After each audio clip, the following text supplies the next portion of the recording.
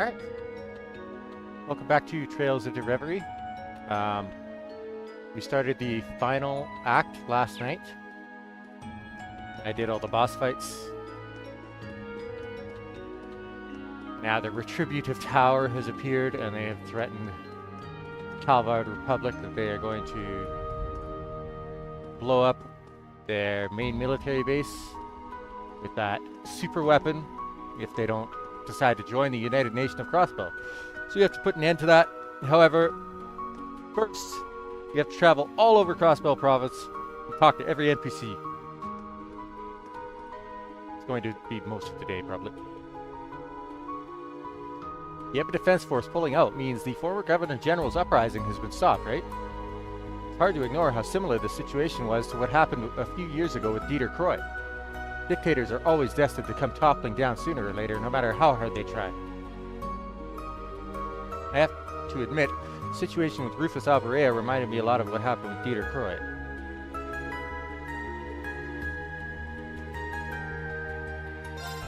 About time things started getting back to normal around here, if you ask me. Crossbell is supposed to stand for hope and peace. Anything else just feels wrong, you know?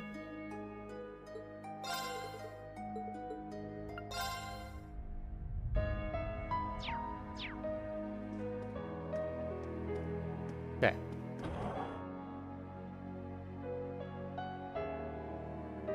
The other thing I have to do is, like, collect all the treasure chests.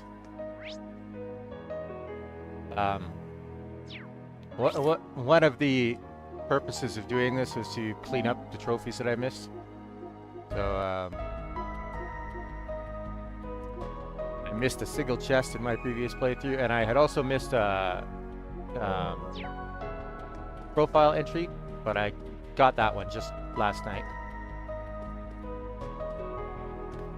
The occupation being all over means the Supreme Leader was just blowing smoke, right? Suppose we shouldn't be paying the whole thing any mind then. I've got time to think about what could have been, then I've got time to hand out balloons and put smiles on kids' faces.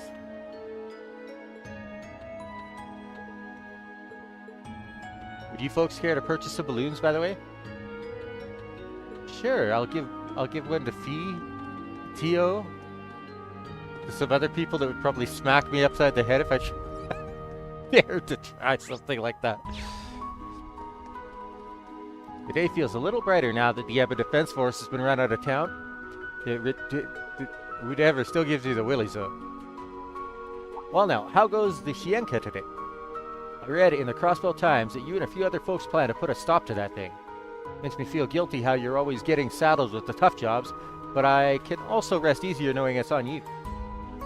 You know it, and thanks for the encouragement. Just leave it to us. Oh. You know, audio. I wonder.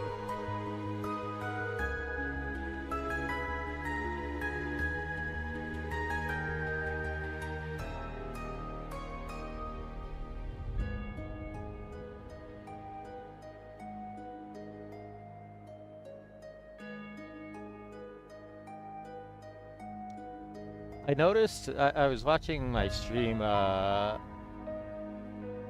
earlier. Yosh. And I noticed something a little off that I don't know how to fix.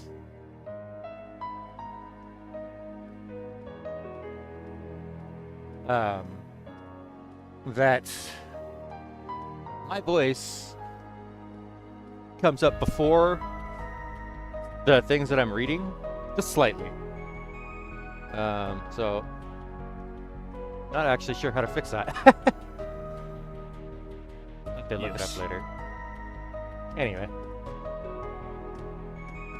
Is it just me, or are people, like, legit hating on Rufus right now? I thought we were all really into him. I guess people don't like all the stuff he's been doing. But people can hate on him all they want. I'd still hit it. Girl, please, not if I get to him first. Look at that, you're so popular. Certainly interesting. Worst part about being Rufus' #1 fan is no one ever, like, gets him as much as me, you know? Okay. Earth to Rufus busting out a weapon like it. That crazy is a little too gross. Okay.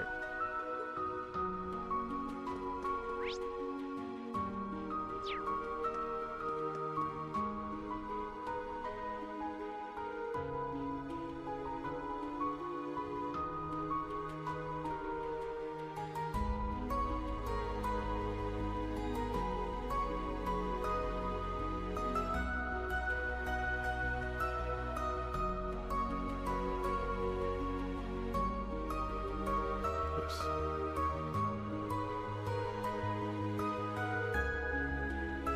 Yoshi.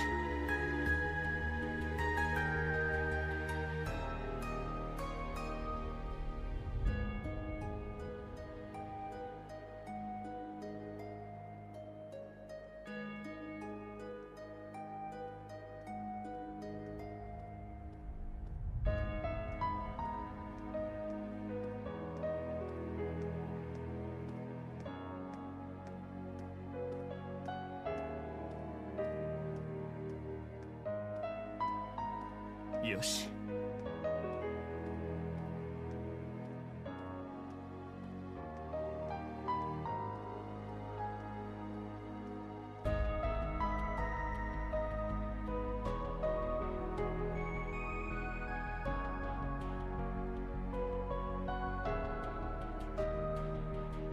Yoshi.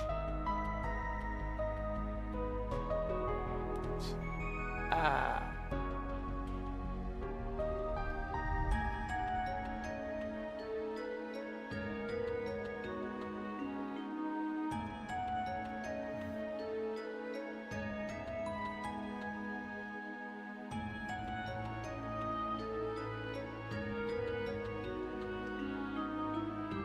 Got to know Harold while doing business in America. Now we're business buds. Investing in him has been worth my while, let me tell you. He's not the only one worth his while, though. Whatever Crossbell needs, I'm here to help. I've come to learn how reliable Harold is through our business dealings.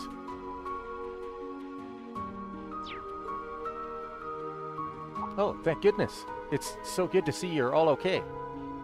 Good to see you're hanging in too, Harold. So, you guys just make it back from mines? Yes, I was worried about the state of the city, so we came here to lend our support. That aside, I received an update from the Guardian Force.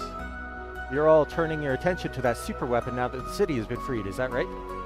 It is. The situation is less than ideal, but we can't afford to give up yet. You all always have been so strong. I can't even begin to tell you how much that strength has saved me and my family.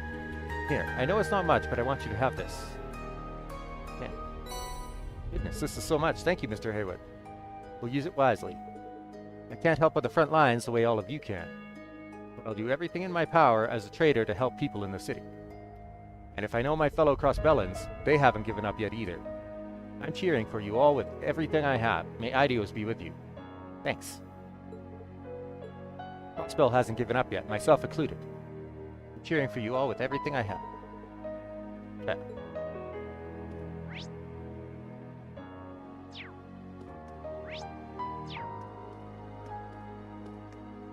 Hi guys.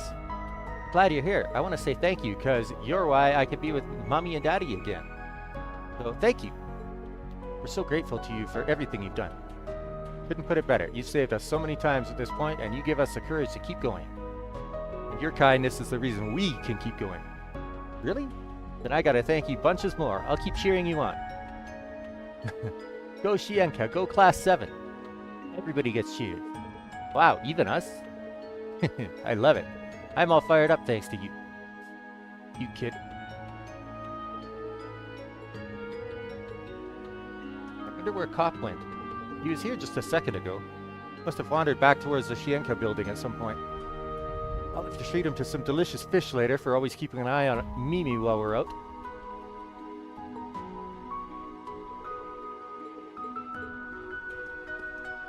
Oops.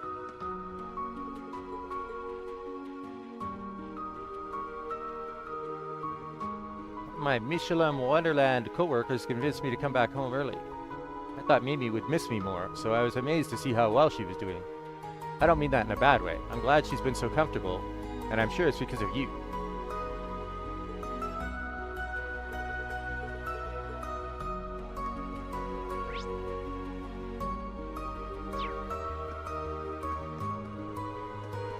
Feels like I've woken up from this awful nightmare ever since we were freed from the EDF.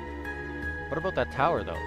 Think it could keep enemies shaking in their boots the way the Empire's railway guns have? No, I don't like that at all. I know it's for the good of Crossbell, but a weapon that can slaughter left and right sits awful with me. I truly hope the Supreme Leader rethinks using it.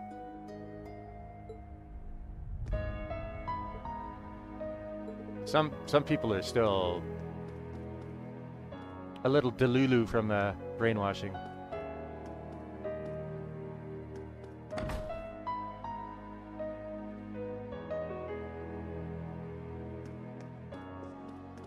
I personally don't have a problem with weird or monster parts as ingredients, but customers are a different story. We can't lie to them though, so we're letting them know that it's a seasonal dish instead. As long as they don't ask what's in it directly, we can cut corners with that. Call it our way of being considerate. The more I learn about weird or monster parts for ingredients, the crazier it gets. They can even be in confectionaries. I can't let Saltillo leave me in the dust. I have to polish my skills as a patissier. So I went and made a new menu item since we can't get our hands on ingredients these days, and customers love it. Same, you ask? Monster-flavored condensed pasta with a fair dollop of mystery sauce. That's what it was called until Nono made me change it. Now it's Nature Freeze pasta with emerald sauce. Personally, I feel the name I had gave it some charm. I wonder what she didn't like about it. Well, whatever. All I gotta do is keep making dishes that'll make customers happy. And then, one day, I'll become the kind of chef they put in magazines. And I'll be a hit with the cougars. That's how I know I'll be living the good life. Wow.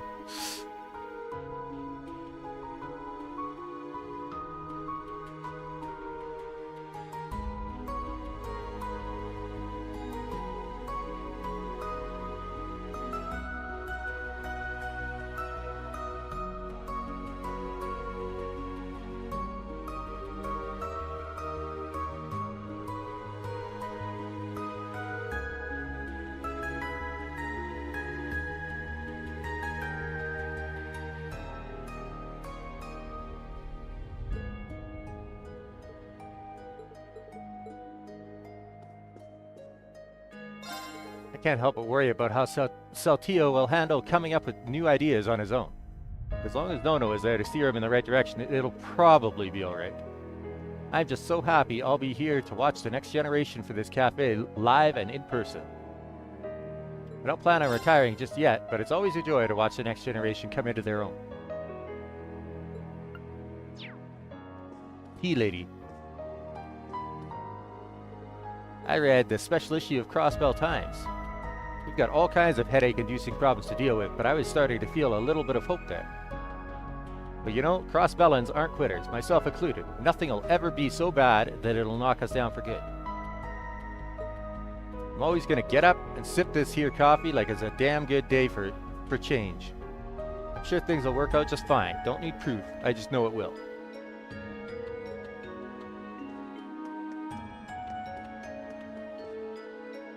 I think the city would feel so wide open and free without the EDF.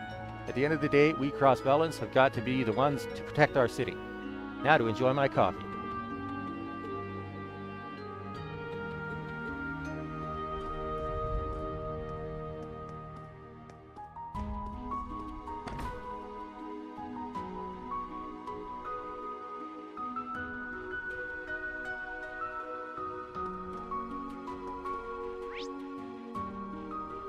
Oh, I almost forgot the armory.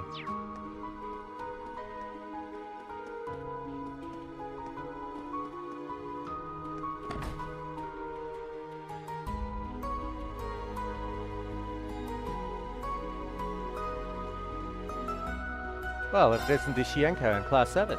Quite the interesting group of faces you've got tagging along with you too. If anyone's going to get this situation under control, it's probably the star-studded lineup you've got on your hands. I'll hook you up if you need new weapons for what's ahead. Just give me a holler. Get out there and show us what you're all made of. Thanks, Huron. That's the plan. We appreciate your assistance.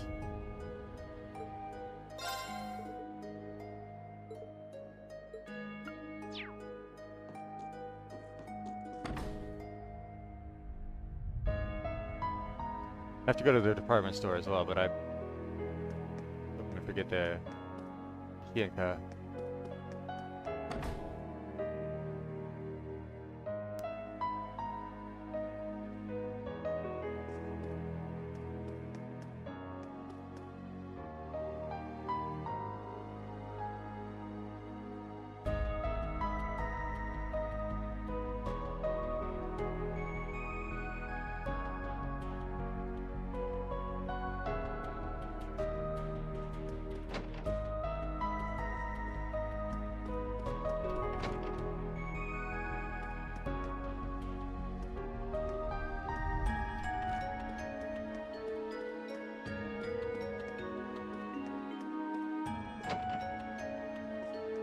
Oh, it's just a bed, right?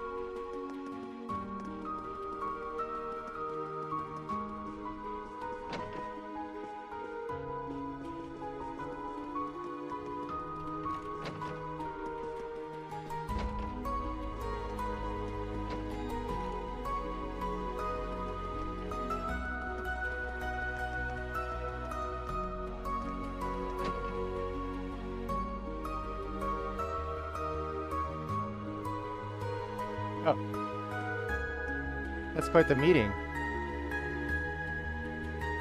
Huh.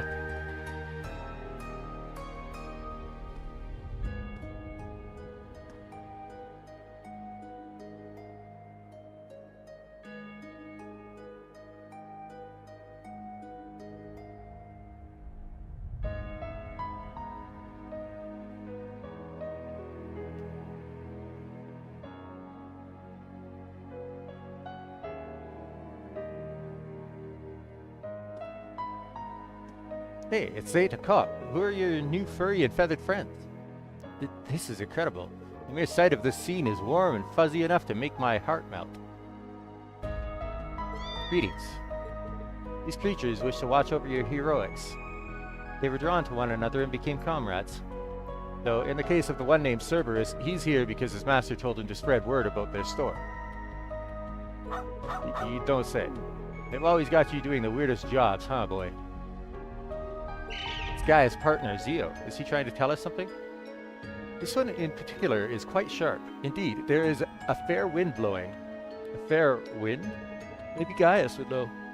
Fear not, you will understand when the time comes. I want to know how to talk to animals too. Let me join.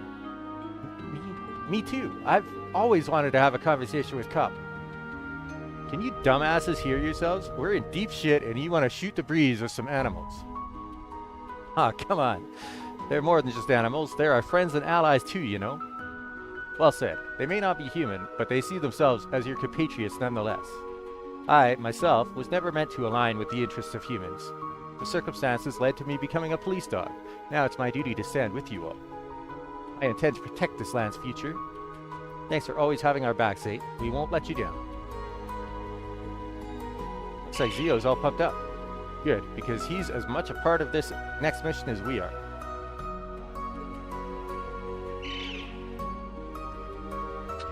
You're gonna be in charge of watching the store for a while, buddy? There's no reason you saying that should make any sense.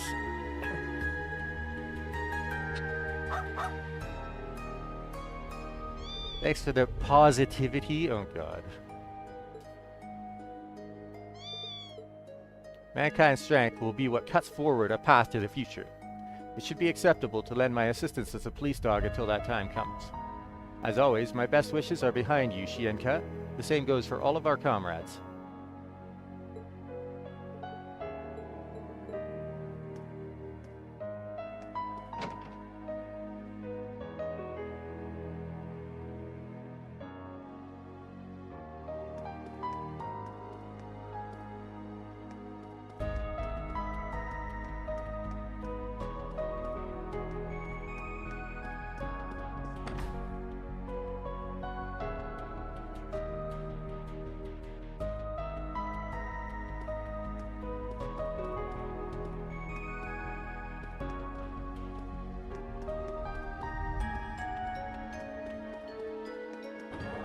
Akia said something about Patiri, so maybe she's here.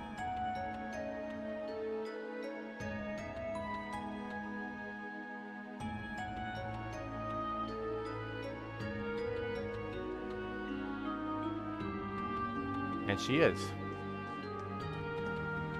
I know I'm Erebonian, but to be honest, I like the idea of Crosswell paving the way to a united continent. But now that I really think about it, it was very foolish of me. Did I learn nothing from the war? It's so embarrassing. nothing worse than oppressing others through force. Can't believe I even sided with the Supreme Leader for a minute. I know we're no longer under occupation, but things still feel pretty touch and go. Oh well. All I can do in a situation like this is keep selling food to people who are looking to buy, you know? If I get myself too wound up about things I can't change, I won't even have time for my own business.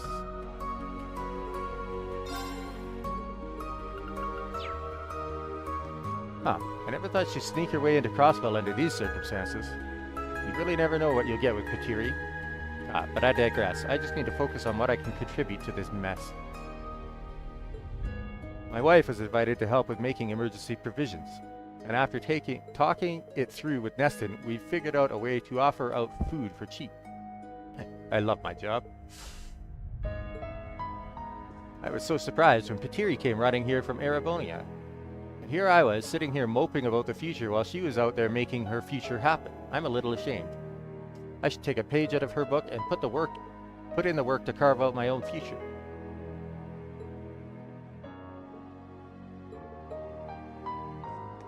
It was Kateri, wasn't it? Thank you so much. I never expected you to get in contact with workshops and our partnered stores in Erebonia. Don't mention it. Too bad I wasn't able to get in contact with all of them. I just wanted to help the department store and Cynthia as much as I could. Regardless, we are truly in your debt. Eric told me much about you, but now I see just how much initiative you have. You think? Well, I'm a gal who gets things done. Well, if it isn't Makia's little friends.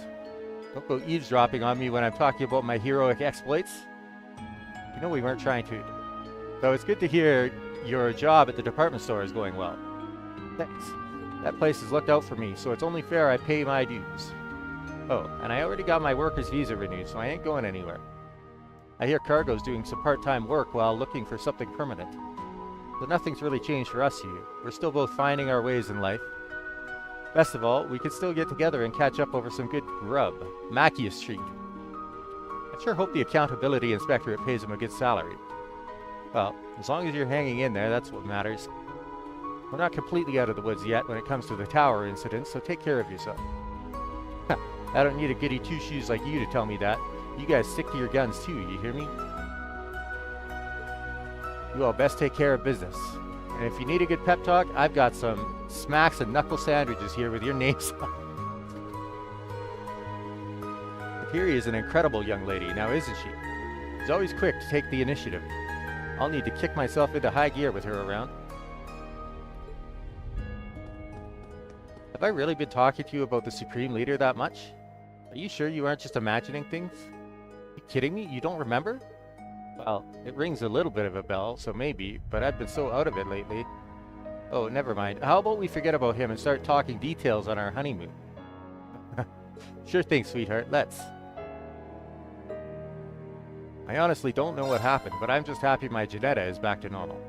I've already come up with all kinds of ideas for our honeymoon. I can't wait to share them with her.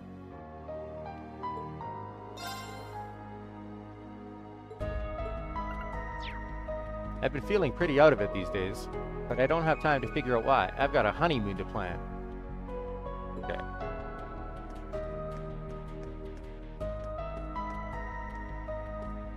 Finally managed to get in contact with my family in Le Mans. Couldn't begin to tell you how much of a relief it was to hear my parents' voices. Crossbell really is a magnet for trouble. Nice place to live in, though.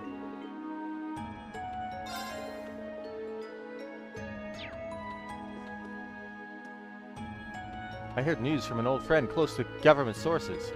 They say even those in the EDF weren't themselves. The only problem left is that weapon above the lake, but I'm not worried. No matter what troubles we face, we have those youngsters in the Shienka to protect us.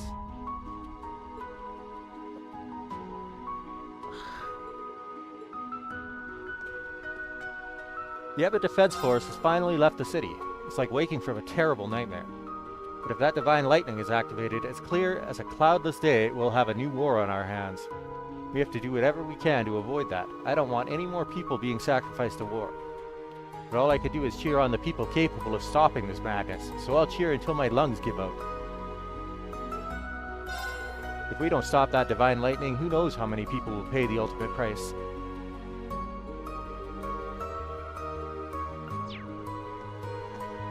a time when I was supportive of the Supreme Leader's plans, but now, no thank you. I might be from a completely unrelated country, but even I'm sick of all the pain and sadness this is causing. And I'm not the only one who feels that way. That's how everyone should feel, period.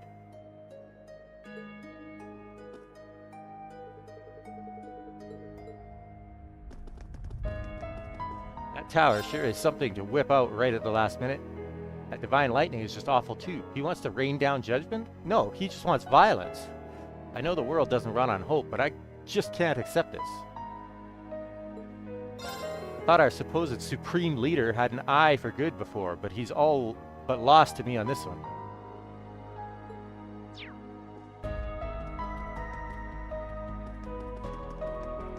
That's everything in the Central Plaza, I think.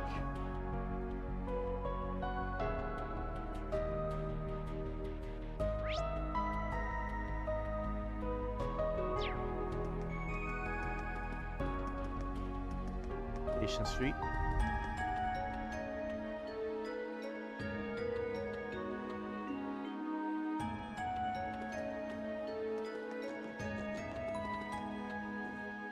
Locked.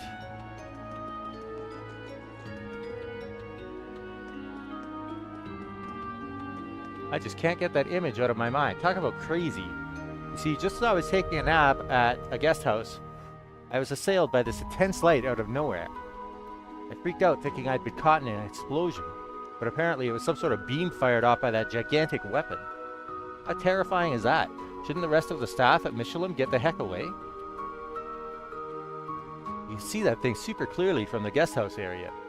God, just remembering the experience is giving me chills. I gotta get out of here. I watched from the sidelines as you and the others liberated Crossbell. To say it shocked my system is an understatement. Please, leave city security and post-op cleanup to those of us in the Metropolitan Division.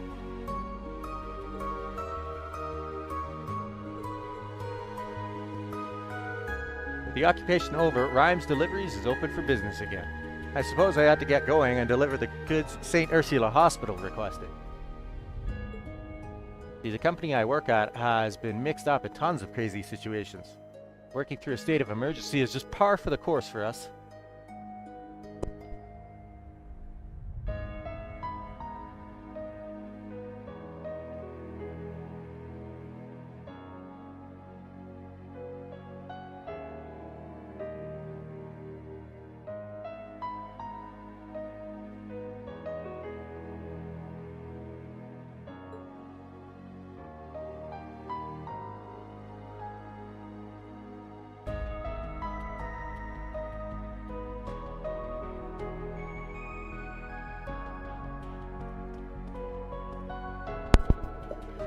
If things are still peaceful, now would be the time of day when the trains would be coming and going like crazy. Tracks without trains to travel on them aren't even tracks anymore. Sick and tired of this city getting occupied. At this rate, who knows if train service will ever resume. Either way, I'm gonna be the guy to get a picture of the first train to pass through here, no matter how long I have to wait. You do that, buddy. Good to have hobbies.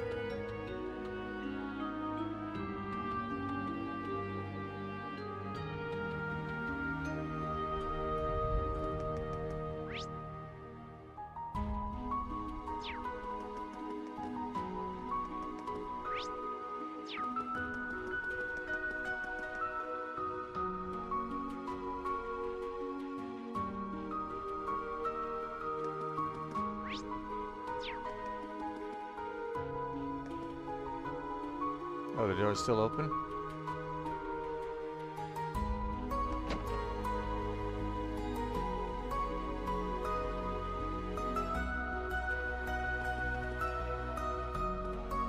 Let's see Genus.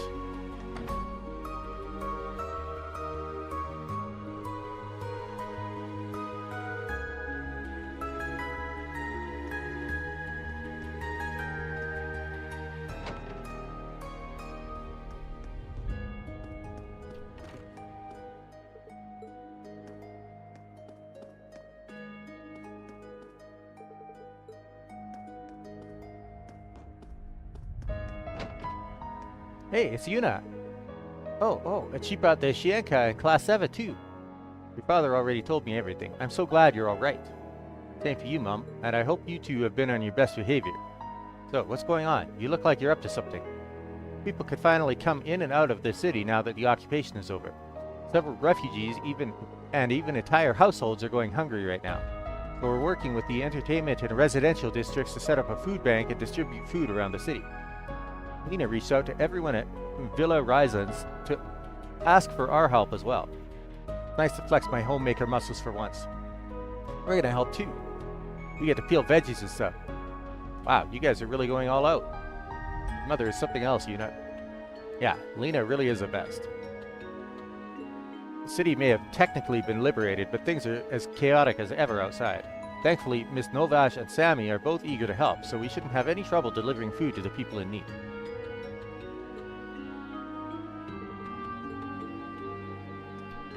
Una taught me all about potato sprouts and how you shouldn't pick them from the ground. Said they were dangerous because they're still poisonous. Wow, you remembered. Atta girl, Nana. There's gonna be a volunteer kitchen. That means there's gonna be loads of food. I'm gonna stuff my face full. That's one way to look on the bright side, I guess.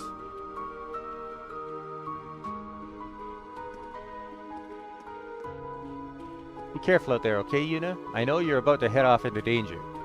When you get back, I'll have a heaping helping of your favorite dinner on the table as a reward for a job well done. How's that sound, sweetheart? Like heaven. I'll be back before you know it, Mum.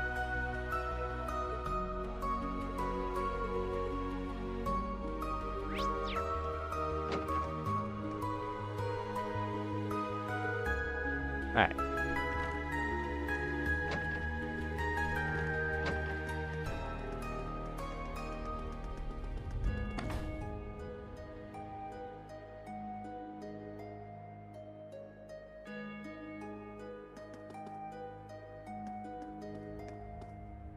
I knew you could do it, Lloyd. The other police officers told us you were the leader of the big operation. Thank you for saving us. I wouldn't call myself the leader, per se. There are a whole bunch of people. Some you know, and some you might not know, like the people from Erebonium. Exactly, and there's still work to be done. That means you're up, okay? We need the junior Shienka around to pick up our slack. Frankly, you kids are more on top of it than most adults around here. Damn right, Tio wasn't kidding around. I need you guys to look after Ken and Nana for me, okay? But remember, if things get too scary, it's still brave to run to safety as fast as you can. We or the guild will make sure to come to your rescue. Aw. Okay, we'll help, but we won't go too crazy either. Yeah, be careful, okay? I'm also going to help out as a member of the Junior Shienka. But if Ryu and Anri are ever in danger, I'll make sure to stop them, so try not to worry.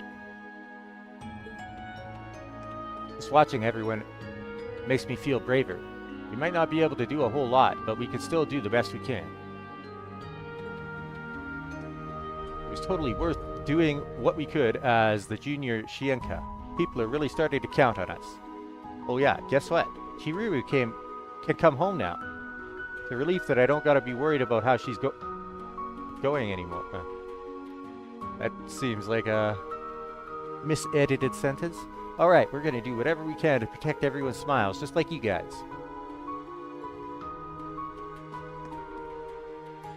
I read the Crossbell Times special issue. There are folks out there working hard to stop that insane weapon from firing. The Shienka and the rest of those young men and women who truly care for our beloved Crossbell.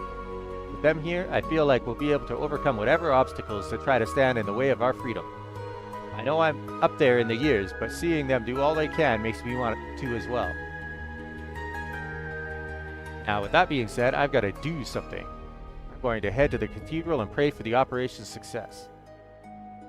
Okay.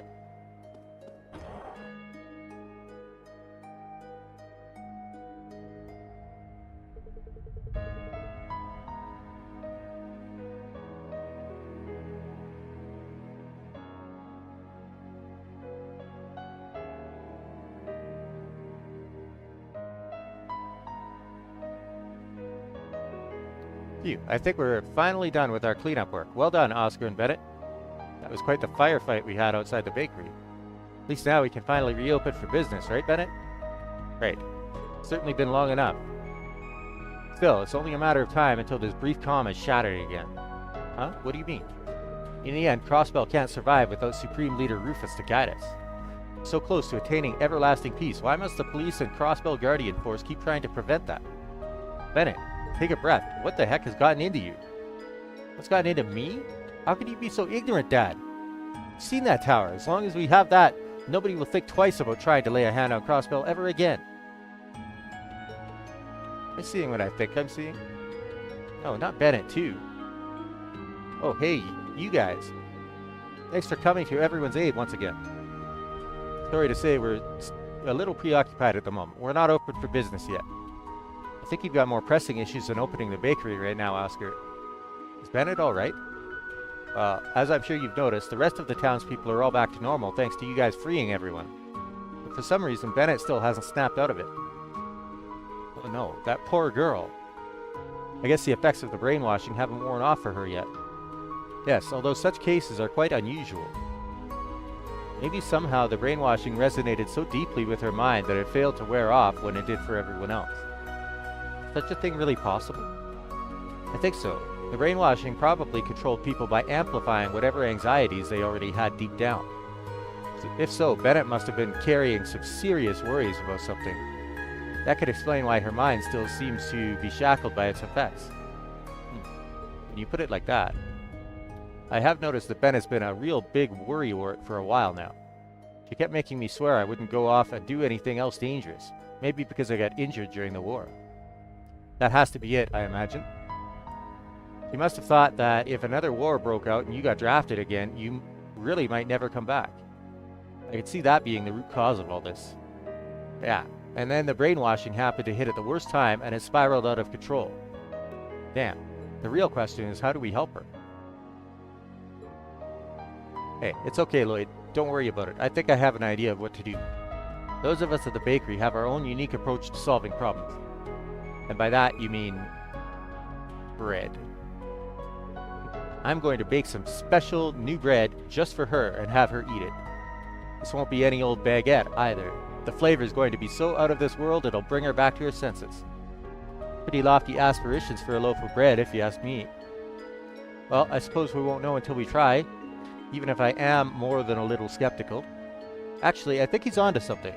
Bennett's a baker too. If Oscar could somehow deliver a shock to her system that speaks to that pride, it could finally cure her. If there's anyone out there capable of such a feat, it's certainly Oscar. Well, I'm convinced. I've actually already been preparing to make this bread just in case it came to this. Who knows how well it'll work, but it's definitely worth a shot. The only problem is that I'm having trouble finding all of the ingredients I need. It's going to take more time to track them down. Sorry to make you wait, Bennett. Hang in there just a little bit longer. Hold on, Oscar. Let us help. We can track down what you need. Are you sure? You guys must have your hands full getting ready for your next big operation. Do you really have time? That's irrelevant. At this point, we won't be able to concentrate on the operation until we get this sorted out. What he said, we'd rather not have any regrets once the plan is underway. Much as I'd rather not have yet another thing to worry about, I guess I could deign to help. Us too, count us in. As long as we get some of that yummy new bread for ourselves, I'm happy to lend a hand. Guys, I don't know what I did to deserve this. Thank you. Now, since you've been kind enough to offer, I'd owe you big time if you could score me some native bellberries. What are those? Yeah, I'm curious to know. I've obviously heard of bellberries. That's a common enough ingredient, but native ones? You see, most of the bellberries you find are actually artificially cultivated. Native bellberries grow in the wild. Not only are they hardier, but they possess a different flavor too. They've become tricky to harvest lately though. Maybe the local vegetation has changed or something. I asked people who know the area around Armorica and even people who travel Mines Mountain Path to come and came up empty-handed. In that case, they could be growing somewhere along Ursula Road. Let's try searching some places that haven't seen much human activity recently. We may have some luck that way. Smart thinking. Thanks again, everyone. I appreciate you all taking the time to do this. I'll leave procuring the berries to you.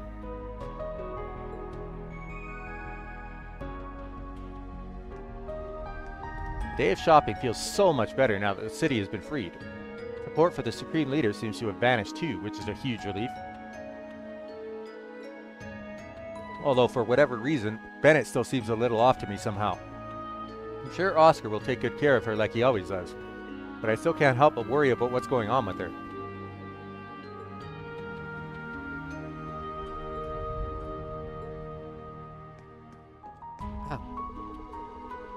can no one understand that the only way to achieve true peace is through the United Nation? All we have to do is follow Supreme Leader Rufus' every word, and Crossbell's future will finally be secured. Everlasting harmony is within our reach, and no one has to hurt ever again. We'll never lose more than we already have. Why can't Dad and Oscar understand that?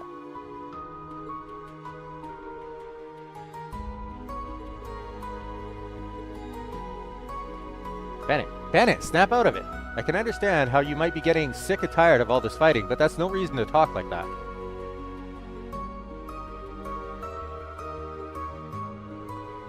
Remember, I need you guys to find me some native bellberries.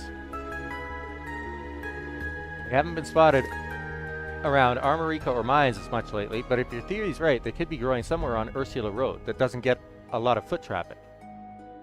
I hate to ask you guys to go berry picking now of all times, but I'd really appreciate if you found some.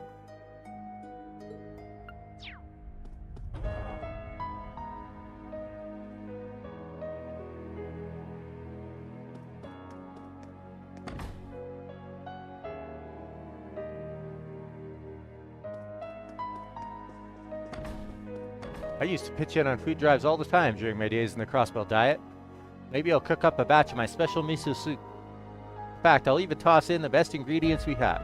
It's not everyday common folk get to taste the luxuries of fine dining. Wait, no, what am I saying? I'll start sounding like Miss Novash did at her worst if I start saying things like that. Miss Novash seems like she's had a real change of heart this year. If someone like her can turn a new page, then so can I. I'll make a soup that's humble and tasteful that everyone can enjoy.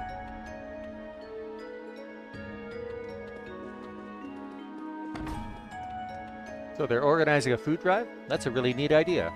Wait, I should be doing something to help out. There must be something I can do. I can't just stand around and watch everyone else work. I need to find some way to pitch in. Cooking is out of my wheelhouse, but maybe I could wash the dishes? Someone has to wash them, so why not me? Phew, I got so fired up watching Ilya and Rishia duel it out earlier.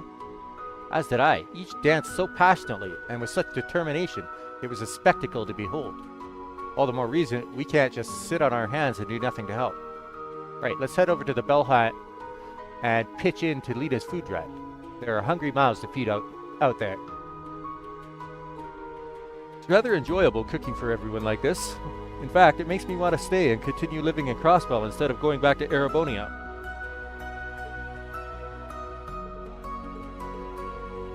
It's inspiring how passionate Ilya, Rishia, and Suli are. I should follow their example. Alright, here goes nothing.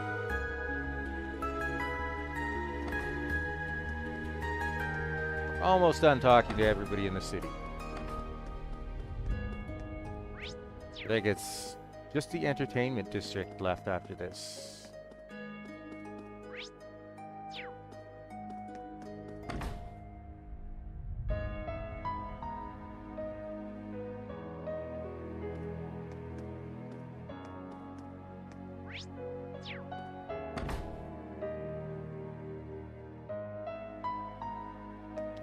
Yuna, I wasn't expecting to see you in the neighborhood now of all times. And you're even with the Shienka in Class 7. It's quite the surprise to see you all together. I read what you all did in the special issue of the Crossbell Times. You must still be working so hard to clean up this newest mess. Yeah, we've definitely got our work cut out for us, but we're working together to take care of it as soon as we can. What about all of you? Have you been feeling the last few days? How have you been feeling the last few days? Now that you mention it, both Elsa and I have been feeling a little hazy lately. Thankfully, that cleared up a little while ago. Momo and her friends came over to cheer us up, and I think that made all the difference. It did? That's good to hear. Well, what do you know? The junior Shienka is going to put us out of business at this rate. They're a good bunch of kids, that's for sure. We're going to help distribute supplies to the evacuees now that we're feeling better.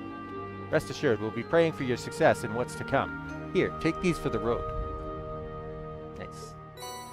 Thanks, Elsa. We really appreciate it. We'll be sure to put them to good use. We should get going now. Stay safe, you two. Some of the guests at the entertainment district's hotels are still stranded, unable to leave Crossbell at all. I thought it would be a good idea to donate some goods and supplies for them so that they at least have the basic necessities.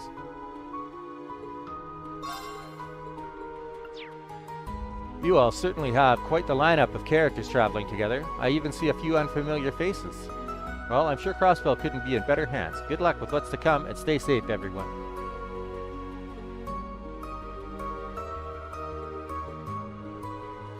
And a meeting that I'm sure many people have been looking forward to for a very long time now.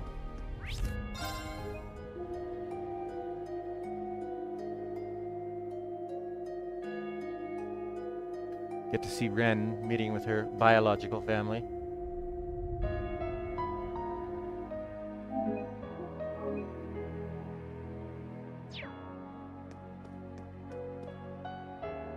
Hey guys, how are you holding up? We're still alright, so you three met up with Sophia. We just happened to bump into each other on the way back from taking care of a few wanted monsters on the highway. We were just on our way to help with the food bank preparation at the Belheim. We had talked about having Estelle and Joshua over for dinner the last time we went out to eat with Ren. What a happy accident that we would run into each other again so soon. Here is. Honestly, I wish the timing were a little better so we could hang out. You mean you're not going to come eat with us at the Belheim? I wanted to do something to thank Ren for saving me and being my friend. That's awfully sweet, but I don't recall ever saving you. But you know that's not true. Plus, Papa said you saved him too. What am I going to do with you? You guys are even closer than I thought. Would it be alright if we drop by after our next big mission is complete? We can also try to squeeze in a small visit as we do our next set of rounds. We could do that too. Oh boy. You always were a softie, Joshua. Of course, we'll be waiting for you to come home safely. Be careful and good luck. I'm sure Harold will be thrilled to hear what we're doing. I'll be praying that you all come back safely and can join us later. I know cooking for the food drive comes first, but we can still eat dinner together, right? I was really afraid of what was happening in the city, but now it's no big deal because there's something to look forward to. I didn't think we'd get an opportunity to spend time together like that until it was all over. Let's do whatever it takes to put an end to that tacky eyesore of a tower. Can't even enjoy a simple meal with that hideous thing looming over us. What a killjoy.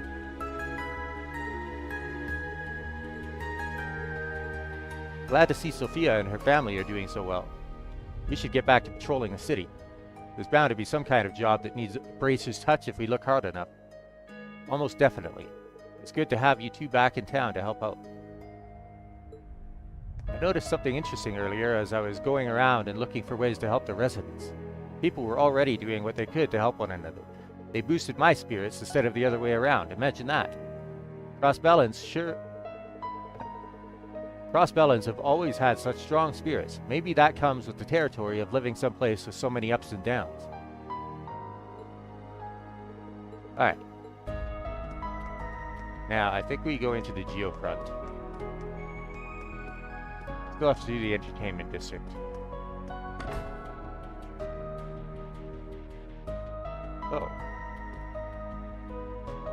Oh, it's you guys. Welcome. I'm glad you could make it. It's been a long time since I saw many of you, Lapis and her friends notwithstanding. Yeah, over 2 years. Part of me has wanted to visit you. I'm glad it's happening now. As am I. I had the opportunity to examine the citizens' body language on my way here. In typical Crossbellan fashion, they're doing their best to hang in and keep their heads held high. I've noticed too, and I'm sure many of them are scared deep down, but they're fighting it back and doing what they can to smile. Yes, I believe so as well. That's because they've overcome so many trials and tribulations, not just in the last few years, but for a very long time. It demonstrates just how misguided I was to try to take that strength away from them. I should have believed in their strength rather than use Kia and the Septarion's power to reshape reality and erase that perseverance. I've come to understand that more than ever. Mr. Grimwood, glad you can believe in the people again. But don't forget that you're one of them. Everything you said applies to you as well.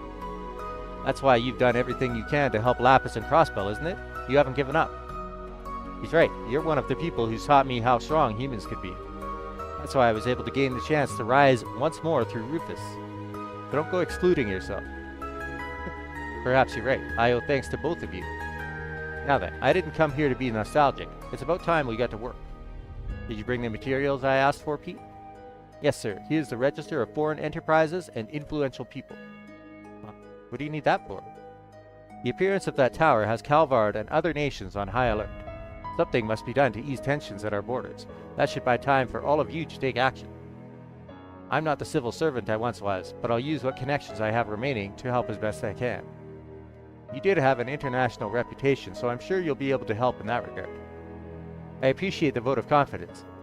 And do be careful out there. I believe in you just the same. Thanks, we'll get through this. Oh, before I forget, I wanted to thank you guys for looking into those weird sounds coming from under the law firm on the day of the signing ceremony. Everyone operating underground was able to do so much more safely because you took on that wanted monster request. Wow, I forgot all about that. Feels like a lifetime ago. That reminds me that I saw some sort of strange shadow down there that day. Something doesn't feel right. Maybe we should go back there to have another look. Hard for me to think of Mr. Grimwood as anything but the kind man I've always known. At the end of the day, I still want to be a lawyer just like him. That's why I'm helping out for the first time in a while.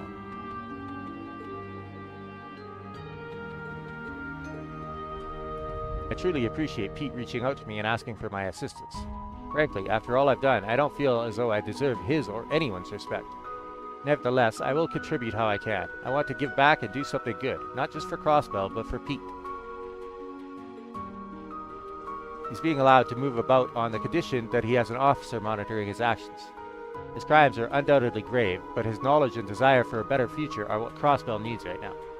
To be honest, I don't actually think he needs to be watched. Nonetheless, I'll do my job.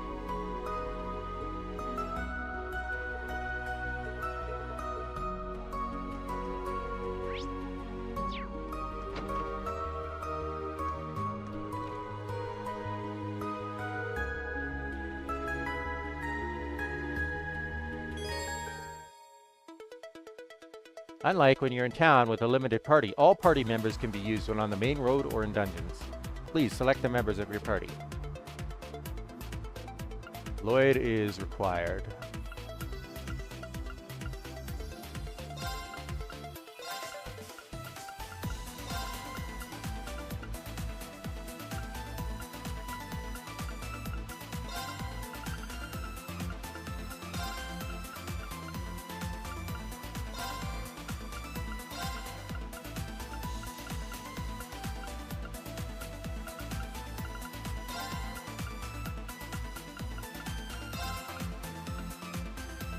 Who else's orders do I want access to?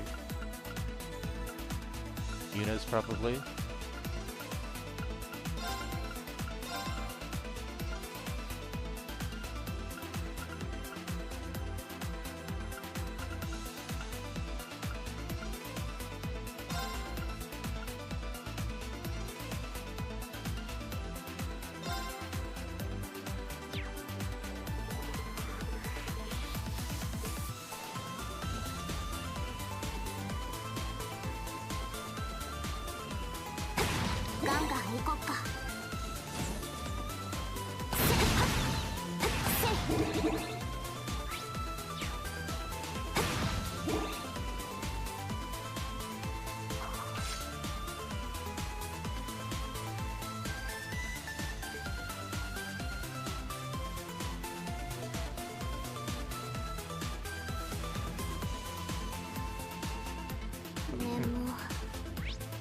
Yeah.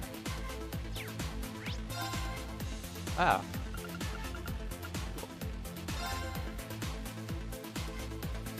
That's handy.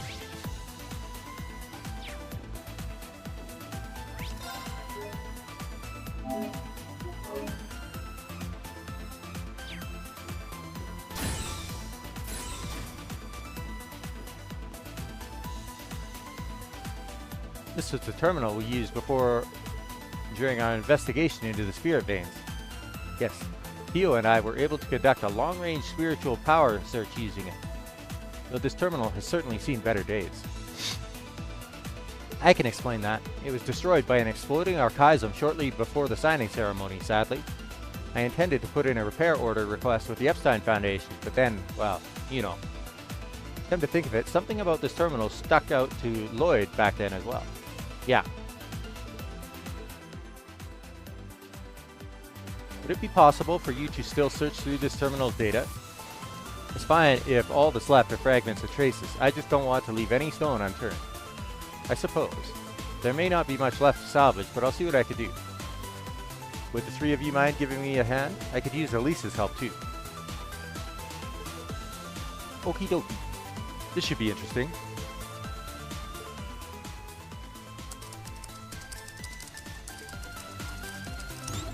I feel like we've seen this name before.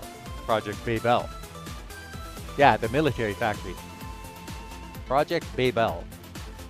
We didn't have any leads on what it could be the first time we came across it. I doubt it has nothing to do with the retributive tower, though. This project was likely what led to its creation. Is there any data on the project itself? Nothing left that can be analyzed, sadly. The memory quartz was heavily damaged.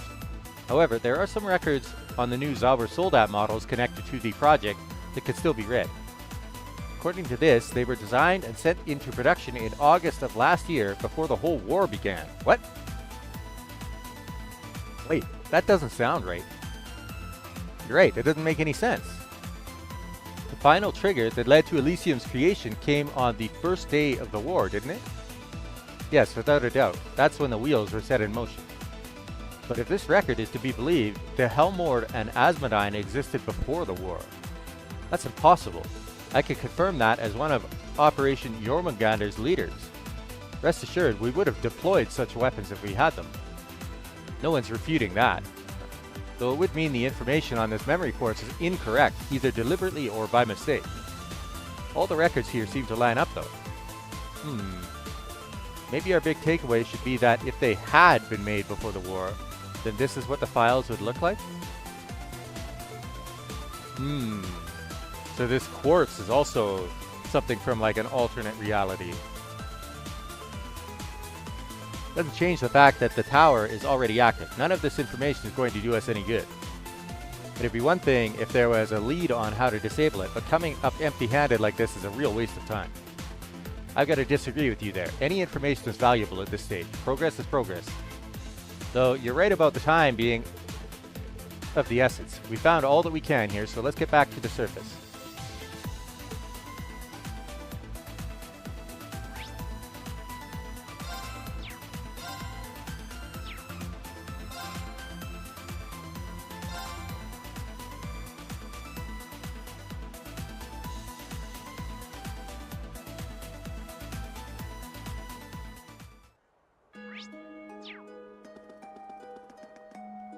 Why was I in support of the United Nations? I can't figure it out for the life of me. Whatever the reason then, I can say with certainty that I'm completely against the Supreme Leader's plans now. Crossbell has faced countless tragedies compared to the rest of Zemuria. But that's also what makes us want to fight so hard so that others never have to experience what we have.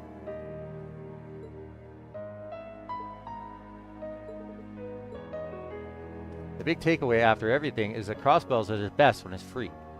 I may be an Imperial, but I love this place just as much. And I plan to use my hostess skills the mostest to keep this city fun and flirty. Okay.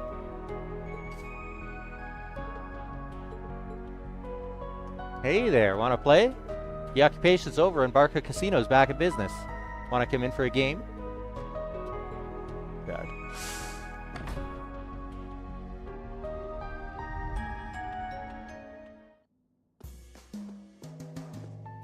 Change the music.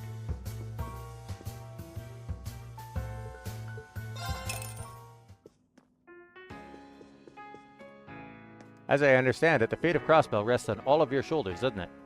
I can't imagine what it's like to carry such a heavy burden or how difficult it will be to stop such a frightening weapon. Nevertheless, I know I'm not the only one in the city willing to bet on your success.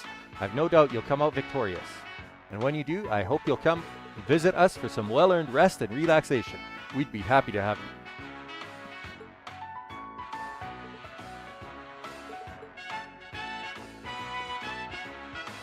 Ray Tarosa's poker face always was a cut above the rest. I may be a dealer, but I'm a gambler at heart. There's much I can still learn from her. I took refuge inside the staff's break room here at Drake's insistence over the last week. It was actually quite fun living here, if you could believe it. What a unique experience it made for. Drake has always been the caring sort, so it was just like him. He'd do anything for an old friend. Wait a sec, I thought I recognized you. Ray Tarosa, how have you been? I've been well, Randy. You seem to have been doing well for yourself these last couple of years. Sure, you still have plenty of work to do. What do you say to catching up once this is all over? We could play a few hands together. You're on. I'd really like that, but the loser's buying drinks. Something tells me there's more trouble on the horizon. But this is Crossbell we're talking about. What else is new, really? This place and Big Crisis go together hand in hand. I'm sure things will sort themselves out one way or another, just like always. I ran into Lecter outside earlier. I didn't even recognize him without his vacation attire on. But you know, I always did think he and Mr. Drake are a lot alike. You could tell just by a glance that they're no average Joes. I hope he visits again one day.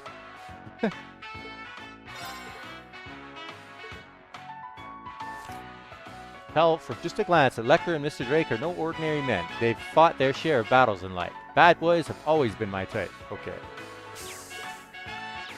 Man. I came rushing over to play the second I heard the casino was back open for business. I've got days worth of gambling to make up for. Crossbell just isn't the same without its wild side, if you ask me. Yeah, okay. Well, it isn't the Shienka. I believe I speak for all of us when I say thank you for freeing our city once more. I'm sure it couldn't have been easy. I also understand Muriel was seriously wounded and was only finally transported to a proper hospital a little while ago. Randy, you had better not have been putting too much on your shoulders again. I have enough things to worry about on my plate. It's got you there. Anything you have to say for yourself? Lay off, will you, Drake? Sorry if I had you clutching your pearls in fear. I already got another talking to from Captain Crossbell over here. Still wasn't as bad as when I ran off a few years ago. Glad to hear it. I'll give you credit where it's due. You've been growing as a person alongside that tab you still owe me. I'd like to think I have everyone around me to thank for that. The growing part, not the drinking part, I mean. Still, I'm sure you know how it is for us. There's always unfinished business. I'll drop by to unwind a little once this mess is finally behind us. Who knows? Might even pay off a little of that tab while I'm at it. You and I both know that won't be happening, but fine. I'll pour you a drink. Make sure to bring Muriel with you. I'll admit it's a relief to know that Randy yet again managed to avoid getting himself killed. Now, may not be the best time, but rest assured, you're all welcome here if you need a place to relax. I'd be more than happy to pour your favorite drink for you. Okay.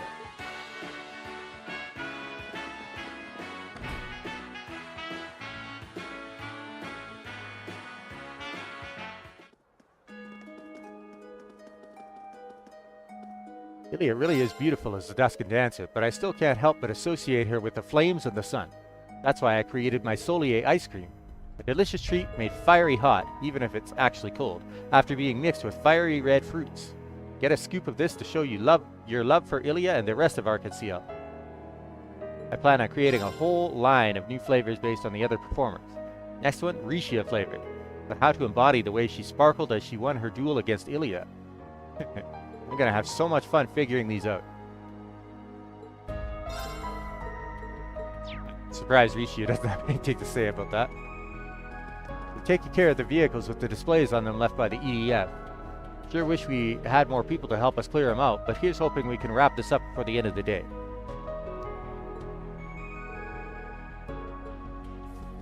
Ilia, the Duscan dancer, was gorgeous, but I still love how bright she shines as a fervent dancer. Without our son, we can't have our beloved moon princess in Lady Rishia. Sully, Eugene, Theodore, Plee, Celine, and Nikolai too. They're only going to keep improving as the years go on. Get ready, because the golden era of Arc-en-Ciel has only just begun. Can't believe how lucky I am to be able to breathe the same air as them. Okay, yeah, I'm not. Call it a gut feeling, but I think we, as fans, put too much pressure on Lady Ilia in the past. I just got a good look at her a second ago, and she looked like a huge weight had been lifted off her shoulders. I'm so glad. As fans, we have to make it clear that we'll always love and support Lady Ilia now and in the future, no matter what she does. And now that she's back with Arc-en-Ciel, I can't wait to keep cheering her on until my lungs give out. Okay.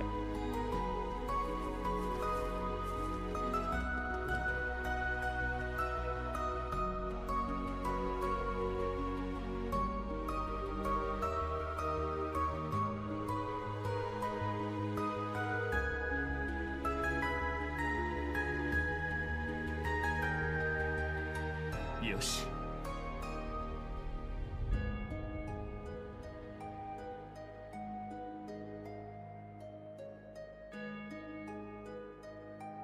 よし。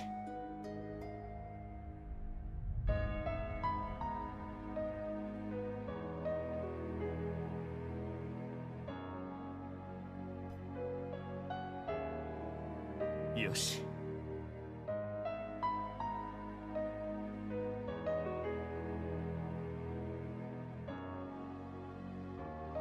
よし。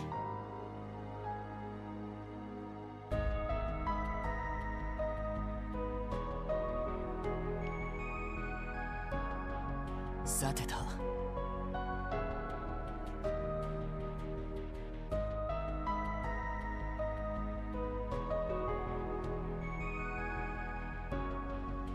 さてと。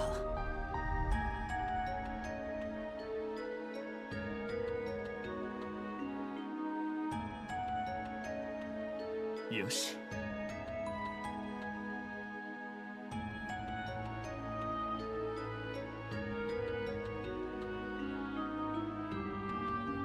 さてと。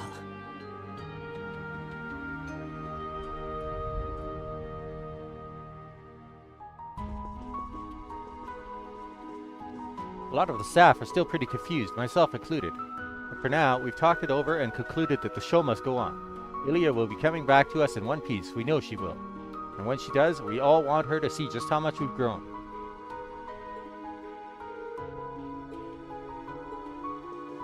A whole lot of people saw that broadcast. The reactions were absolutely wild. It reminded me all over again just how powerful a performance could be. Too many people are cheering me on for me to abandon all hope. I've got to give my all towards getting Arc-en-Ciel up and running again. I knew Ilya was acting strange, but all I could do was watch. I'm a real failure as her manager. But now isn't the time to be drowning in regret. I need to stand tall and do whatever I can for this theater, for everyone of us in Crossbell. I have to say, I have to, so that the Shienka and Rishia's work won't be for nothing. I promise to do what I can for my performance and for everyone here in Crossbell.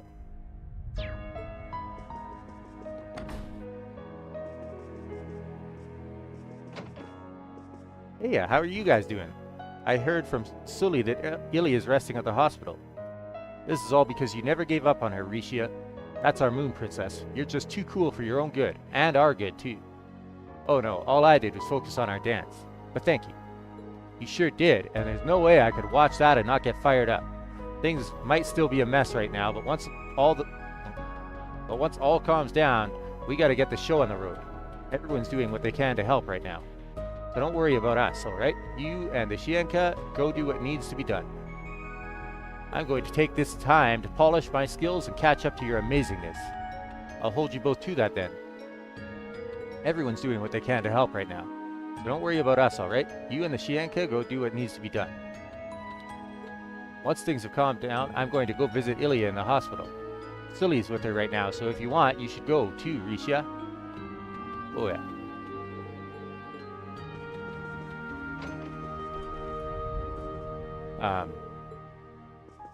I wonder if I'll get a scene with Kurt and Sully. I'm embarrassed to say my memories of late have been kind of fuzzy. I apparently made alt costumes for the troupe while the city was occupied. I even made one for the Duskin Dancer. I can't believe I made things in support of the Supreme Leader. It's awful even. I'm getting rid of it all ASAP. The craftsmanship is pretty nice though, eh? It'd be a huge waste to throw out such nice costumes. Actually, yeah. Let me just store them away for another day. I don't know if there'll ever be a time when Ilya picks up the Duskin Dancer role again, but I have to admit she was sexy. I don't know if I want to throw out her costume. Honestly, it'd be such a waste for her to wear it as a one-time thing. Can't believe I cooperated with the Ebba Defense Force. And we were going to perform to raise morale for the soldiers? Might sound hypocritical coming from me now, but I'd never want to perform in support of a war. We have to get things back to normal as quickly as possible. By the way, there's something I've been rather curious about. That young lady, is she... No. Not even a master of his craft could make a doll that looks so human. Excuse me, I didn't mean to say something so strange. It's alright. Oh yeah, they've partnered up with Rosenberg Studio before. It'll only make things more confusing if we clarify anything. It was a shock to find out I cooperated with the EDF, but I can't let that drag me down forever. I have stage equipment to set up. Okay.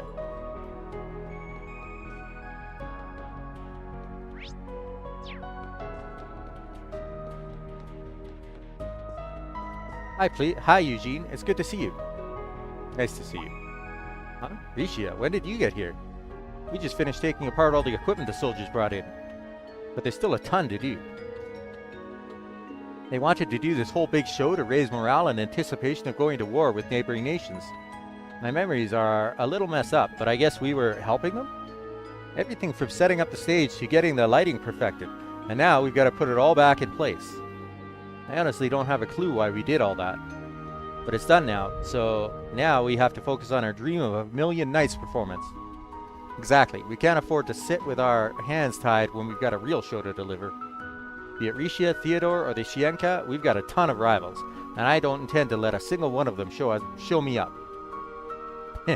Good, show me what you've got. We're rooting for you to do your part. This whole darkness theme isn't bad and all, but you have to end dark with the light of hope. We could be that light, and that means there's no time to dilly-dally. I don't know what's going to happen to Crossbell going forward, but as artists, there's only one thing we can do, and that's preparing so we can perform the dream of a Million Nights again.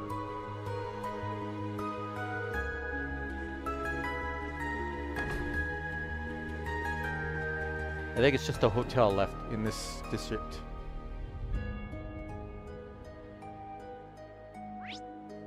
Oh, I'm wrong.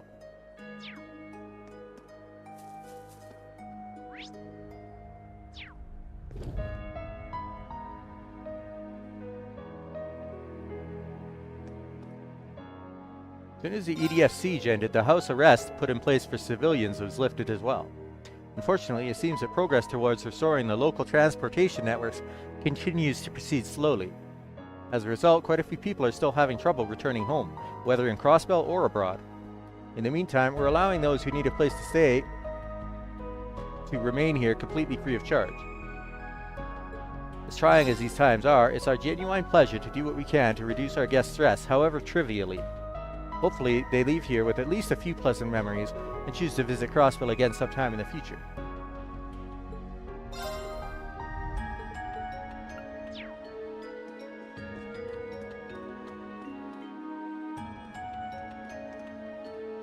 Dario is continuing to do an outstanding job despite how crazy things are right now. Amazing to see just how much he's grown since he came to the hotel. It'll be nice to finally have something positive to report to his father, President Giscard.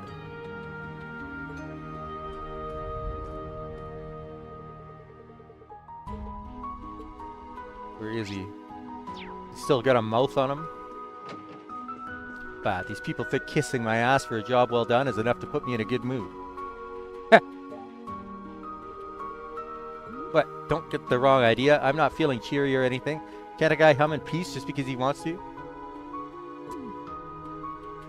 Seriously, why the hell does this sort of grunt work give me so much satisfaction?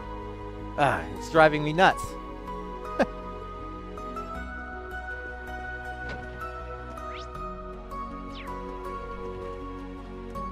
6 months ago, Dario was so awful, he tried to hit on me and harass me when he stayed here at the hotel. But now, he's completely different. This goes to show people really can change if they put their mind to it, I suppose. Still has a habit of letting bad language slip out, and he's not as direct about his feelings as I'd like, but maybe that's all part of his charm in the end.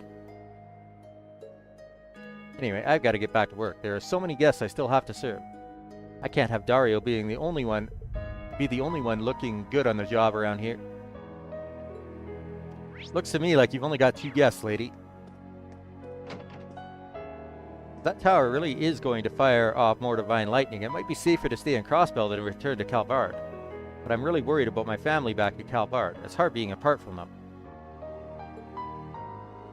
I'd really like to get back to Calvard already, but the trains still aren't running. I'll either have to wait until the lines are restored or take the long way by bus. Decisions.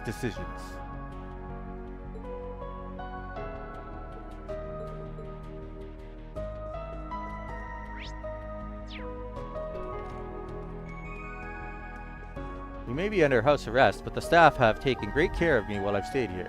You're not anymore. They're all so nice, and the service on the whole is beyond thorough. I'm especially impressed with Dario.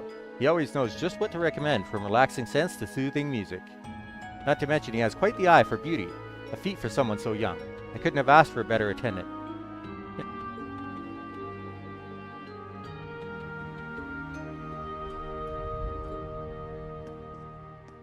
Fair to say that this insurrection has done considerable damage to the local economy. Yet even now, Letitia, our manager, is prioritizing the satisfaction of our guests over our own profits.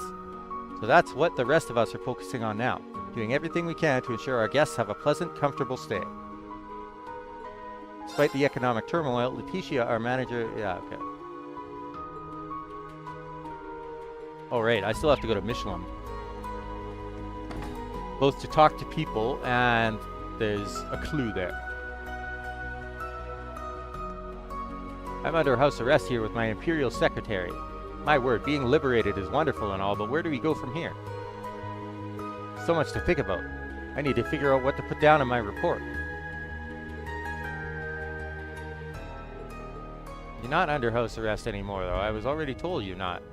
Didn't take long for this district to get back into business after the occupation ended. I know the mess hasn't been fully cleaned up yet, but every little bit of progress is good, right? The EDF's out, and that means we can finally open up our doors again.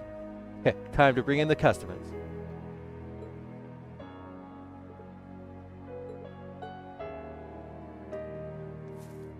One of our best customers got in touch, so I'll be accompanying them. I'm so glad. My favorite part of this job is putting a smile on someone's face. That's why I'm proud to do what I do. And now, to get to it. Time to play with all my heart and soul? Okay.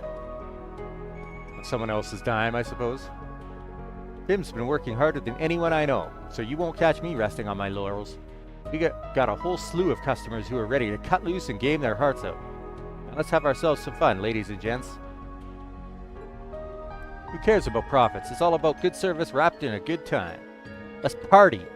Okay. Sandra, how have you been? It's been a while since I've seen Eric get so passionate about something. I have a request to host a customer before my usual shift, so I need to get fired up as well. Eric's right, this place has the chance to draw in some great business once this is all over. Chances are I'll be bringing customers from my club here around the clock if things really take off.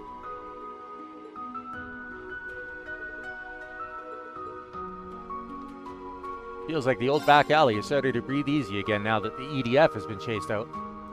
Not that there isn't still plenty to worry about with that tower looming over us, and who knows what Calvard might do.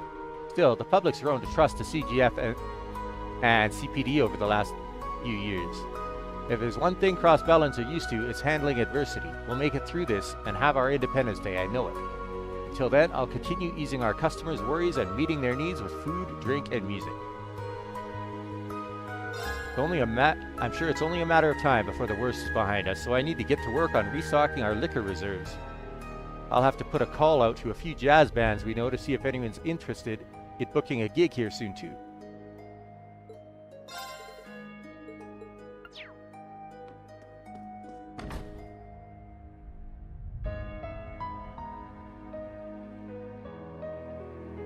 I'm going to go to the IBC, first of all. Sell some of my Sepis.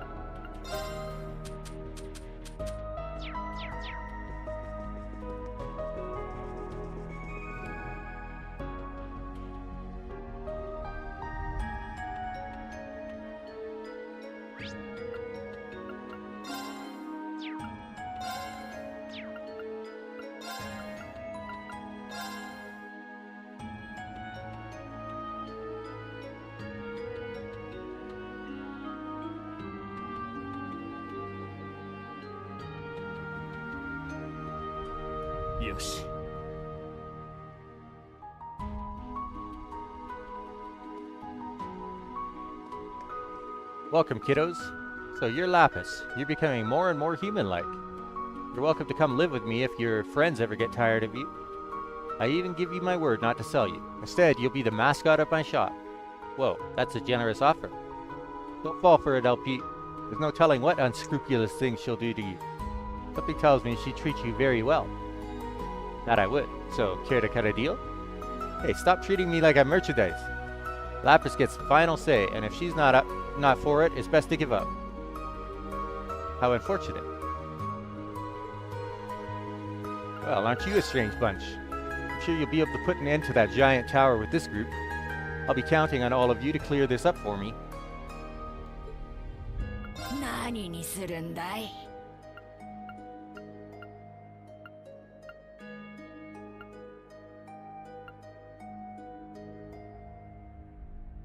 I actually don't have very much money. また来な. Alright.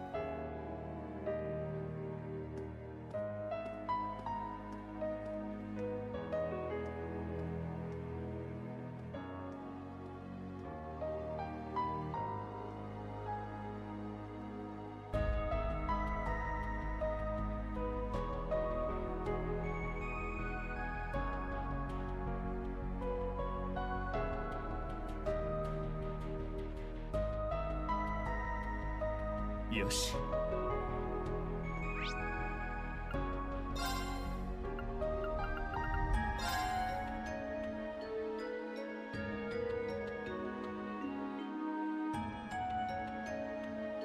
We should be able to use the bike here. Yeah, I'll teach anyone who doesn't know how to ride, so just let me know if you want to try. You now ride the orbital bike on the main road.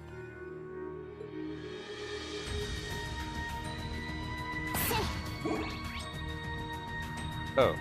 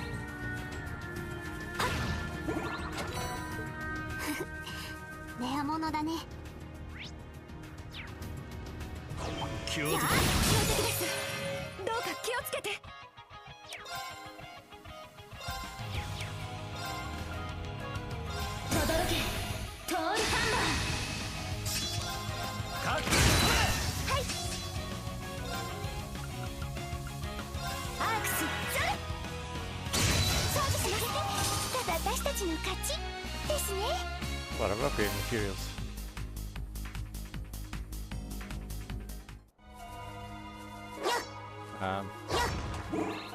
Wondering what Macius has. Okay.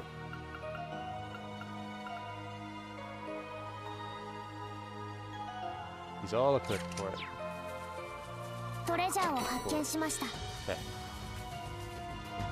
The place I actually meant to go was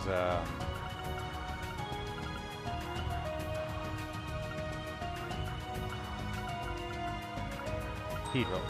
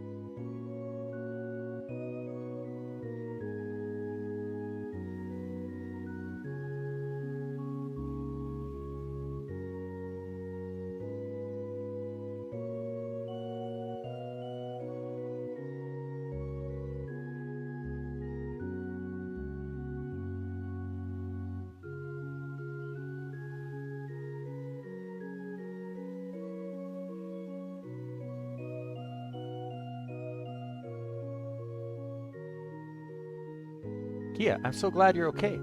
You can always count on the Shienka, huh? We're waiting for Mom and Dad to come get us. So, you know, we figured we'd mess with the sister here to kill some time. Nothing ever changes with you guys. By the way, I'm glad you're both okay. And, don't put yourself too hard, Kia. We're kids. Leave all the heavy-duty stuff to the adults. Don't worry, I've got plenty of adults who are looking out for me. I mean, the Shienka is pretty awesome. But you're still putting yourself in danger. Just be careful, okay, Kia? You do way too much heavy-duty stuff, Kia. We're kids. Let the grown-ups do all that.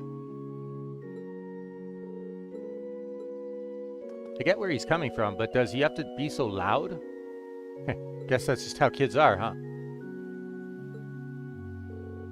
Let's see. Me and Ruse are gonna play hide and seek with Sister Juju after this. No way my stupid dad's gonna come pick me up.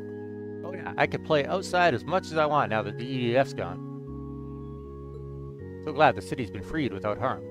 Someone named Matthew also got in touch with me about Cannon over in Michelin Wonderland too. I know it's not over yet, but I feel much better compared to before. And that's all thanks to the Shienka and your friends. And of course you, Kia. Aw, thank you. It's our pleasure. The EDF left. Now I can play outside again. It's a relief that the Ebba Defense Force couldn't lay claim to the cathedral. If only we could have been able to enter the city through all this. I suppose I should just be grateful that our supplies held up, even with so many refugees coming in. I know the children had quite a rough time of it, but they did a magnificent job staying strong. Still, this is only the start of things to come. I shall continue to pray to the goddess and strive to give aid to those who are yet unable to return home.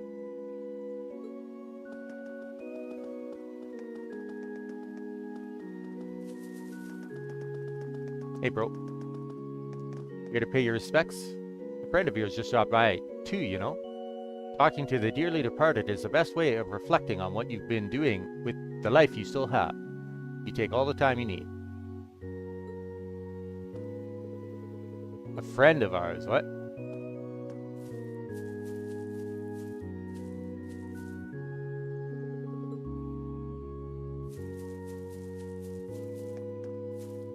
Oh. Arios McLean. I see. I had the chance to return home during the occupation, but I just couldn't stand parting from my husband.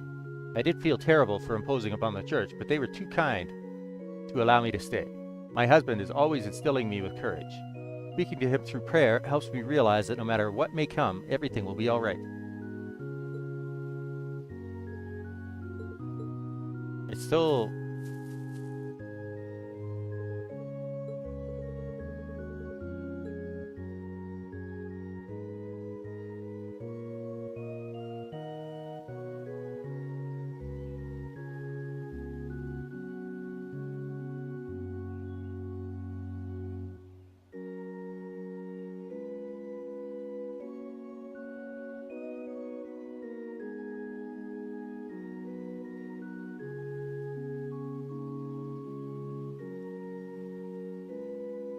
さてと。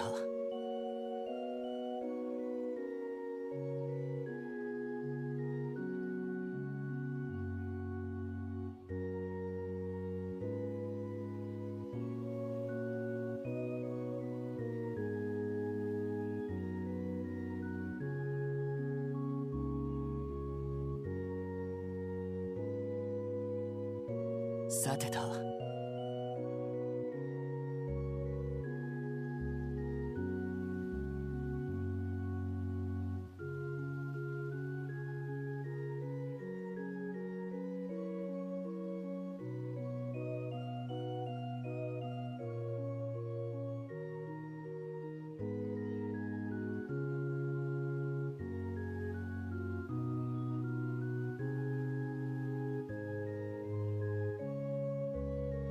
さてと。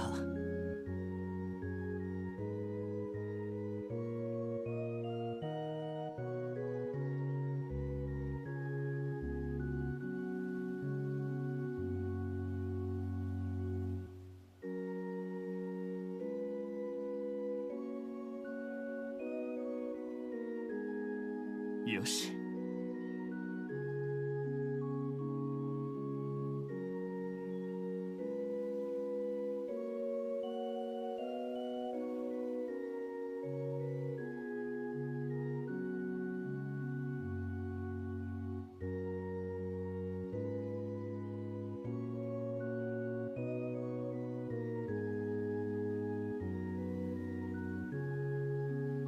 よし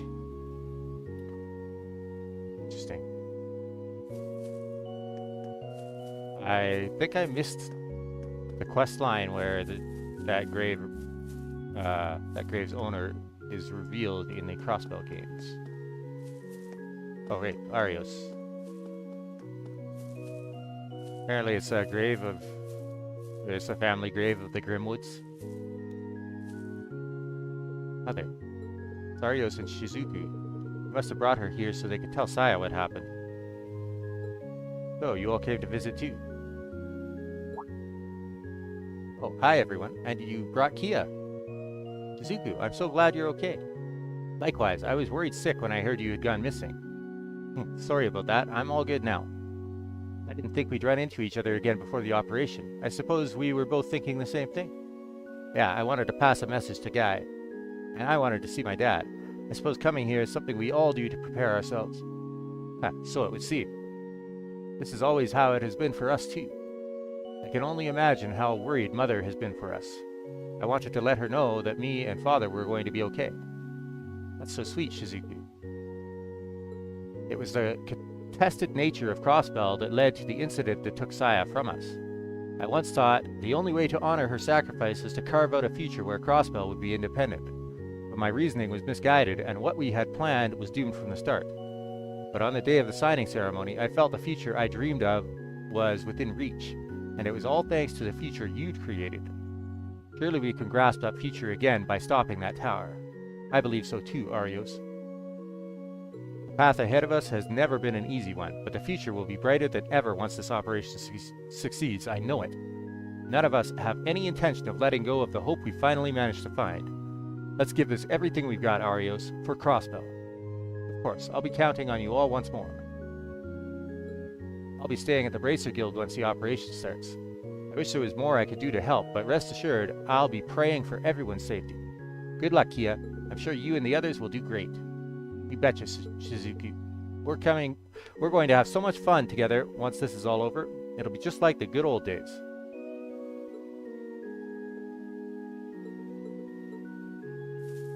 I can't ever stop if I'm to attain a future that would make both Saya and Guy proud.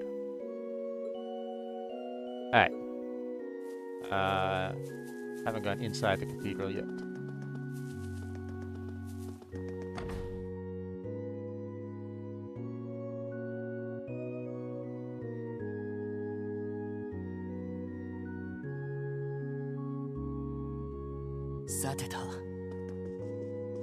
No point in going out right now. The city's still in chaos, and I have no way of leaving the state so I can go home. It's best just to stay put and see how things develop before deciding what to do next.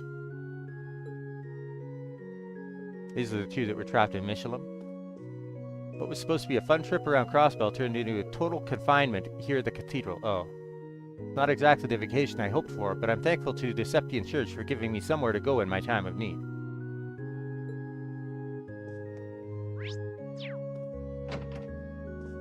Lloyd, thank you so much for what you did for the city. I'm glad to see you, Ellie, and Kia are all right. I can't understate just how important it is that you brought hope back to everyone's hearts. Everyone in the cathedral is in much higher spirits than they were before. It's good to see them smiling again. We all know things are still dire, but we're holding out faith that we'll find a way to pull through again. May Idios be with you all for what's to come. Thank you, Sister Marble. We're not going to lose faith either. That's right, we'll do whatever it takes to put an end to this madness. Sit tight in the meantime. We promise we'll be careful.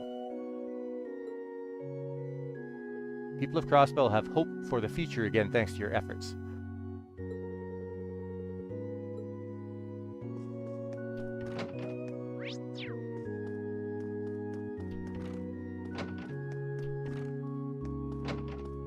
Most people who took refuge here have already returned to the city.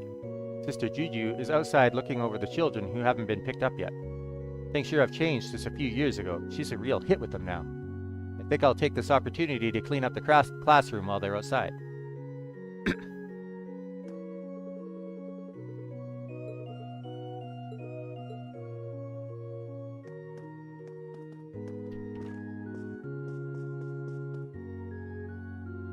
That terrible weapon suddenly appeared just when it was safe to return to the city.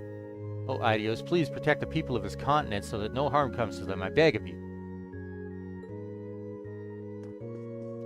I know it's too soon to celebrate, but I couldn't be happier to see the city free again. Now the children that had to take refuge at the cathedral can return to their homes. The church is capable of wonderful things, but crises such as this are a reminder that we can't replace family with genuine bonds. Hopefully, it won't be long before their family and loved ones come to bring them home. Yeah, okay. Ah, so you've returned after all. You've done well. Scarlet was here earlier to brief me on everything that's happened. It's good to hear the brainwashing has worn off and things are much calmer around the city. I should have known she'd get the word out by now. Such a busy bee. So yes, that's correct. We've managed to avoid full-scale panic in the city at the very least. How long that lasts with the tower looming over us is another matter. We're on our way to get rid of it. I authorized your congregation operating in Crossbell again, thinking it would prevent incidents like this. However, I'll hold my tongue from further complaints. I realize this matter vastly exceeds your typical jurisdiction. I'll be praying for your success all the same. The fate of the continent rests on each of your shoulders. Appreciated. We'll need all the prayers we can get.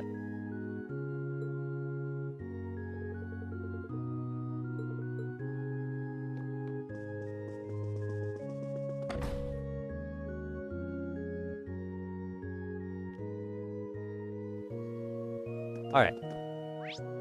Now we can go to West Crossbow Highway.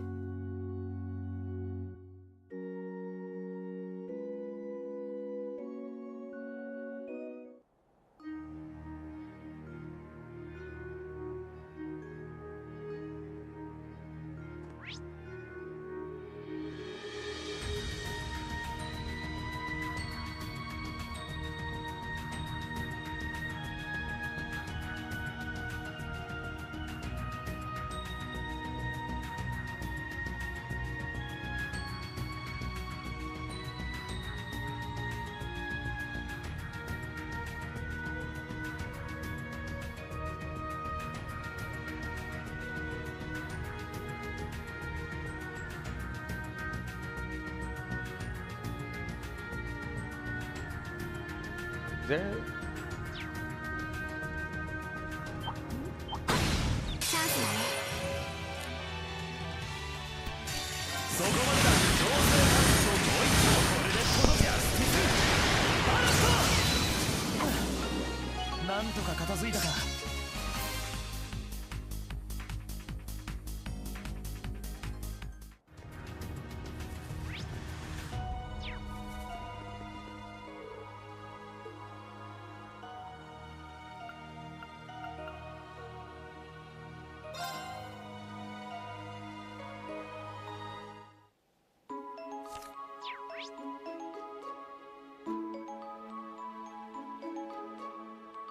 Looks like there is something down there. Okay.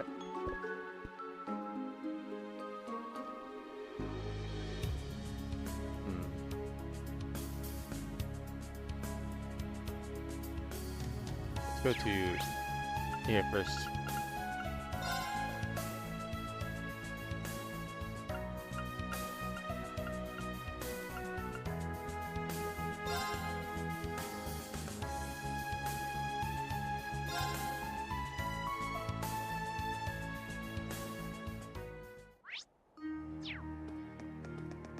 坂島のバベル、ここからはっきり見えるな。あそこに乗っ取られたエリュシオンが。そしておそらくは眠。我々がやるべきことはここで油を売ることではあるまい。そうですね。準備を進めないと。 That tower is supposed to be like twice as high as Orcus Tower. It's kind of crazy.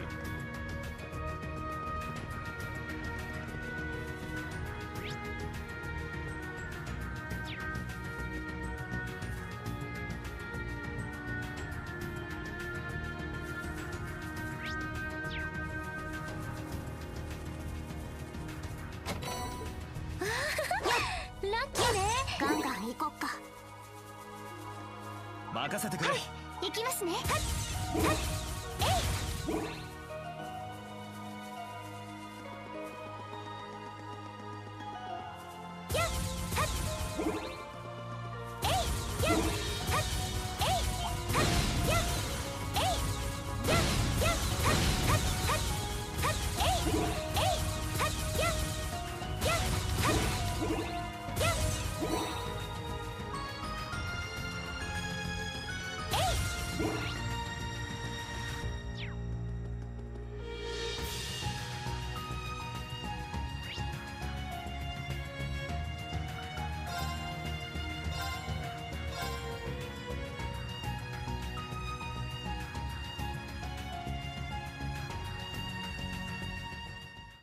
景色。いつかこんな場所でスーちゃんと静かに暮らせたらな。そうだな。どれくらいかかるかわからないが。お前らくらいのガキにしては You have no ささや idea かな what they've 夢 been 語 through, るじゃねえ but か。 yeah. 相当厳しい過去をたどってきたからこそみたいね。Rishi does too. でもいつか居場所を He met them before the events of this game. He knows that they're assassins. Hey, it's the Shienka. Thank goodness you all managed to liberate the city. I was doing a little scouting to see what was happening for myself, so I got a good look at the EDF retreating firsthand. It's amazing to see how much you've all accomplished for everyone. I want to do the same when I become the next village chief. Well, we're far from the only ones who helped liberate the city, but thank you, Derek. We're still working to get the remaining evacuees back home. I want to do everything I can to help people as the next chief of Armorica Village. Whether it's providing food and water, sharing information on the village or clinic, or cooperating with merchants. There's a lot to do. Everyone is still nervous because we can't rule out the possibility that another war could break out. But we know you all are doing everything in your power to prevent that, so we can't sit around feeling sorry for ourselves. Exactly. This is a turning point for every cross-Bellum. Let's do everything we can for one another. No chance our village will avoid the crossfire if Calvard sends troops into Crossbell. That's a scary thought, but I need to focus on giving everyone here a sense of normalcy. There's a lot of responsibility weighing on me as the next chief of Armorica, so I don't want to let everyone down. I went and had myself a peek at that tower while helping the evacuees back home. It's as scary as those pillar things from the war. That big old thing's giving me the heebie-jeebies. You sure we ain't gonna end up becoming the United Nation of Crossbell after all? For the love of Ideo, someone stop that supreme leader before he screws up the whole dang continent. Sorry about that. My accent is always at its worst when I get fired up. I can't deny I'm really nervous, but sitting around being yellow won't help anyone. But I'll be waiting with bated breath to see how things change between now and when Calvar is supposed to get attacked. All I'm good for is transporting people and goods in this here truck. But that should be enough to lend a hand to Derek and my sister. I'll do what I can.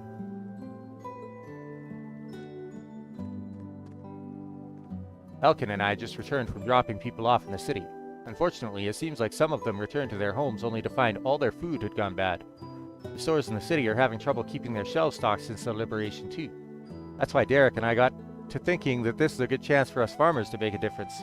We're all glad that the city's free again, but now we need to get to work and help people get back on their feet.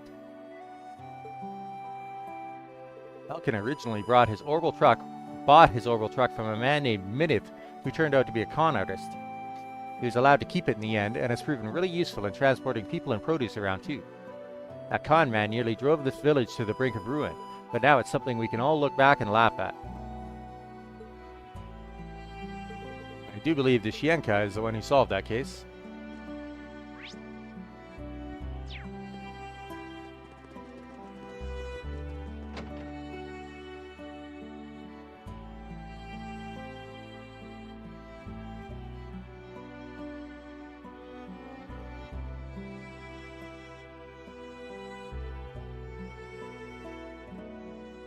よし。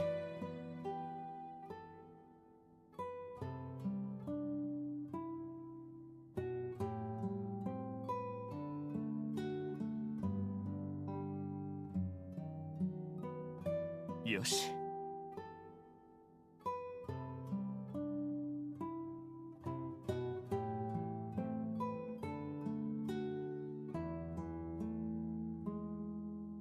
よし。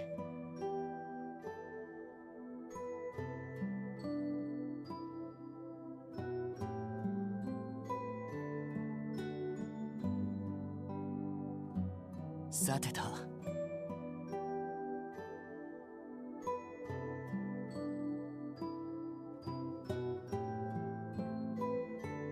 さてと。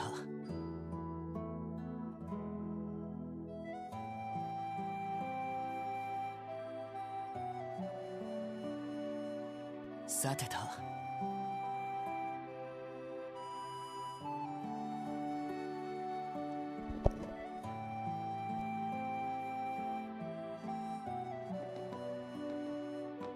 Glad none of the patients are panicking, at least.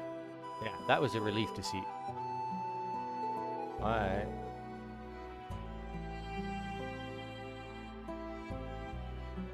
Oh, there we go.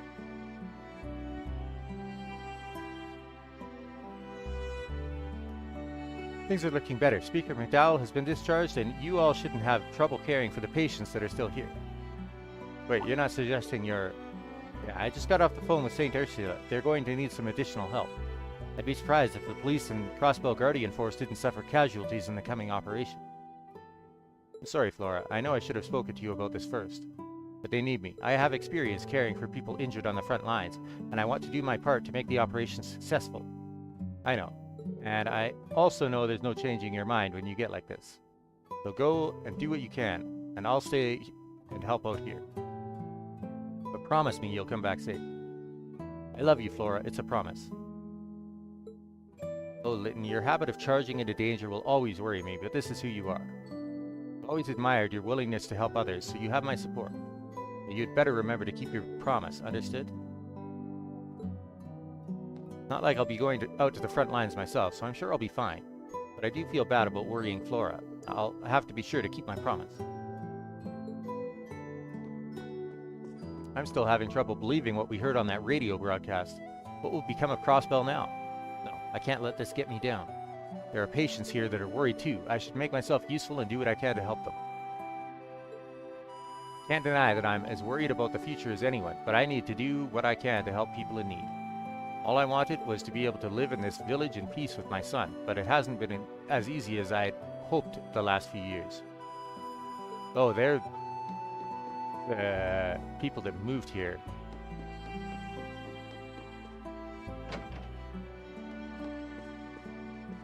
I wasn't expecting Speaker McDowell to ask to be discharged so quickly. Though given what's happening in the city, I can hardly tell him to take it easy either. Hopefully he'll still find time to rest. Right, I need to focus on work again. I can't deny that leaving Cerrone to her own devices at the hospital worries me. But I need to put the patients of villagers' minds at ease. I have to stay calm. So tough love it is. Cerrone has to learn to look after herself sooner or later.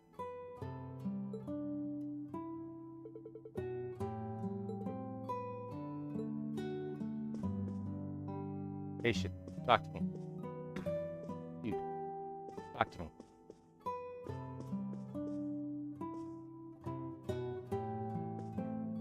Why is this so hard? I'm glad the city has been liberated, but now there's an even bigger problem. My odds of getting straight back to work are looking slim, even if my rehab does go smoothly. At this point, I'll settle for just getting to see my family again. I need to hurry up and get better so I can see them. They don't come to visit you? I heard Speaker McDowell's speech over the radio. I'm not sure what to think about their future still, but I'm glad he's in good health again. I suppose all the rest of us can do is stay patient and try to hold it together.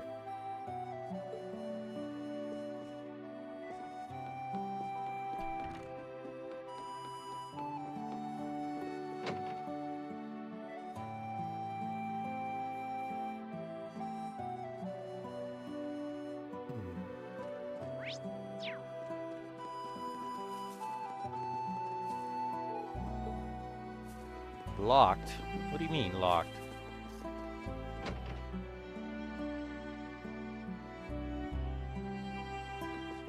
Welcome back to Jake's. I was feeling pretty down after plans for my commemorative signing ceremony products fell through. Instead, I put together a campaign to cheer on everyone fighting for Crossbell's sake. First 30 customers who visit receive a care package to help in these trying times. Here, take it. Nice. Oh my, are you sure we can have all of these? Yeah, absolutely. Just don't be shy about saying where you got them. It's good publicity. Plus, I owe it to the folks who rekindled my passion for running the store. The guy with the spiky hair and lady with the eye patch even protected our village. They helped me more than I could have expected. Ah, so this is about Walden Scarlet. They did say they'd keep an eye on things around here. I guess they did more to help out than we knew. The spiky-haired guy said I needed to get off my butt instead of complaining, but more vulgarly. It got through to me, though. That's where I came up with this campaign to hand out care packages. I just knew it would lift people's spirits up. Plus, it's good advertising for the store. Even Gramps thought it was a good idea. Not too bad if I say so myself. Suppose I was worrying over nothing. Jake's gonna be alright after all. It's all thanks to those two outsiders that were looking out for us. Still, now's not the time for us to undo our bootstraps. Seeing Jake grow is the best medicine I could ask for. I feel like getting to work now that I'm feeling better. Jake and some of the others are headed to town to deliver supplies. I'm going to check the storehouse to see if we have anything else we can offer.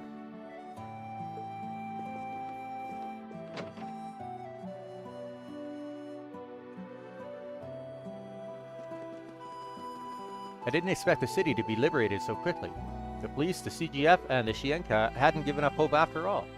Then I can't give up so easily either. I need to do something to repay all they've sacrificed for people like me. Scott! Oh, so good to see you again, Shienka. Hey guys, glad you're still in one piece. Same to you, Scott. So, you came here to catch up with Pearl? Yeah, I figured I could use my rounds as an opportunity to check in. Couldn't help but notice she wasn't in any of the cars that brought the refugees home. Sorry for not leaving sooner. The others were so worried about the families they left behind that I let them go first. I wasn't as worried because I knew you'd be okay. I knew you would come for us. That's why I married you. Am I the only one seeing these fireworks? Sorry about that. Anyway, Pearl told me all about how much you helped everyone. You guys protected Armorica while the city was occupied, right? We had our hands full just trying to figure out how to save mines. I really owe it to you all. Yeah, it was thanks to the Shienka's allies that stayed behind that we were able to feel safe. Could you tell the young man with the spiked hair and sister that wears an eye patch how much we appreciate what they did for us? Sure, I'm glad we could all be of help. I'll pass your little message on to Walda Scarlet. I was worried that the stress of everything that's happened would affect our daughter, but it hasn't fazed her at all. She's going to grow up to be as dependable as her father, I could just tell. I should follow their lead and keep myself together too, though I do worry about how the others from the department store are. They are fine. I underestimated Pearl. I thought she'd be more anxious, to be honest. Turns out I was worrying for nothing, and it's thanks to all of you yet again. We've been working together to protect the state for years now, so here's to pulling off another successful mission.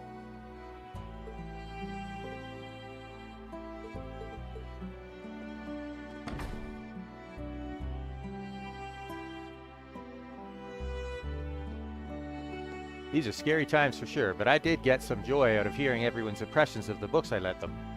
I'm a little sad to see them return to the city, if I'm being honest with myself. Then again, there's no telling what could happen next, so I can't blame them for taking the chance while they have it. I told everyone that I hope our paths cross again someday, whether they come to visit or I see them at the library. I desperately need this crisis to blow over so I could visit the library in the city again. The books I borrowed are all long overdue by now, but it's not my fault. Welcome back, Ellie. The last of the evacuees just left the inn. Derek will be taking them back to the city. That's great to hear. Thank you for taking such good care of them, Gulfan.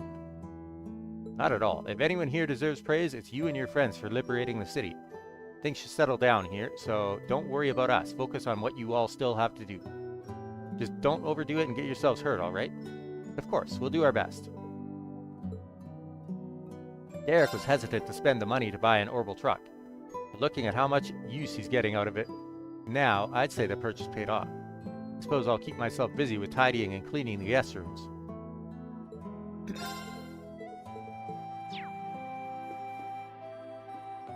Phew, another crisis safely overcome. I was right about my experience at the military camp. It helped keep me calm. Keith's support helped me a lot as well. He's made himself useful around here. He used to be a lot less confident and gloomy, but I think he's finally started to grow out of that. Don't get me wrong, he's still got a long way to go, but I think he's a decent man, and I do like that about him. He would take it the wrong way and let it go to his head if I told him that, though, so keep it our little secret. The rooms are going to need a good cleaning now that all our guests have left. I haven't even finished clearing up breakfast. It's going to be a busy day.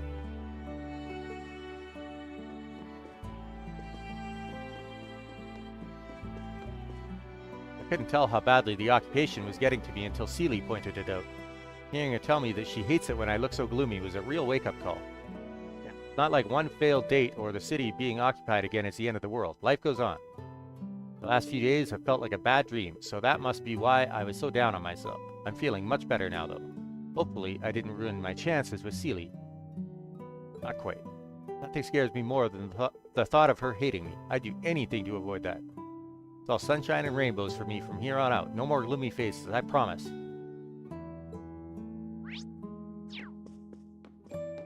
Just don't do toxic positivity.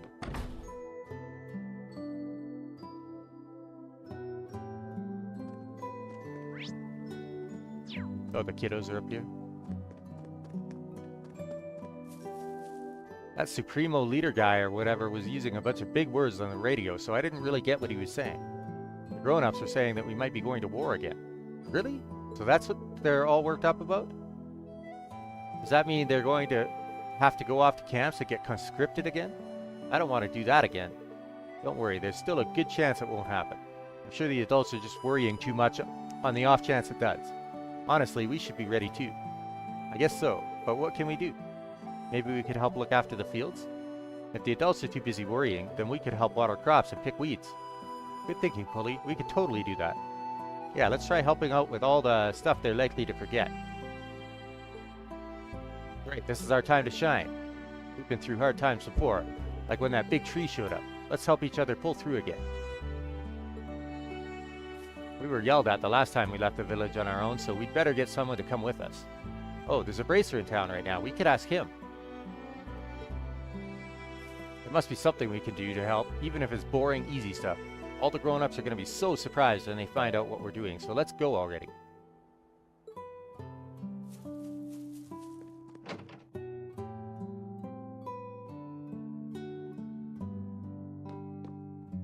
Ah, everyone's here. A job well done liberating Crossbell. I could hardly believe what Supreme Leader Rufus said. But then Speaker McDowell came on the radio and talked about the city being freed, not to mention everything else going on. He sounded like nothing could ever crush his spirits. What a moment of encouragement. Really? The people of Armorica have been so good to us. As if you haven't done a world of good for us as well. We may not be in the clear quite yet, but I'm determined to stay optimistic and see things through. Hearing Speaker McDowell's voice was more than encouraging. It was empowering. We've got our work cut out for us, but I'm determined to stay optimistic. Oh, greetings. Pardon me. I must have been lost in my own thoughts. Boy, am I glad the mission to liberate Crossbell was successful. On the other hand, look at the end result. If things continue this way, and that weapon attacks the Republic, what will become of Crossbell? As Chief, it's my duty to make preparations so I can protect my people. Under the circumstances, I'd say Derek and the others are doing a fantastic job. As Chief, I must prepare for the worst.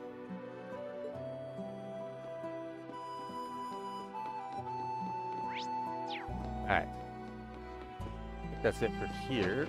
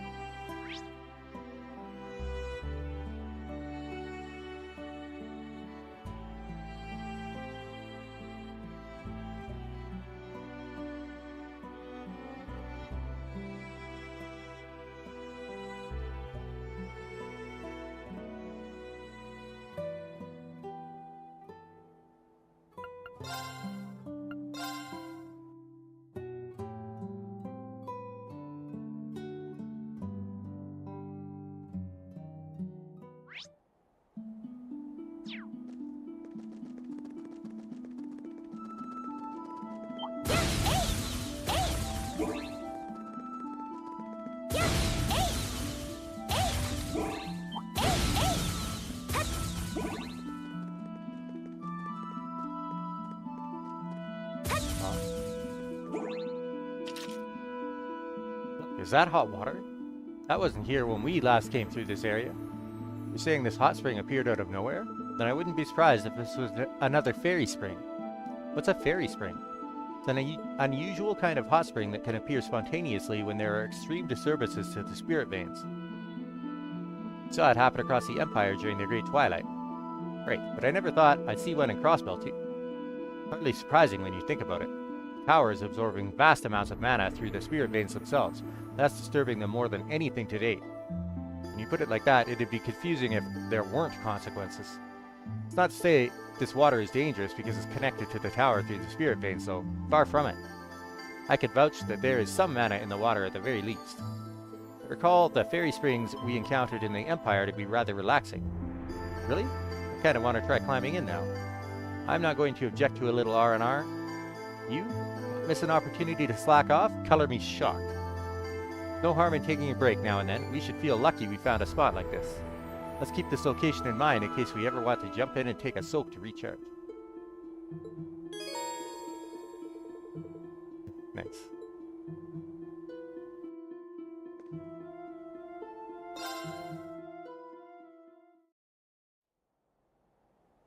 Huh.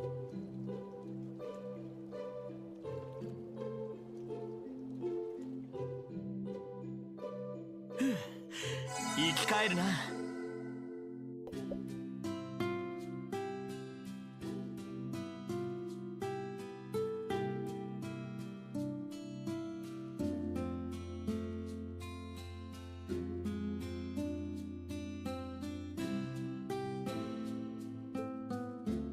Alright.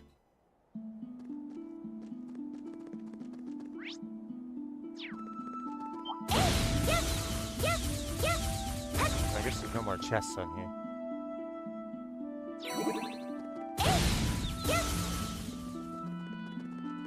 Oh. 強敵です。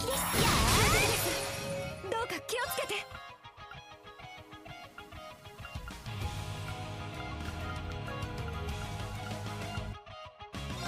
渦巻けスパイラルアーツ。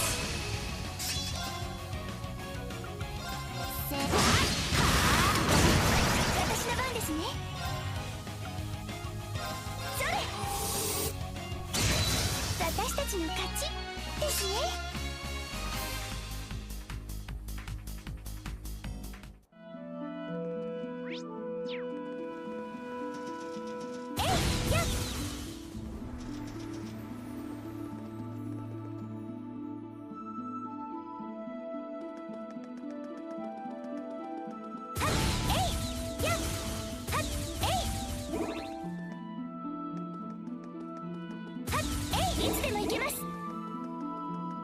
Is there nothing down here?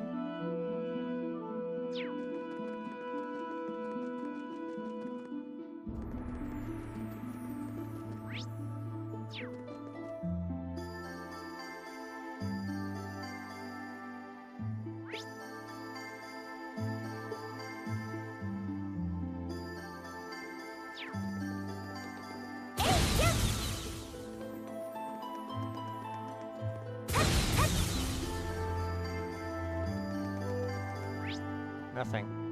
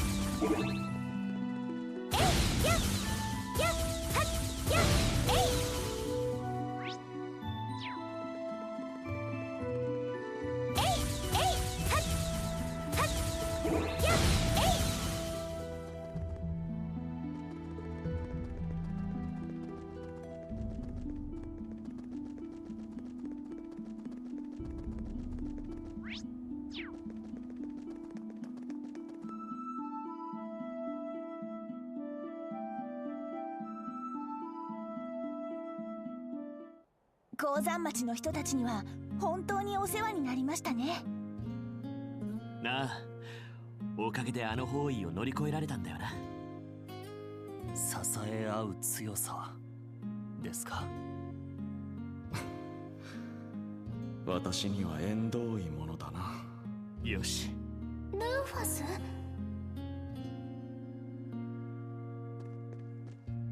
Wait, you? Kiru, what are you doing here? I thought you were still in Ymir. Oh, Yuna, and look at all these legit-looking friends you got too. So anyway, I was making my way across the Isengard range all by my lonesome when I learned Crossbell had been occupied again. As soon as I heard, I came rushing back. It wasn't easy with the borders being closed, but after crossing many a mountain and valley, I made it back in one piece. You what?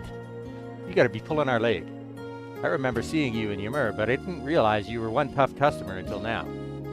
You know, I had no idea why there felt like a pit in my stomach that wouldn't go away at first, but it makes sense now. I don't think it'll be going away anytime soon either. Be careful. We will. You too, and take care on the rest of your journey. If I can make it all the way here to Mines, then I can make it to Crossbell City. I won't be resting here for long. I'm way too worried about my friends and family for that. That may be part of why this pit in my stomach isn't going away. Be careful for me, will you?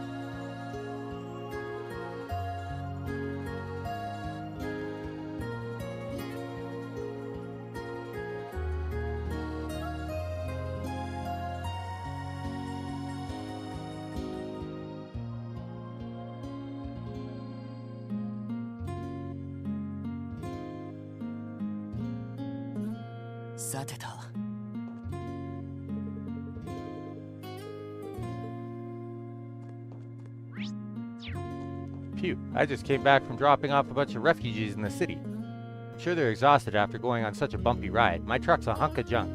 It's not the best at going through the mountains. Couldn't believe my eyes when I was out there. It really is a huge tower that sprouted up. We've gone from one danger to the next so often that all I can do now is sigh. Not that being pessimistic is going to help. We can brace for the worst, yes, but we need to support one another first and foremost. Can't believe another dangerous-looking tower sprouted up, but it's not like complaining about it is going to suddenly make it go away. We could brace... Yeah, okay.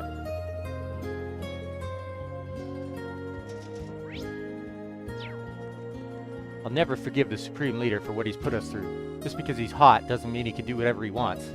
If we end up going into another war, I am going to be so mad at him. So you just tell me whatever I can do to make him pay. I'm here for you. Supreme Leader might be hotter than the sun, but that does not mean I'm cool with him walking all over us. Make sure you stop him, and if you need me for anything, just say the word. Yeah, he's really into Rufus. I'm kind of disappointed he didn't say anything.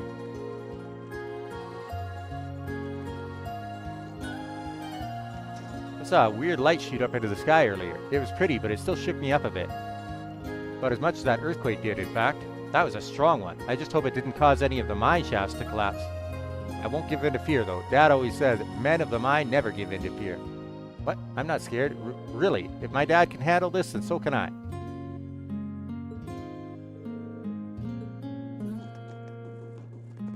Could have sworn my ears were playing tricks on me when Gantz, of all people, said he had an idea.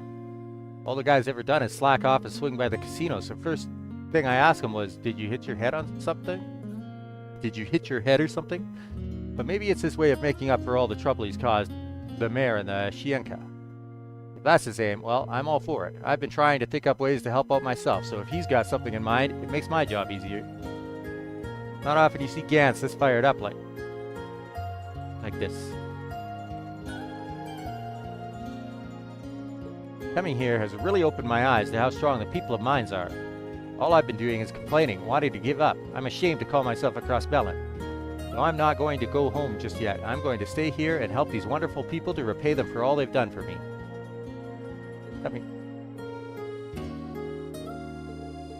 Oh, one more person.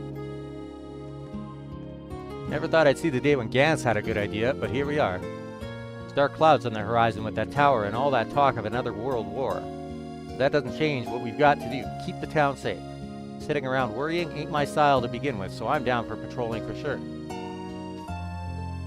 I'm not as wild as Luganov, but sitting around ain't my style either.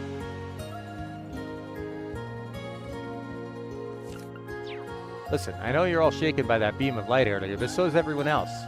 There's even rumors about big monsters on the roads out of town now to top it off. And yeah, normally we'd call Bracers or the Shienka to take care of things, but I think we can all agree they got enough on their plate right now. We can't be the reason they get pulled away from taking care of the bigger issues going on around us. So like, I don't know, we can at least do our own patrols to keep the town safe, right? So let's do that. Damn! Who are you and what have you done with Gantz?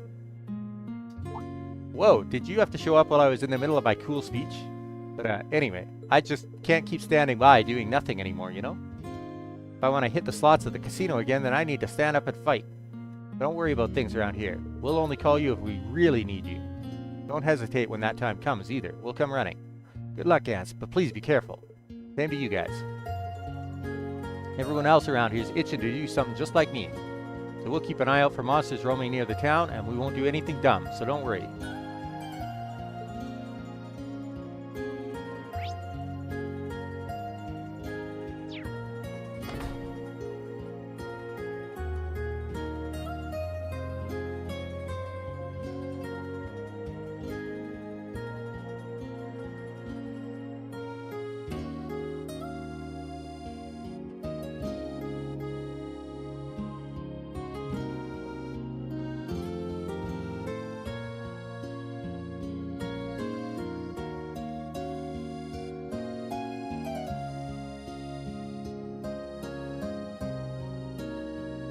Yoshi.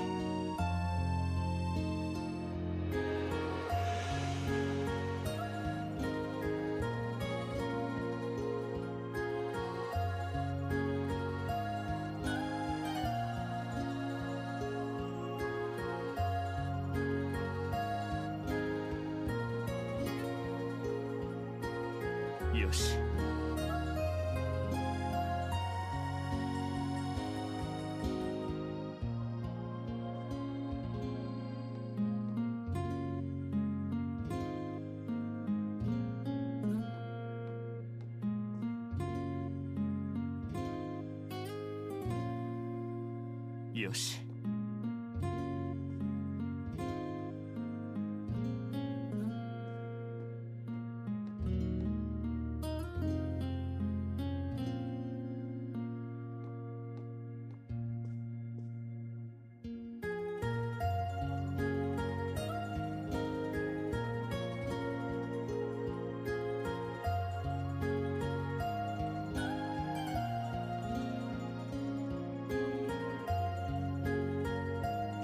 Yoshi.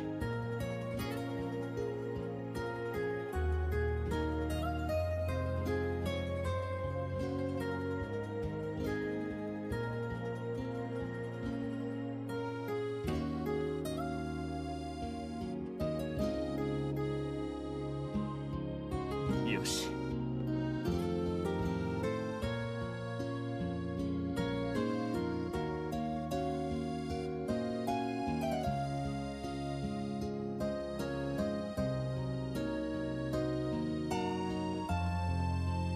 Most people would feel depressed after hearing a radio broadcast like that, but not the people of Mines. We don't believe in overthinking things. Time spent depressed is time wasted. It's looking very possible that Calvard might invade, and we might find ourselves in the middle of another world war. But if that happens, nowhere is going to be safe. All we can do is continue living like we always do. Alright, I should probably get cleaning the rooms of the people who return to the city. I can't be twiddling my thumbs when the miners are all working so hard.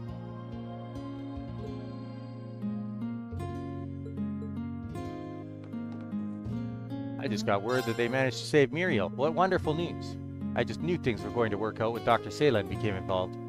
The situation we're all in is still a grim one, but nothing keeps you going like a bit of good news. Now it's time for me to use all this energy to cook up some fine meals for the townsfolk. So glad Muriel pulled through. The sheer relief I feel has me energized. Since we can get ingredients from the city now, I'm going to use it to cook up some magnificent meat dishes for everyone. I want some. Gimme, gimme.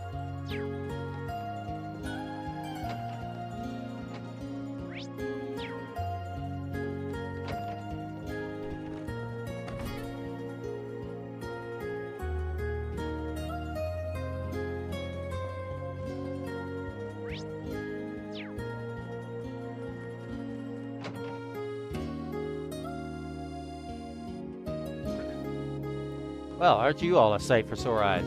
The folks at St. Ursula Hospital just got in touch. Muriel's surgery was a success. I just let everyone at the tavern know.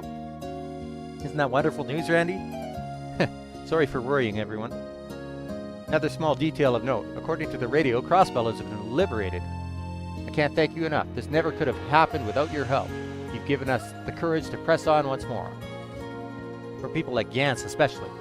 All the townsfolk gathered together to listen to the radio. And when we heard the city had been liberated, he had nothing but glowing praise for the Shienka. The Shienka has always had my back. I never once doubted them, and so forth.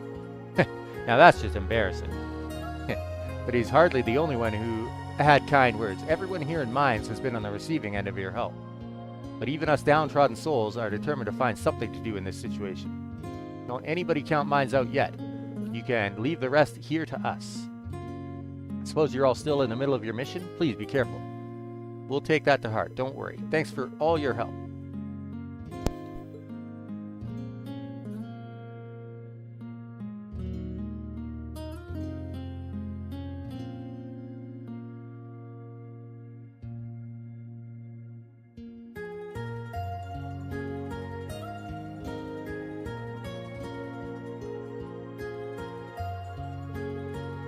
Sounds like both the Guardian Force and City Guard had a rough time during the liberation of Crossbell.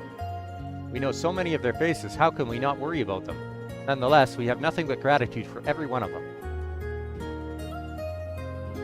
We can't see the tower from mine, so we don't know a lot about the current situation. But rest assured, we're going to do our darndest to keep this place safe.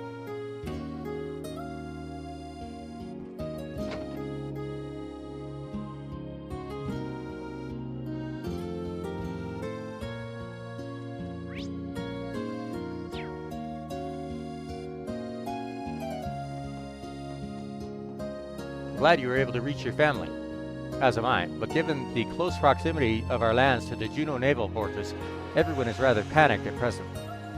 All I was told was to take care of myself and find somewhere safe. How very strange, I was told much the same by my family. If I might chance a proposal, how does staying here a bit longer sound to you? I've actually been in discussions about doing so with the mayor due to feeling as though I could help the miners here. Goodness, what a surprising coincidence. I have also been thinking of staying here to repay my debts. This town's people are a most darling inspiration, behaving with the utmost calm and clarity even in these turbulent times. If nothing else, I have a degree of confidence in my cooking now. I could use that skill to aid them. What a relief to hear we are of the same mind. My dear, I am certain we can overcome any trial so long as we are together. We were willing to turn our backs on our families to remain by each other's sides. I dare say there is no hardship so great that it would tear us apart.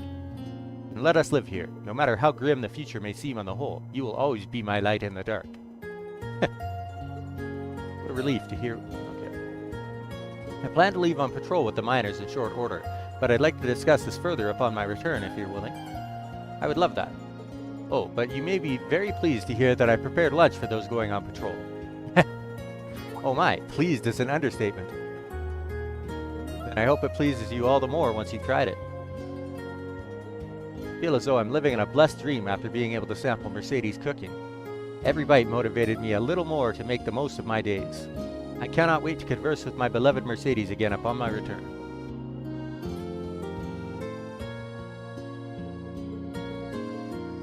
I still have a ways to go before I become a fine cook, so I admit to some trepidation at the thought of you trying my dishes. But I want to believe my earnest cooking will meet your satisfaction.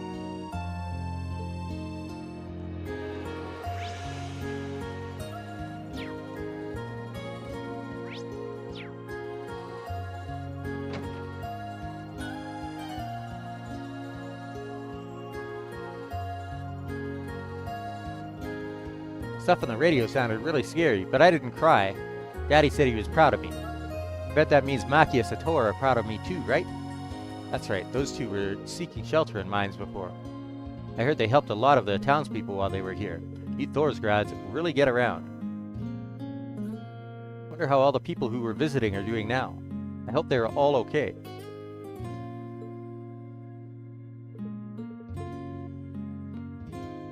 I've been manning the counter, so I didn't catch that beam of light everyone's talking about. I'd be lying if I said this don't feel like history repeating itself. Don't matter, I've handled it once before and I can do it again. Just gotta work together with everyone in town so we're ready for anything. No crazy beams of light are going to come after my daughter. Listen here, Kimmy. I hate asking you not to go outside, but be a good girl and stay in here, alright? Daddy will keep you safe no matter what. Okay, maybe I'll do some studying so I can be as smart as Colin. You be careful too, Daddy. Since you're protecting me, I'll be the one to protect you. That's my little girl. What did I do to deserve such an amazing daughter?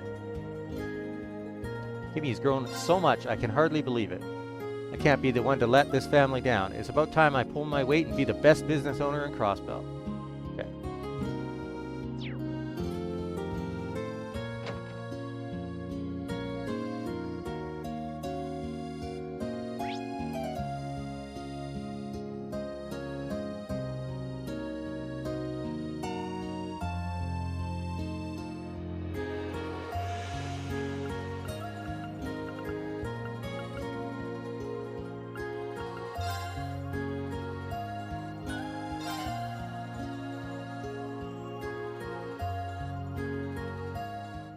ミレイユさん、一命を取り留めて本当に良かったですよね。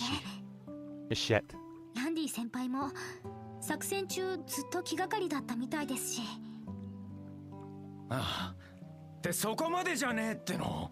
ああ、来たついでに見舞ってやるかね。おやおや、語るに落ちたみたいだ。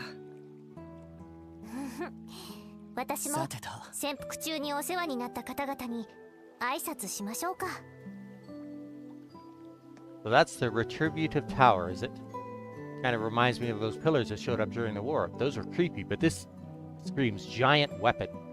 I'm not foolish enough to think I could protect the hospital from something like that alone.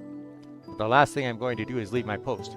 Just me standing here, keeping watch, will ease the patients somewhat. It's worth doing. I might not be able to do much to protect the hospital from something like that, but I'll do my best to stand here and keep everyone calm. I know there isn't much a security guard could do in crazy times like these to keep everyone safe.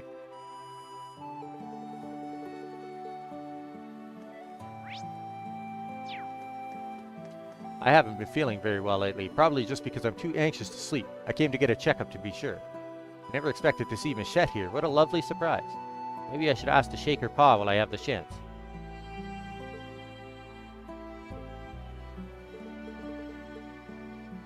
No one told me Michette was going to visit the hospital. I've wanted to visit Michelin for ages, but it's like Michelin's come to me. Let's dance and make a wishy with Michi. Okay. They really didn't need to go out of their way to do this when I'm sure the situation at Michelin isn't great either. Still, I'm happy they did. This was so sweet of them. I'm worried about what might happen, but it's hard to stay glum when people are trying so hard to cheer us up. Listen up, everyone. Today, Michette came all the way from Michelin Wonderland to see you. And she did it to show you all the most adorable dance you've ever seen. Everyone's welcome to join in, so if you can, come dance along with her. Hello, everyone. I really wanted to see how everyone at the hospital is doing and came to cheer you all up. But before we dance, we have to say the magic words. Let's shout them so loudly that all the good boys and girls over in Michelin Wonderland will be able to hear us. 3, 2, 1. Let's dance and make a wishy with Michi. Tio really is a hardcore fan. She didn't even flinch. So good to see the theme park staff come here and do this, especially with how visible the tower is due to the hospital facing the lake. I hope Michette can ease their worries even just a little.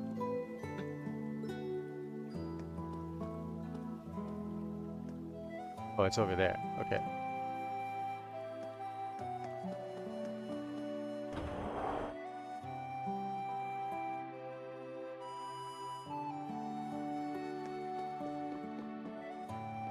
Man, and I thought we had it rough during the war last year.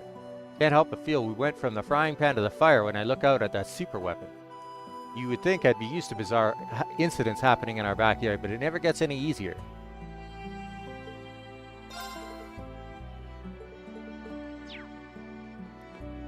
This is terrible. How long has there been a terrifying weapon like that underneath Lake Elm? Did Erebonia make that thing while we were still annexed? There's no way it was built in the last week. What am I supposed to do? What can I do? All I've been doing is cleaning to try and calm myself down.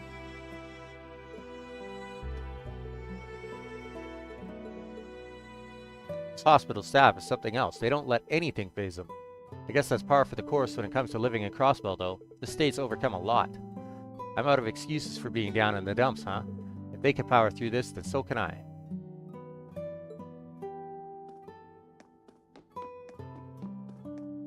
I bumped into Professor Schmidt and a researcher from Zay's Central Factory while I was cleaning. You'd think that guy would take a day off or two after all he's done, but he never slows down. Even that other researcher was all business. If foreigners are working hard for our sakes, then I really need to contribute somehow too.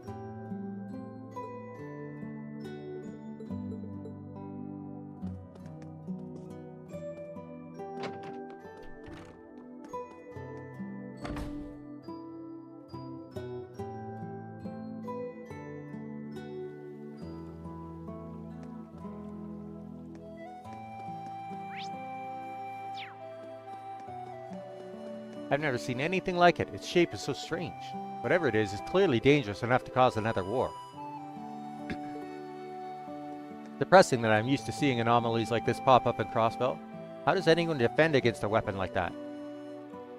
I need to calm down. Things look bad now, but we can't give up. We've got to keep believing.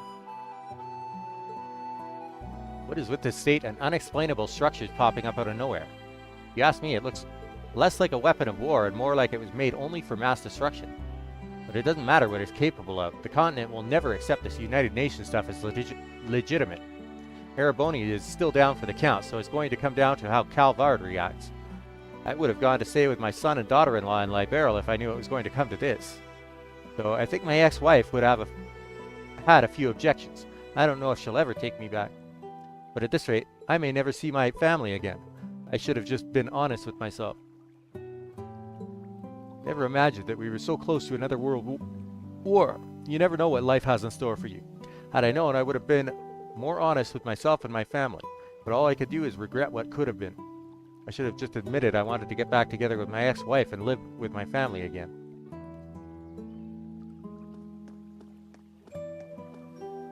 Oh, it's good to see you all.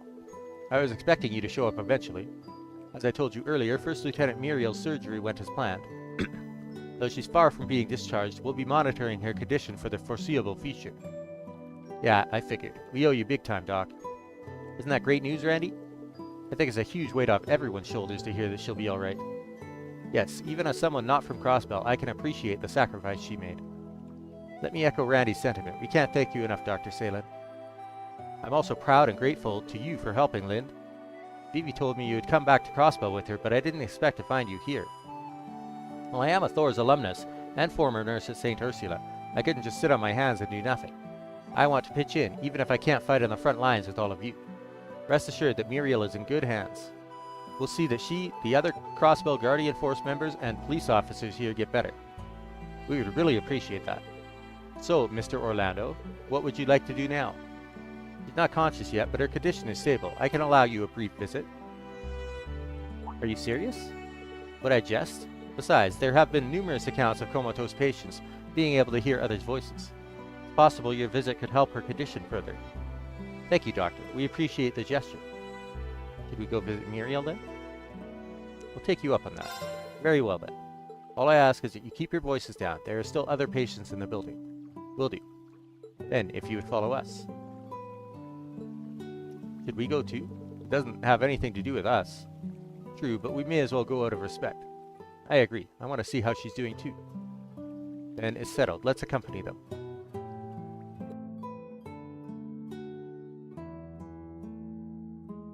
Hey, Muriel.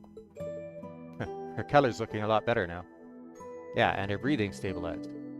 Vitals too. She's pulled through the worst of it. Thank goodness. Yeah. Sounds like her condition was severe, but the goddess watched over her. Same doc worked on the Emperor too, right? She knows her stuff. The rest will be up to her at this point, but she'll be fine, I'm sure. The Crossbell Guardian Force are no pushovers. Exactly. The best thing we could do is believe. They all care about her so much. I wonder if I'm capable of thinking of others the same way they do. Thanks for all you've done for us, Muriel. So take a good rest. We'll keep on from here. Randy. Muriel. Make sure you come back, you idiot. If I don't have you, I still haven't told you anything. Don't worry, she only fell back asleep. She shouldn't even be trying to talk. try telling her that. She's always pushing it. But hey, it's only a matter of time. You're not the only one who's got stuff to talk about. You'll have the chance soon, I'm sure. It's time to put a ring on that finger, bud. Just another reason we've got to make this operation a success, right? Yeah, I'm feeling more fired up about it than I was before even. We'll see you when all's said and done, alright? We'll take care of business, then it's right back to you before you know it. While her condition is stable, anything could still happen. I'll continue keeping a close eye on her. You can come see her again whenever you like. You have my permission. Well, thanks a million. Just doing my job. As for my other patient... Is that Ilya? I did receive word that she was brought here. Correct, she's in this building. Cecile should be watching her at the moment. You're welcome to go see her if you'd like. Really? Thank you. Mind if we come along? I'd like to know how she's doing, yeah. We're coming with... Just try not to bug anyone. I need to check on my other patients, so I'll leave you to it. Take care, alright? I'm still especially worried about you, Reen, given all the changes you've gone through, but I trust you'll know when it's too much. I'll let you know if I need anything. Thanks, Lind. After saying their goodbyes to Lind, they were left to their own devices once again. You have nothing to worry about, I promise you all. I will personally see to it that she's discharged safe and healthy. As a matter of fact, the mumbling you heard earlier could be taken as a sign that she's beginning to regain consciousness. That's a huge relief. I'm trusting you on this one, Doc. For now, our job is to make sure we do what needs to be done and come back safely ourselves. Together we could do this.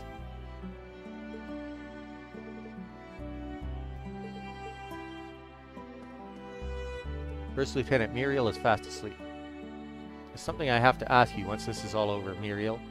So please, just hang in there and wait for me. About time, buddy.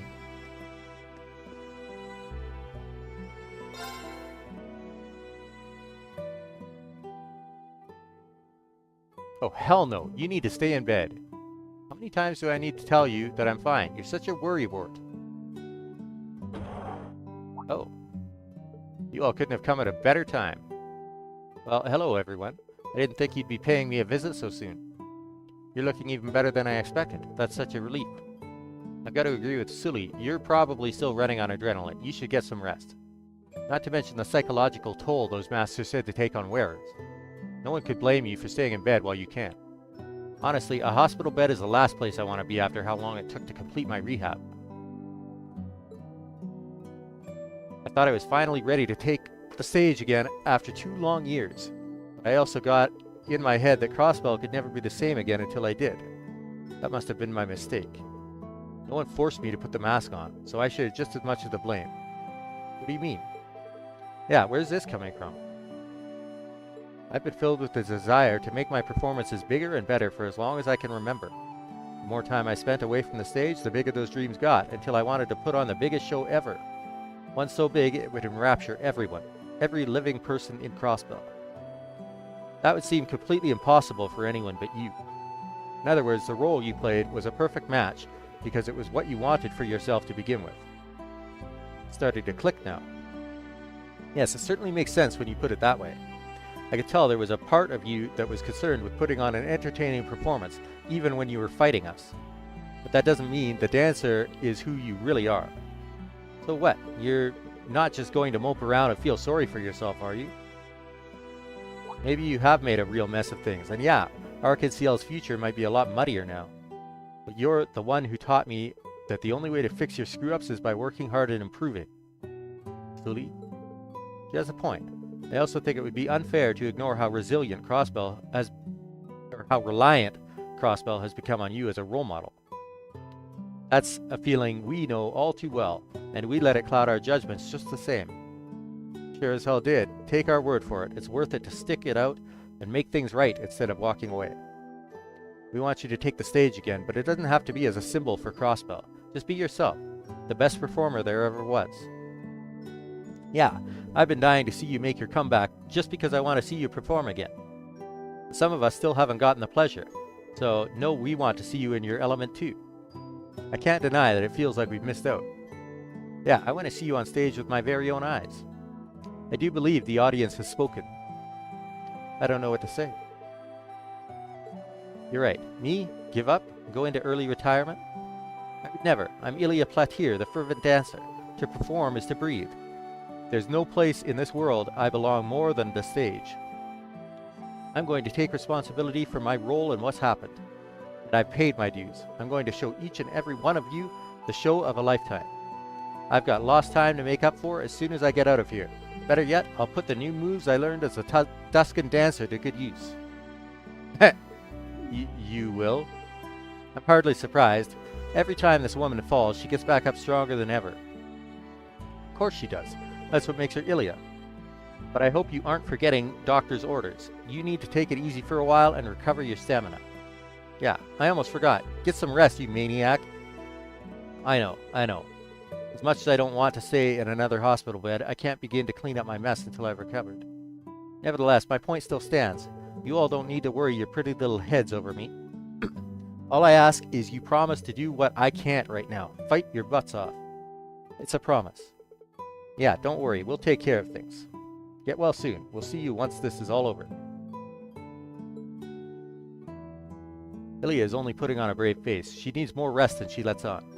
Her injuries are not nearly as bad as before, so she'll recover in no time. All I ask is you all put your faith in her again and be a little more patient.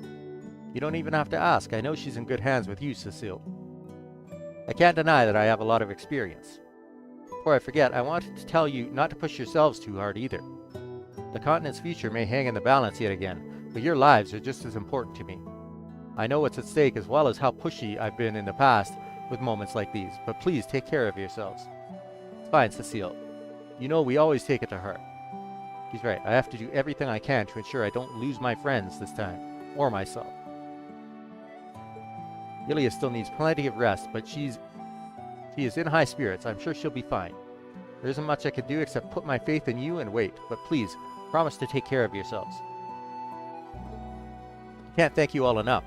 I hope to someday take the stage again as a fervent dancer. Feels as though I have a large debt to repay everyone. And when I do, you're going to witness a performance the likes of which you've never seen before. But in order for that to happen, you two have some unfinished business to take care of, don't you? Risha, Lloyd? We won't let you down. I wouldn't dream of it. I'll do whatever it takes to stand on stage with you again.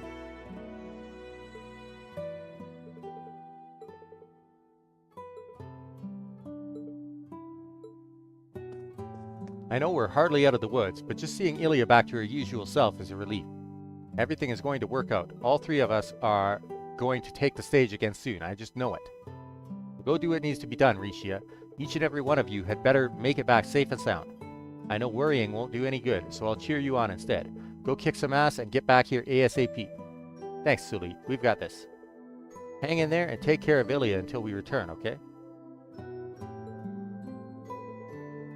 I wanted to see a scene with her and Kurt, but...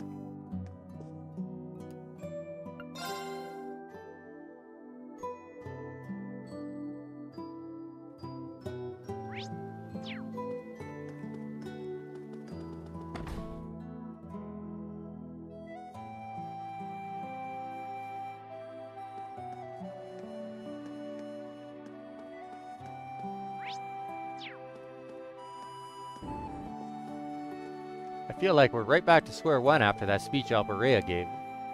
Retributive tower? You can retribute my ass. The last thing we need is another war.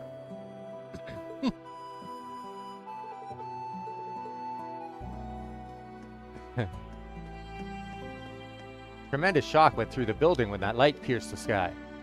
I was so terrified that I couldn't move. Yet it hasn't slowed down Cecile, Lind, or Dr. Salem. It's awe-inspiring to see what they'll do for their patients. I hear Dr. Lego and the others who went to that conference are trying to find a way back home. Even Cerrone is doing everything in her power to help. I can't afford to stand around here and do nothing. Patients are my top priority. So long as I'm wearing these scrubs, I need to pull myself together. St. Ursula's staff is nothing if not resilient. I may still be the newbie here, but I'm going to do everything I can. Reverie is supposed to be the top authority in medical stuff though, right? I know I shouldn't be getting excited after so many new patients arrived, but boy is it great to have Cecile, Lind, and Dr. Salem back. This place is a lot more cheerful with those ladies roaming the halls. I need to keep it together and stay strong. My second surgery is going to be postponed at this rate. Doesn't matter. I need to stay strong. Okay.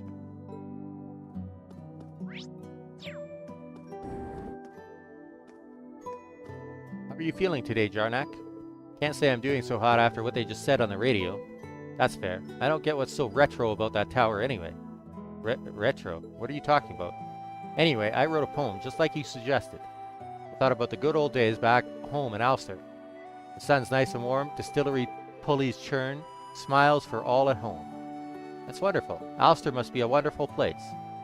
Yeah, I guess so. Something came back to me as I wrote it. I always thought there'd be no place for me if I ever went back. But that's not what Ulster is like. Everyone there is so kind. They've probably been worried sick about me since I haven't come home. How could I have been so blind? I feel like I could finally move on with my life, and it's all thanks to Sarone. I wonder what everyone back in Ulster is up to. I really hope they're all okay. So glad Jarnak is feeling better.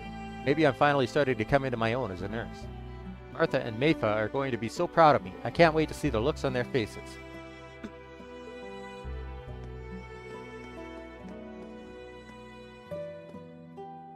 My dang hip. If only I hadn't been so surprised. The sky went so bright that I leaped up and threw it straight out. Right when I was getting better, too. You're not the only one. I fell out of my chair and nearly broke my hip, too. Now I'm back to being a patient just like you. What rotten luck. That's my line. But you know, Yalia, we still make for quite the pair even now, huh? I suppose we do. But this is one thing I'd rather we didn't have in common. There's a big world out there that's having a rough go of it. And look at us, bedridden with a pair of bad hips. Now, what's done is done. We can't beat ourselves up over it. It's like I always say, when you try dressing fancy to look young again, you gotta embrace who you are. Would you stop bringing that up, you old coot? I'm just telling it like it is. You're the one who can't... My hip. See what you made me do?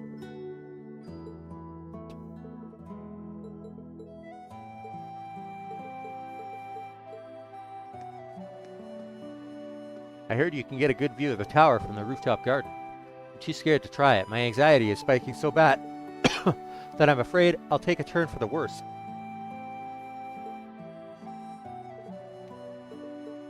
Throat dying. Even though I'm drinking. Lots of talking.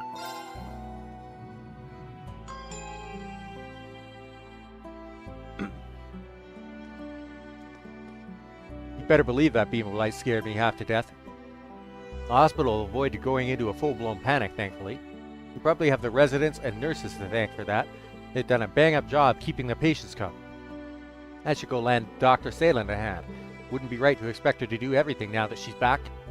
We're expecting more patients soon, so I should also do my rounds and check the patients' charts while I still have time. Concerned how some of the surgery patients' recovery is going. I'll check on their charts as soon as I do my rounds. I've got a lot of ground to cover with Lego and the others gone. I think I missed a room up here.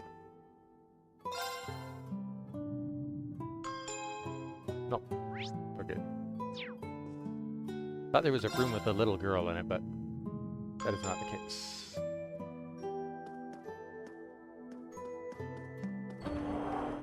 Guardian Force got in touch a little while ago.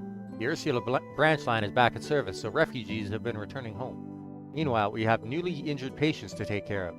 Fortunately, we can also request assistance now that we're no longer isolated. We're going to need it with the wave of walk-in patients we're sure to get. Time to roll up those sleeves and get to work. The hospital had been completely isolated from what was happening in the city until a little while ago, but now help is here. We're going to need... Yeah, okay. It's good to see you're still in one piece, Lloyd. You even reunited with the rest of your Shienka pals, too. Hey, even Yuna and her classmates are here, and some other new faces I don't recognize. Yeah, I guess we are kind of a big crowd for a place like this, huh? It's no big deal. Actually, things were a lot more stressful earlier when that patient in critical condition arrived. Thankfully, she's doing a lot better now that Dr. Salen has access to everything she needs to treat her. You don't have anything to worry about, Randy. She's gonna be fine. Thanks, Lan. I know she's in good hands. Take it you guys have some kind of big mission you have to do, huh? That's how it always is. Good luck, and try not to do anything too crazy. I know a lot of people are counting on you all, but your lives are just as valuable as anyone else's. That goes double for you boys. Don't you dare make Cecile or Muriel cry. Read you loud and clear. No kicking the bucket today. I'll keep that in mind. See a lot of patients in critical condition come through our doors, so I naturally worry about you all. Your lives are just as valuable as anyone's, so don't do anything crazy. Never expected to receive a request to land from a girl with an airship. That was a bizarre call to receive. I'm so thankful she was bringing Dr. Salen and so many patients needing care with her. Many of them are guardsmen and police officers who sustained injuries while trying to free the city. Now isn't the time for us to be hung up on the Supreme Leader's warning. We have to keep it together. We're doing our best to treat the guardsmen and police officers that were transported here. There should be more walk-in patients coming as well, so things will be busy around here for the foreseeable future. That's all the more reason we can't let the Supreme Leader's warning get to us. I didn't know you were here, Lind. I was just talking to Nina about how she's feeling post-op. Ah, this is the girl that I was thinking of from upstairs. So glad you came back, Lind. I did the best I could at my rehab, even after those soldiers took everything over. Because you told me the sooner I get better, the sooner I can play the piano again. Is it okay to still want to, even after all the bad things that have happened? Of course, Nina, I promise everything is going to be alright. Just like you haven't given up on your rehab, there are people out there fighting to put an end to all of this. That's why you need to keep at it and believe you can play again once peace is returned. Wow, okay, Lind, I'll believe it. I'm going to play the piano again one day, no matter what. I'm not giving up. Am I the only one who's also feeling inspired right now? You're not. You need to remember that there are normal people counting on us to give them their peace of mind back. I've been doing my best to make Lind proud, just like I promised. I can't wait to show her all the progress I've made. I'll do whatever I can to help you all, even as I continue to handle my patients. As much as I don't want to think about it, if anyone gets hurt during the operation, rest assured that we're prepared to treat them. That being said, try to come back safe and sound, okay? All of you. I mean it. We'll be waiting to hear the good news.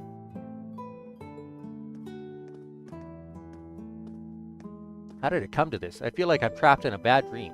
United Nation? What a bunch of BS. Does that supreme jerk really expect it to happen so easily? How is this going to lead to peace on the continent?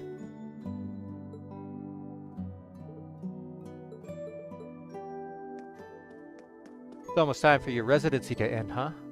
I heard the final exams at St. Ursula can really put you through your paces. Aren't they right around the corner?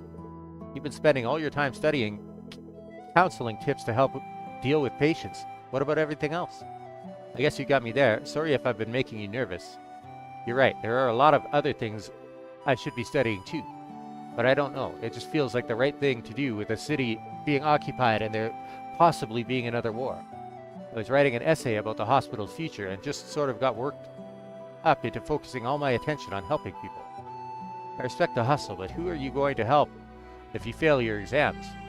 So, here, that's why I went around and collected some data on all the patients you've counseled. I even looked into a few thesis papers that I thought might be relevant. Check them out when you have time. I've only made it as far as I have because of your help. I can't just sit back and watch you struggle with your finals. Luke, I don't know what to say. Okay, I'll give it my best shot. Showing concern for the patients is admirable, but Mishad needs to think about his well-being too. Still learning the ropes, but I think he'll be a great doctor someday. I hope Mishad shows that to people.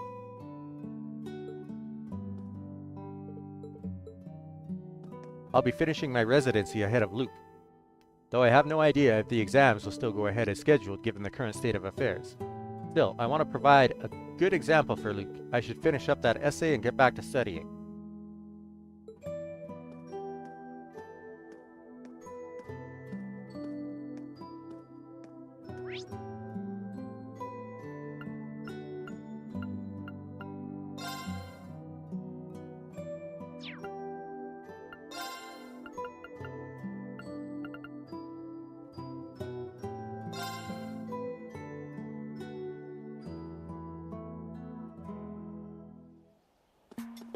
I like this music.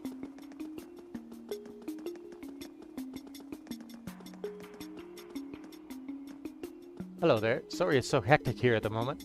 As you can imagine, the force is swamped with preparing for the upcoming operation inside the academy. There's also the investigation into this explosion that happened in the prison. That one's been a real head-scratcher for the team on it, I tell you. That must have happened when we beat the Emperor's replica. Maybe we should take a closer look at what's going on. We might be able to help. Do we have to? It's not like I care if they figure it out. But if you really want to help them, then I go where you go.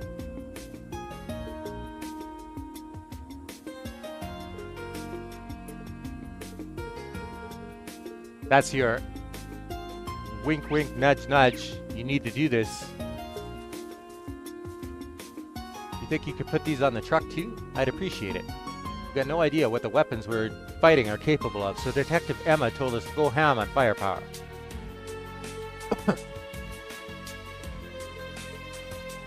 That's no problem. I'll also relay the message to the rear CGF unit handling supplies. Good afternoon. Detective Dudley and a few other officers are conducting an investigation inside the prison. It's unlocked if you want to go on in and say hello. That might not be such a bad idea.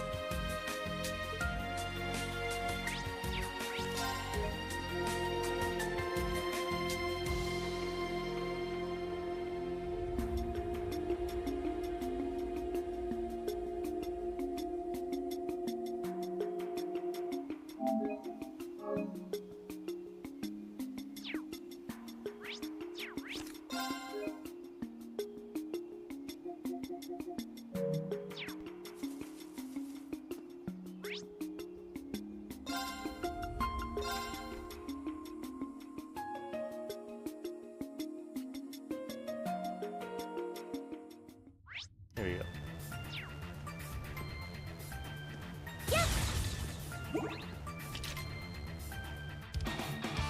Hello there. I hope we aren't interrupting anything. Not at all. Though I wasn't expecting to see so many of you all at once. I trust preparations are going well? That they are. We hear you're in the middle of an investigation. We're trying to uncover exactly what happened here. Actually, a few of you were involved, I believe, so you and Hemisphere may be able to help. Can I have a moment of your time? Oh yeah, Wazi should know about artifacts. Never saw myself helping the police. I still don't see it. Too much effort, so it's all you, Swin. Nadia.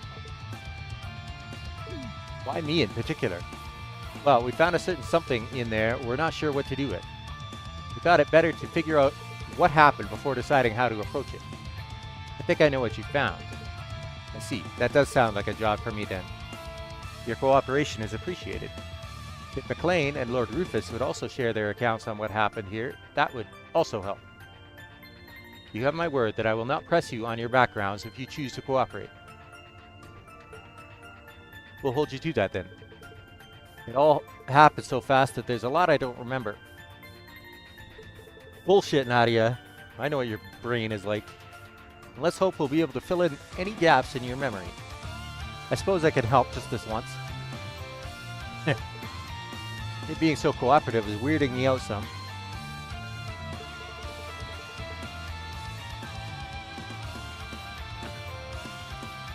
That's enough whispering. I have some questions for you too, you know.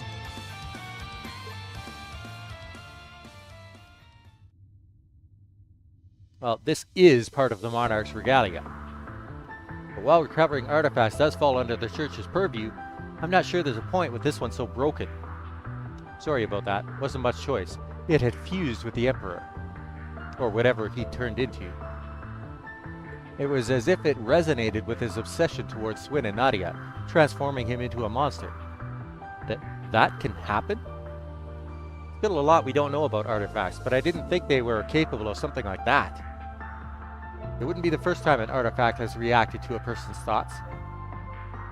At least it's lost the ability to do that now. I see no problem with leaving it in the police's hands. Understood. We'll turn it over to the cathedral once we've finished writing our report.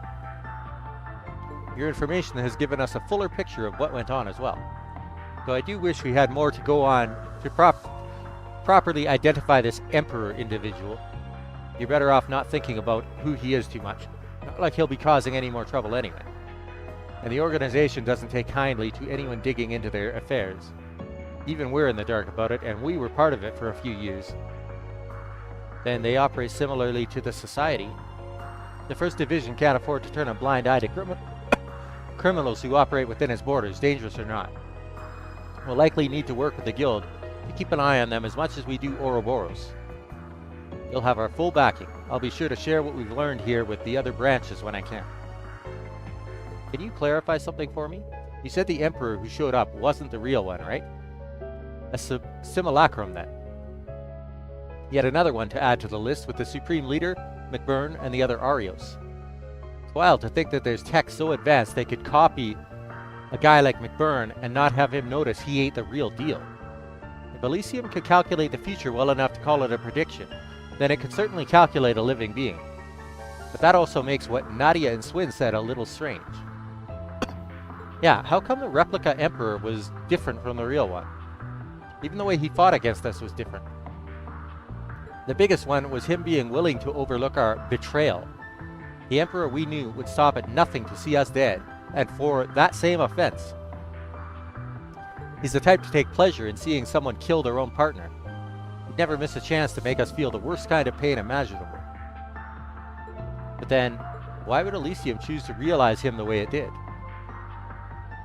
If it really is capable of analyzing a person's makeup down to every last detail and knowing the future, why would such obvious tells that give the replica away to anyone familiar with the original be part of their design?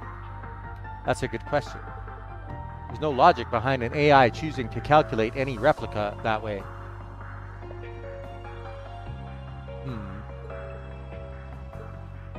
This is going to sound weird, but work with me here.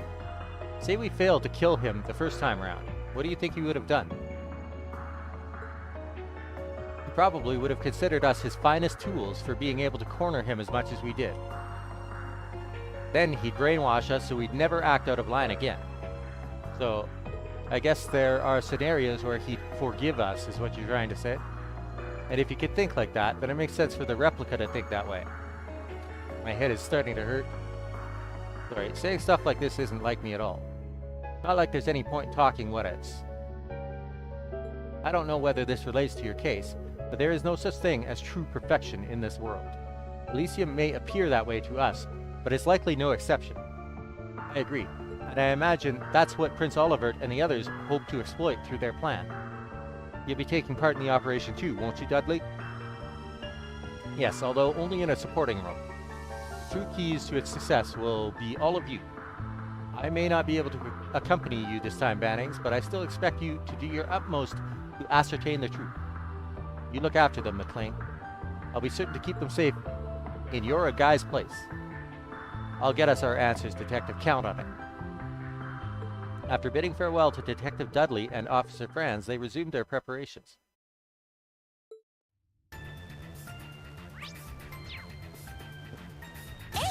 Thanks a bunch for helping to move our investigation along.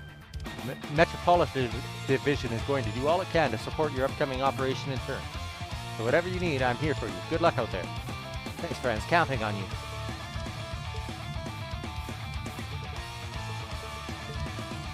I plan to assist with the operations planning once we're done dealing with the aftermath.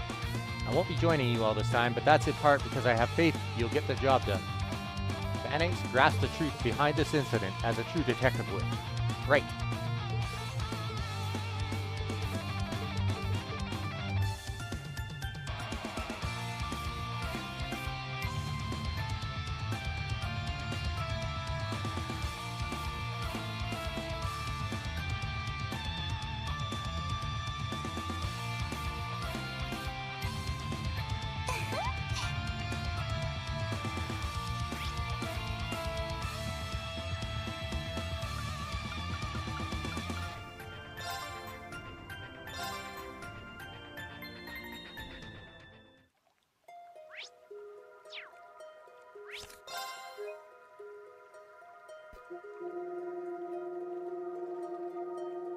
Well then, wasn't expecting to land right in front of a boss when I fast traveled.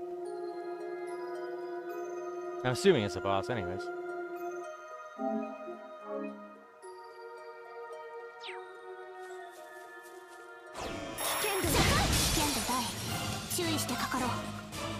Oh, I can break him immediately. Okay.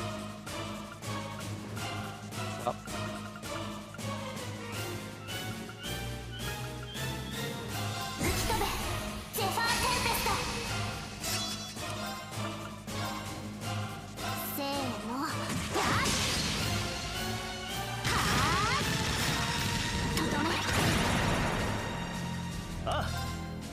覚悟してもらおう。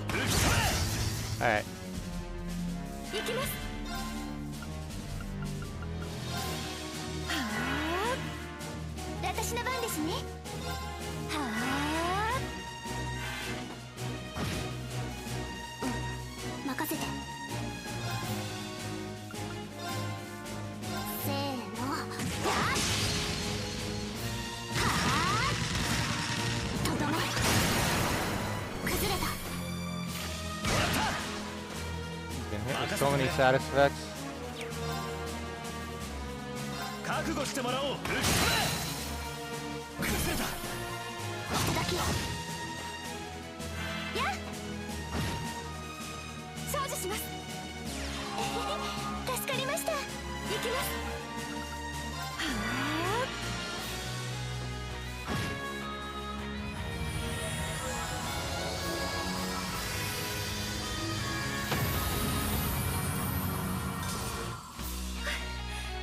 これで一安心ですね。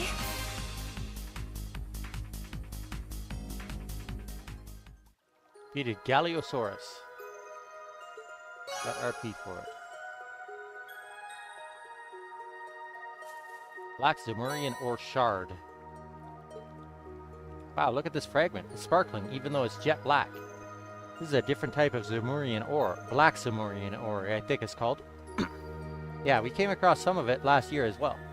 It's even more rigid than standard Zemurian ore, which itself is renowned as being nearly flawless. Professor Schmidt discovered a way of processing it too. Should be possible to upgrade a weapon with enough of it, even here in Crossbell. That old coot is something else. Yeah, Grandpa wasn't too happy when he heard the professor had one-upped him. Oh yeah, I forgot, your Gramps was the one who found a way to refine Zemurian ore in the first place. Well, whatever. I'm not going to complain as long as we can use the stuff to make better weapons. Agreed. It'll prove useful in the battles ahead. The Roar Institute of Technology should have the data on the refinement process. I'll have them send it over to Crossbell. Appreciate it. I'll get in touch with the local workshops so they can get up to speed on how it works. Yippee! Something worth cheering about! True. Bolstering our offensive capabilities is never a bad thing. Though a single fragment is much too small to upgrade even one weapon. A few more should do the trick. Let's be on the lookout for them as we travel.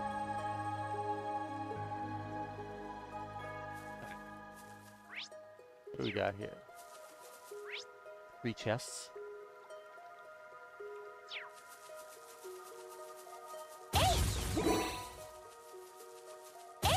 いつでも行けます。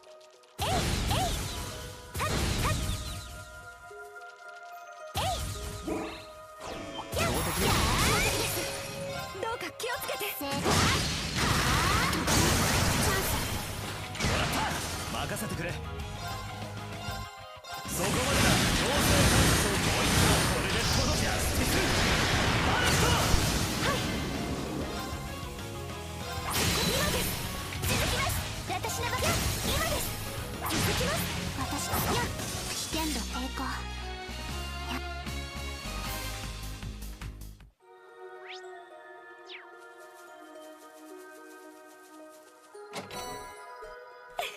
ラッキーね。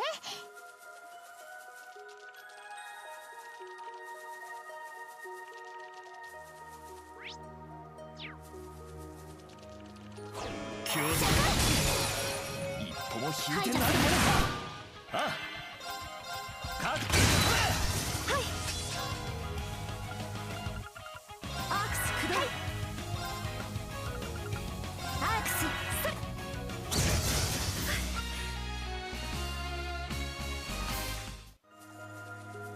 は？宝箱発見。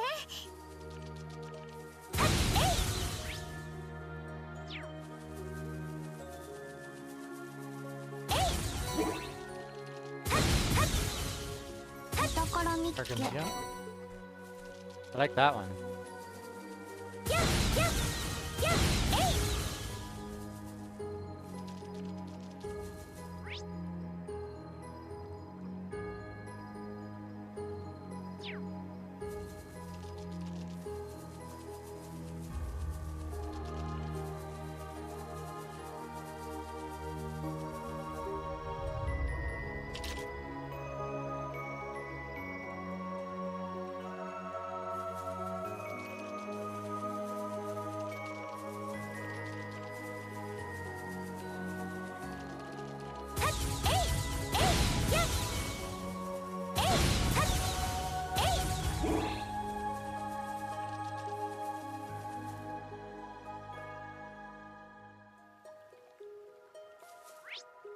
we were able to see all of this. Okay.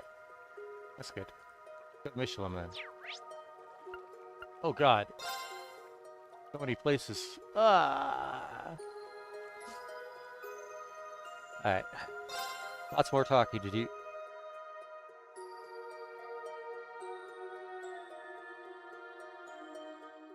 ここにいた人たちのほとんどは町に避難したみたいですね。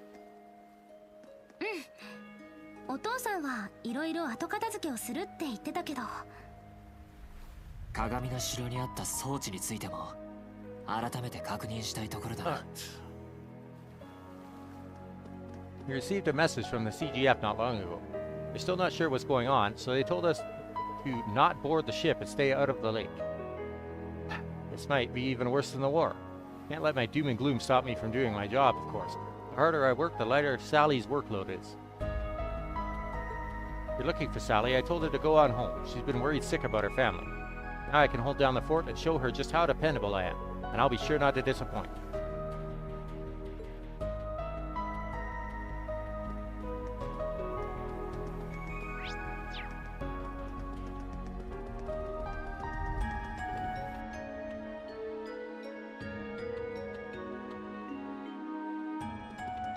Oh, you're the Shienka. I remember seeing the rest of you some time ago, too. Matthew's been really worried about you. You're all he's talked about lately. If you're looking for him, you'll find him somewhere around the reception area. I'd make sure to say hi to him if I were you. On an unrelated note, most of the visitors staying with us just took off on the train a little while ago. Right now, the remaining staff is in the middle of inspecting the attractions and other facilities across the park. Things are pretty chaotic around here right now, what with that tower in Lake Elm, but please feel free to walk around regardless.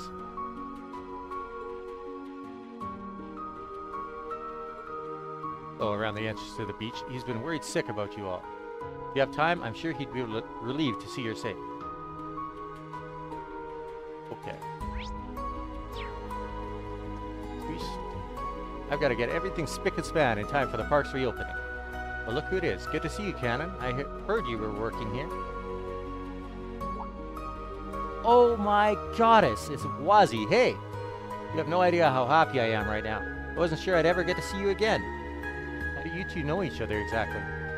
Cannon and I used to cross paths a lot back when I hung around the downtown district in Crossbell City. I'm glad to see you still have that unbeatable work ethic.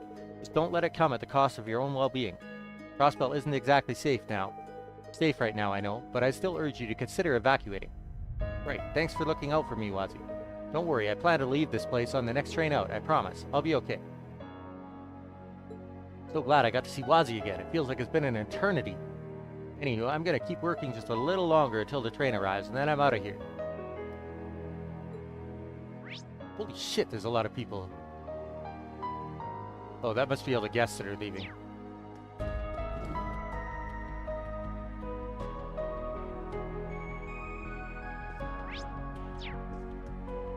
Goodness, you all positively exude style. One of you looks just like a doll. That dress she's wearing is exquisite. Ah, I see you're a lady of culture as well. These clothes were designed and made by the Rosenberg Studio's greatest... Shush, LP. What a wonderful antique-style dress. I can sense the beginning of a new trend. Quite frankly, I'm as concerned as everyone else, but I feel a little less scared now. I'm going to believe in Crossbell's future. Not just theirs, but the fashion world's too. All I need to focus on is finishing my work. Having seen that giant thing fire off its beam, I'd be lying if I said I wasn't concerned.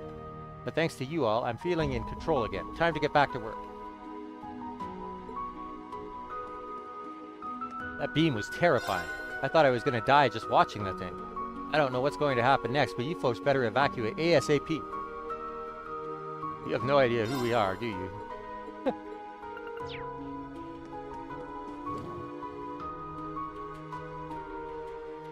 Much as I'd love to take your advice, we're probably going into that thing.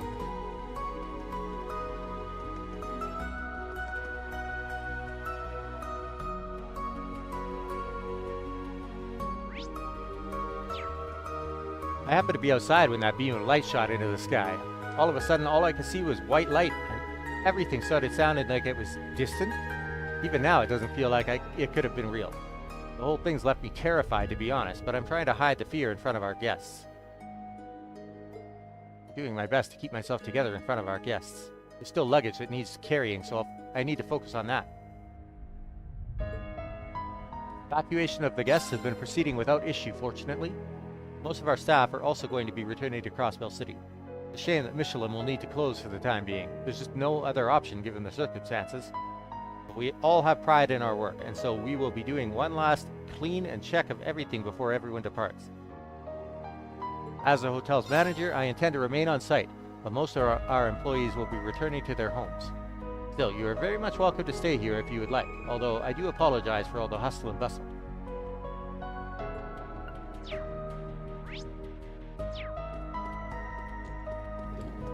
Wrong way.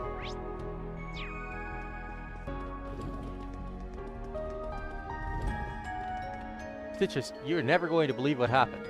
After all we've been through these past few years, I don't think anything could surprise me. So go ahead, lay it on me. Look what I found when cleaning the guest rooms. It's a business card for the legendary host Wazi.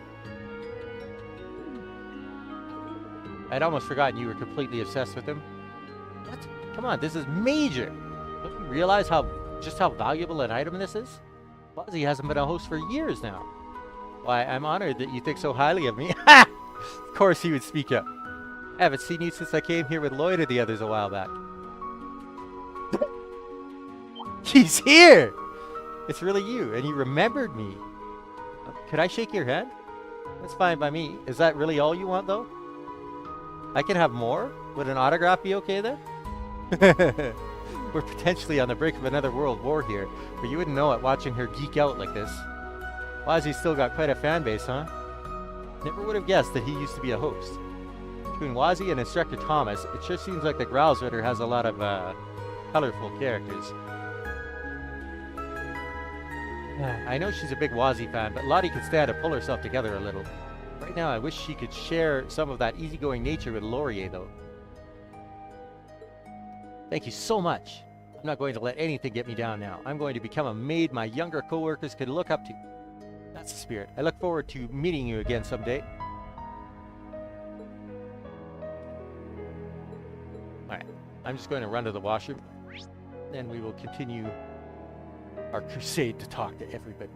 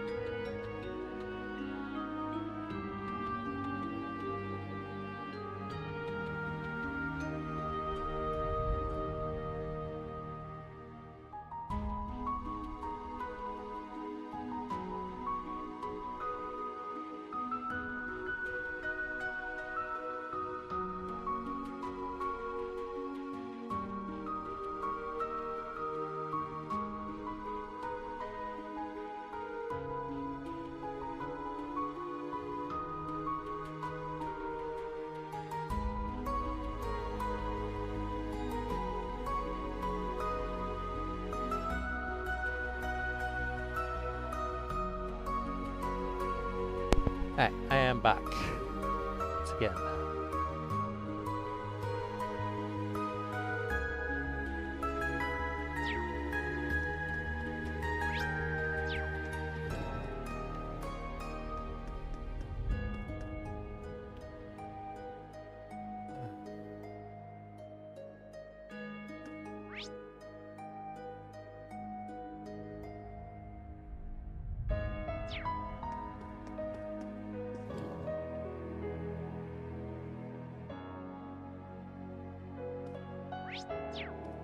Mr. Crawford told me a little about what happened with Mekamishi.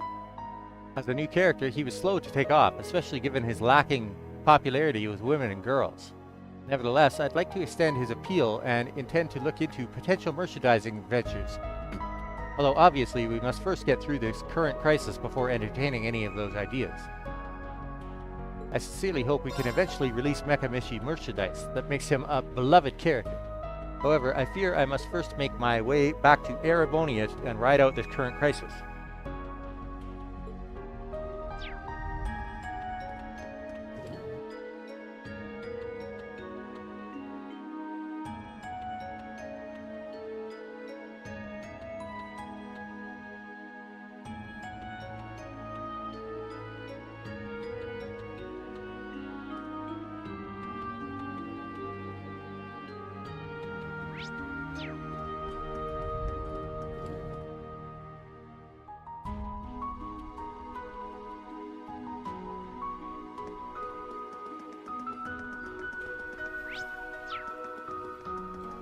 Why would somebody be down? Oh, it's a cat. Seems to have noticed something's amiss too. I was gonna say, that's a grim thing to be staring at.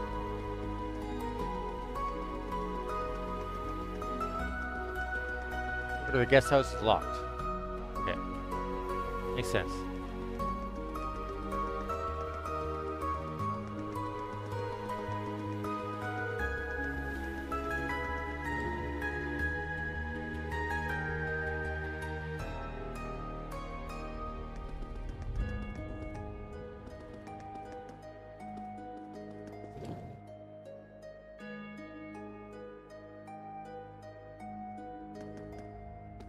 I'm done cleaning the tables and chairs, but there's still plenty more to do.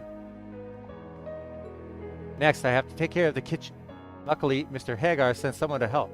We have to be quick about it, though. Matthew has enough to worry about.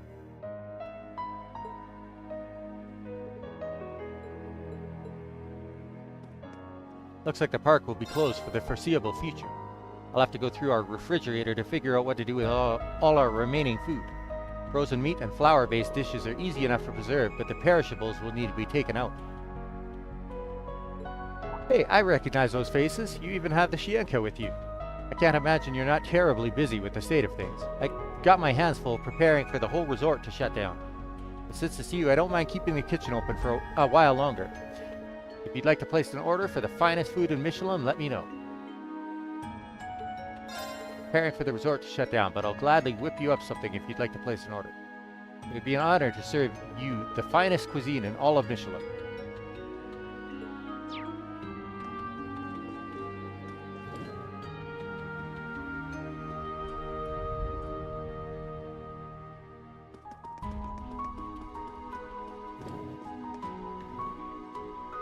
Just what is that tower anyway? And how long has it been hiding inside the lake? Stupid Supreme Leader. We're already struggling enough because of you as it is, and then you go and do this? Can you not give us hell for once? Miss Romina, calm down. Getting angry about it isn't going to do you any good. You see those Mishis over there? Why don't you go say hello to them and take your mind off things for a bit? Do you even hear how ridiculous you sound? Don't you realize how much trouble we're all in? I don't have time to waste playing around. I hear what you're saying, I really do. But we need their power to soothe people's souls if we want everyone to be in good spirits. Actually, as it so happens, since we're short on help lately, I'm going to don the Mishi suit myself and run around as him for a while. I applaud your willingness to volunteer, but are you sure that's wise? This is you we're talking about. Actually, thinking about it, you inside the costume made me laugh. Maybe it's not such a bad idea after all. I'm glad to see Romina's finally taken a breath. Times like this, it's easy for anyone to get on edge. We all need to a change of pace from time to time, or we'll all go crazy. Matthew's so awesome for putting that Mishi show together.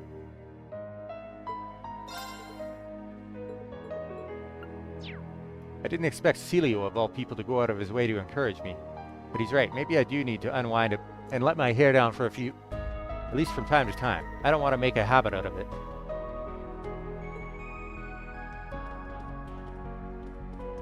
Probably shouldn't be saying this, so I'd prefer you kept it off the record, but you know Mekamishi? He's being played by a veteran actor who's now in retirement. He's actually used to being the one who played Mishi himself. as he put it to us earlier, he handed that role over to his son and didn't want to take that away from him now of all times. In any case, it's nice to see our visitors smiling again thanks to that duo. Not that I expected any less from Mishi actors. Whoa, that's so cool.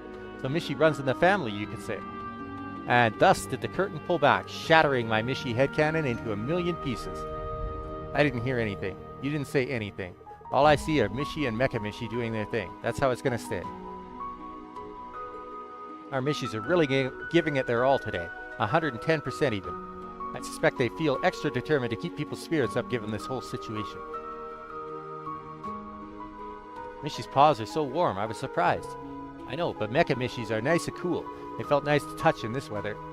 Still, I'm glad you're feeling better, Emmy. It's hard to believe you were bawling your eyes out earlier. You don't have to remind me of that, sheesh. I mean, who wouldn't be terrified? First that big weird tower came out of nowhere, and then it fired that scary beam. Plus, Mom and Dad are going to chew me out when I get back to town. Like I said before, you really don't need to worry about that. It was my idea to come to Michelin anyways. I'm the one to blame here. Besides, I'm your fiancé, aren't I? I'm not exactly looking forward to getting yelled at by them, but I'll own up to this so you don't have to deal with it. No, Zell, that wouldn't be fair. Like you said, we're a couple. When one of us is in trouble, the other is there to help. That's how it works. Aw, Emmy. Your henna must have frozen over. I think that's the nicest thing you've ever said to me. What's that supposed to mean? Shut up, kid. I get it, I promise. It's just, well, when you reminded me that you're my fiancé out loud like that, I couldn't help but feel a little bashful. In a good way, of course. I was just speaking in the heat of the moment. No need to get all worked up about it. But it's true, you're my fiancé, Zell, and when you're engaged, you support each other. I didn't say anything wrong, did I? You know, those Mishis are actually pretty tough for keeping a brave face and staying positive in light of all that's going on. It really reminds you just how much all of the employees here care about their visitors. Those Mishis have the right idea. I can't keep my head down. I've got to go out there and live my life to the fullest no matter what.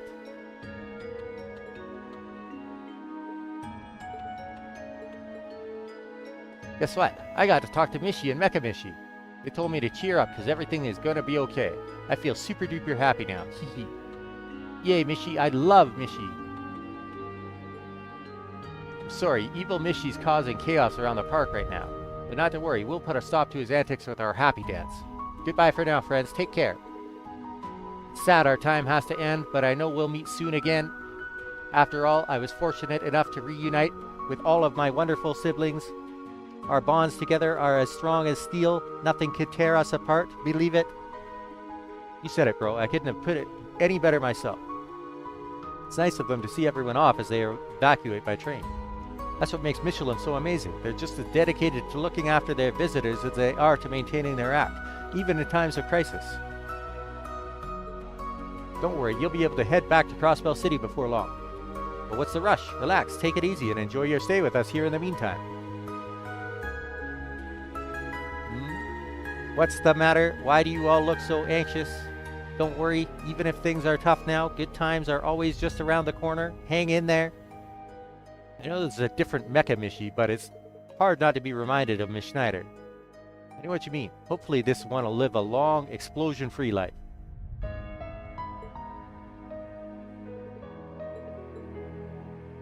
My daughter's been so cranky lately, probably because of how long we've been away from home due to the state of things. But as soon as she got to say hi to Mishi and Mecha Mishi, she cheered right up. I'm so relieved to see her smiling again. It's nice to have Mishi and Mecha Mishi sending us off like this as we wait for the next train to pull in. I figured they were doing it for my daughter, but even I feel happier having them here. Hi, Matthew. Oh, welcome back, everyone. Judging by your smiling faces, I take it you managed to liberate Crossbell? Words can't convey how proud I am. I'm sure it wasn't easy. Thanks, Dad. We're not completely out of the woods yet, but it was an important first step for us to take. How about you, though? It looks like the rail line's back up and running, huh? Yep, the Crossbell Guardian Force got in touch with us just a little while ago. Sounds like the line to St. Ursula Hospital has reopened along with the freight trains. Needless to say, that's a huge relief. We can finally send the stranded visitors back home. That's great to hear, but what about you? Are you leaving with them? I don't think that's an option for me, sadly. The theme park obviously remains closed, but there are people still staying in the villas, not to mention our own staff. Somebody has to take charge so that Michelin can still function the way it needs to. I know full well that Ken, Nana, and your mother would prefer that I leave. Understandably so. I feel guilty about worrying them so much. Sure, fair enough. But in some ways, that sense of responsibility is what makes you my dad, so I can't say I'm all that surprised to hear that, either. I suppose so. Such a bad husband, always giving your mom so much grief. Don't worry about it, Dad. Mom and the others understand you've got things you have to do. They know you'll come back, and they'll wait as long as it takes. It's on the both of us to make sure we don't let them down, right, Dad? Right. You stay safe out there, sweetheart. That goes for all of you. Once this is all behind us, I hope to see you all again, safe and happy. Staff and I will gladly welcome you all with open arms. You're too generous. As always, Matthew, we'll do our absolute best to make it back here in one piece. All the more reason for us to give the task at hand our absolute best. We can't fail when we've got another trip to Michelin Wonderland on the line. Oh, that reminds me. There's a group of people investigating things at the top of the Castle of Mirrors. An Imperial professor, some members of the Epstein Foundation, even a sister from the church, among others. A colorful cast. I'm told you're acquainted with them. If you have time, you might want to pay them a visit inside the castle. Got it. Thanks for letting us know. I'm curious what they're investigating. I think we should meet with them. There's another hint, hint, nudge, nudge. You all carry such a heavy burden on your shoulders. We're all praying for your success. Once this is all over, I hope you'll come back and visit us here. We'll welcome you all with open arms. In the meantime, stay safe. Best of luck with whatever lies ahead. May the goddess be with you.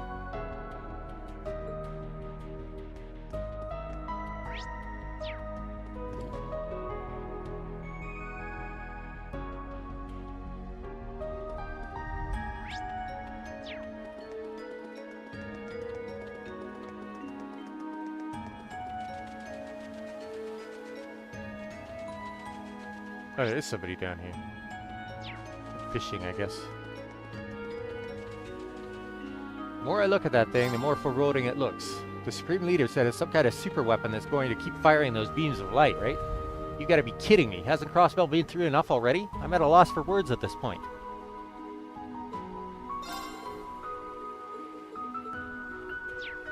Can't believe the lake was hiding such a massive tower just underneath the surface this entire time. Especially because I go diving in the lake pretty regularly to make sure there's nothing posing a danger for us swimmers. I've been especially careful ever since that giant fish appeared during the war, and yet I still never saw anything like this.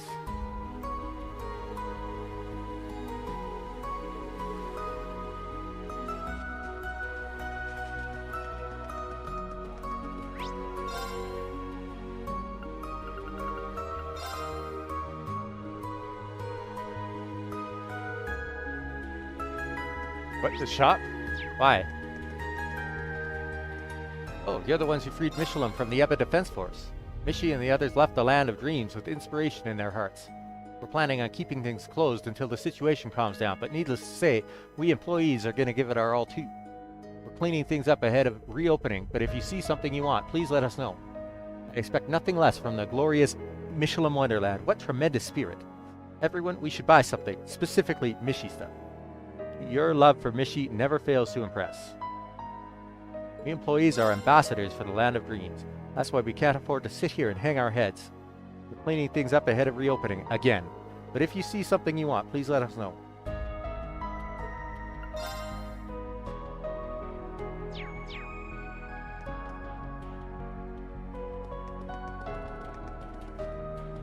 There are signs that the horror coaster has been modified. Looks like it's going to need some fine-tuning. You know what? I should take this chance to swap out some of the older parts. I'll draw up an additional sales slip and... Whoa there, me. Now's not the time to be giving myself more work. I had to keep this short. What with the new Supreme Leader Rufus declaration and all?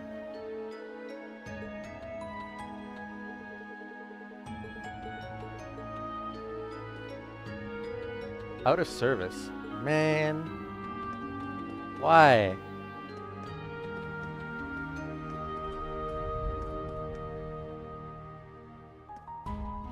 I wanted to go for a ride.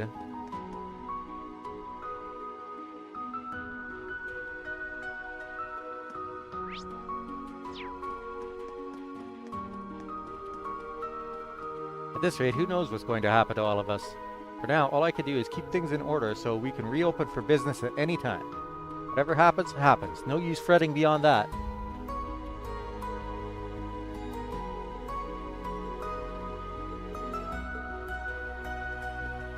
Back when I was taking refuge, I took it upon myself to hand out Mishi ice cream in an effort to cheer folks up. They ate it up, literally.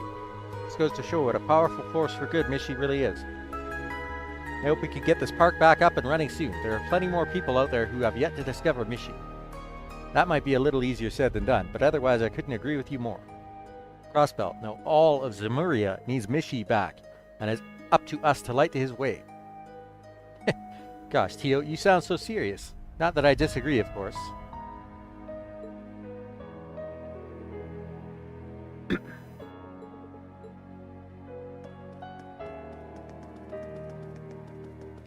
I was doing a test run of the Ferris wheel when that tower fired his beam of light. It was terrifying to see, let me tell you. Panic took over and I shut the ride down without thinking. Now, with the park closed again, I doubt there will be much to do but run more tests.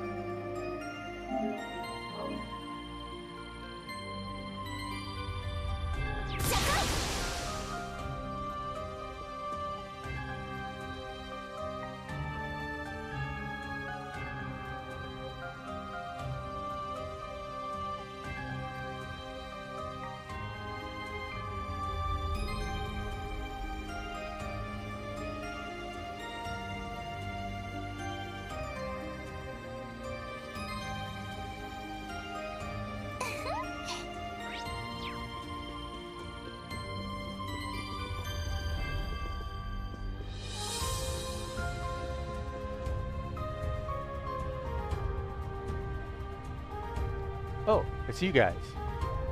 Theo, I'm so glad you're alright. Good to see you're well too. We just thought we'd stop by. Wald, Rosine, how are things going over here? Not bad. The pros finished their analysis not long ago. Really? It was a simple task, especially given that most of the device's capabilities have already been demonstrated to us. Though the fact that a device capable of so much exists at all is something I did not expect. That says a lot in itself coming from you. You mentioned that this device was responsible for the Retributive Tower's active camouflage, right? But it's not the same as the stealth technology used to hide the Courageous 2 in Nord? Oh, this goes well beyond just active camouflage. This device does much more than that. For one, it's capable of noise cancellation to a degree that would, and did, allow a weapon of that size to be built in secret. It even made use of the orbital network and communications equipment to alter boat routes to keep them away from it. Is that even possible? I had wondered how it was made without anyone realizing, but I suppose we now have our answer. Was the sonorous seashell part of this? For certain, though it was only the final piece in a complex arrangement. The false divine blade of wind that appeared in Nord was also controlled from here, it seems. That was done all the way from Crossbelt? Is there anything our enemy can't do at this point? Sheesh. I can understand how that artifact would enable such a thing in theory, but it is still hard to believe. Yeah, we're talking about something on a much bigger scale than the round of 7. But all of this makes it sound key to our enemy's plans. Why was it just left here? Maybe they don't need it anymore now that their Retributive Tower is finished. A shame we couldn't ask the person whom we fought here that question. Agreed. News of Elysium has thrown Arteria into an uproar too. No doubt. None of the singularity stuff fits into our holy text at all. But you can't exactly file it under the category of unexplained miracle like the Salt Pail or McBurn either. There's no place for vague words like miracle when talking about a singularity. We are talking about a technological feat that has always been possible for humanity to achieve. That is, save the part about it having the never-before-documented capacity to calculate the very future. the predictive conditional convergence calculations that we were told about, where you could calculate the odds of potential outcomes based on the variables you define? Are there even any limits on what you could do with something like that? I'd say no. Providing you know what you want to achieve, you can explore every possibility and option for getting there. If you had to choose between two options, you could calculate the possible future for both and reject the one with the worst outcome. Multiply that by an infinite number of choices and potential futures, and you have an idea of what Elysium can do. It truly boggles the mind. Calculating possibilities to avoid the worst, huh? That description made me think of Muse's ability a little. That mixed with Arundel's super instincts. I wish. I got nothing on the kind of stuff she's describing. At this point, it's genuinely believable that every decision we have made has been exactly in line with our culprit's projections. That's so crazy. That leaves the question of exactly what future they are trying to bring about. Whatever it is, I can't see it being a bright one if a super weapon like the Retributive Tower is a key piece of the puzzle. We can't let this come to pass. Right, we're not letting some AI decide our future for us. You took the words right out of my mouth. Sounds like Yona and the professor are helping with what Prince Olivert is planning too. We could do this, I know we can. You guys aren't gonna believe the surprise we've got in store for you. When artificial intelligence reaches that point, humanity's true value will be put to the test. Those were Epstein's words when he predicted the existence of a technological singularity. If you want to prove there's still a place for us in this new future, you'd better sprint ahead full bore and prove it. You can count on that. Data that shouldn't exist, discrepancies with simulacra, and prophetic conditional convergence calculations. Feels like the pieces are finally starting to come together. All that's left is for us to confront the true culprit behind everything. We've done it before and we'll do it again. We'll solve this case. Just you watch, guy. RP increased by 7.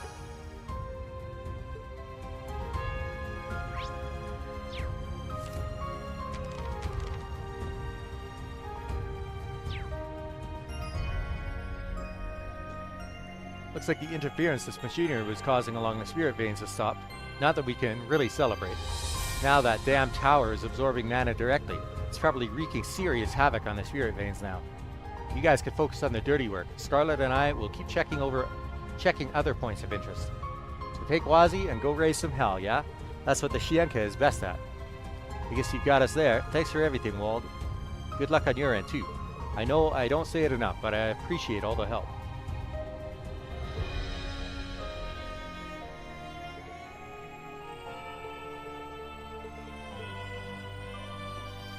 Father Thomas is currently back in Arteria taking measures together with the commander. But as for myself, I intend to help however I can, not only as a Growlsritter, but more importantly as a fellow student of Thor's. If there's anything I can do, Reen, Sir Gaius, Sir Wazi, please don't hesitate to ask. Of course, Rosine, we'll take all the help we can get. Thanks for pitching in. Yeah, it's great to have you here with us. I'm sure it's not going to be easy looking after Wald, but what he said. Glad to have you aboard, Rosine.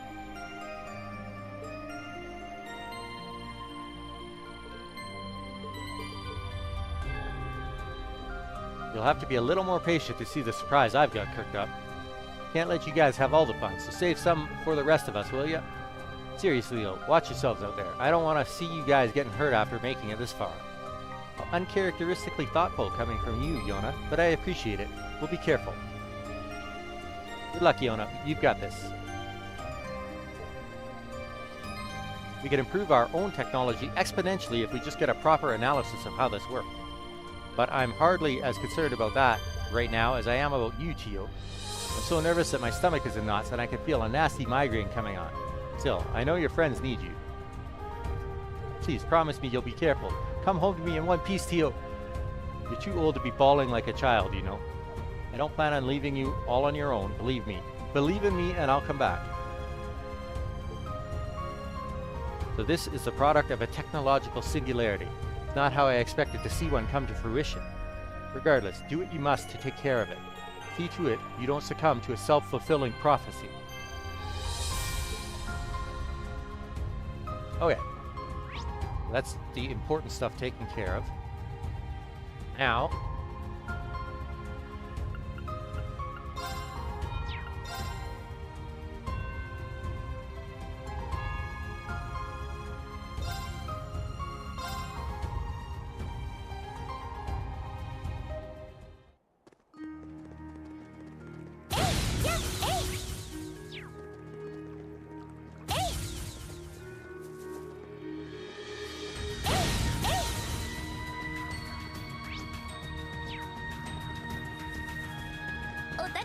barrel gem.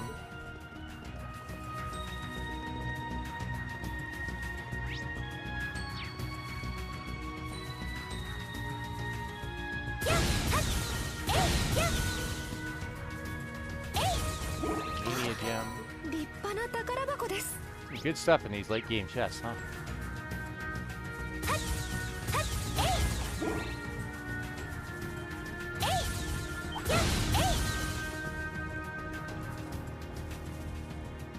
What's up top? Like I see a chest on the map.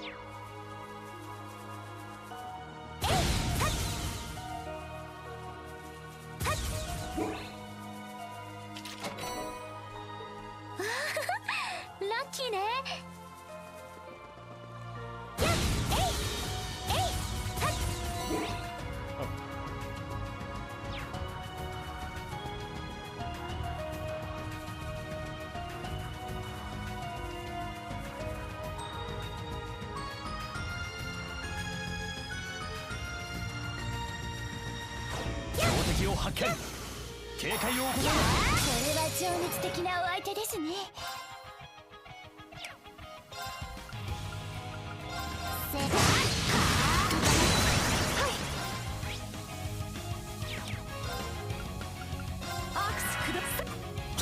任せてくれ。かっ崩れた。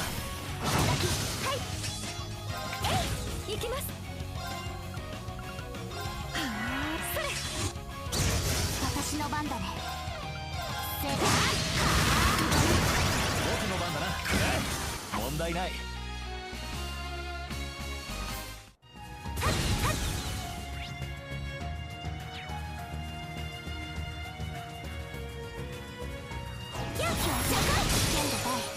注意してかかろう。アークスくどそれ。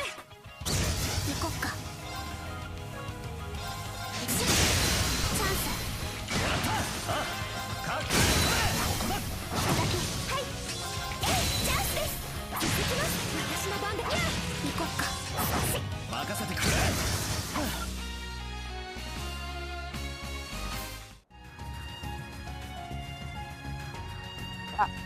These all look like wild strawberries, shaped like bells, definitely bellberries. Which means these must be their native variant. This is what Oscar was searching for. Who would have thought we'd find them at one of our old field exercise camps? It's been just under a year since then. Looks like they took root and bore fruit in the interim. Oh, there's something kind of poignant about it all. Totally, I get that. Anyhow, looks like we found what we came for. Let's get them back to Oscar. Very good idea, Yuna. Very funny.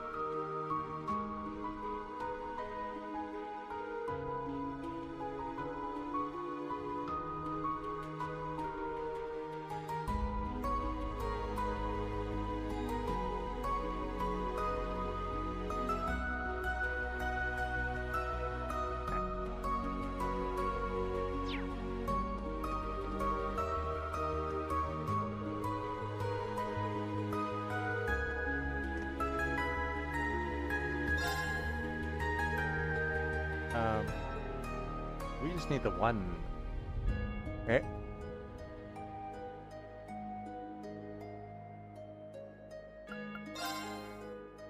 Hey folks, do my eyes deceive me, or did you? We sure did. We found the berries. Handed over native berries. Great, this is just what I was looking for. I knew I could count on you guys. I should explain. This new bread I'm about to make uses a tweaked version of a recipe that's near and dear to me. It's been a while since I made it. It's hard to get the berries to mesh with natural yeast while bringing out their tartness. Sounds like tough work, but the end result might be worth the effort. I'm sure. We all can't wait to see how it turns out. Yeah, I'm excited to see what it looks like. So much fuss over bread, of all things. Well, now that I've gotten everything I need, it's time to roll up my sleeves and get baking. You guys mind waiting a bit? It won't take long to finish. No problem, take your time. We'll be waiting with bated breath to see what comes out of the oven. 30 minutes later. That smells rather nice. Yeah, like sweet milk and bellberries. Plus something else. I'm not sure what, but it smells familiar somehow. Is that? And there we are, all done. Wonderful, you finally finished making it? That's right, I just took it out of the oven. Not to be melodramatic, but this may well be the culmination of every experience I've had up to this point, culinary and otherwise. Wow, that's significant, huh? Now you've got me even more anxious to find out what it's like. Alright, now comes a moment of truth. Huh? What are you doing, Oscar? Today is not one of our purebred competitions. Besides, there's no way you can outbake me at this point. I put stronger feelings into what I make. Back when you were injured, it opened my eyes to... Actually, never mind all that. The point is, I won't touch that bread. You can't make me eat it. Huh. You're nothing if not stubborn, Bennett. I'll give you that. What do you mean I'm stubborn? You're the one who's always looking down on... Prepare for a salted buttery. Okay. Oscar stuffed Bennett's mouth full of fresh, fluffy bread.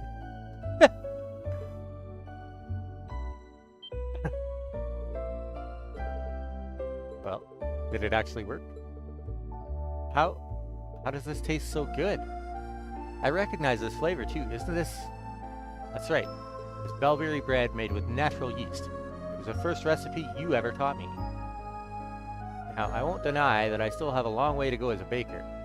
On that fateful first day we spent in the kitchen, you taught me how bread could move people, make them genuinely feel things. I wanted to be able to do that for other people with my own creations. As my craft improved, I saw more and more possibilities. Being with you and your dad has taught me so much. I want to cherish the emotion I felt that first day and carry it forward. I promise you, Bennett, Idios herself could try to take me away, and I'd fight it. I'm not going anywhere for anything. You and I are going to carry on the bakery. You and me, together, okay? Oscar, you're being serious, right? You're not going to leave again? Of course I'm not. I'm staying right here. That's a promise. We'll keep baking together? Yep, you and me, Bennett. You're stuck with me, like it or not. I'm going to hold you to that, alright? You better not run off on me like that ever again. Ever! On my word, nothing matters to me in all of Zemuria. Nothing matters more to me in all of Zemuria than you, Bennett. It's going to be you and me working those ovens for many, many years to come, and I wouldn't have it any other way. Sound good? Yes, that sounds perfect. Oh, Bennett, I'm so happy for you. Sounds like that bread did the trick after all. Phew, I was worried what was going to happen to her if she didn't snap out of it. Damn, who'd have thought a bunch of flour and water could pack that much of an emotional punch? That'll teach me to respect my local bakery. And yeast, don't forget yeast. But yeah, no wonder Oscar feels so fondly about that bread. The very first recipe Bennett ever taught him. In a way, I guess you could say he played his trump card as a baker. Just goes to show, love really does conquer all, even a stubborn case of brainwashing. Yeah, it was quite an impressive display of devotion on his part. Oh, to be so young and full of passion. Maybe it's about time I retire from the business and leave the bakery in their capable hands. I can think of no worthier heirs, that's for sure. Thanks to Oscar's heartfelt loaf of bread, the old Bennett was finally back in action. As a precaution, Wazzy checked for any lingering trace of the brainwashing and concluded it had completely vanished. Thank you so much, everyone. I couldn't have done this without all of your help. No problem. We're all just happy to see Bennett back to normal again.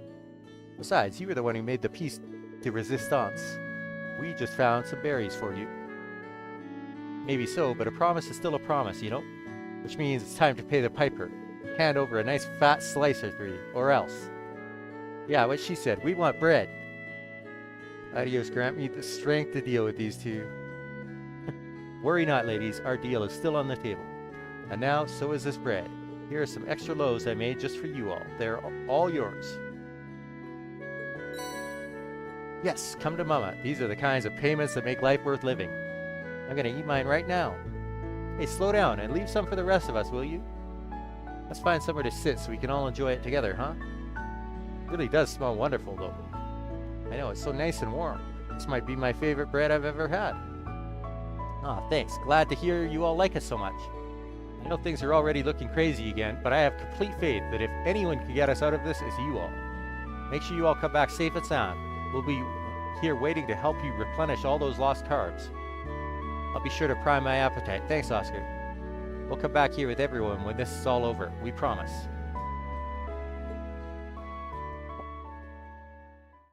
I'm so sorry for worrying you all.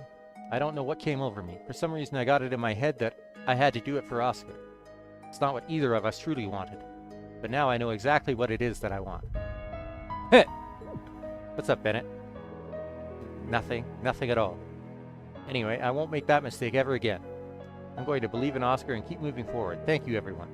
Don't mention it. The pleasure's all ours. I'm sure you both still have a long way to go, but I know you'll make it there in the end. I'll place my trust in Oscar and keep moving forward. Thanks for everything you've done for us, everyone. Really. Can't thank you guys enough for what you did, seriously. Bennett wouldn't have come back to her senses otherwise. We didn't have a chance to catch our breath before being thrown into another crisis, but I'm sure it'll work itself out. Promise me you'll all make it back in one piece. It'd be a shame not to have a happy ending after coming so far.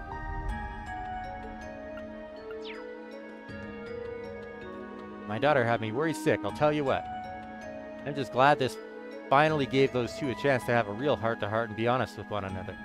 All's well that ends well, I suppose. At least I can finally rest easy instead to think about my retirement.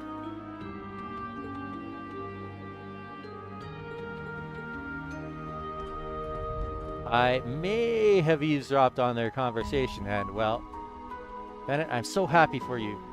Their happiness is so contagious. It's hard not to feel good, even with everything else going on right now. Anyway, I can't stand around snooping in other people's business forever. I think I'll celebrate by buying lots of bread. A little gluten never hurt anyone. Well, unless you're allergic, but shh.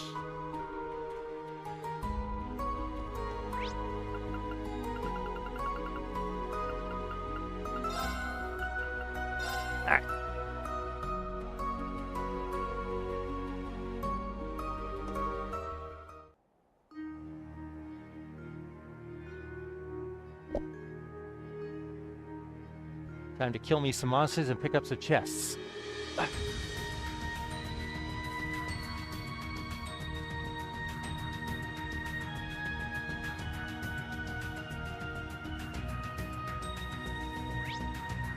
The 3 here. All good.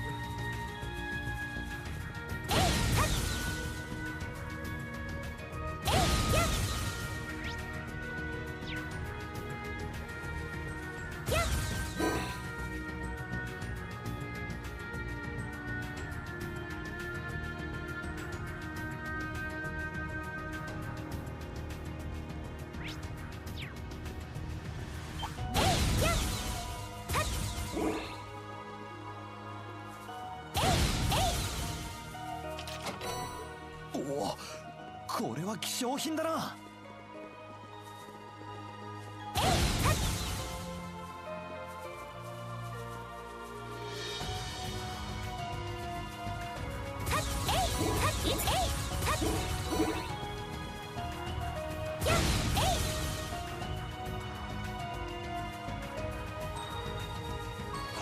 強そうね。注意しないと。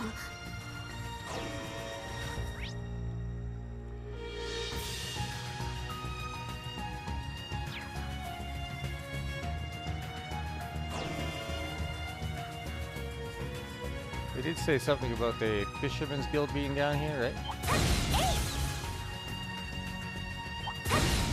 Ah, yes, there they are.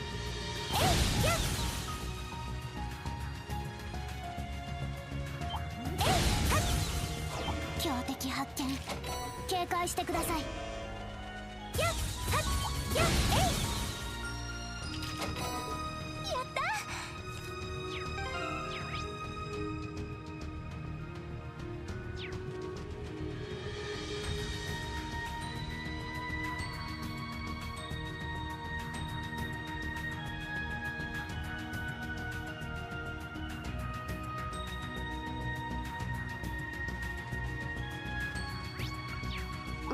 僕の番だな。私の番ですね。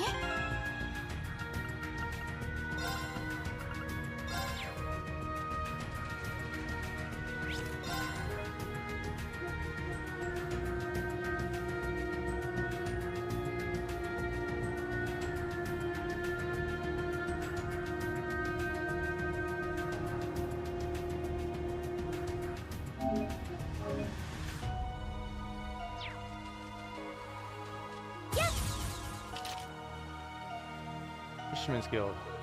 What are all of you doing out here at a time like this? Wait, I should know the answer to that. Hey, if it isn't Lloyd and his Chianca pals. Wouldn't you believe it? We found a rare catch in these waters. Today is just full of surprises. You guys are seriously out here fishing now of all times? I've got to respect the hustle if nothing else. Come on guys, give us a little credit. We're not out here just for ourselves. Everyone's relieved the city has been freed, sure. But things aren't exactly sunshine and rainbows with that tower looming over us.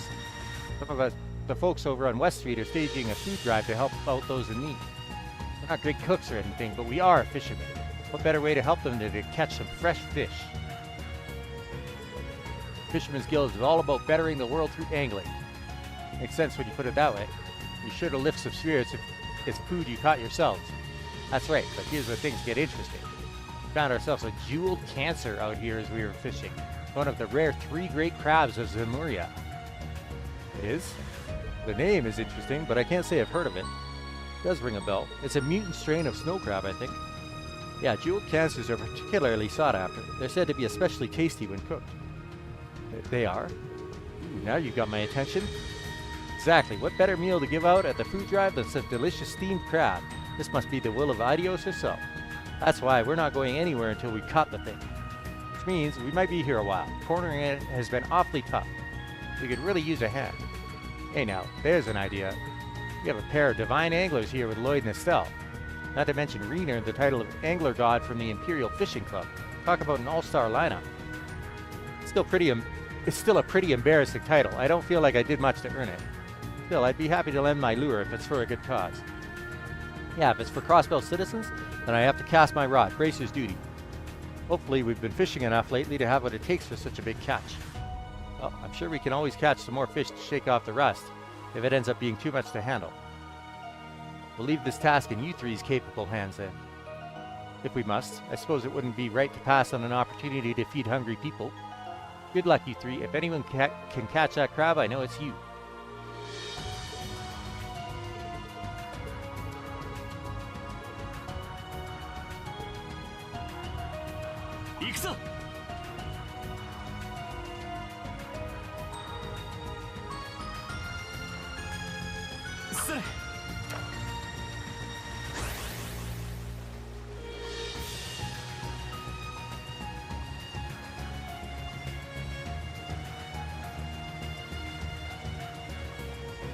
よし来た。いい手応えだ。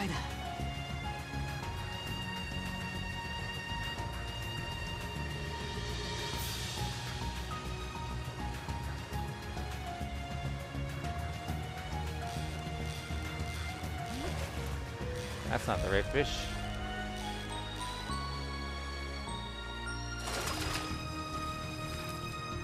Yosh, 大物だ。それ。よし来た。しまった。それ。よし来た。いい手応えだ。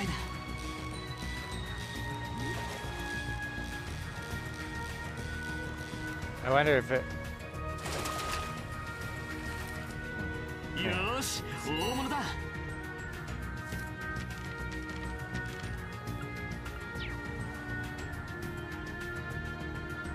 それ。 There we go. よし来た。 That's the one I need し though. まった。それ。よし来た。しまった。それ。よし来た。しまった。それ。よし来た。しまった。それ。よし来た。いい手応えだ。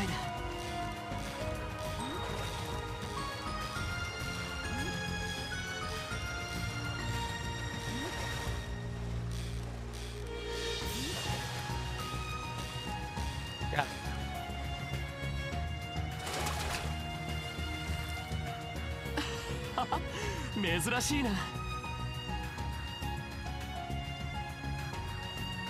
Well done, Lloyd.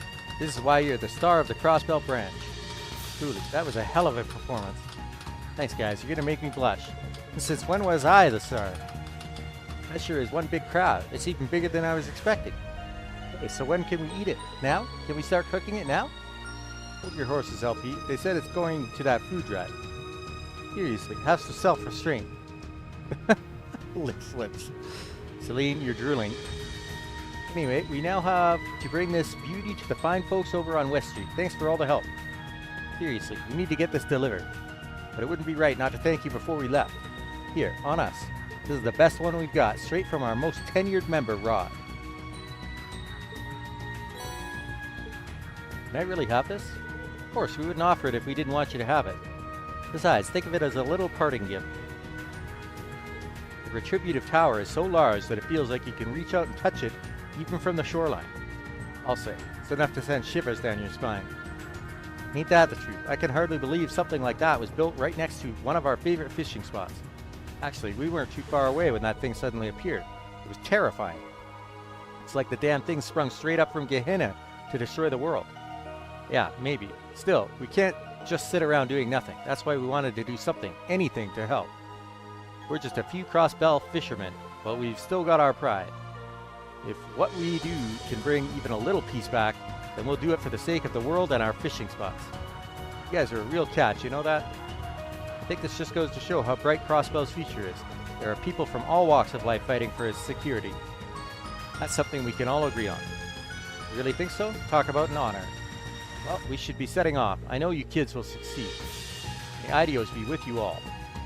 And make sure to drop by West Street later if you want some delicious crab. I'll be there. We'll bring the butter. Alright everyone, let's move out. Team saw the Fisherman's Guild members off to West Street and then resumed their activities.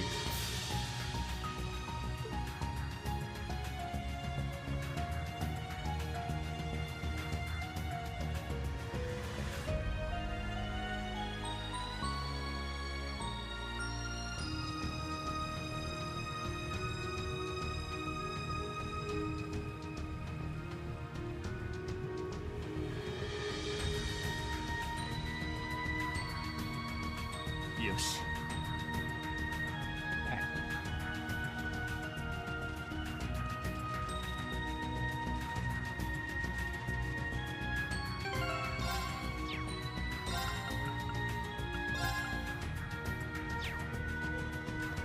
僕の番だな。私の番できますね。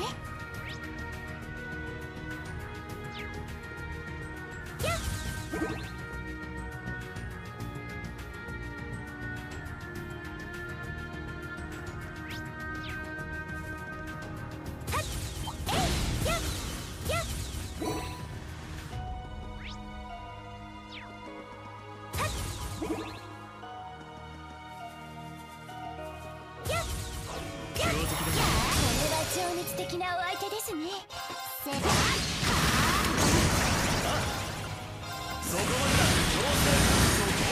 これで届け。バランス。はい。続きます。はい。アークス、それ。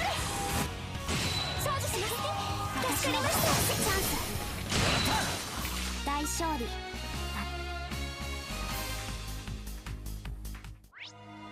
Either had a lot of HP or a lot of defense. Couldn't tell. いいものが手に入りました。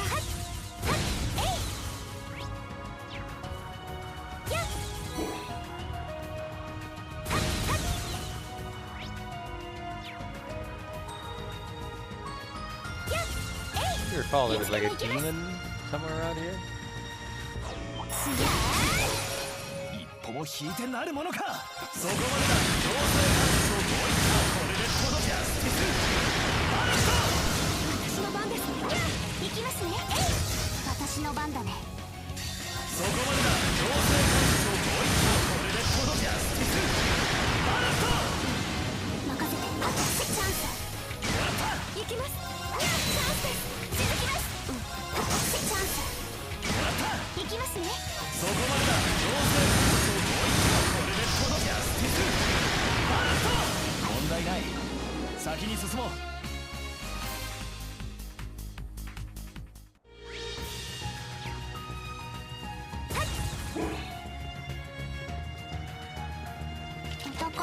I think there was a demon there in Tales of Cold Steel 4. During the end game. いつでも行けます。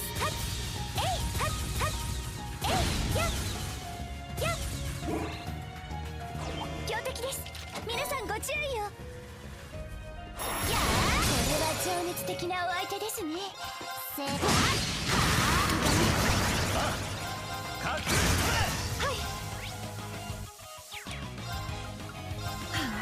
それ。行きますね。はーや。少女します。助かりました。大勝利。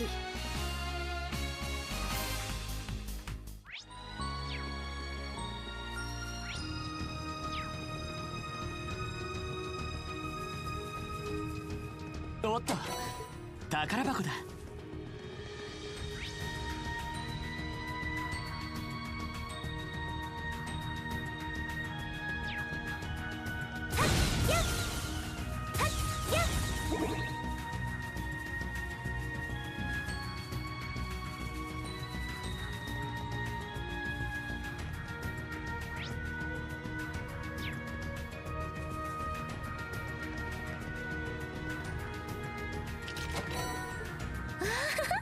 ラッキーね。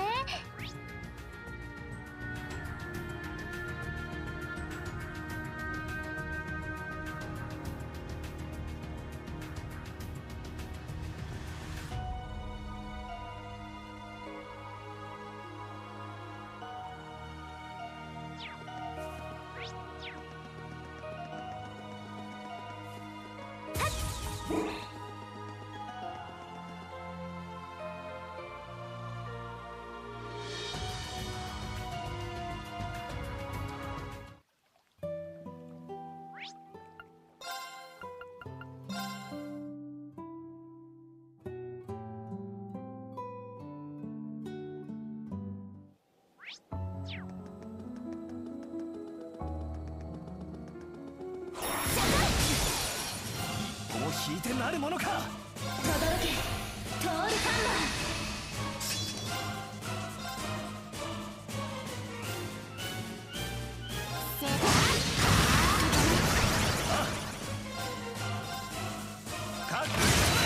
行きます。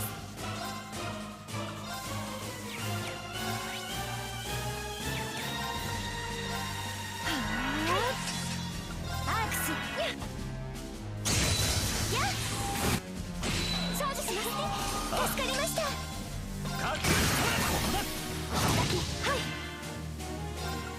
アークス、私の番だね。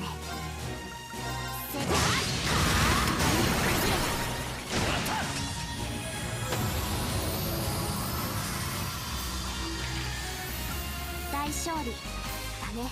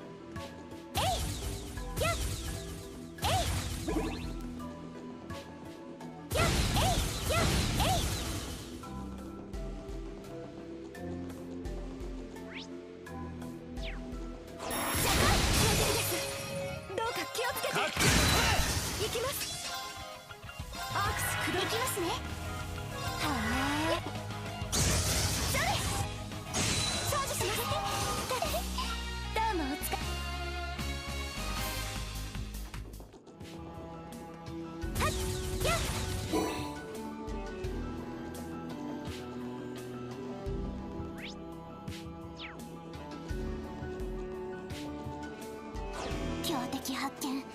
警戒してください。立派な宝箱です。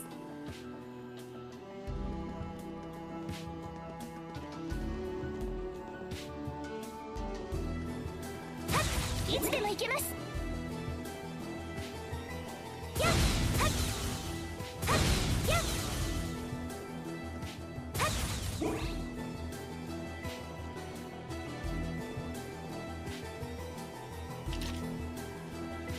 強そうね。ジャパン標的です。どうか気をつけて。やっ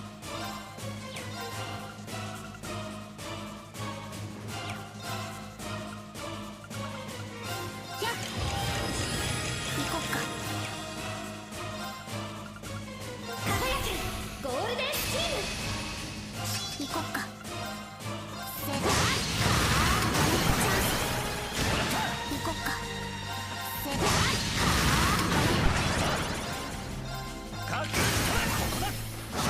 はい。私の番ですね。はあ、チャージします。助かりました。任せてくれ。私の番、今です。続きます。私のチャンス。大勝利。ああ、この調子で進もう。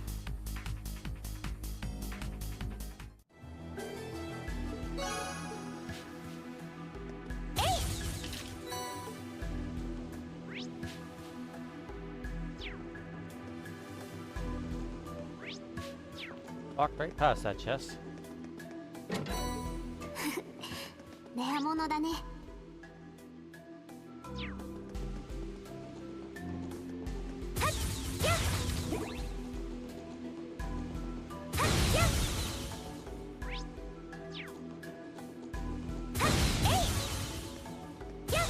いつでも行けます。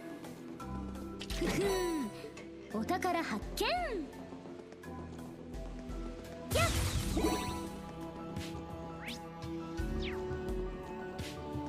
危険度大。どうか気をつけて。トレジャーを発見しました。 Okay. This time I did not miss any. Good stuff.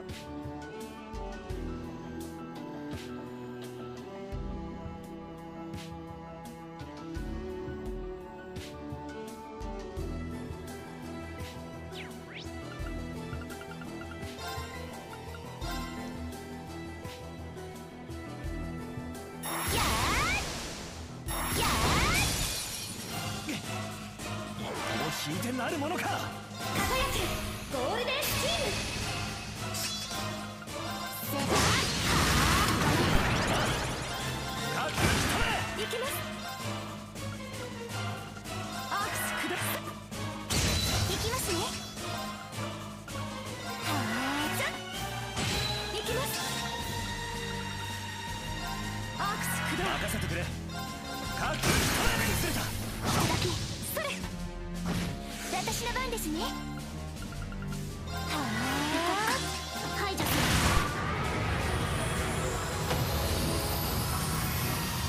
危険度低下。やれやれだね。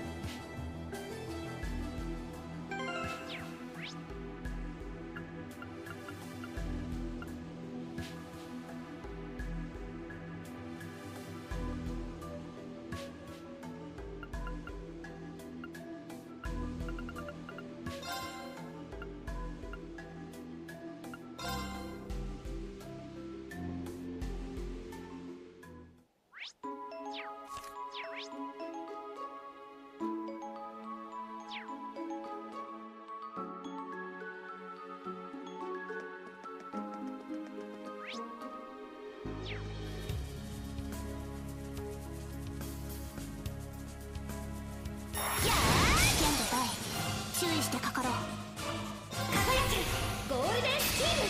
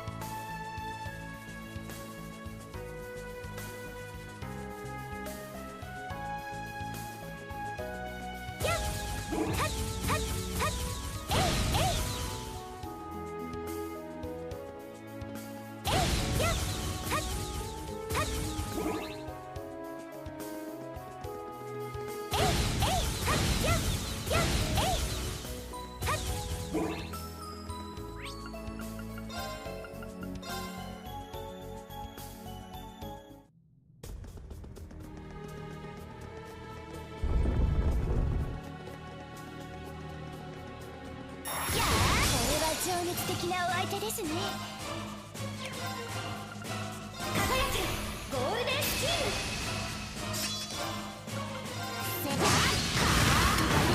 僕の番だな。そこまでだ。強制をもう一度。これでこのジャスティスバレット。私の番ですね。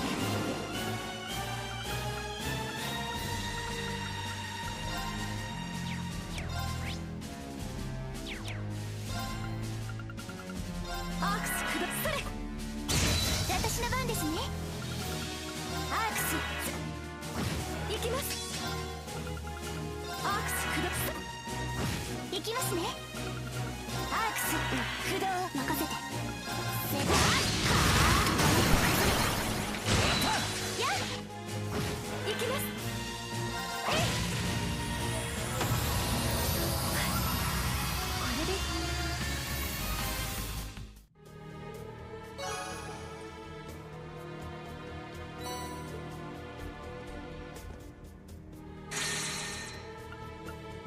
All right.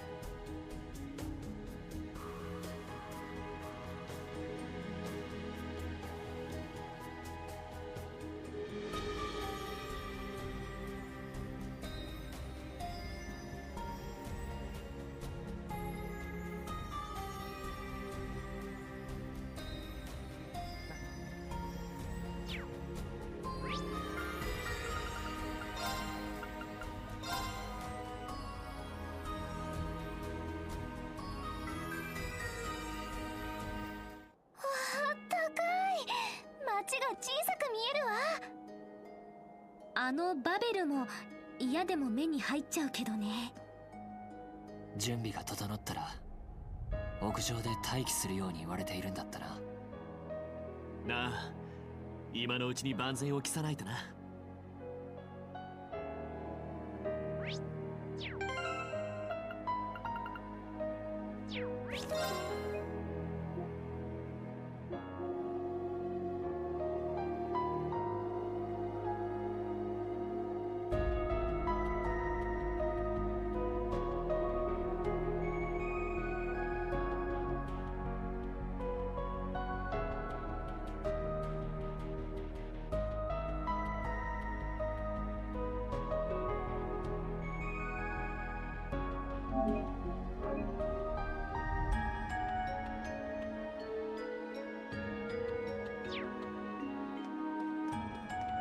Alright. Gonna start the finale.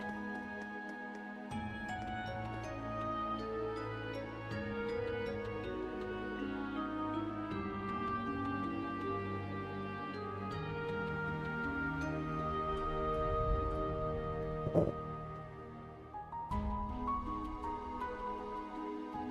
moment. I'm going to change my stream title because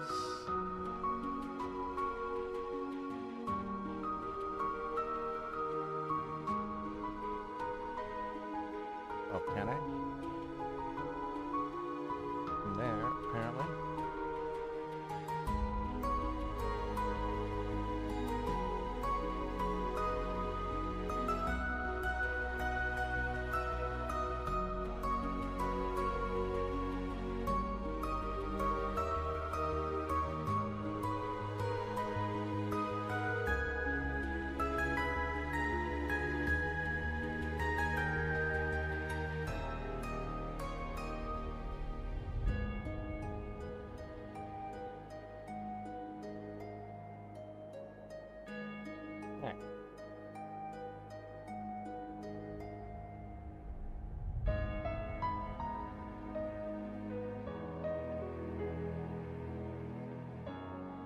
Should we dive right in? Choosing to wait for the operation to begin will mean you can no longer explore Crossbell. The Reverie corridor will also become temporarily unavailable. It's certain that you are prepared for the ordeals ahead before selecting the... I can use my... Let me just... use my Black Zemurian ore shard.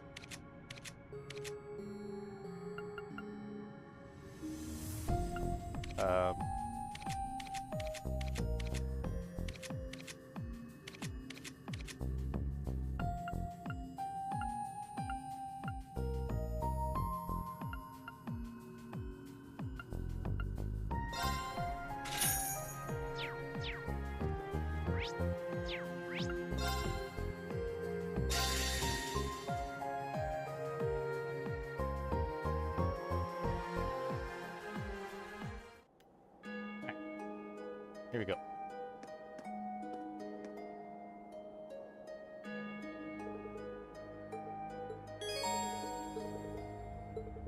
Begin the operation.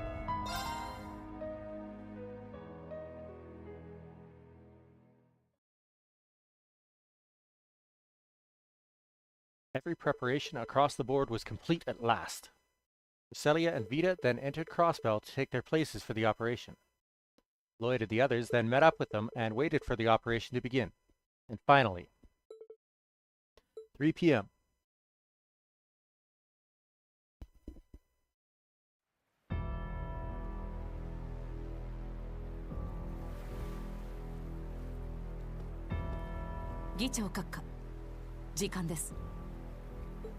Hmm? 今回の作戦に立ち上がってくれた諸君には最大限の感謝を。私は肩を並べて戦える立場ではない。僭越だが、それでも共に戦ってきたつもりだ。自由のため、平穏のため、家族と共に迎える明日のために。戦場で、話し合いの場で、あるいは紙面の上で。動力ネットでそれぞれの場で抗い続けることであの調印式の日を勝ち取ったならば今一度世界に示そう文字通り全ての力を合わせることでどんな苦難にまみえようと心に希望の炎が燃え続ける限り屈することはないということをこれより最後の作戦始まりの翼作戦を開始する成功と無事の帰還を祈る警備隊および支援部隊総員出撃。イエスマン。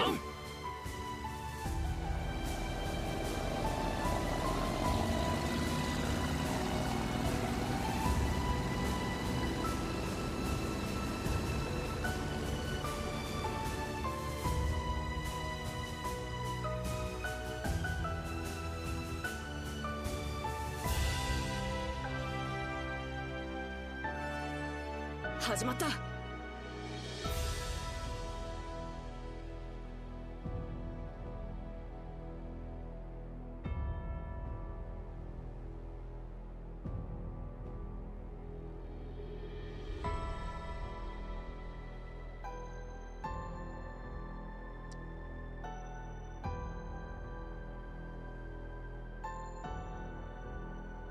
始まりの翼。この地の因縁に終止符を打つ最後の作戦か。ああ、そこからもう一度始めるために。俺たちは参加しなくて本当に良かったんですか？傍聴処置ということで結局まだ詳細を知らされてませんが。大丈夫、このまま待機していて。もどかしいですけど。フラン、どうか頑張って。セルゲイ課長、ラドリーさんも女神の加護。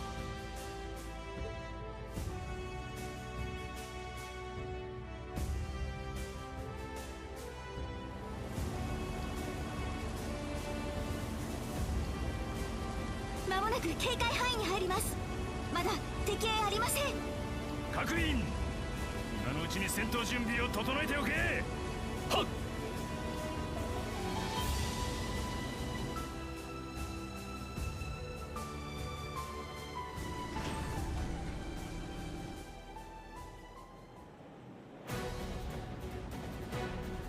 敵魔鋼騎兵出現。数はおよそ100以上。 That's a 大 lot. 型機も多数確認。来たか。 Asthma dies 撃 there を too. 開始するぞ。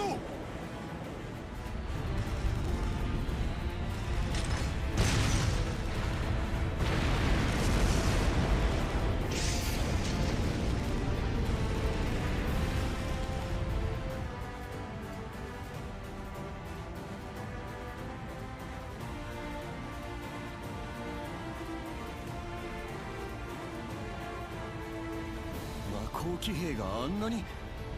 明らかに調印式の時よりも。どうやら軍事工場で追加増産された分みたいね。ここまでの戦力差では。皆さんあちらを。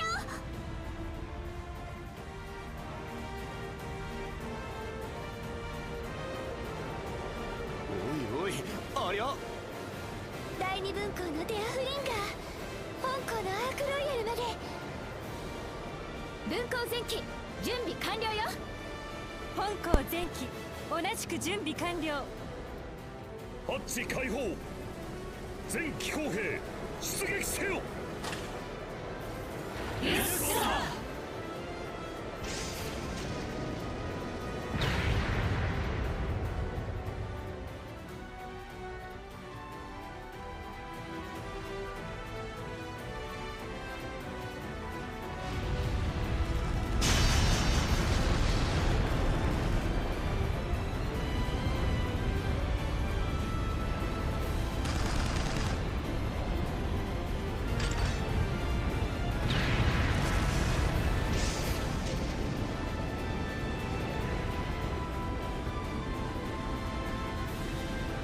ジンゴ、しっかり舵を取りな。あいあいさ。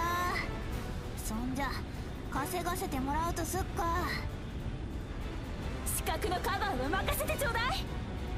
ヒットアンドアウェイで行くぞ。それじゃ始めるとするか。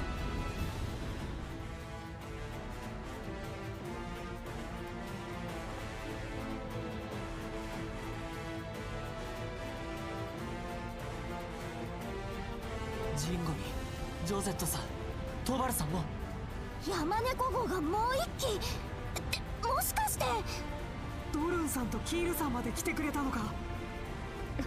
喜ぶのはまだ早いわ。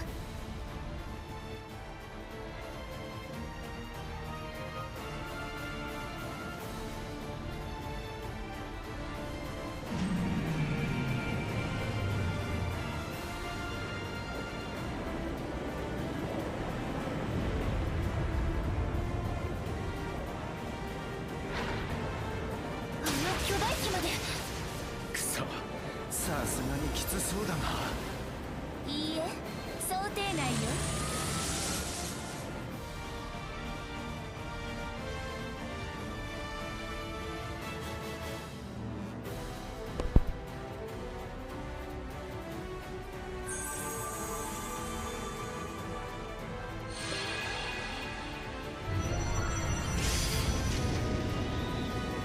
あれはまさか。結社の飛行艇だと。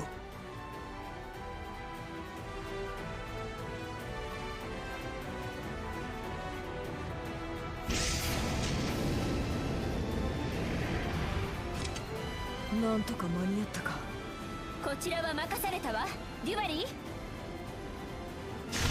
あなたとまた肩を並べられるとは光栄の至りだ、キリングベア。少し雰囲気が変わったな。てめえらの方こそな。ほら、気合い入れていくぞ。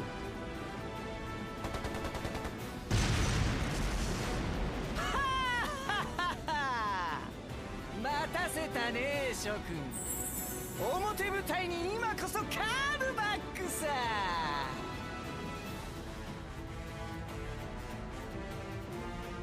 Can't believe Gilbert's actually helping.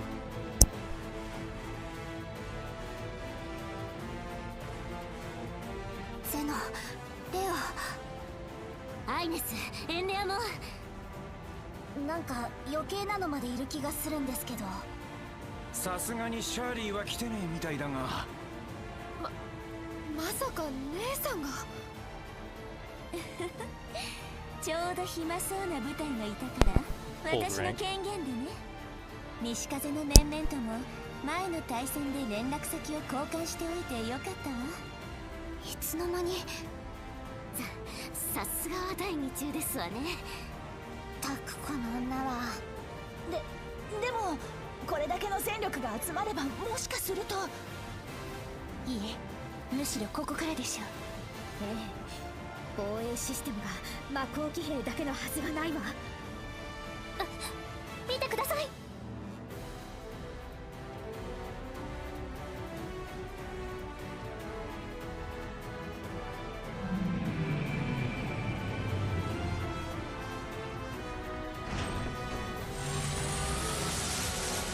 まずいぞ。各員備え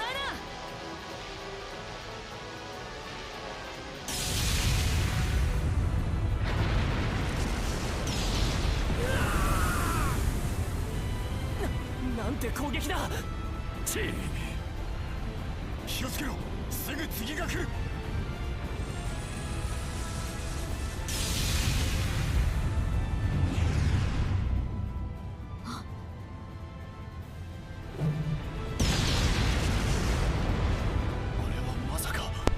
The Partitioner.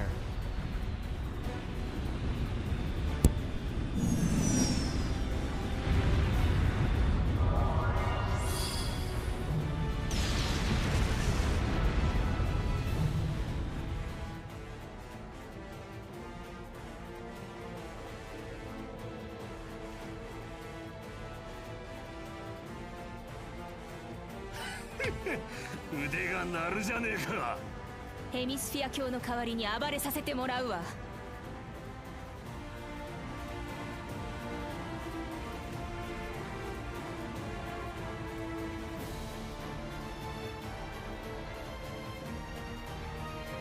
トマス副長。バルドたちもなんとか間に合ったみたいだね。あの5号機、ケビンさんとリースさんよね。ああ、3号機と11号機は初めて見るけど。これだけの戦力があればこのまま押し切れるかも。それでもまだ無理よ。まあここまではいいけど、まだ時間稼ぎ以上じゃないかな。人知をはるかに超えた機械知性、その進化が発揮されるのはむしろここからでしょうか。ああ、見てみな。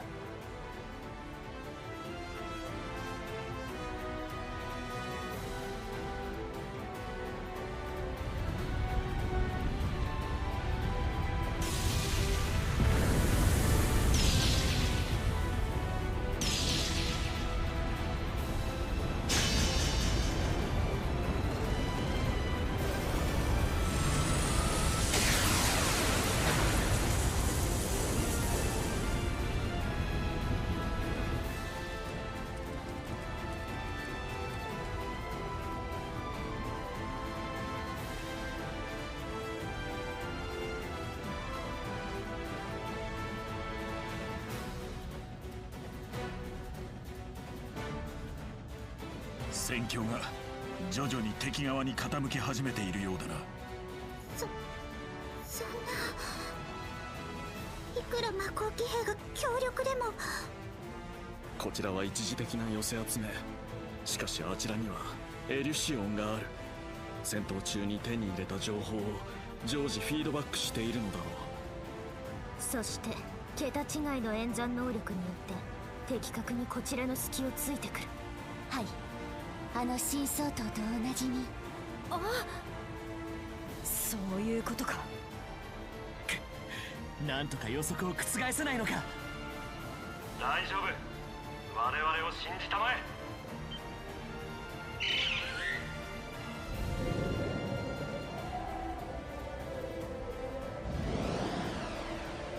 こちらだ。諸君、転移の準備を。ゼオ、よしはあれ、あの白いハヤブサは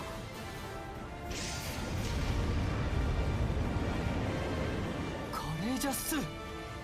機関部が大破したはずじゃん。さあ乗り込むぞ。エマ、セリーヌ。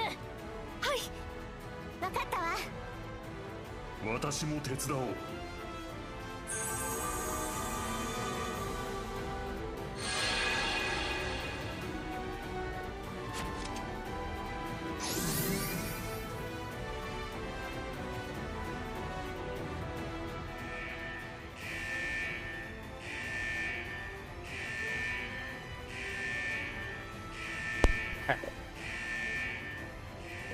Error. Couldn't calculate this one.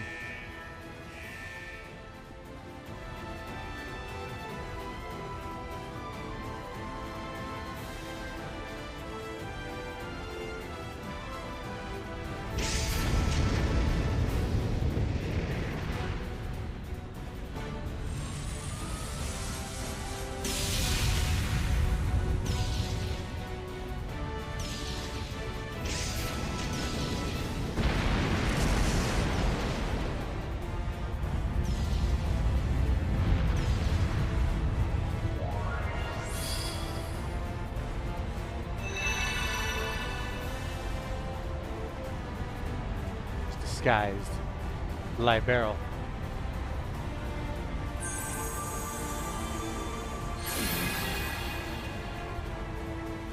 艦隊が白い色に。白き翼。これってまさか。その通りだ、エステル君。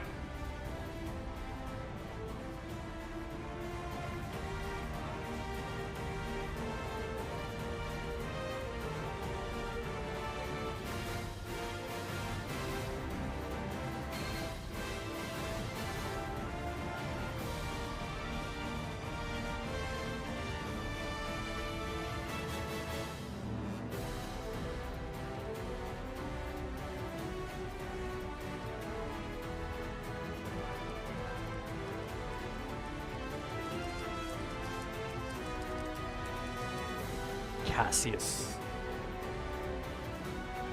これこそが終戦後リベール国内で極秘裏に建造されていたもの。カレイジャス2のデータもフィードバックし、次なる最悪に備えんとする姉妹艦。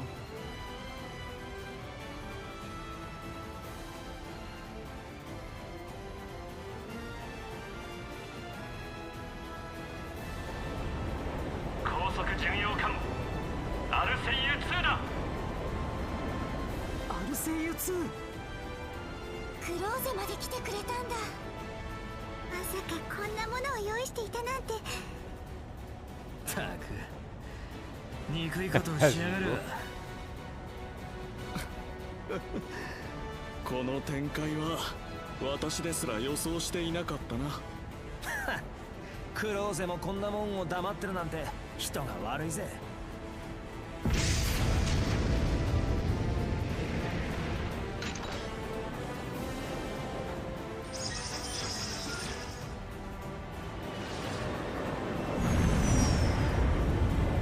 見て、魔法騎兵たちも反応できてないみたいだよ。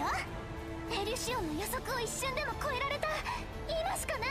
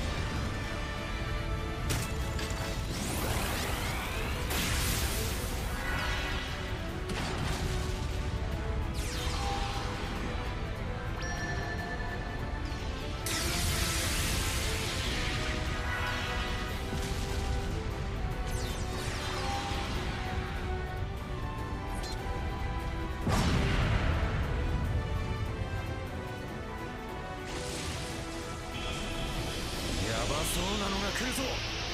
衝撃でもあれは。ババ様、今よ。行くがよい。そなたら。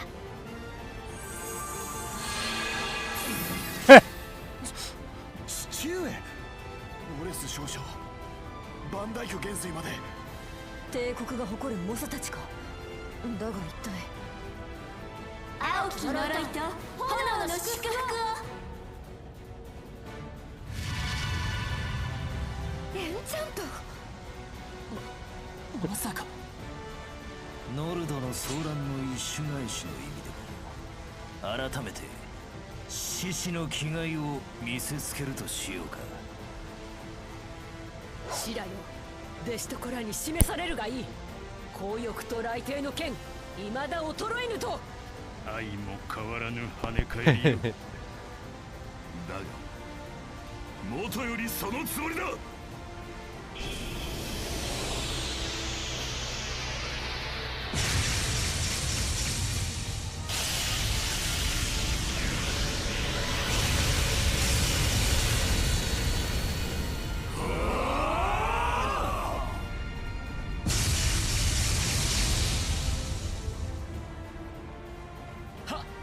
Shot from his main cannon. めちゃくちゃすぎんだろ。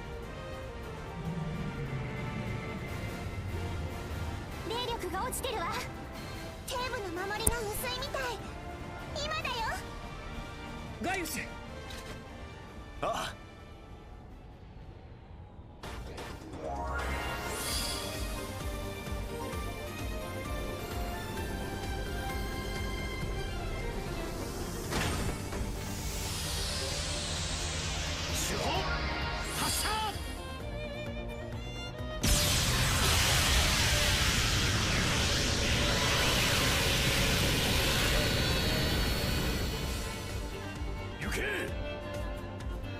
若者たちよ、終わらせるためではなく、そなたらの明日を作るために。明日だぜ、我らをあの地へ。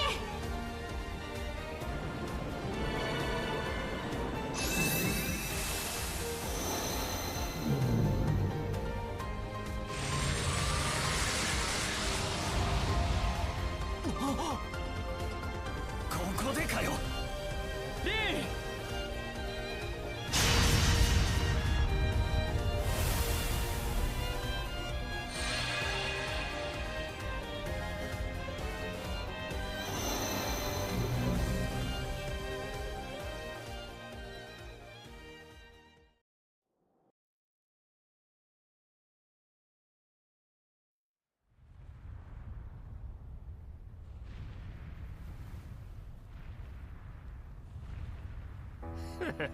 存外にやるじゃないか。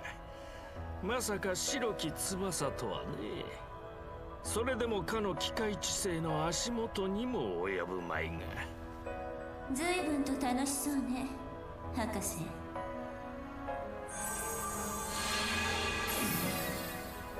おっと、見つかってしまったか。もちろん楽しいとも。貴重なデータも山ほど取れたからね。どうやら裏でやりたい放題やっていたみたいだけど、さすがに今回はお遊びが過ぎるんじゃなくて。君の方こそ随分と表の人間に肩入れするじゃないか。何、心配しなくても使徒としての一線はわきまえているさ。蓮にも言ったが、今回の私はあくまで協力者にして観測者。過度な干渉をするつもりはない。あとは彼が、あのシンギュラリティの産物がどこに行き着くか、高みの見物をさせてもらおう。十分に過干渉だとは思うけど、どうやら話してくれるつもりはないみたいね。あなたが見てきた今回の事件の背景を。何、すぐにわかるさ。私の口から語らずともね。ではそろそろ失礼するよ。君もせいぜい適当なところで切り上げるといい。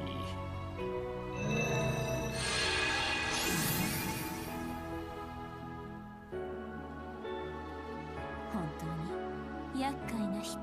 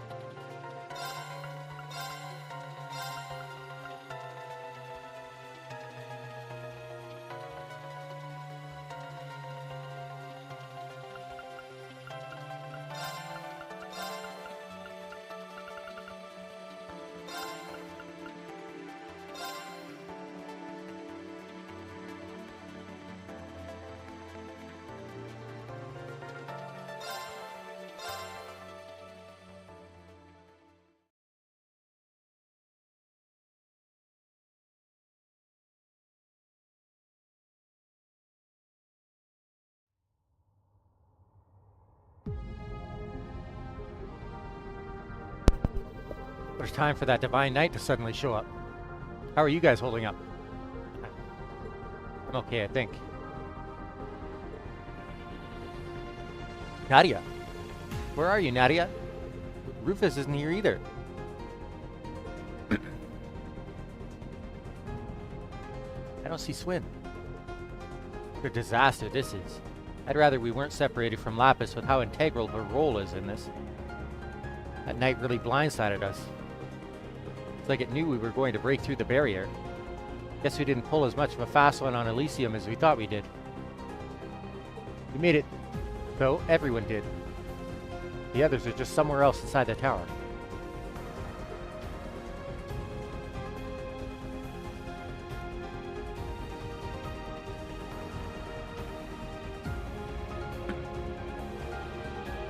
Retributive Tower.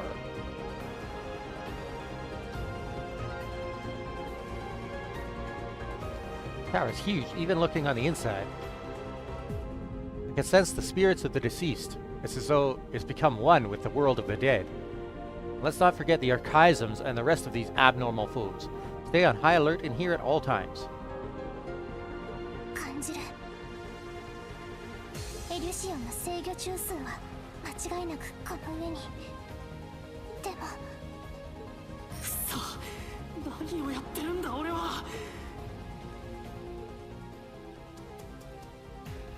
That was Nadia's brother. 代わりになるってそばにいるって誓ったのに。スーちゃんがいないとなあちゃんは。大丈夫だ。きっと彼らにはリーンたちがついてくれてる。そして君には今ルーファスさんと俺たちがついている。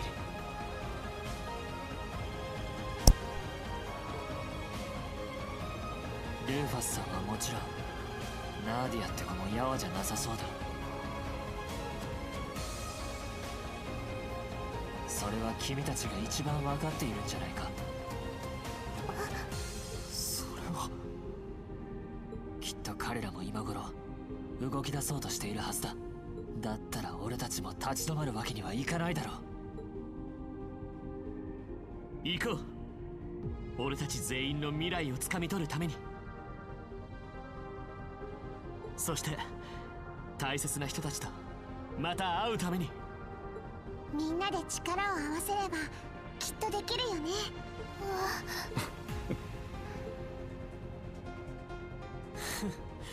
あんたに言われるまでもないさ。あいつは俺が守る。絶対に。そして絶対に使命を果たしてみせる。ルーファスたちと一緒に。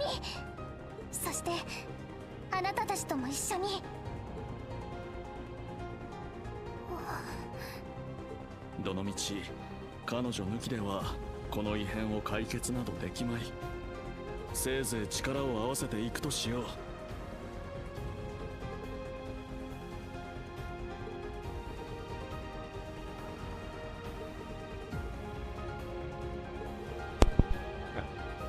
Get my mic muted.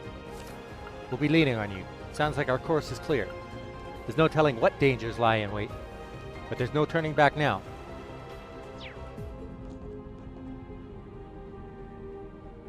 国言は人なら〇〇。それまでに必ずこの坂島のバベルを停止させる。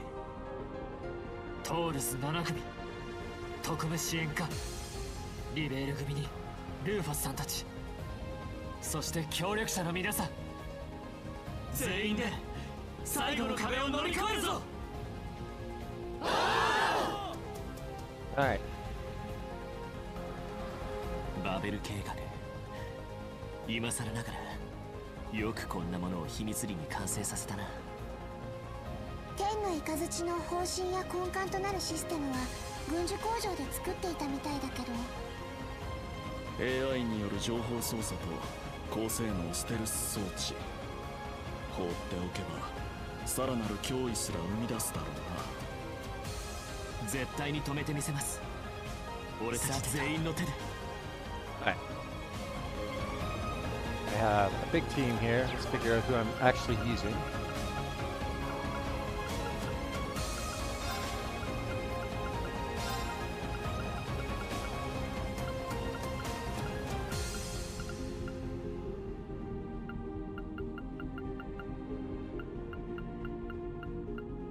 Only 7% evasion. That's pretty good.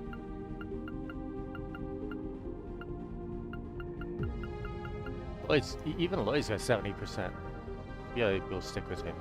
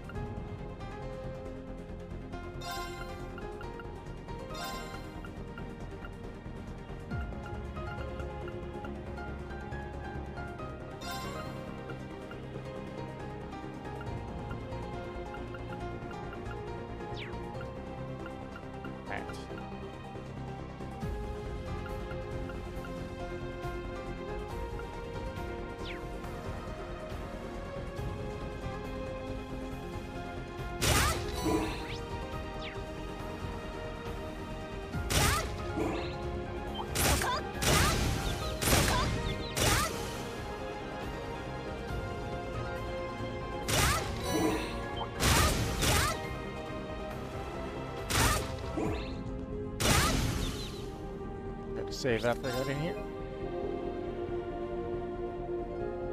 So many save files.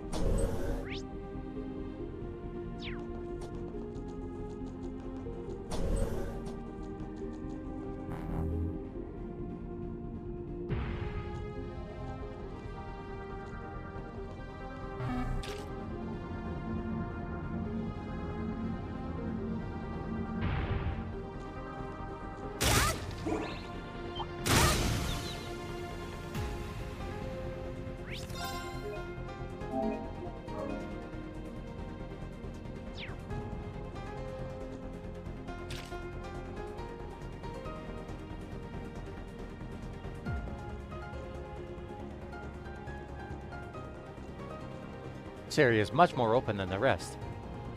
Lloyd, look. Oh. Swin, LP. Lloyd, are you hurt, Nadia? Please say you're okay, Rufus. No, I'm just fine. Thank goodness everyone made it. Hold on, me and Tilly might be able to handle this.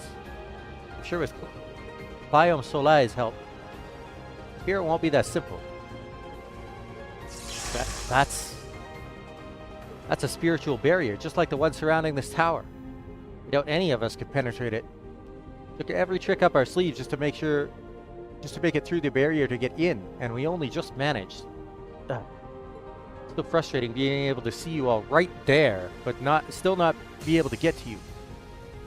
We're so close, yet so far. Well, if the solution isn't here, then we'll have to find it somewhere down the line. Let's keep making our way up the tower and see if there's any clues. That works for me. Careful on your way. Same to you. And Swin, Lapis, we'll see each other again soon. I don't like having to say goodbye so soon after finding them. At least we know no one is hurt. Yeah, I'd say being able to confirm that alone is incredible progress in itself.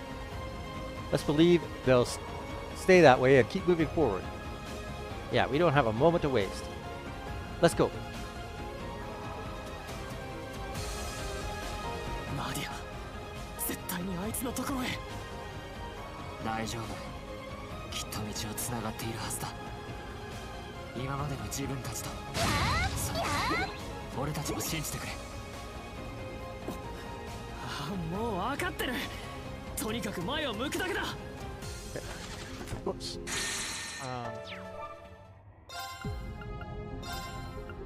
This team is so stacked for casters. Kind of ridiculous.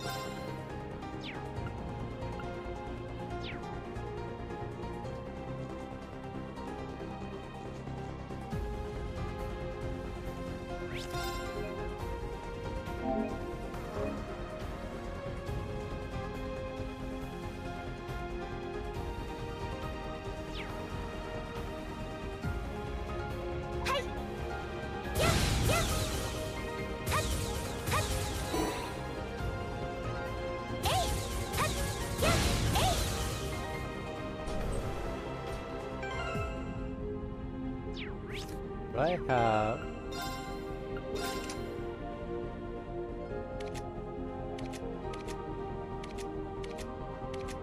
okay, stick with me here.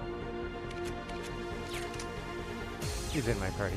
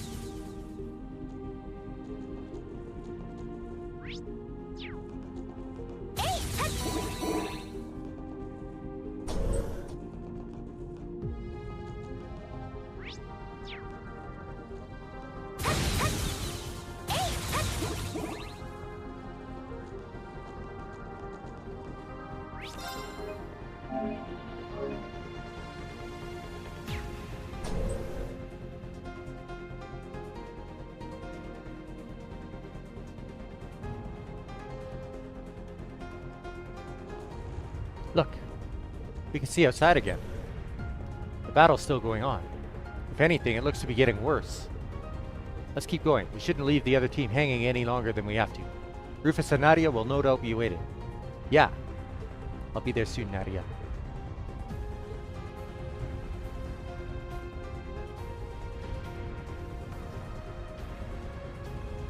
Try not to worry so much. You'll be with them again soon. There might have been a barrier between us, but we saw him, didn't we?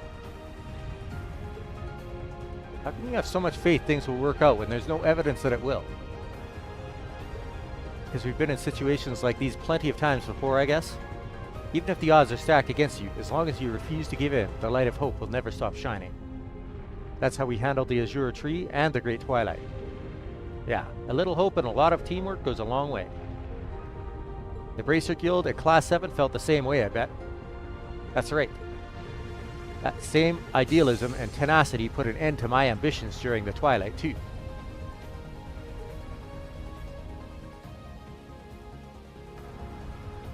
Now I think about it, Swin and I... Time is short. We must resume. I'm sure they're making headway as well. Yeah, let's go. 課長、フランにダドリーもみんな無事でいてね。たくさんの人たちのためにも絶対ここで決着をつけないとな。みんな、何としても乗り越えるぞ。Alright, do we have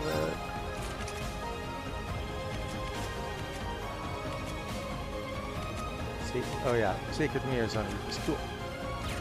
Good to go.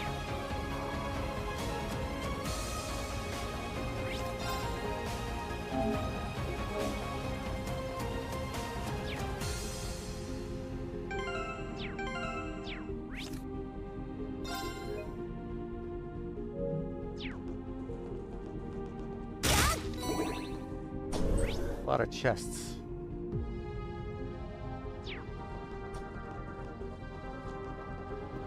強そうな素敵なお茶会になりそうね。はあ。はい。目標。チャンスです。もらった。連の番ね。ドライブ開始。行くよ。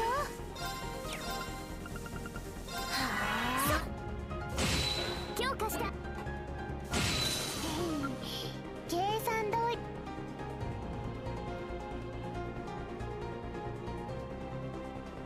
そこチャージ完了です。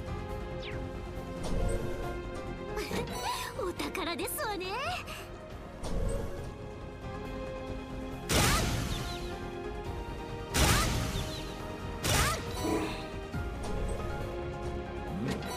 宝箱だな。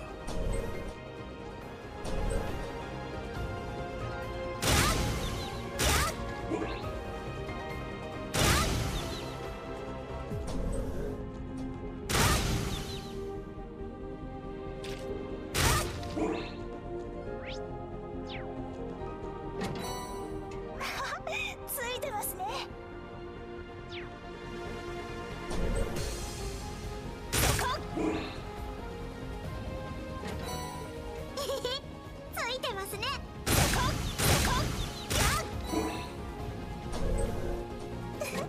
お宝発見です。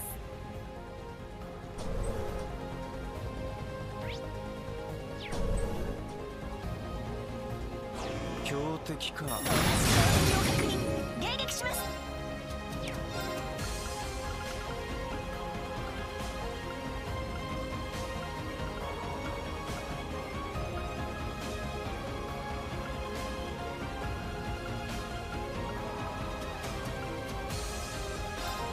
行突破だ。レイジングハンマー。私の番ね。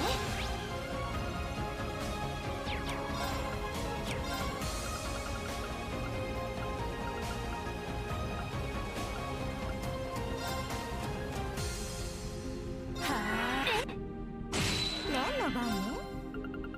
アークスクロー。どうしようかな。強化した。それ。時間が惜しいわ。急ぎましょう。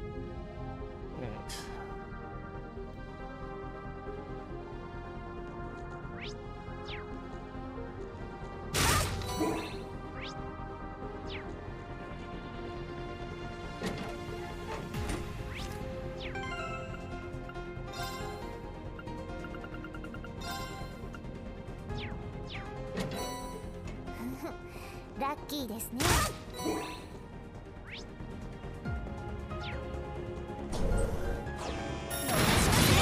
油断は禁物よ。アークス駆動。アークス駆動。ごめんなさい。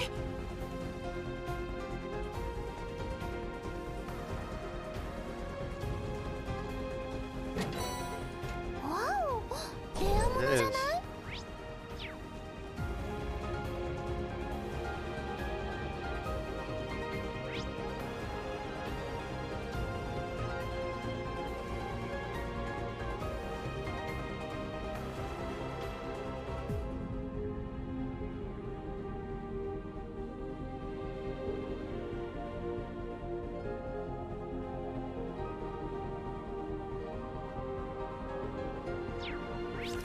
Right.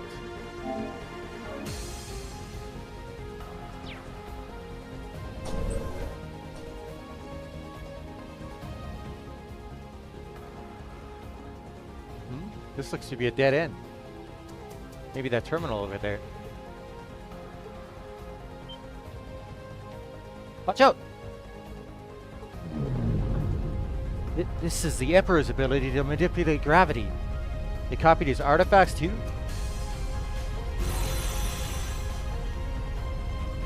Not now. This isn't looking good. If we don't do something.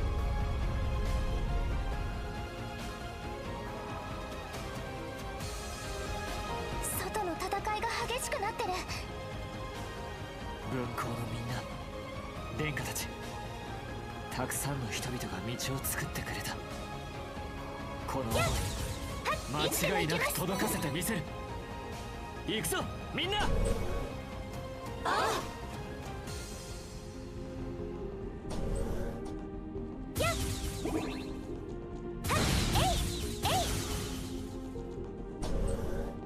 お宝発見だね。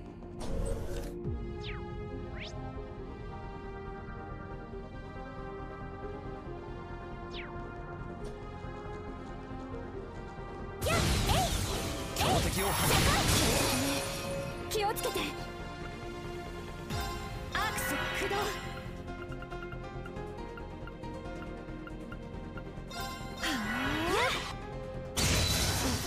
任せて。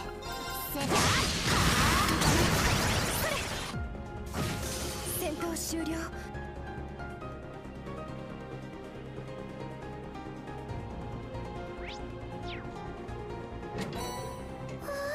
素敵。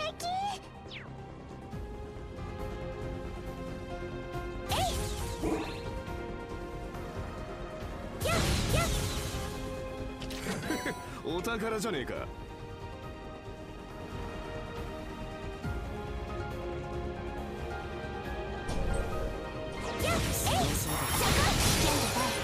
注意してかかろう。ア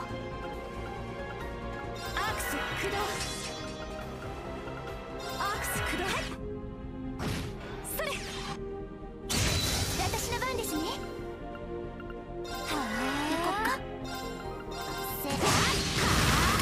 チャンス。続きます。や。はい。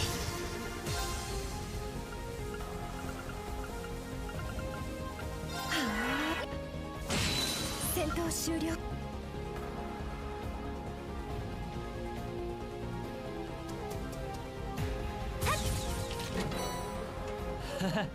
ついてるな。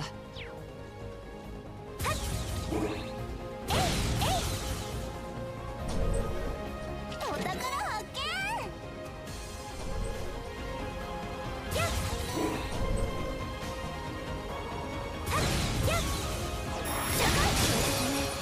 気をつけて。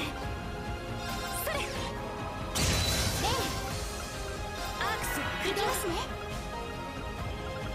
アークス行きます。駆動。私の番だね。続きますや制圧完了。先を急ぎましょう。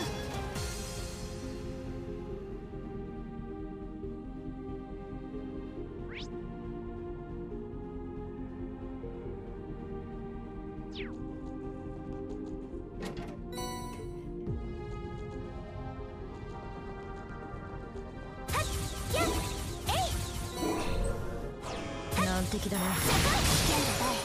注意してかかろう。アークス駆動。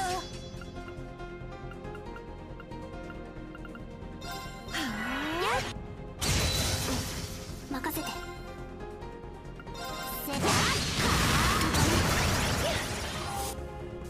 私の番ね。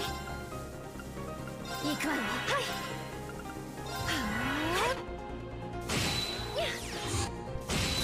戦闘終了。気を引き締めないと。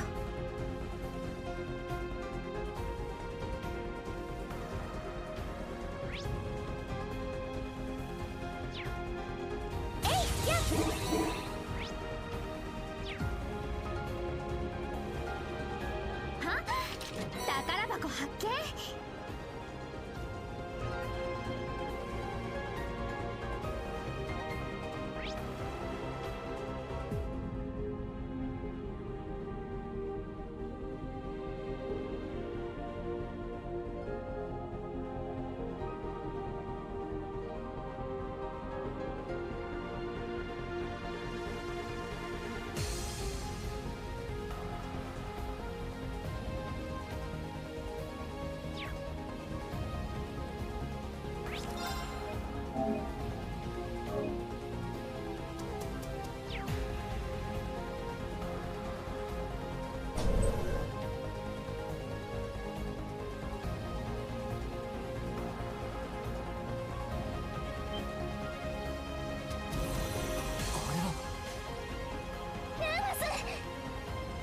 まさかエンペラーのナディア。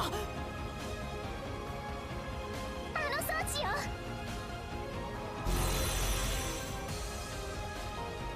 頼む。ああ。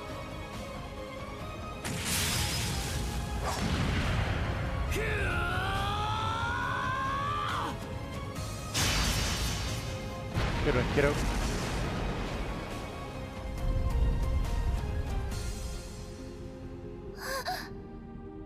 伏せたまえ。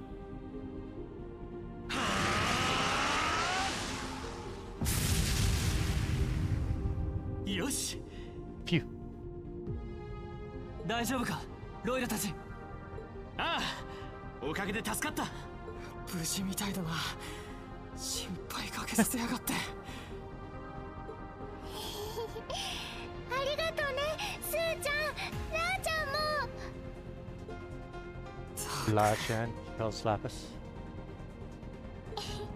よかったね。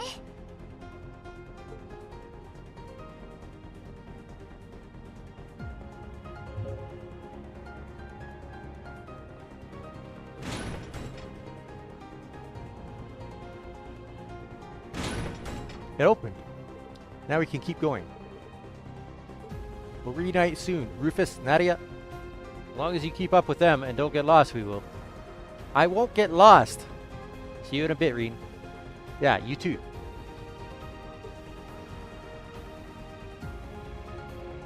Glad we were able to protect her. I can tell she's important to you. Yeah, she's like a little sister to me. So, thank you for helping me. He's got it rough, if that's the way he sees it. Poor girl. Alright, we're almost there. Let's do this. Yeah! Good, she seems to have gotten her spirit back. But still. Something amiss? Oh, no. I was just a bit taken aback by how much the others trust you. I see. I did what I needed in order to achieve my goals. Nothing more, nothing less. That will do for that conversation. Let's move.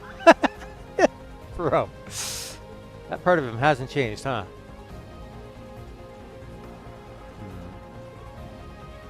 Hearing that doesn't shock me. Using anything and everything to get what he wants is just how he does things. Maybe before, but I don't think it's so simple this time. Same here.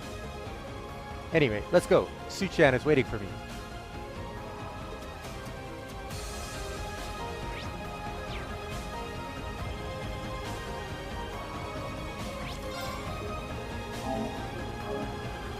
Are we in part 3? Yes. Good.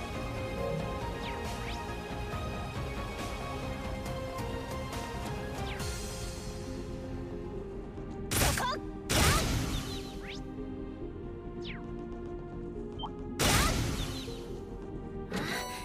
良さそうな宝箱です。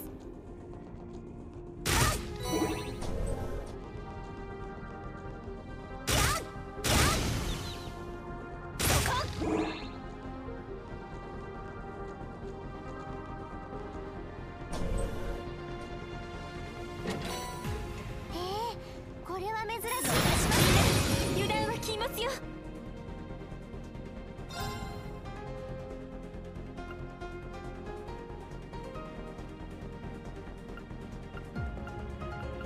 強行突破だ。レイジングハンマー。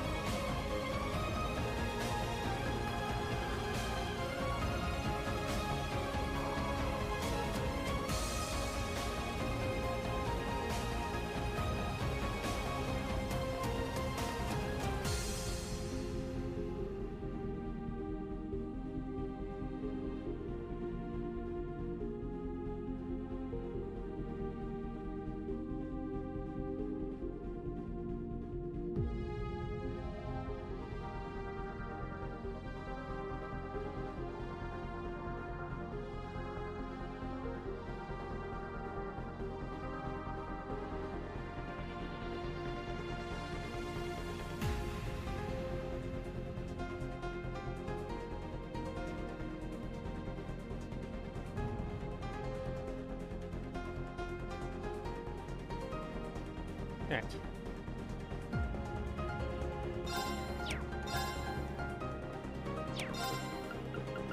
ドライブか。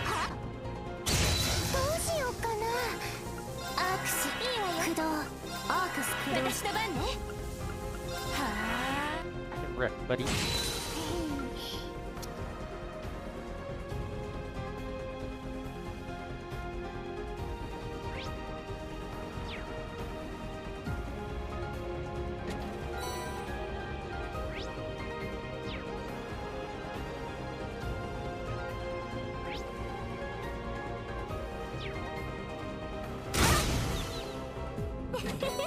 「宝箱発見ね。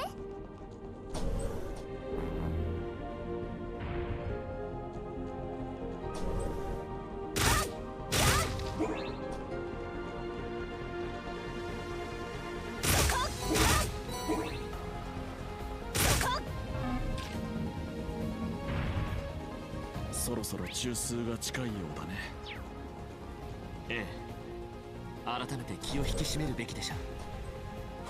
いやー、ここだけ本気でいこっかな。アークスクロー、アークスクロー。さて、アークスクロー。電池ネット崩れました。もらった時間が惜しいわ。急ぎましょう。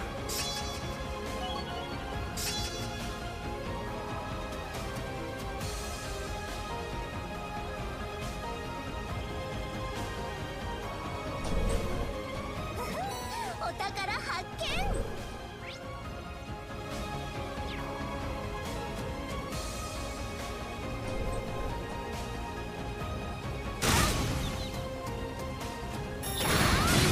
油断は禁物よ。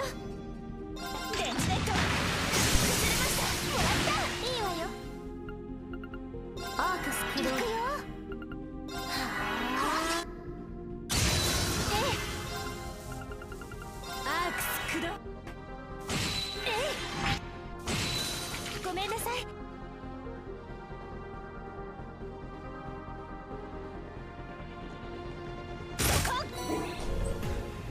良さそうな宝箱ですね。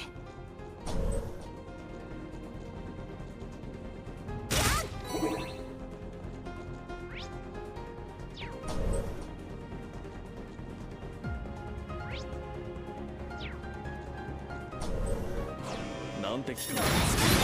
油断は禁物よ。ドライブ開始。アークスクロー。行きます。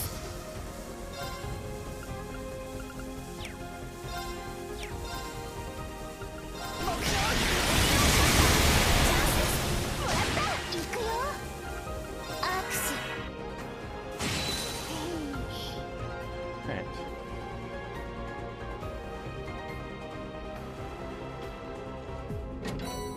いいものが手に入ったね。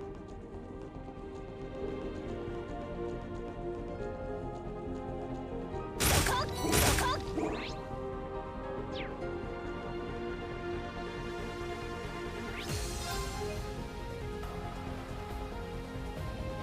Trying to make this a separate save because I don't know if I can come back to this party.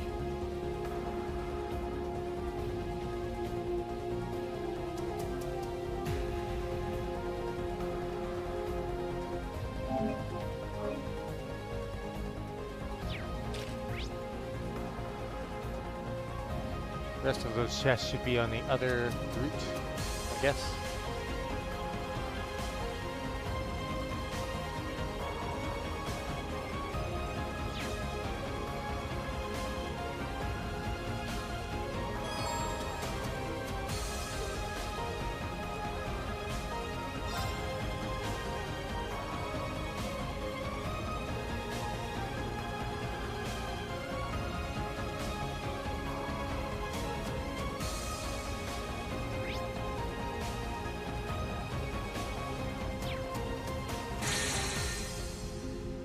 Seven left, okay.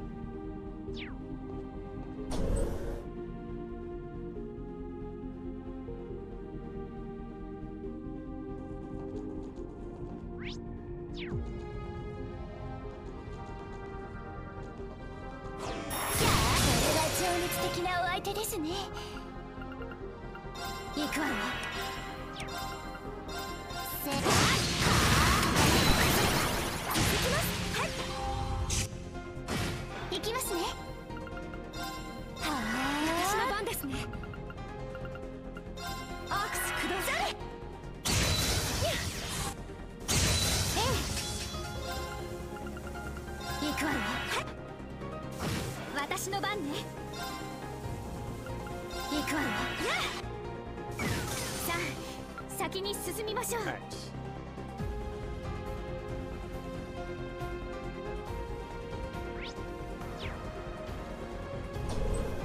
おや、宝箱があるな。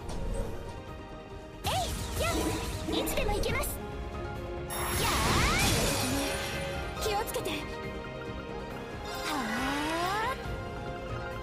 アークスクローザレ。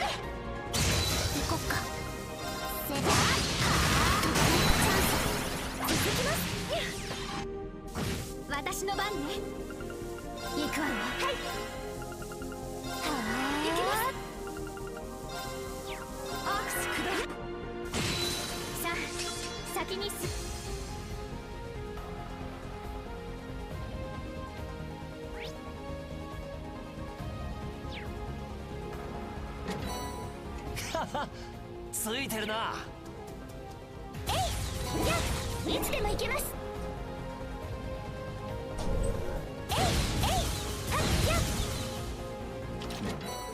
宝箱か。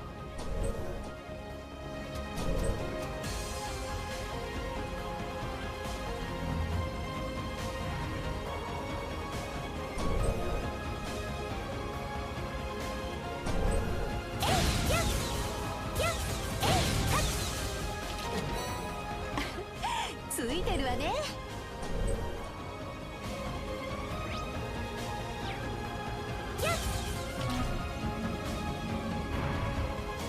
もうすぐ中枢、きっとルースたちよ。待ってろナーディア、すぐに。最後まで油断せずに進もう。こ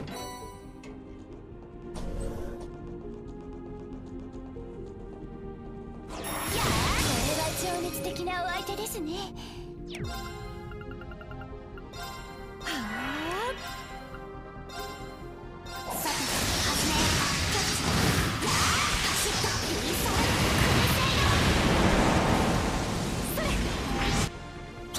私の番ね。アークス行きますね。アークス私の番ですね。アークス駆動。やっそれ。戦闘終了。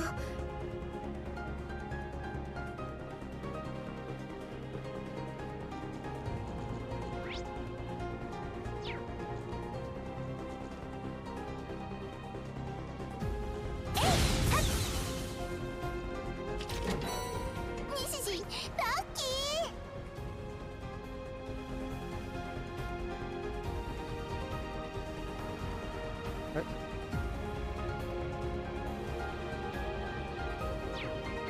Oh, okay. Here we go. いつでも行けます。これは情熱的なお相手ですね。アークス駆動。はあ、私の番ですね。アークス駆動。任せて。セーフ。続きます。はい。アークス行きます。駆動。はあ、制圧完了。先を急ぎましょう。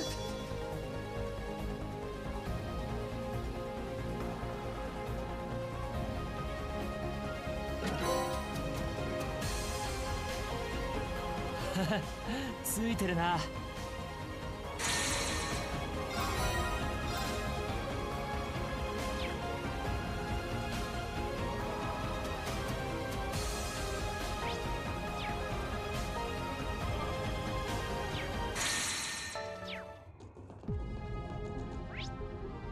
Wait a minute.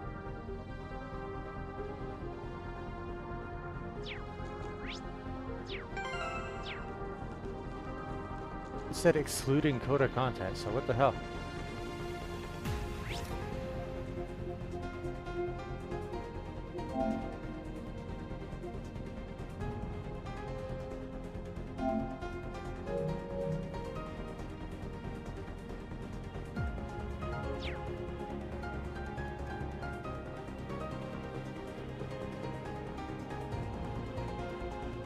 さて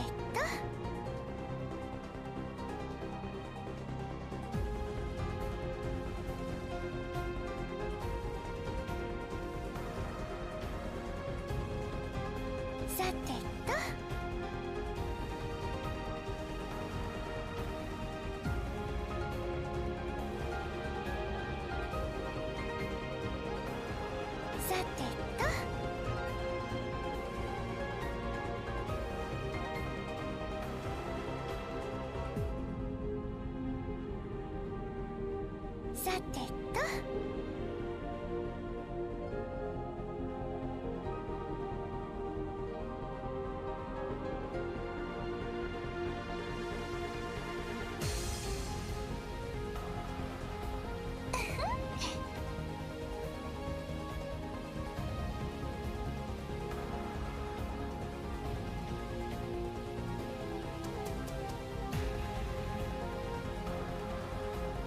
さてと。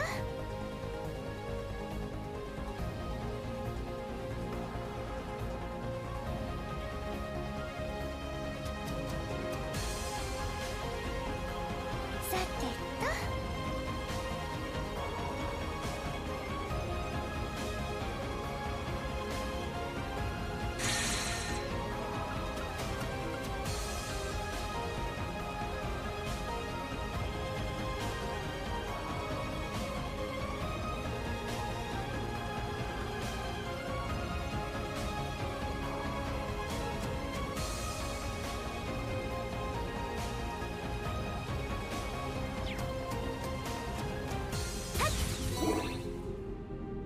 Alright.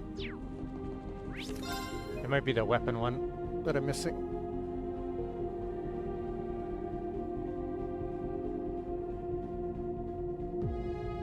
Should be fine though.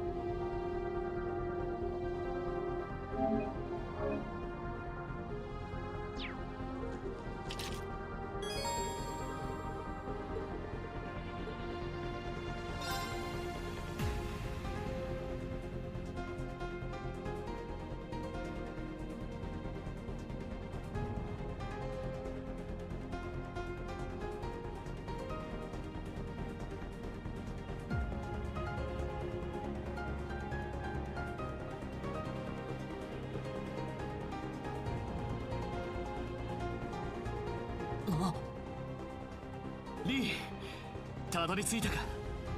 ルーフス、よかった、無事ね。そちらも怪我などなさそうで何より。くそ、ここも障壁か。一体どうすれば合流できるんだ。多分あれの先かな。あの機械はもしや。これに乗れば中枢まで一気に行けそうね。うん、間違いないと思う。同時に操作すれば起動するよ。いよいよか。でも今までのことを考えると。さすがにおあつらえ向きすぎだな。どうするロイド君、リーン君。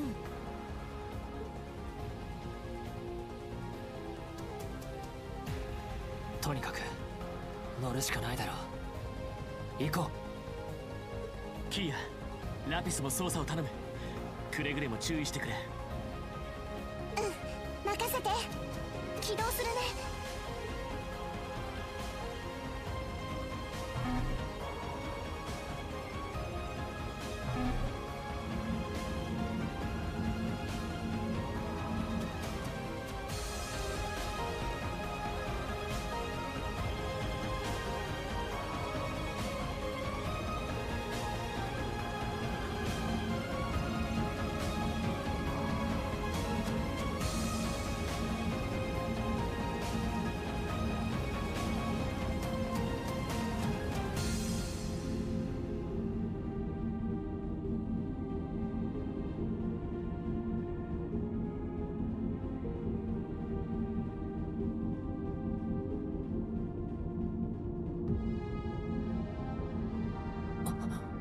この気配は。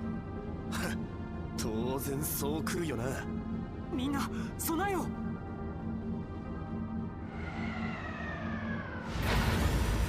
Malpador Nix.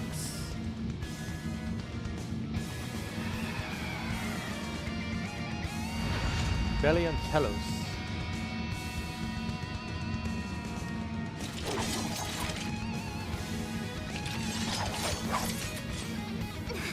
何よこいつら。どこか見覚えがあんぞ。すんなり行かせてもらえるとは思ってはなかったが。中枢への最後の守護者、こいつらさえ倒せば。了解だ。だったら全力で迎撃するだけです。最後の試練だ。頼むぞみんな。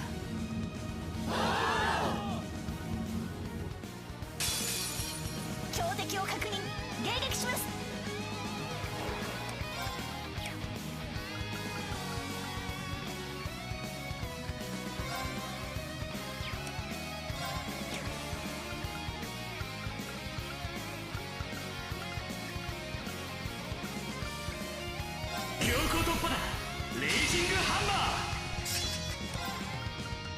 ドライブ開始。アークス駆動。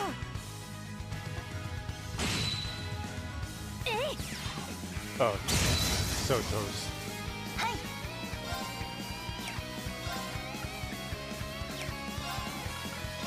目標を撃破します。リベリオンシャッター。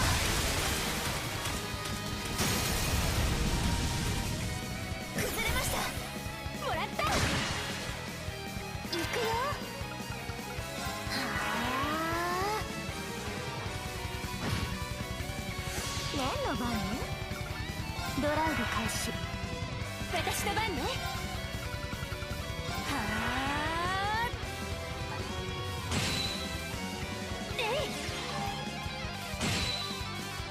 どうしようかな。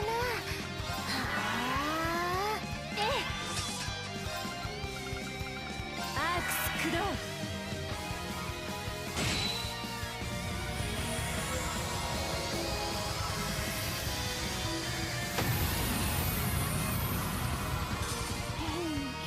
計算通りだよ。最初からね。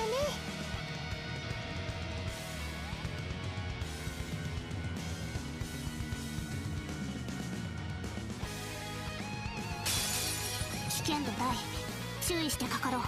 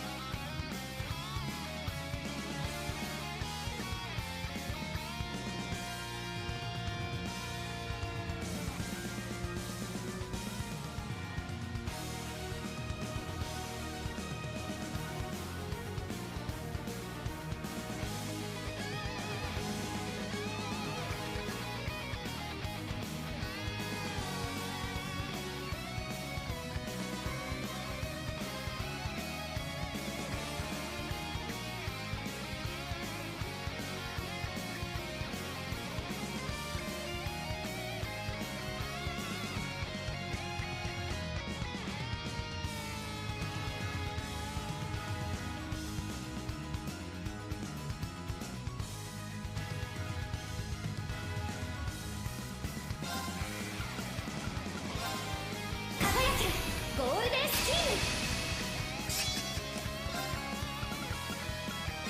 アークス駆動。は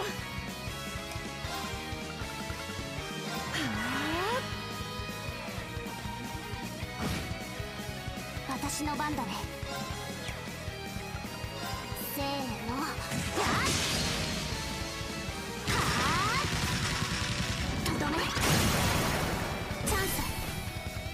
続きます。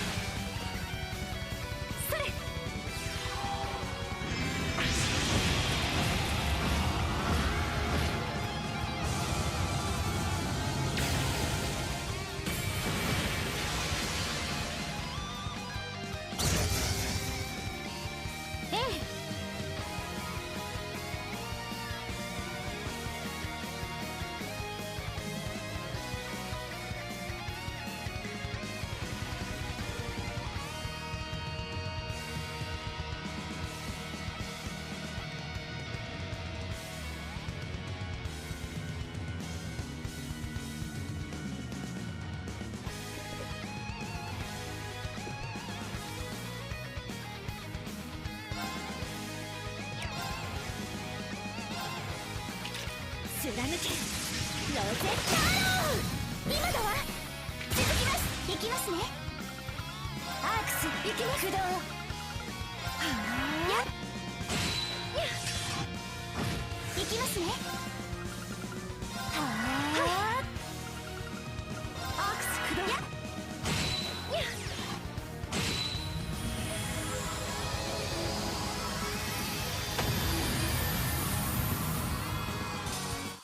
戦闘終了。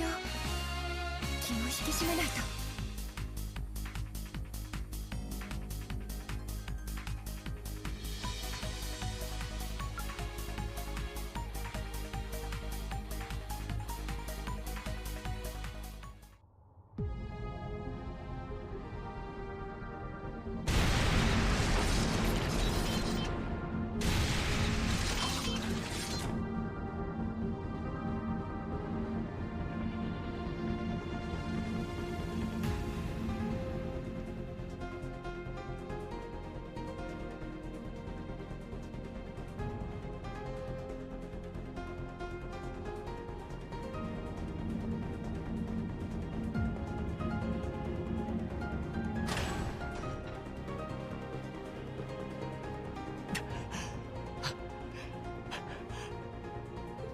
なんとか切り抜けたみたいだな。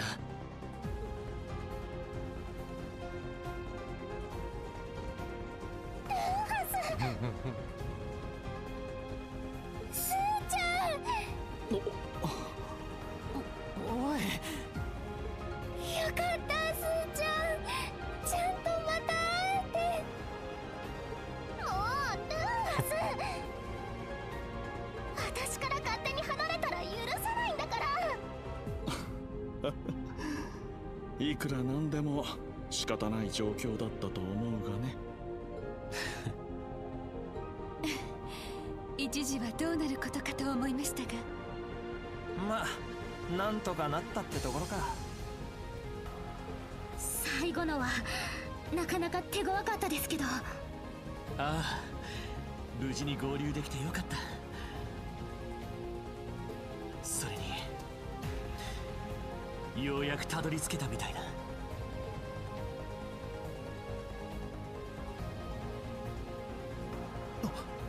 あれは。いかにも中枢って感じだね。凄まじい霊気の流れを感じる。扉一枚隔ててこれとはね。どうラーちゃん。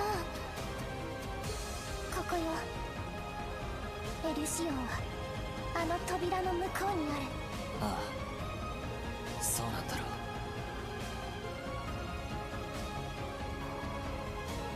俺の中の何かもこれまで以上に共鳴している。気を抜くと一気に持っていかれそうなくらいに。共感。いよいよ大詰めみてえだな。この先に事件の全ての真実も。あとはとっとと暴いてやるだけだろう。はい、何としても天の雷の発射を阻止して。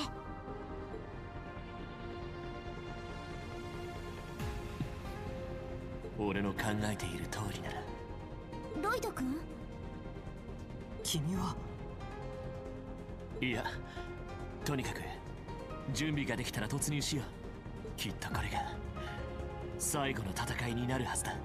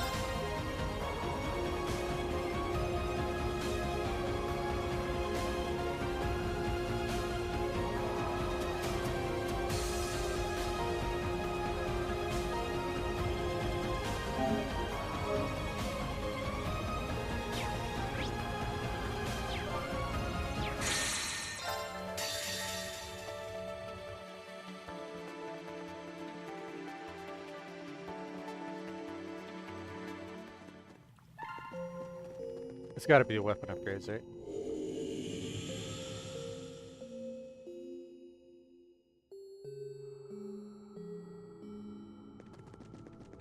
宣伝方向起動。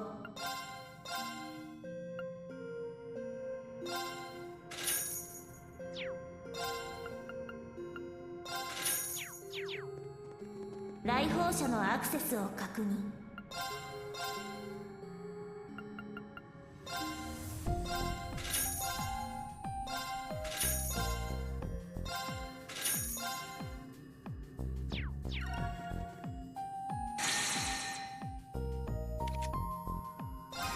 There it is.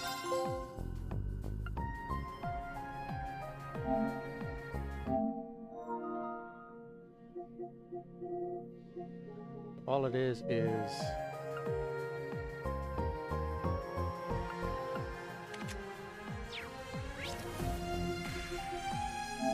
nightmare. Okay.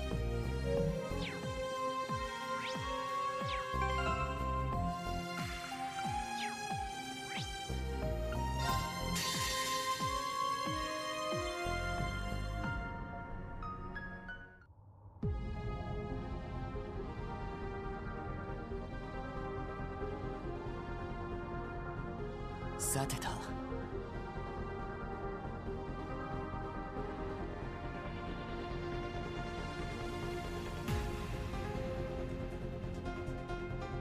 さてと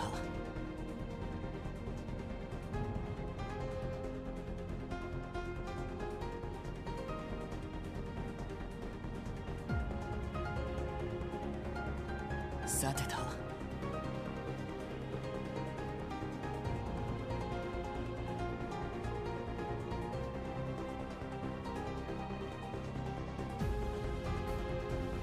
よし Right.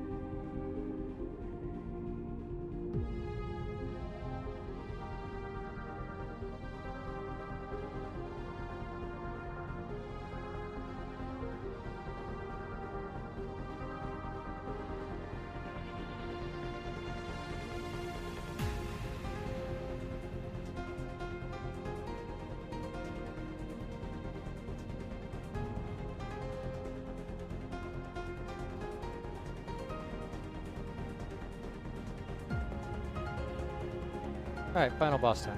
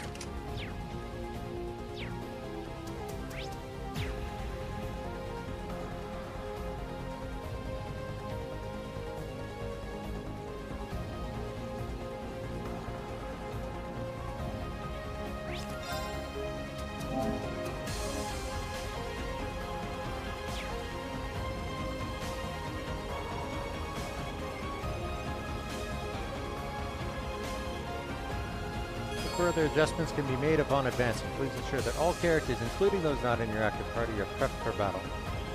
Kane and Lloyd must take part in the final battle. Enter the central terminal.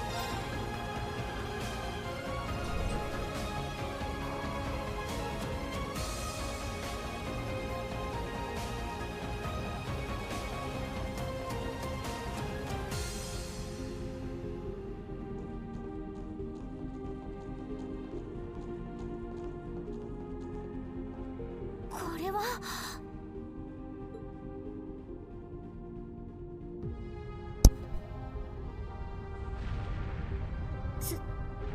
すごい。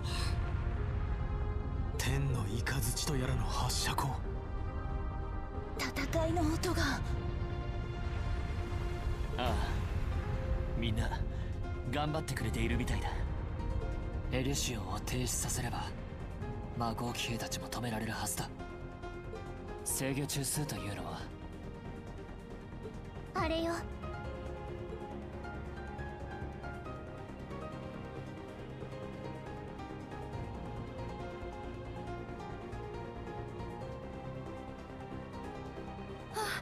あれってもしかして。黒い響きの貝殻、やはり複製されていましたか。エンペラーが使っていた古代遺物と同じようにか。鏡の城で妙にあっさり返してくれたとは思ったが、それをもってエルシオンの力をブーストしているわけね。ああ、その通りだ。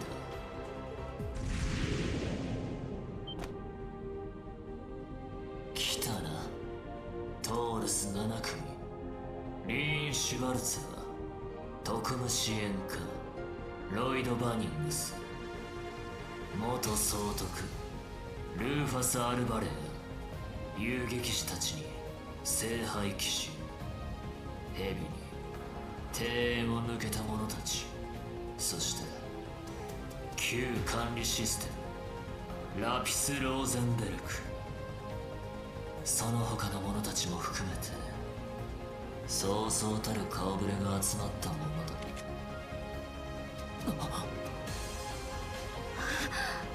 現れたわね。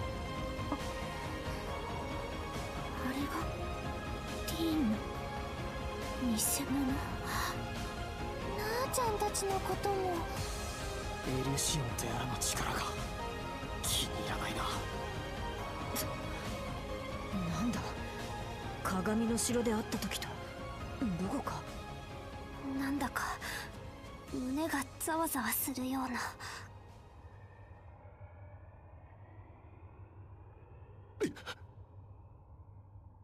あれなんでなんなんだこれは。どうしてこんなに。どうしたんですか。風の剣聖さんやマクバーンの偽物とは何かが違うみたいね。新総統はほぼ私と同じだったが、正直仮面の下の面構え以外はいでたちも雰囲気も全く違うはずだ。なのに私たちにはなぜかあなたがリーン教官にしか見えません。あなたは一体何なんですか。言ったはずだ。私はリーン・シュバルツァーだと。以前のように名前が、いやイデアそのものが歪められている。やっぱりそういうことか。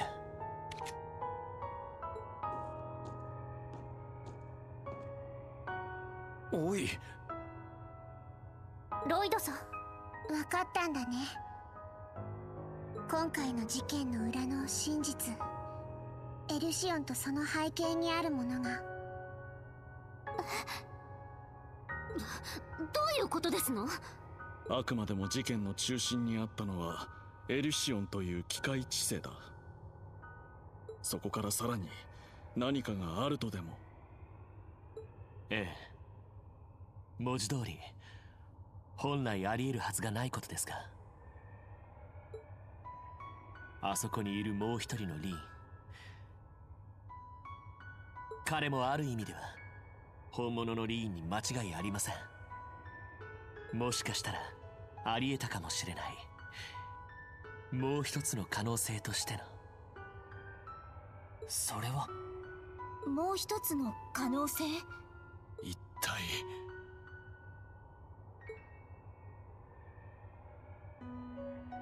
2年半以上前、あの青の大樹の事件の時の話だが、俺たちはそこである一つの真実を知らされることになったんだ。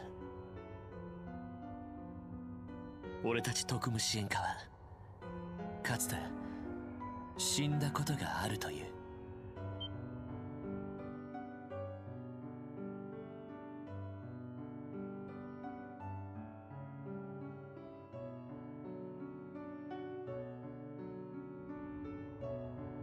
その出来事は一人の女の子にあまりにも重くのしかかってしまって、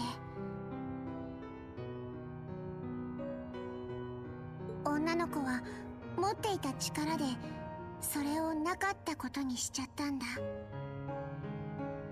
それが本当はやっちゃいけないズルだって分かっていながら。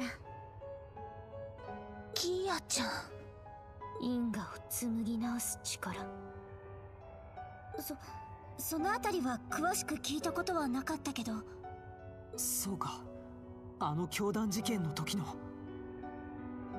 僕たちも大樹で目の当たりにした真実。はい、そうでした。誰のせいでもねえ、俺たちが不甲斐なかったってだけの話だ。そしてかつてのイアン先生やベルはその力を持ってクロスベルそのものを書き換えようとした。まさか今回の事件は。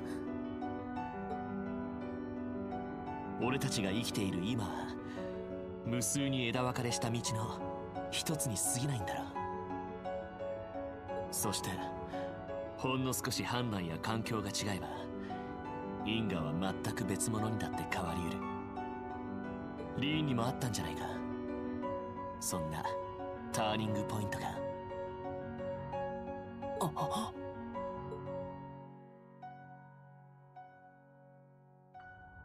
あの時俺は黄昏の呪いを完全に引き受けて、もしあの時聖獣から大地の檻を授かっていなければ、まさかお前は。ああ、その通りだ。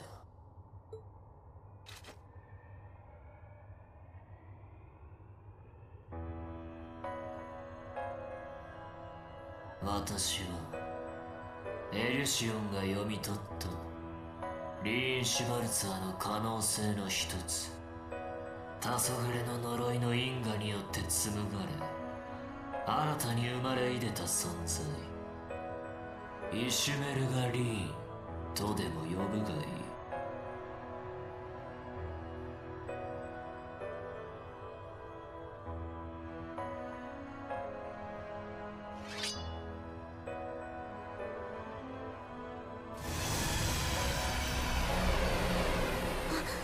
あの剣はまさか終焉の剣。いや、終焉の太刀とでも言うべきか。じゃあまさか本当にイシュメルガだっていうの？いいな、もはや私はイシュメルガではない。ましてやリーン・シュバルツァーでもない。貴様らがたどることのなかった因果のその先で生まれるはずだった存在だ。あの最終総国の果て、私は灰と共に幻想要塞を飛び去った。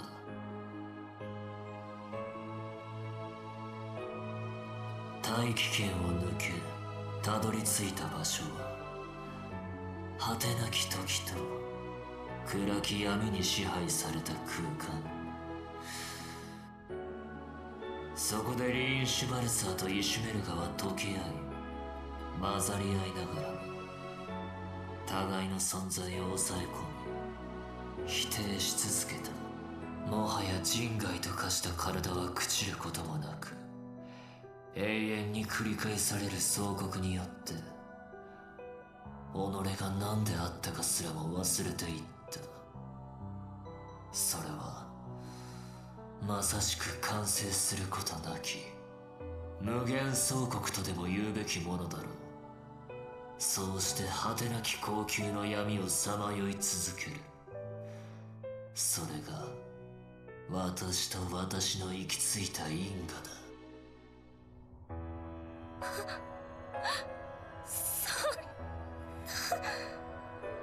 リーン教官がそんなことに。俺やミリアムも最後までは付き合えなかったってことか。あの時とっくに僕たちは限界間近だった。ほんの少しでも何か一つでも違っていたら。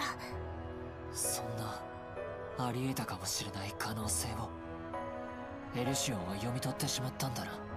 宿っていた底知れぬ悪意ごと。エルシオンは悪意に侵食されて暴走しラピスさんを追い出した。そうなんだと思う。礼を言うリーン・シュバルツァー。何？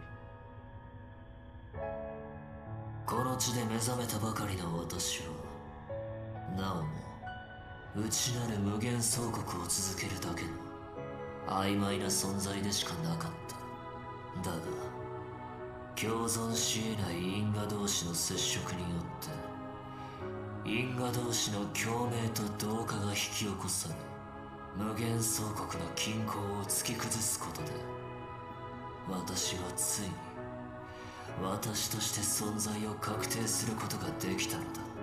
リーン・シュバルツァーでもあり大いなる一でもある高位の存在としてな。そういうことだったのね。全てはリーンさんの存在を揺らがせ悪意の存在を確定させるために。しかも僕たちが今この地にいることすら全て手のひらの上のような物言いだね。実際そうなのだろう。エリシオンならば不可能ではあるまい。なんということだ。だが一つだけ予測の範囲外だったこともある。いち早く真実にたどり着いたのがリーン・シュバルツァーでも元管理者でもなく一介の警察官でしかないロイド・バニングスだとはな。さっきも言ったように似た経験をしていたからな。あくまでクロスベルに残された証拠を一つ一つ紐解いていった結果に過ぎない。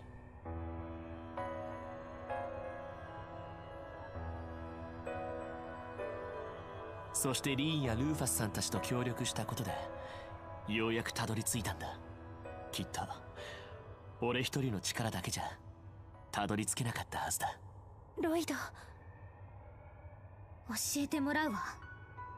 あんたは結局何がしたいの？聞いてる限りじゃただ計算されて呼び出されただけの存在なんでしょ？なのにクロスベルを、帝国を、大陸をめちゃくちゃにしてまで一体何を？いいなことを言うなクロフォード。私の目的など最初から決まっている。大陸を、この世界を救うことに他なるまい。エリュシオンが私にたどり着いたのはただの偶然だったのか？いや違う。私の汚染を受けたのは結果に過ぎない。その目的は依然変わってはいない。エリュシオンは本能的に求めたのだ。黄昏を終わらせた英雄リーン・シュバルツァーの因果を、そして黄昏の根源であるイシュメルガの因果を、あくまで大陸を統一し高級平和をもたらすためにな。バカな話がめちゃくちゃすぎるだろう。それは今お前がやっていることと完全に矛盾しているはずだ。帝国に端を発した黄昏という最悪は人間の不完全さを、悪意を浮き彫りにした。これからも大陸には最悪が降りかかるだろう。そう遠くないうちに間違いなく。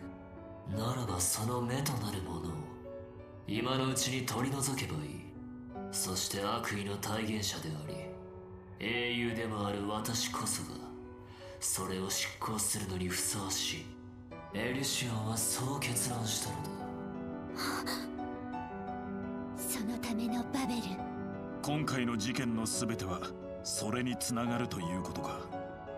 これがあらゆる事象を演算しうるエリシオンが導き出した答え。この再創生がなった時、人類は次なる段階へと進化するだろう。勝手なことばかり言わないで。エリシオンの本質はあくまでも観測と演算に過ぎない。自分勝手に結論を出す権限なんてない。ましてやそれを意志や運命みたいに言うなんて。はっきり言ってそれはただのバグよ。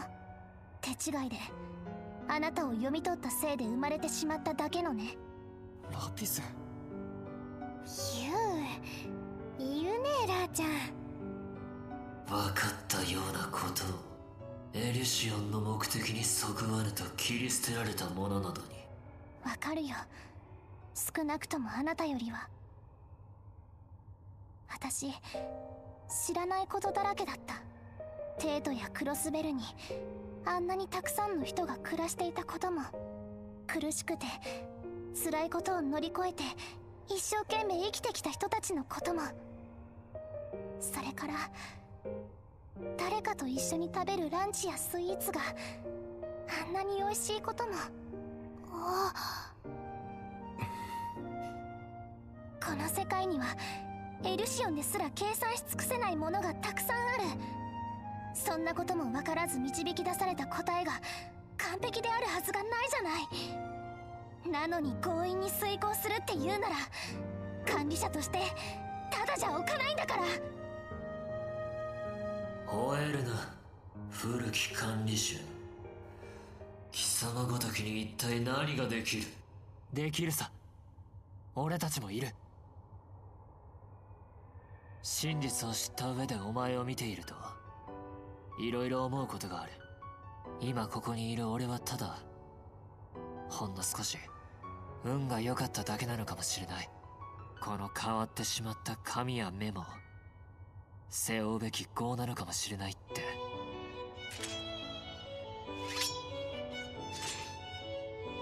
だからリーン・シュバルツァー、お前をそこから救い出してやる。痛みを苦しみを全て引き受けて大切な人たちとも別れなくちゃならない。そんな呪縛にとらわれたままのお前を死と父とたくさんの人たちからもらったものを今度は俺自身に教えてやる。リー、そうだね。考えてみればめったにない機会かも。残された私たちがどんな気持ちだったか思い知らせます。教官に喝を入れるのも生徒としての役目よね。一緒だね、エステル。うん、ずっとつながってる。準遊撃士として歩み出したあの日から、リベールだけじゃない、クロスベルや帝国の事件にも関わって大切な人たちと出会って、そうやって紡いできた絆があれば越えられないものなんてない。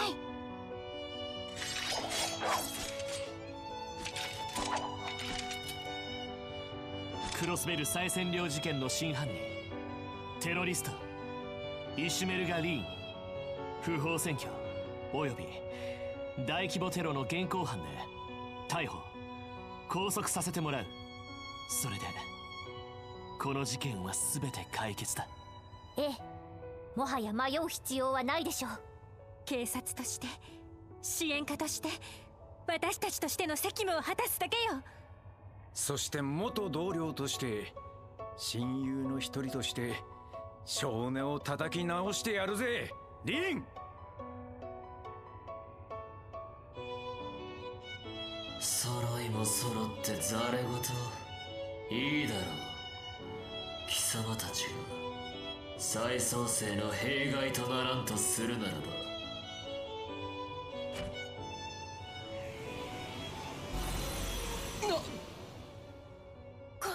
こんなに。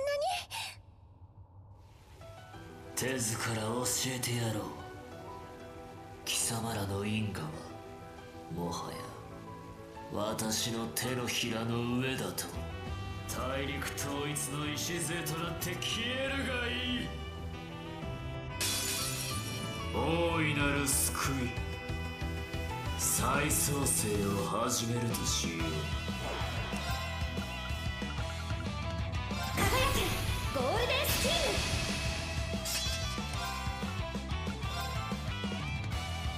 せーの、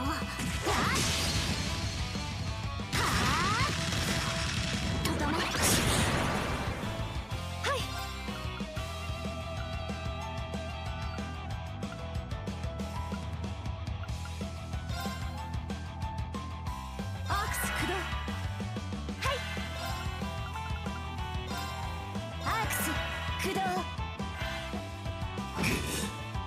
任せてちょうだい。アークス駆動。それ。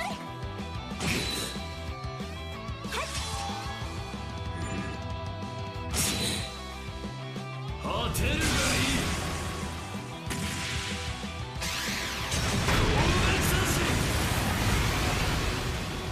甘いよ。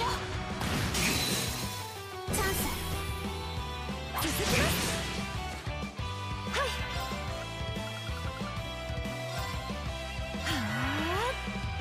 私の番ね。アークス駆動。私の番ですね。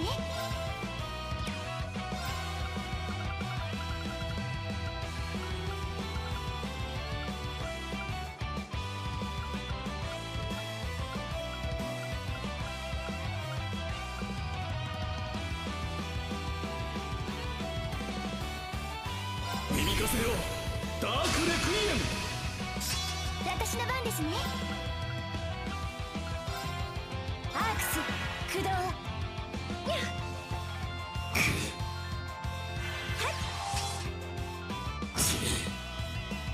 それ。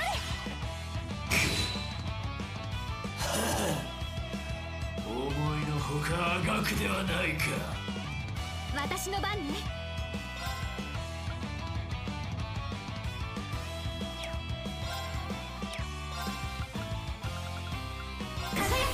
ゴールデンスチーム。ええ、アークス駆動。私の番だね。始めるよ。バリアントレイス。これが俺たちの力だ。はげそれ。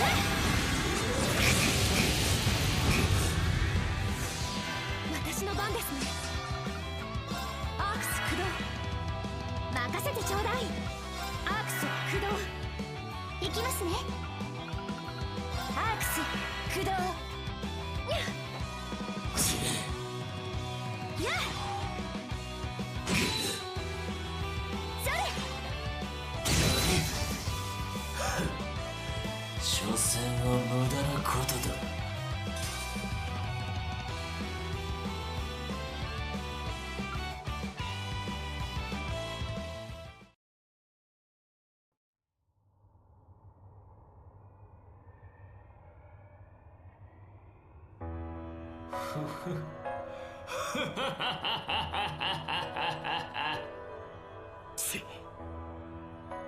全く聞いていないのか。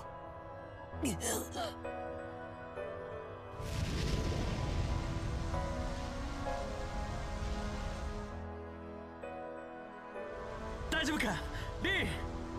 双方の霊力がありえないくらいに高まっています。同化がさらに進んでいるのか。その通りだ。同じ存在同士の衝突という矛盾、それは本来世界の因果すら壊しかねぬ。貴様にはこのまま消えてもらうぞ。私自らの手で。降臨せよ、原初にして究極の存在、ゼロの鬼神ゾアギルスティン。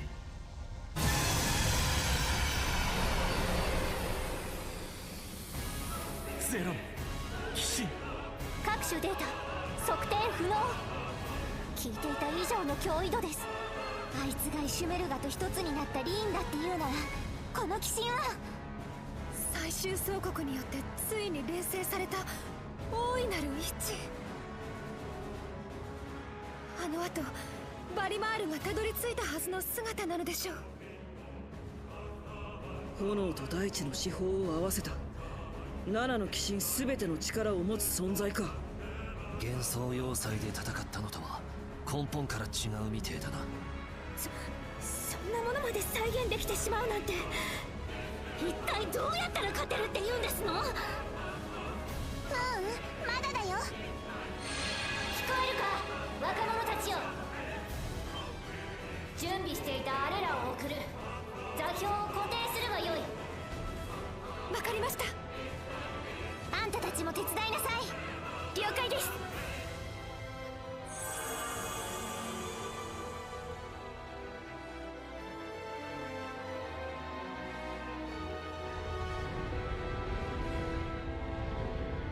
捉えた。副長さんも頼んだわね。行くがよい。人の思いのすいたる働きたちよ。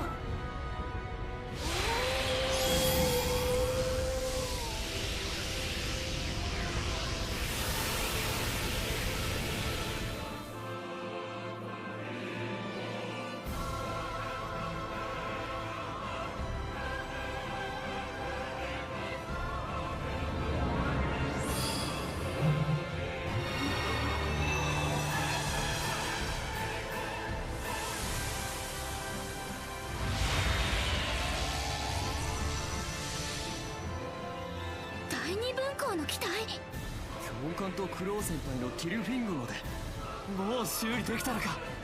やるじゃねえか。ジョルジュにマカロフの旦那も。あの金色のヘルモードはまさか。市街戦後に無傷だったものを使えるように手配しておいた。いつの間に。ちゃっかりしてるねルーファス。私は私の使命を果たすのみ。この場は任せた。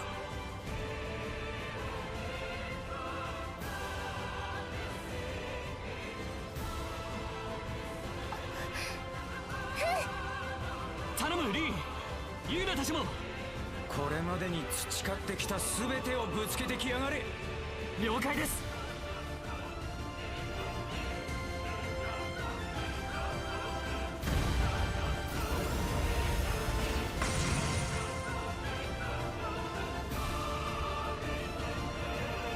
愚かな。まさかそのような期待で司法の力に立ち向かえるつもりか。やってみなきゃわかんねえだろうが。全員の力を合わせればきっと。いいね。エルシオンが予言する。可能性はゼロだ。きっとなどというものは存在しない。それを身をもって思い知るがいい。貴様らが未来を得ることはない。このまま消えんせよ。私の番ね。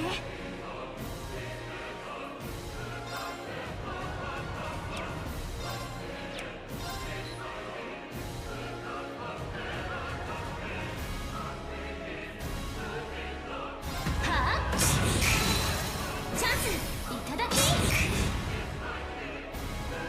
しせい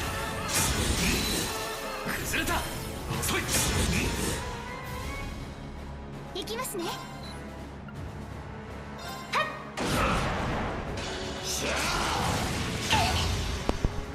How was that?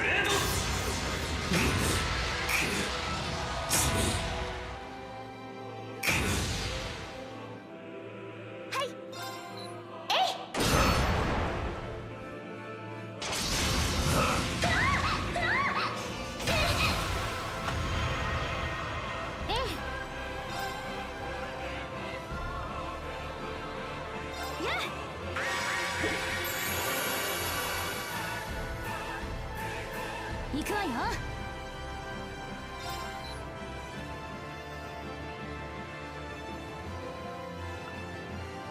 はあ、僕の番だな。当てるがいい。未熟な我が意向にひざまずけ。油断大敵ですね。我が意向にひざまずけ。こんなところで。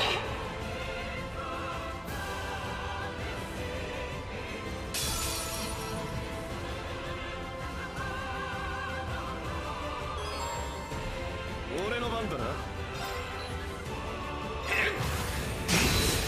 チャンスだ。もらった。おうよ。そうだ。そこだ。隙ありだぜ。行くとしよう。せい。見切った。Damage.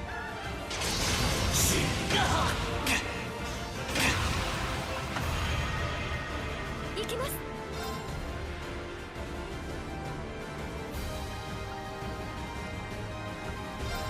それ。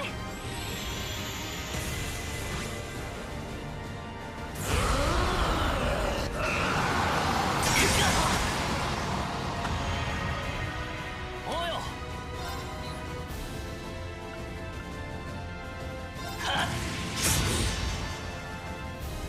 いいぜ。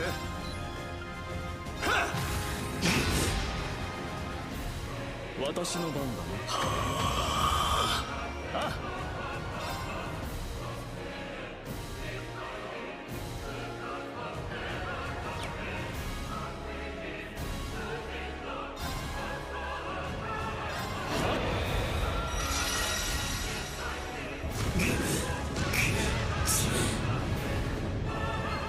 おうよ。Really? 我が意向にひざまずけ。任せろよ。俺の番だな。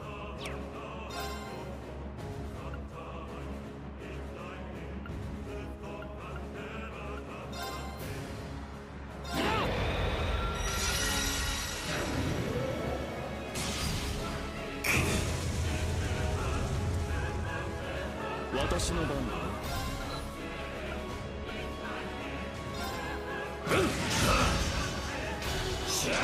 They're still annoyed with his misses.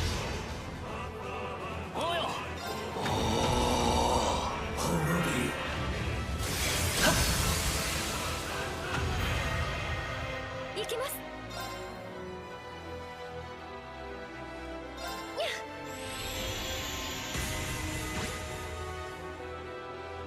任せろや。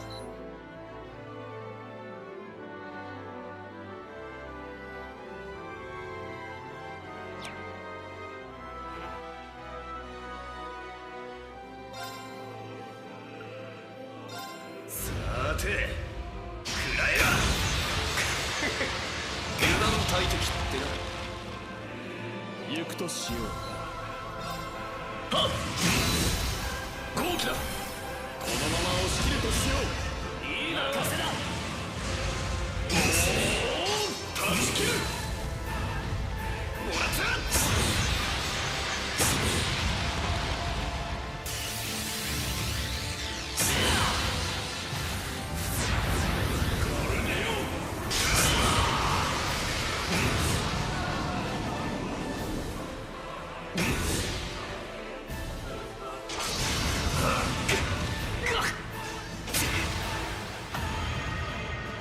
任せてくれ。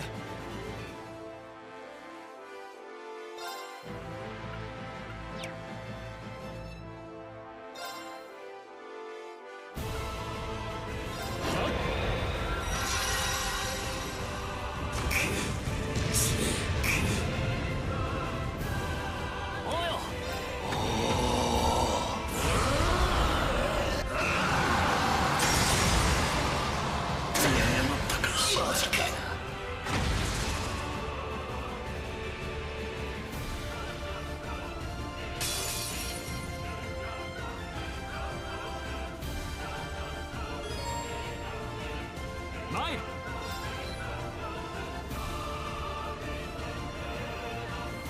た今だ隙あり。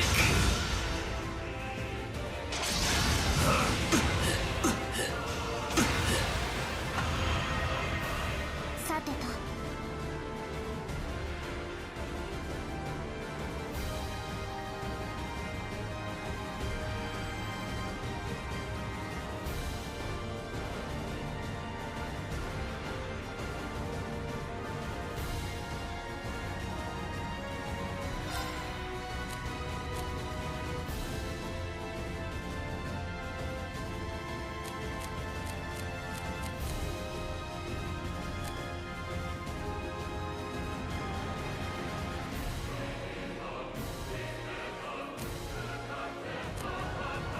任せてちょうだい。やあ。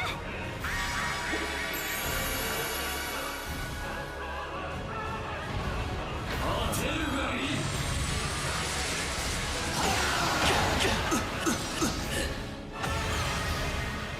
俺の番だな。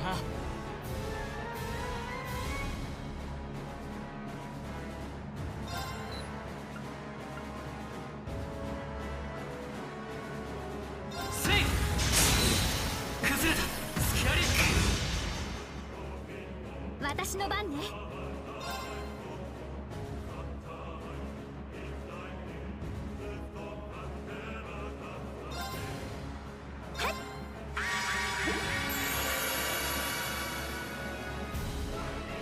前に。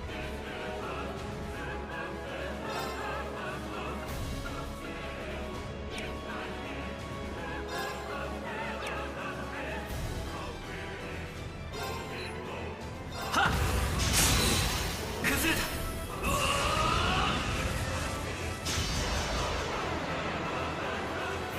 無双ハンマー。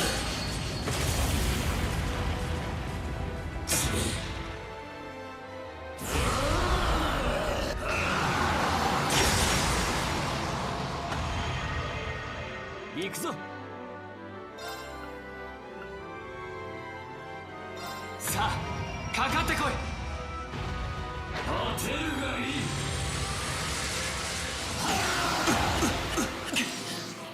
すまないみんな。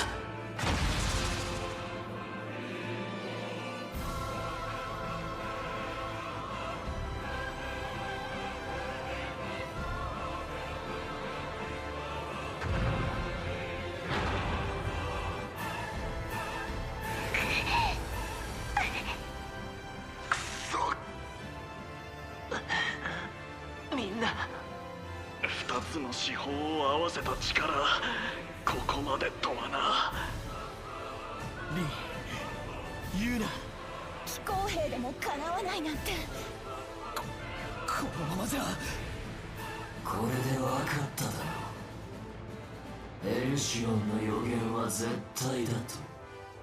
貴様たちに希望などない。いい加減に諦めることだ。リリン・シュバルツ。かつてお前があの幻想要塞で全てを捨てようとした時のように。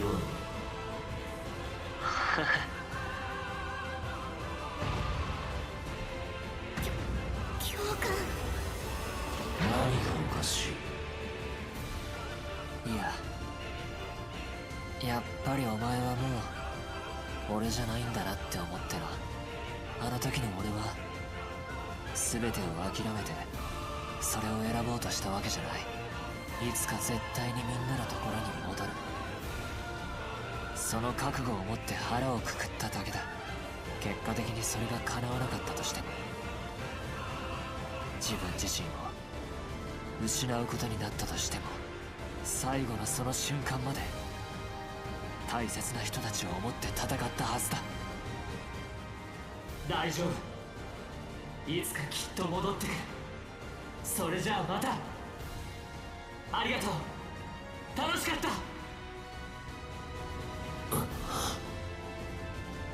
諦めろ。諦めろだって。ふざけるな。俺を大切に思ってくれる多くの人たちを、俺を誇りだと言ってくれたあいつを。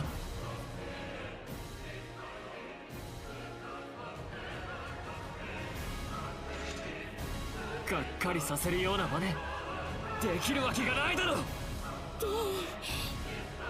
君は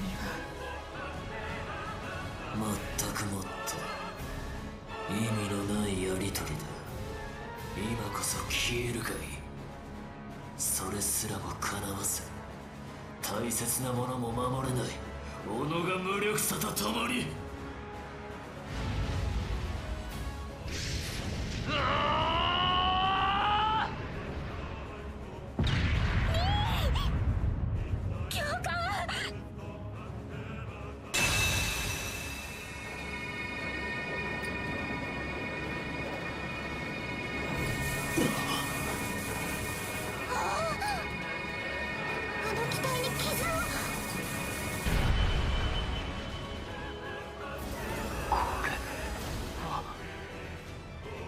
よくぞ言ったリン。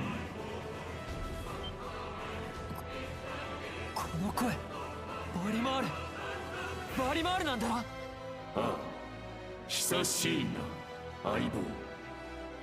エルシオンなる者が生み出したゼロの鬼神という因果、それは消え去った7の鬼神の存在を一時的に再定義したようだ。そしてそなたらの期待を得意点として断りの外から何とかつながることができた。バカな。その Why よう wouldn't な it こ be と possible for them if it's possible for you? Dumbass.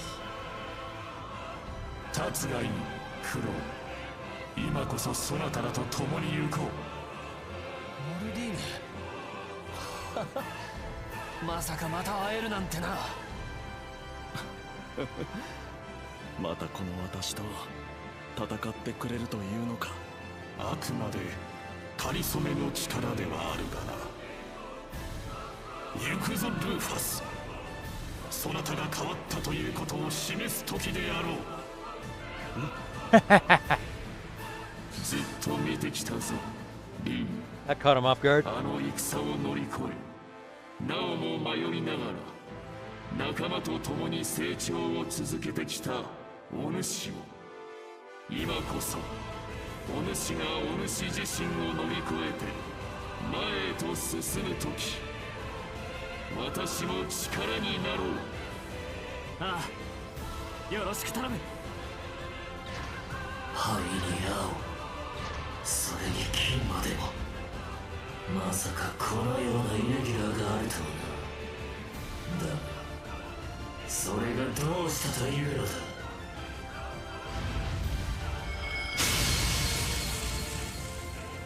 我はゼロ、長の鬼神の全てを内包する者。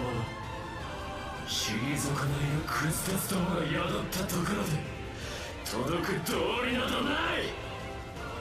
ならばその完璧、今こそ我らが突き崩そう。計算なんてする暇なんざ与えねえ。思う存分イレギュラーを味わいな。行くぞ俺だ。おお、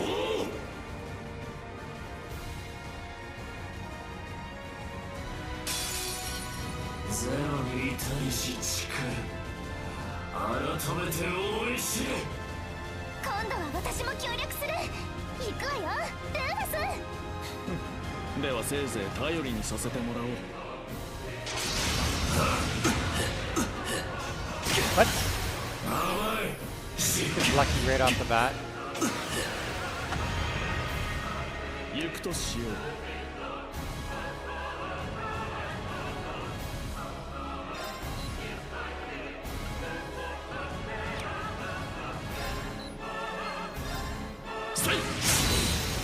豪気だ。おうよ。そら。This counterattack garbage. 行くぞ。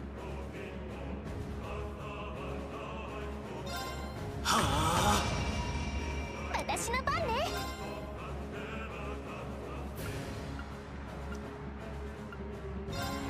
よっ。当てるがいい。任せたまえ。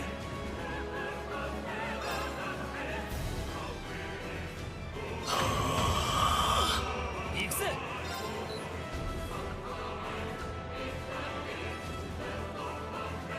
そら。崩れたな。隙ありだぜ。前。た。崩れた。隙あり。私の番ね。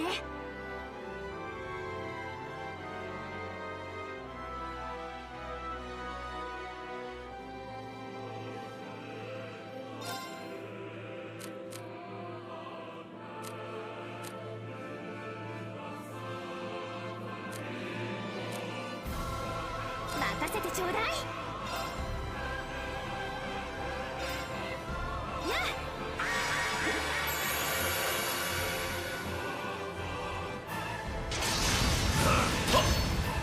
Why does he get a second attack immediately?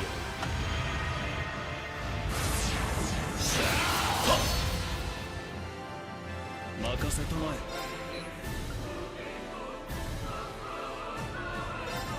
スイ豪気だ。このまま押し切るとしよう。いい了解です。断ち切る。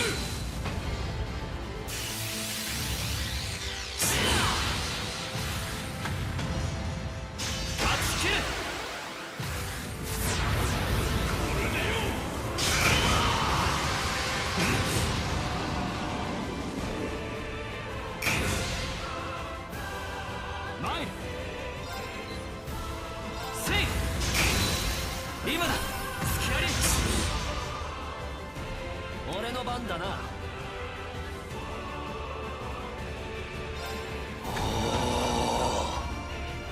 し。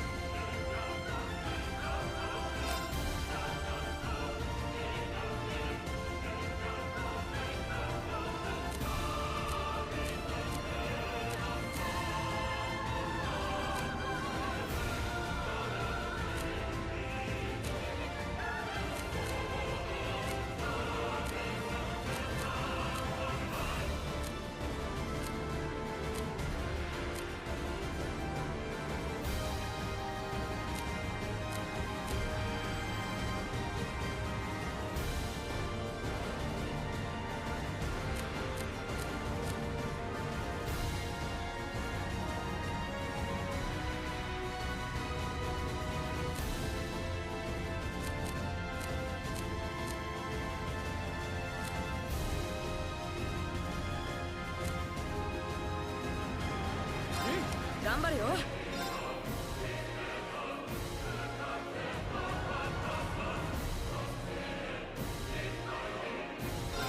それ。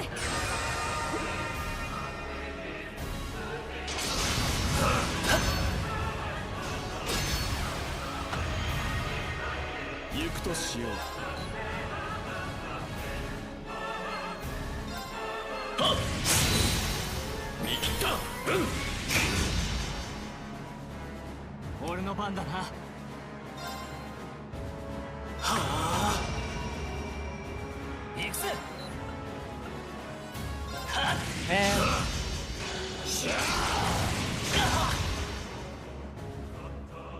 我が意向にひざまずけた。行くとしよう。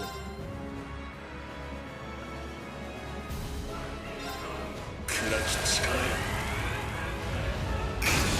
急げ。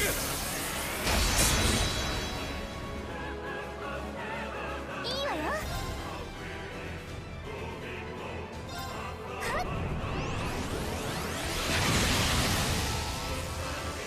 俺の番だな。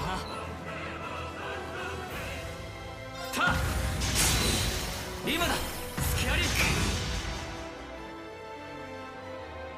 知れ者が Alright. 行くぜ。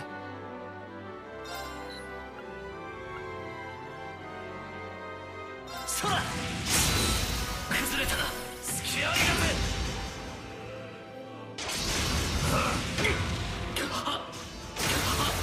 甘い。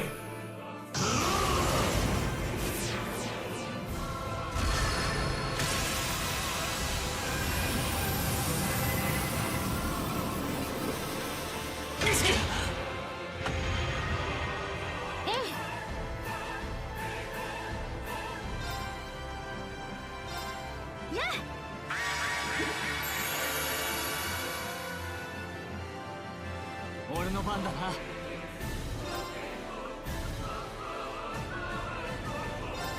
さあかかってこい。行くぜ。はっそこだスケアリだぜ。任せたまえ。はっ好機だ。このまま押し切るとしよう。任せな。断ち切る。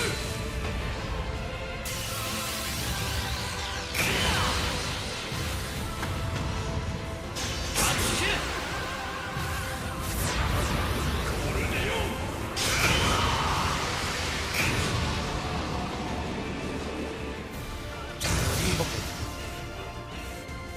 僕の番だね。それ。おうよ。せい崩れたなスケアリだぜ。私の番だね。見切った。行くぞ。た崩れたスケアリ。 Attack immediately after he recovers. 行くぜ。闇よ切り裂け。そこだスケアリだぜ。知れ者が無駄なあがきを。 Stand up, buddy. 任せたまえ。はっ見切った。俺の番だな。はっ今だみんな一気に決めるぞ。いいぜ引き受けよう。断ち切る。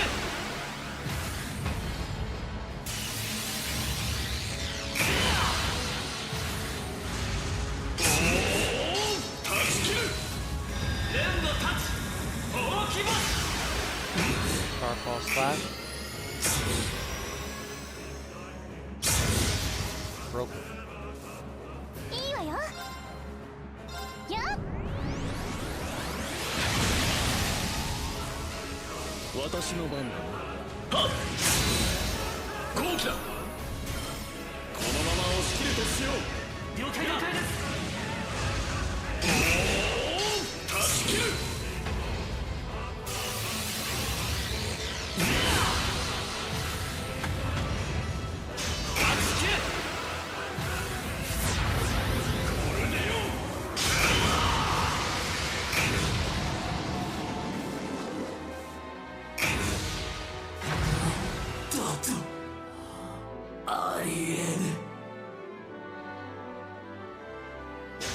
Melga.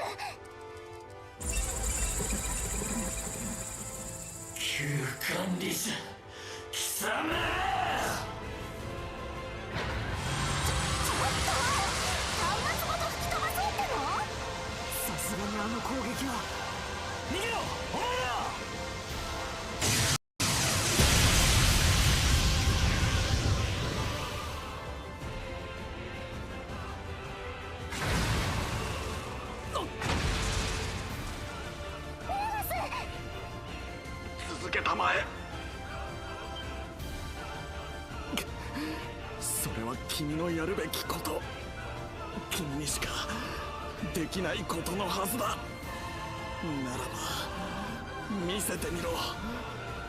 君がラピスローゼンベルクである証を。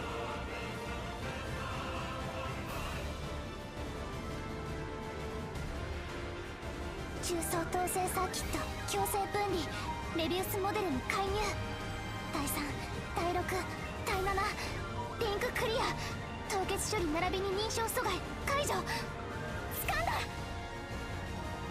エリシオンシステム切断。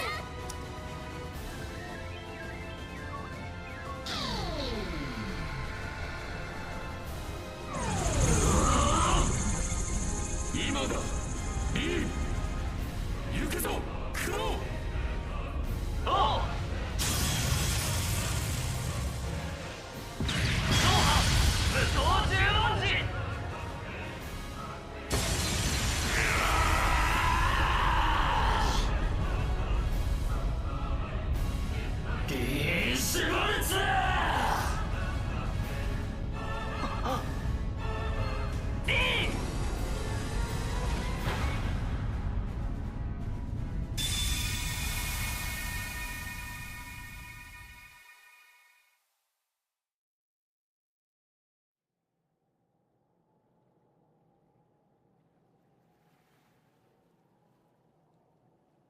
ここは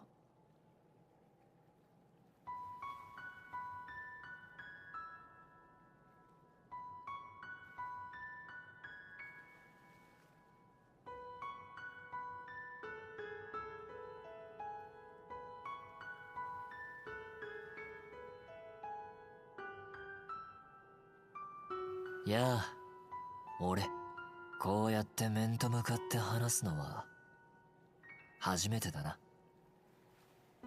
ああ、だけどずっと感じていた。自分の中にいるもう一人の俺を。この場所は一体。ここは俺の内面だ。ちなみに奴はここにはいない。安心してくれ。そうか。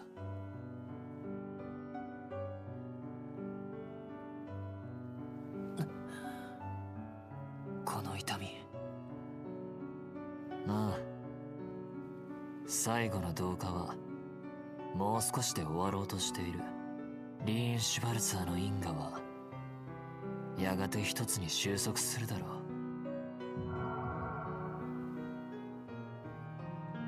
不安に感じることはないさ。もともとお前は俺だからな。ただそれはイシュメルガを今の因果の俺が引き継ぐことを意味する。そうなんだな。ああ。だがこれはある意味チャンスでもあるはずだ。どういうことだ。奴はお前との同化でこの世界に自身の存在を確定させてしまった。残してしかない俺ではもはや奴をどうにかすることはできない。だがお前ならできるはずだ。奴と一体になったらゾア・ギルスティンの力を使え。そうすれば女神の枷を解きどこへでも行けるはずだ。奴を引き連れて The goddess's 大気圏 shackles. 外でも大陸の外へでも行けばいい。それで今回の事件は解決する。それは一度存在が確定した奴を完全に消し去るにはもうそれしかない。人間の悪意は決してなくならない。イシュメルガもいつかは蘇ってしまう。後の時代に問題を残さないためにも俺だけはその決断ができるはずだ。So, when he said that, it's another implication that you can't leave the Zemurian continent because of something the goddess did like 1200 years ago.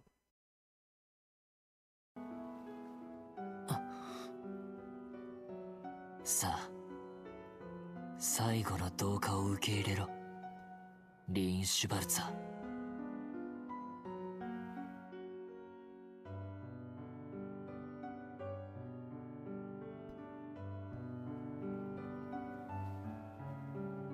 いや、それはできない。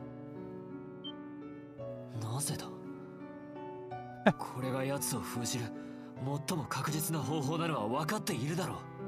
今さら自分一人の命が惜しいとでも言うのか。みんなを助けるためには。違うんだ、リン。以前の俺はそうやってずっと一人で抱え込もうとしていた。自分の身に何があろうとも他のみんなを救えればそれでいいって。でも本当は救えてなかったんだ。俺のことを思ってくれる、俺のために泣いてくれる人たちのことは。あの黄昏の引き金を引いた俺なんかが幸せになってはいけないと思っていた。いや、今でもどこかでそう思っているのかもしれない。でも資格がどうこうの話じゃない。俺は幸せにならなくちゃいけないんだ。人は一人では幸せになれないから。そして一人だけ不幸でいることもできないから。大切な人たちに幸せになってもらうためにはFinally ま gets ず it. 俺が幸せにならなくちゃダメなんだ。それが今の俺にとっての一番の目標かな。だからもう一人で背負ったり抱え込んだりしない。自分と大切な人たちを、そしてまだ見ぬ仲間たちを信じて前へ進む。たとえこれから先再び強大な悪意が立ちはだかっても、俺たち全員でならきっとより良い結末を勝ち取れるはずだって。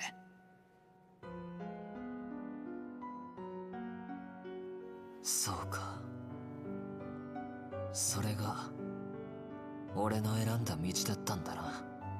どうやら俺はお前だがお前は俺じゃないみたいだ。少し羨ましい気もするな。いいだろう。だったら勝ち取ってみるといい。一度奴を倒したお前たちならきっと乗り越えられるはずだ。ああ、任せてくれ。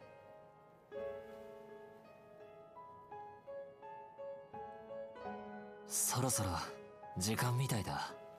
それじゃあな、リーン。自分に言うのも変だけど達者でな、リーン。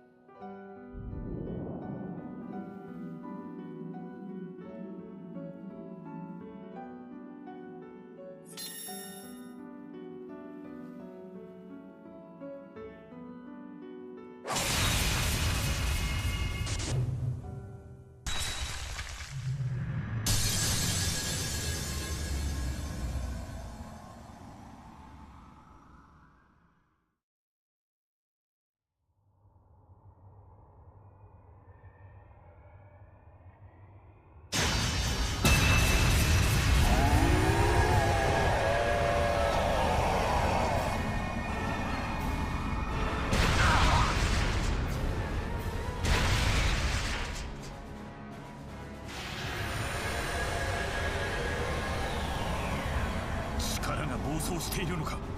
しぶとすぎるっての。不死身とか言わないわよね。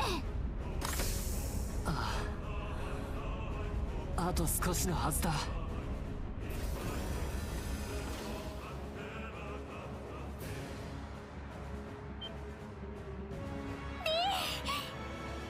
その髪と目は。なんとか俺を切り離せたみたいだ。あとはイシュメルガを倒せば。そういうことか。あとは任せてくれ、リン。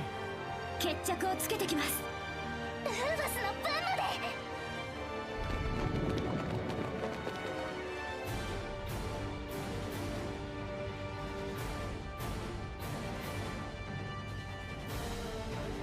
大陸を再創生する。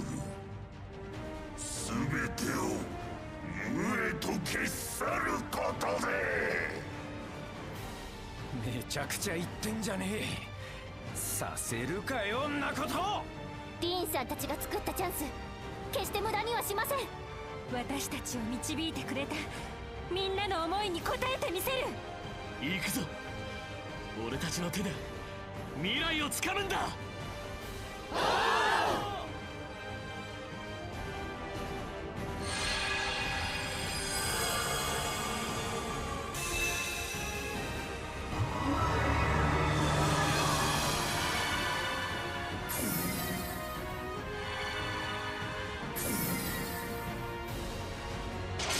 Pretty cool, that little detail, how they create a battlefield up in the air for us to fight it.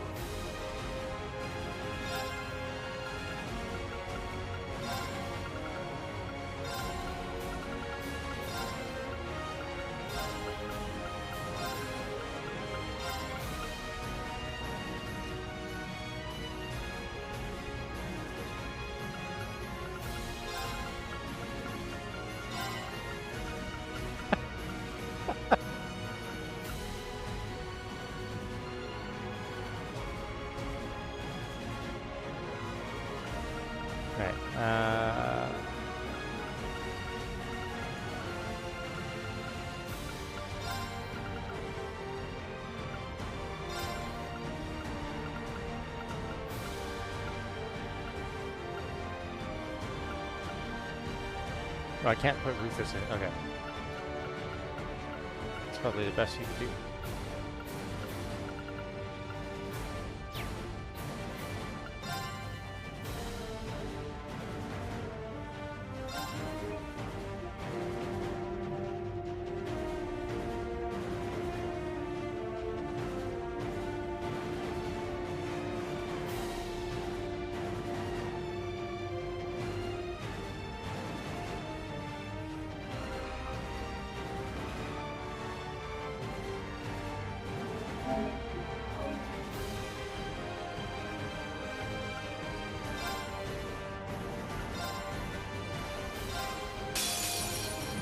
私こそが全てだ。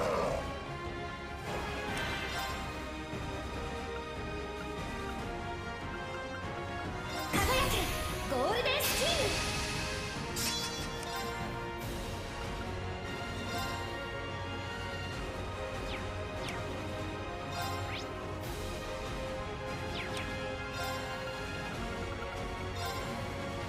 アークス駆動。せーのはあとどめやっ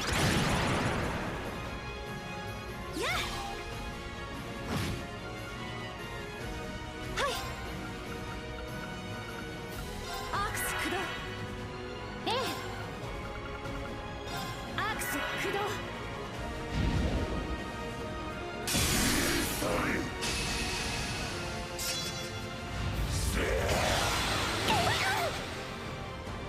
すぐに処置します。助かりました。それ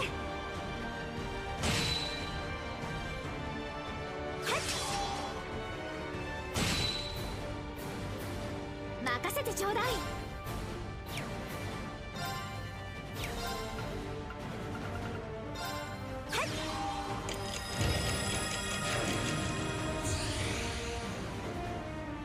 任せてちょうだい。アークス駆動。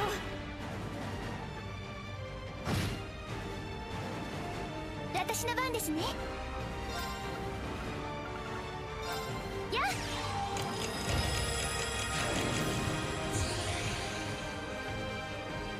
私の番ですね。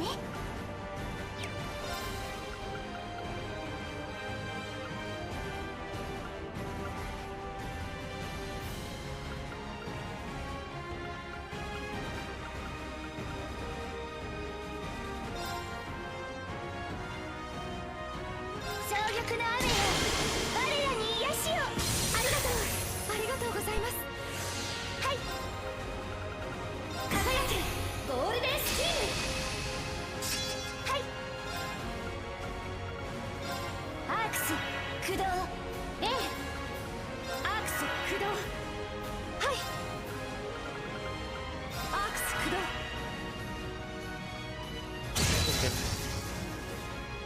ふざけるな。ふざけるな。少女します。助かりました。はい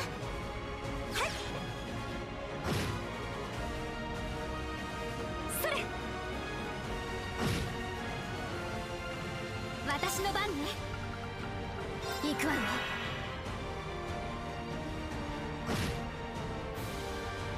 行きますね。はあ任せてちょうだい。行くわよ。私の番だね。せーのやっはあとどめはい輝けゴールデンスチーム。行きます。アークス駆動。Get wrecked. やっそれ任せてちょうだい。アークス駆動。はいアークス駆動。ええ行くわよ。はいアークス駆動。少女します。助かりました。まさかこんなことが。All right.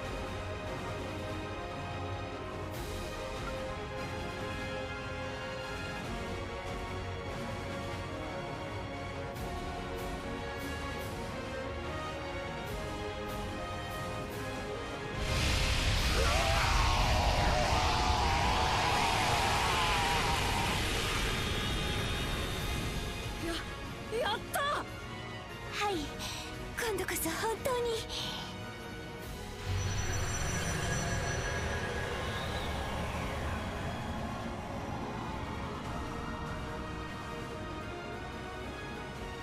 ぜだこの私が貴様らごときが私を下す可能性など。それがお前の限界だ。もう一人の、いやイシュメルが。今までの戦いだって簡単に乗り越えられたわけじゃない。文字通り可能性がゼロだったことすらあったかもしれない。それでもそんなわずかな可能性を俺たちは何度も掴み取ってこれたんだ。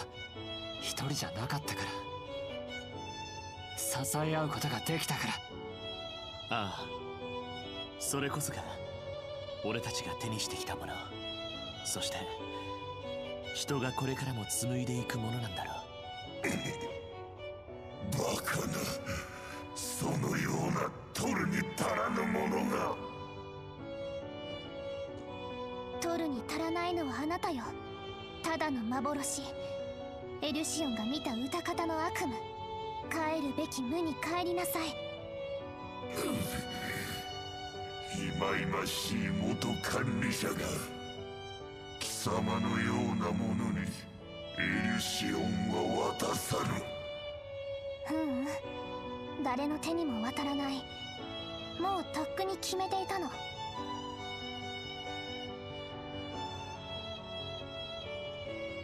エリュシオンは削除する。すでにプロセスを実行したわ。愚かな。自分が何を言っているのか分かっているのか。人を、世界をさらなる高みへと導く奇跡の産物なのだぞ。ううん、エルシオンはまだ人類には早すぎた。そしてやがて到達する必然的な領域でもある。数年後か数十年後か数百年後になるかはわからないけど、いつか人類が再びエルシオンを誕生させる時が来る。その時こそ正しい形で使われることを私は祈ってる。祈る。機械が、人形ごときが、そんなものが通じるとでも。通じるよ、きっと。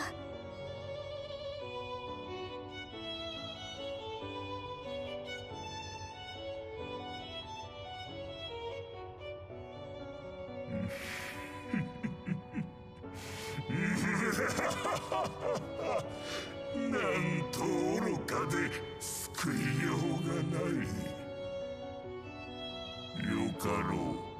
それが人の選択ならば私もそれに委ねるとしよ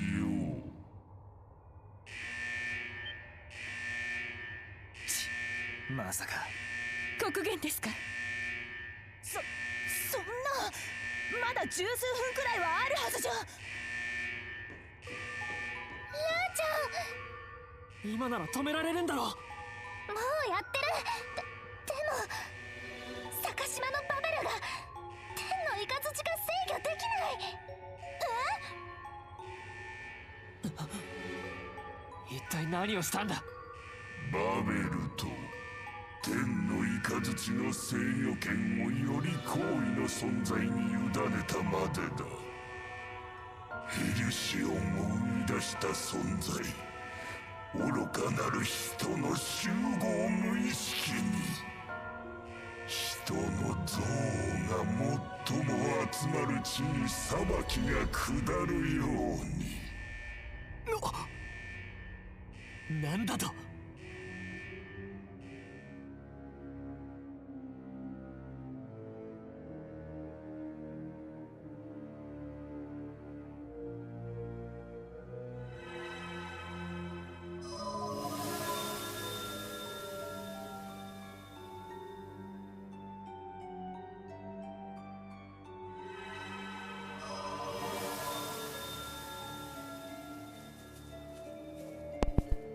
Aroma grass.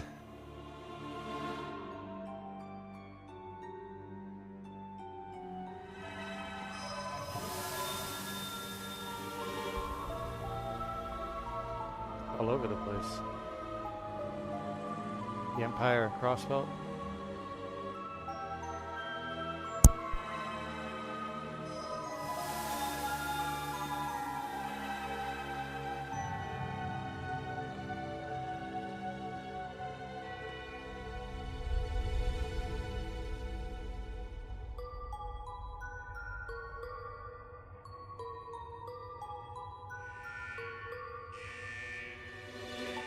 あれはプレロマソウ。青の大樹や黄昏の時とも違う。これは霊脈をネットワーク化して世界中の人たちの感情を読み取ってる。そんなことまで。これぞ再創生の最終フェーズ。もはや天の雷は止められぬだろう。このゼムリア大陸から全ての憎悪が消えぬ限り永遠に。せいぜい見せてもらうぞ、人の可能性とやらを。機能停止ですが、大陸から憎悪が消えない限りって。不可能だ。それが人間が持つ感情である以上は。共和国の空軍基地どころじゃありません。最後の一人が消えるまで天の雷は止まらないだろうね。あるいはそうなる前にエネルギー源である霊脈が完全に枯れるか。どの道待ち受けるは破滅か。そんな。まさか最後にこんなものを残していくなんて。最後は人自身に裁きを委ねるか。なんとも皮肉な話だ。だがこれも人の業か。言っている場合ですか。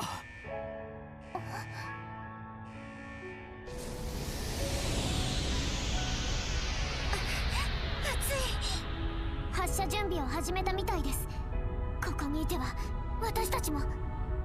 くそ、何か止める方法はないのか。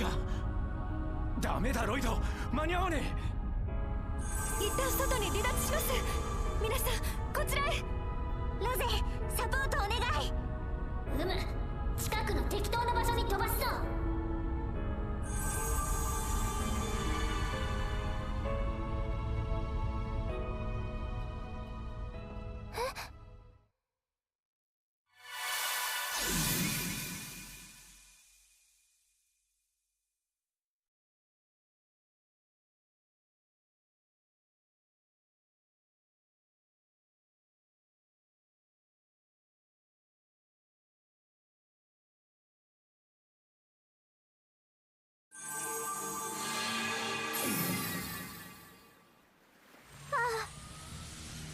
天の雷が撃たれてしまう。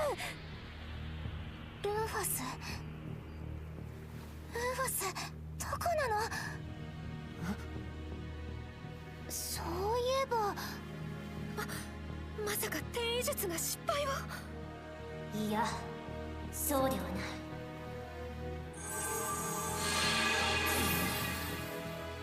発動の瞬間に感じ取った。あやつは自ら天意陣を離れたようじゃ。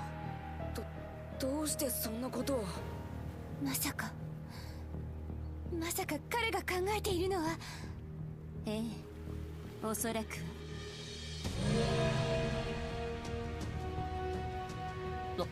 あれは兄上。ゼムリア大陸に生きる諸君、クロスベル統一国総統ルーファス・アルバレアだ。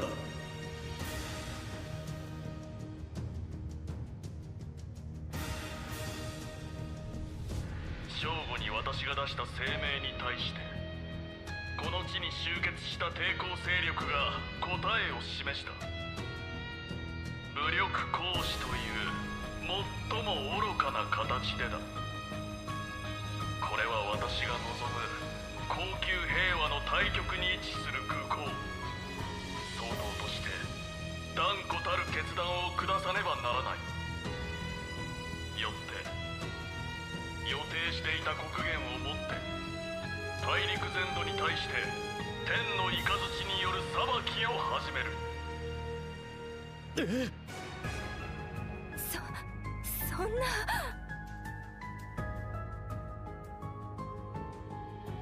私はこたびの一件で痛感した。やはり想像の前には破壊が必要なのだと。一つの犠牲すらなく大陸統一の道筋など見出せるわけがなかったのだと。その意味ではこれまで私が裏で推し進めてきたことと同じだったのだろ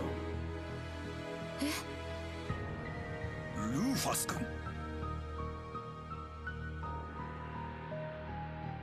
2年半前の青き大樹の事件とそれに連動する形で勃発した帝国の内戦、半年前の幽玄と皇帝の暗殺未遂事件とそれを発端としたヨルムンガンド戦役、そして戦後ノーザンブリアとジュライで起きた独立運動に混乱の火種を仕込んだことも、こうしてクロスベルという足場を利用し各地の混乱の引き金を引いたことも同じだ。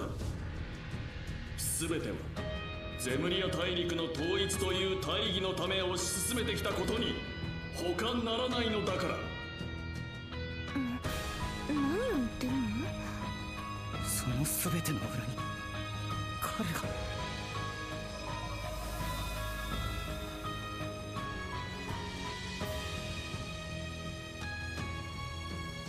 だがもはや私は迷わない。ケラウノスは一切の慈悲もなくこの世全ての悪を裁くであろう。そしてその先にこそゼムリア大陸の真の未来が待っている。その大義を前にもはや多少の犠牲などさしたる問題ではあるまい。ふざけるな独裁者が。誰がてめえの言いなりなんか。ひどすぎるわ。一体どれだけの人が苦しんだと思っているんだ。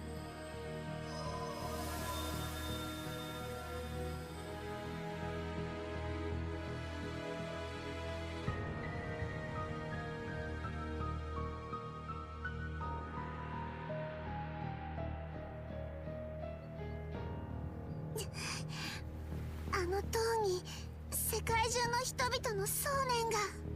はい、渦巻くような怒りや恐怖、悲しみがそれらに起因する憎悪が。憎悪の収束地が天の雷の標的になるとしたら。そういうことだろうな。そんな。クソが。ルーファス。兄上、またあなたは一人だけで。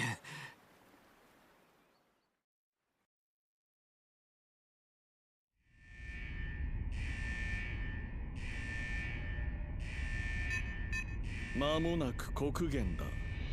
帝国、共和国はもちろんリベール王国やレミフェリア公国、アルテリア法国、レマン自治州やオレド自治州、その他の小規模国家もいずれ標的となるだろう。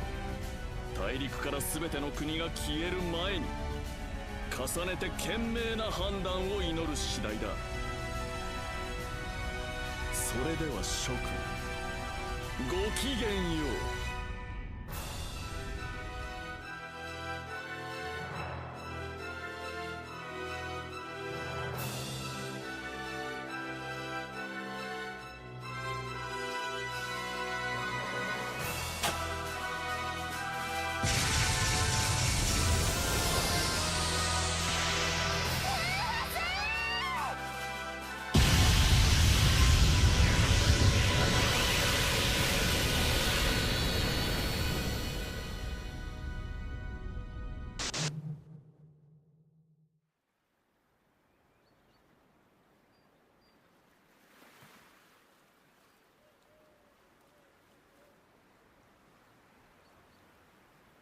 何今の。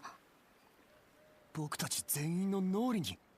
まさかこれはエリュシオンが見せてくれた最後の未来予測だったらまだ間に合う。助けて、みんな力を貸して。ルーファスを助けて。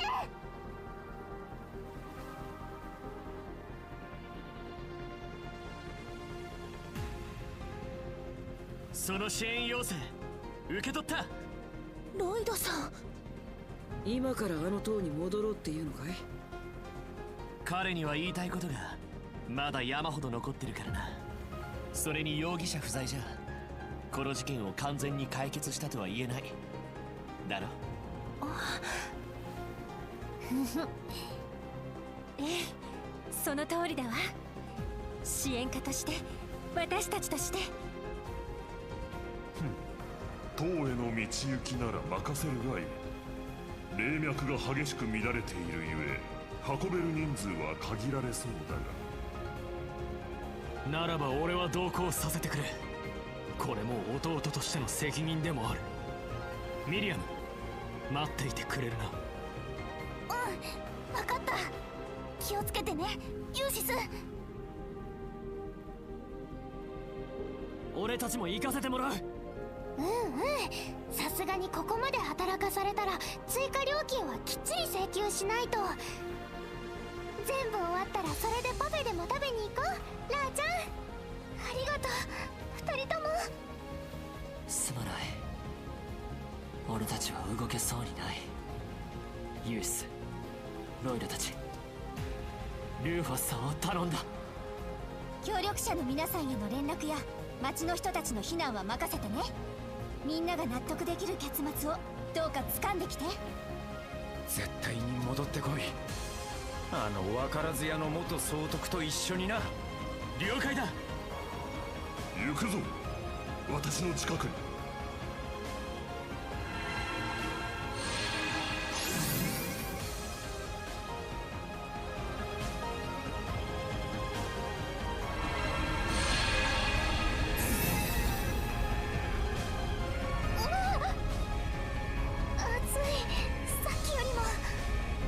中枢ではなさそうだ。霊脈の乱れで位相がずれたか。問題ない。あとは探すだけだ。まあ、さっきのイメージのおかげで大体の場所は分かってるしね。ああ、このままもう一度制御中枢に向かおう。待ってて、ルーファス。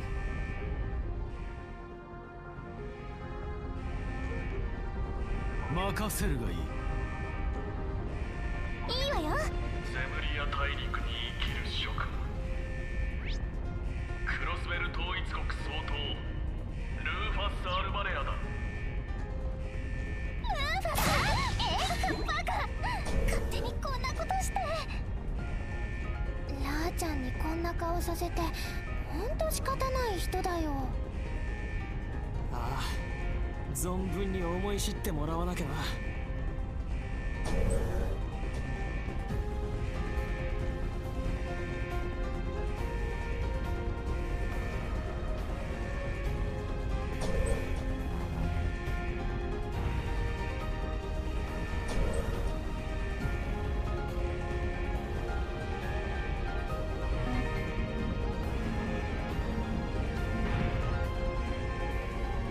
私はこたびの一件で痛感した。やはり想像の前には破壊が必要なのだと。一つの犠牲すらなく大陸統一の道筋など見出せるわけがなかったのだと。兄上、本当にあなたという人を必ず止めよう。本当の意味で彼の目を覚まさせるためにも。リーンたちの分まで他の誰でもなくあの人の弟として。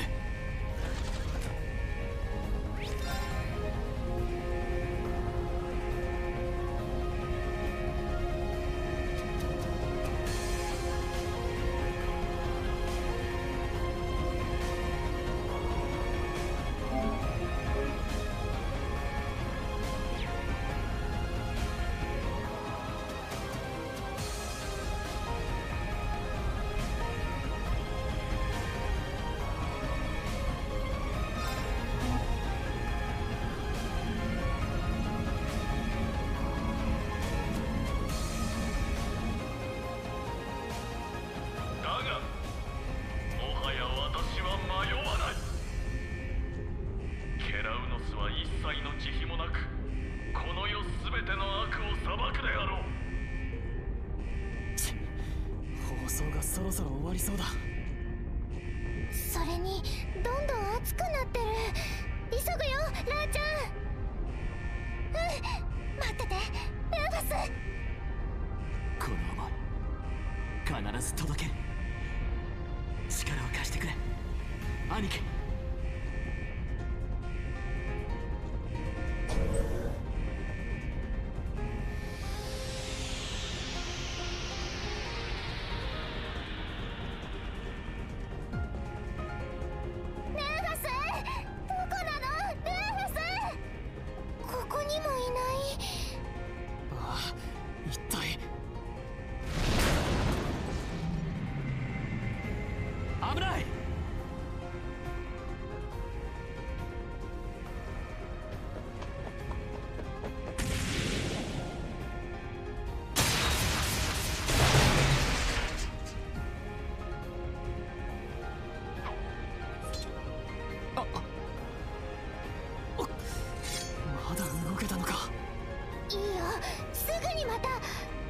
待て、さっきとは何か。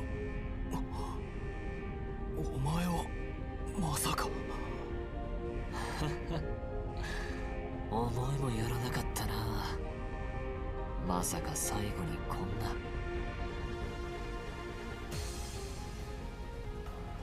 久しぶりだユース。それからロイドも。リーンなんだな、イシュメルガと融合した。もう一つの因果の先の。ああ、その通りだ。みんなが奴を倒してくれたおかげで少しだけ時間がもらえたみたいだ。リーンおぼろげだったがみんなのことは見ていた。ミリアムもクロウも元気でいるみたいだな。ああ、人の身に戻ってからも相変わらずだ。ミリアムなどはむしろ前以上にベタベタしてくるくらいだが。そうかそうか、よかった。本当にすまない。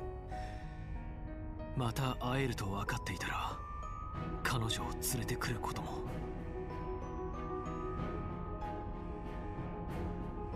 いいんだ、気にしないでくれ。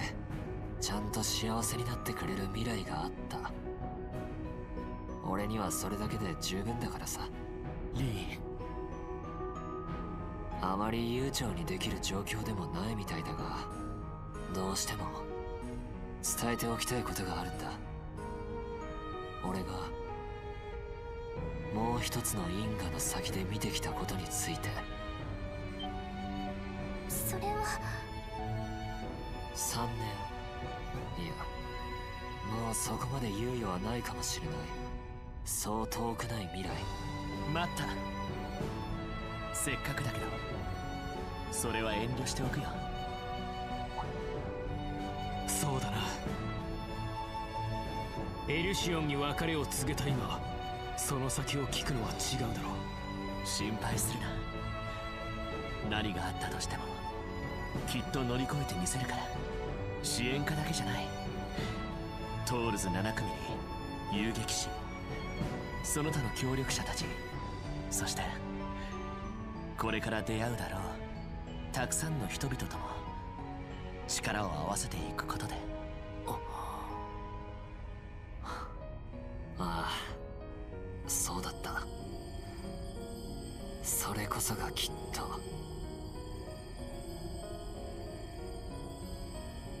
こちらのことは頼んだ。みんなと俺にもよろしくな。ああ、任せてくれ。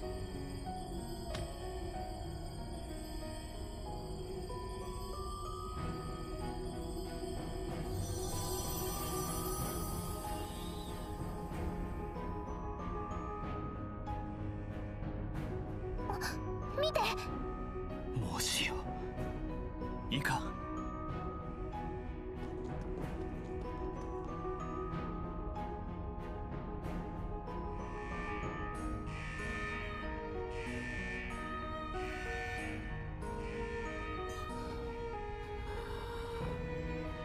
もうすぐか。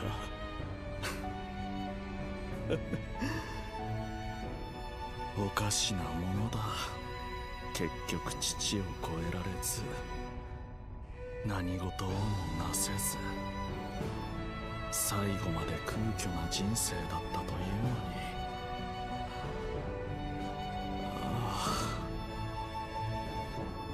のに。悪い気分ではない。兄上！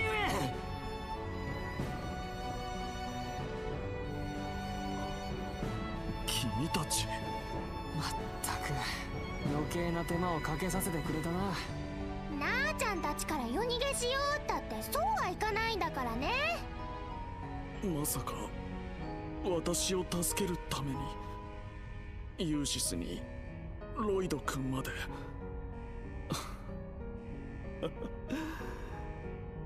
あるいは改めて殴りにでも来たのかね。いいえ、今のあなたにはもはやそれすらも生ぬるいでしょう。ああ、いい加減に自分の犯した罪を思い知るべきだ。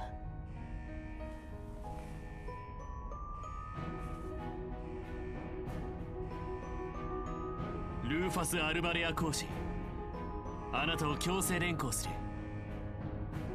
脱走を筆頭にもろもろありそうだが、何よりも最後の最後であなた自身が紡いできた絆を甘く見た容疑で。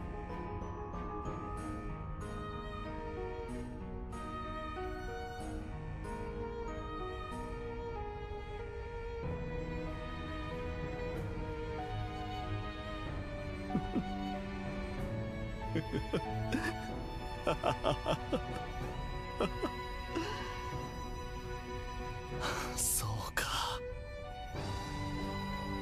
私は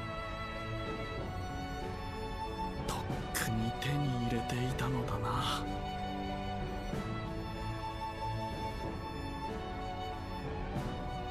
サイト、頼む。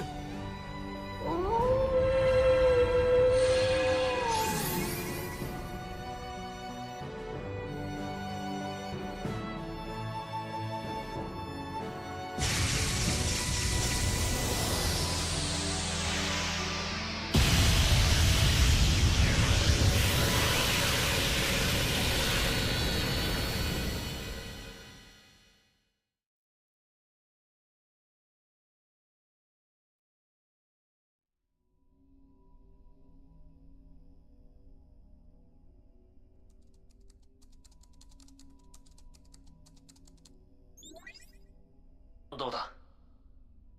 やっぱり反応はないな。ログにも痕跡はなさそうだ。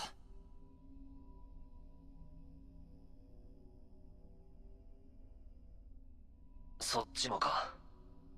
なんか残してるんじゃねえかって期待していたんだがな。まあ仕方がないさ。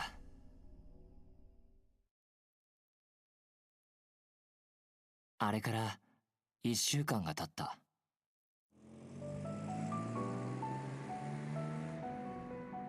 大陸全土を恐怖に陥れた最終兵器坂島のバベルは完全に消滅し、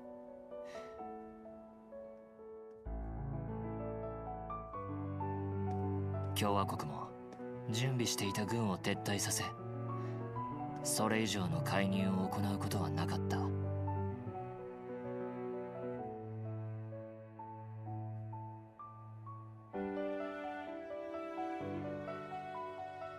事件後、クロスベルではしばらく混乱が続くものかと思われたが、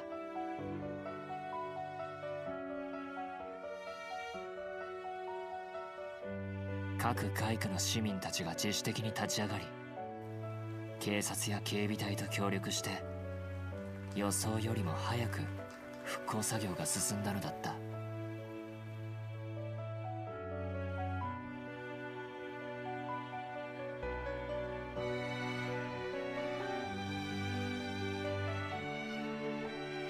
そして帝国やリベール、レミフェリア、さらには共和国も含めた諸外国の手厚い助力を受けられたこともあり、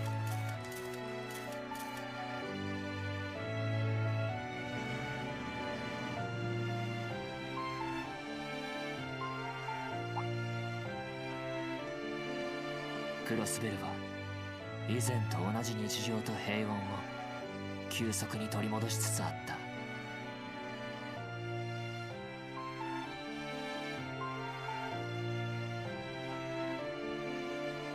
トールズ関係者はそのままクロスベルに滞在して復興作業や帝国との連絡役として手伝いながら、その合間今回の一連の事件中に起きたいくつかの不可思議な現象の事後調査を進めていた。あの時助けに来てくれたバリマールたちのことも含めて。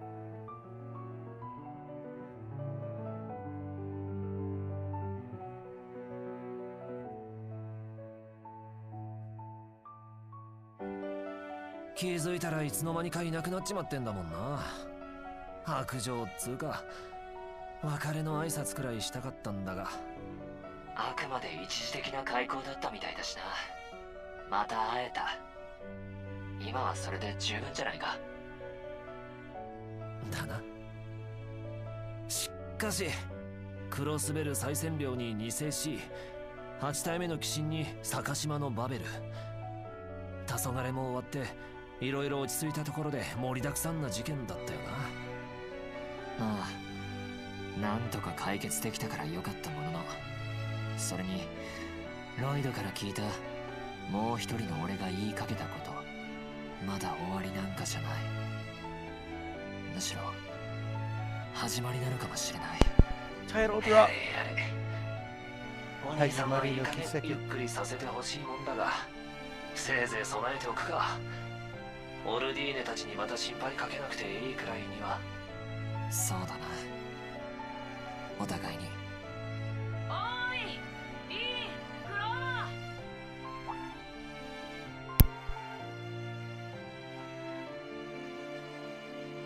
そろそろ行きましょう、教官。ミリアムさんとユーシスさんはあちらに寄ってから来るそうです。おっと、もうそんな時間か。ああ、今行く。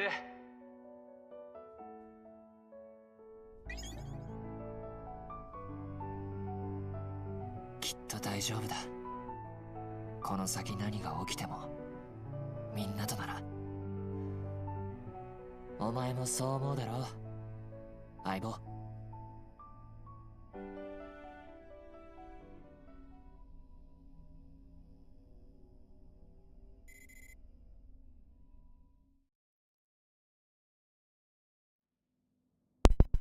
Very cute.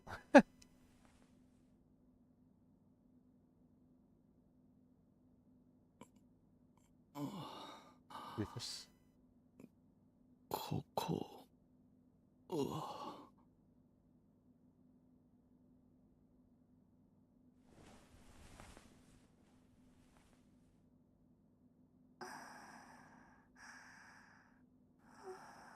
The doll sleeps.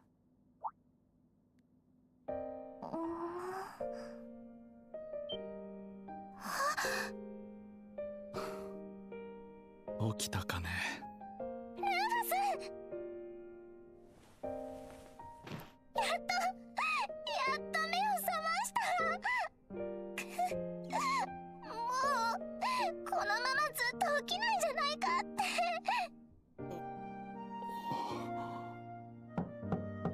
失礼するよ、ラピス君。彼の方は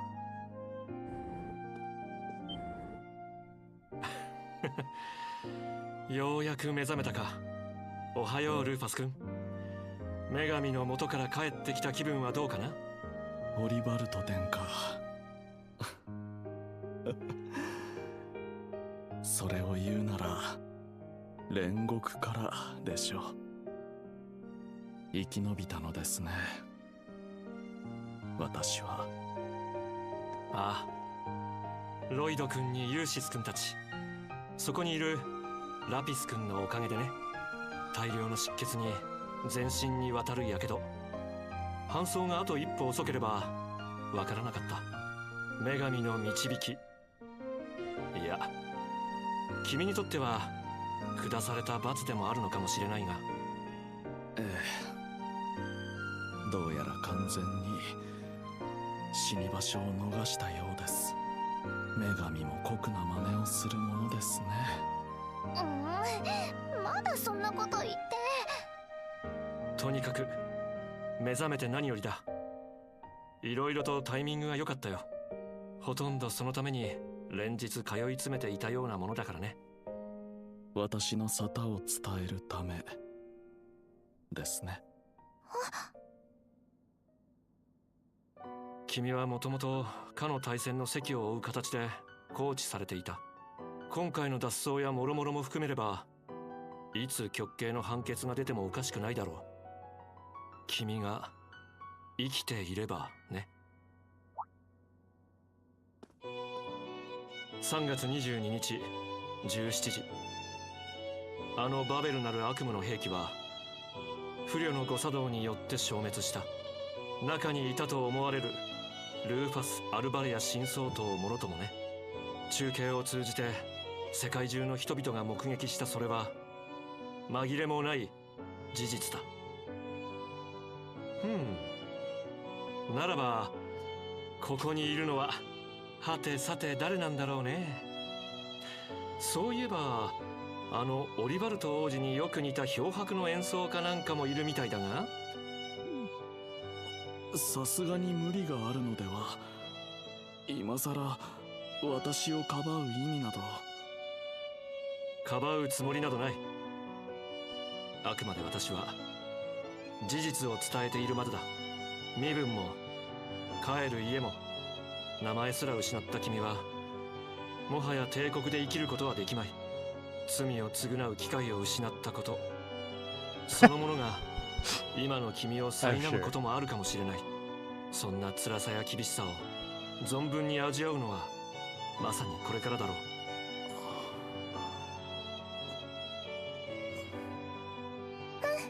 そんなの大したことないじゃない。私やナーディアたちと同じになるってだけでしょ。ねえ聞いてルーファス、私旅に出ることに決めたの。エリュシオンを生み出したこの世界をもっと見てみたいから。でも一人じゃ大変そうだし、あなたも連れて行ってあげる。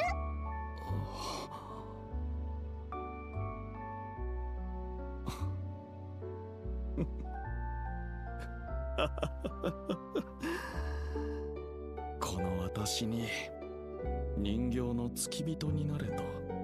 あら、不満でもあるっていうの？誇り高きローゼンベルク人形の従者になれるなんて光栄、他にないわ。私たちの利害は一致する。ついてこない理由なんてないでしょ。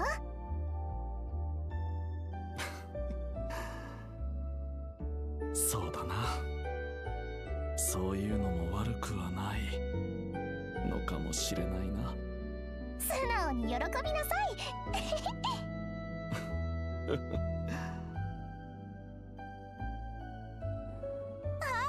目が覚めたんだ。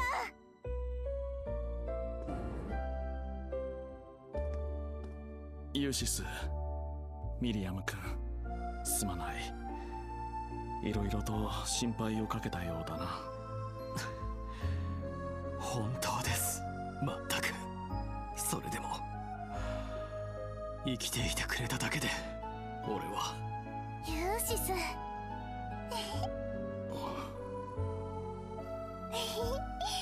ラーちゃんもようやく元気になったみたいだね。何の話をしていたんだ？そうだ、せっかくだしナディアとスミンも。おっと、そろそろ時間だな。積もる話は後にするといい。ルーファス君も見届けたまえ。時間？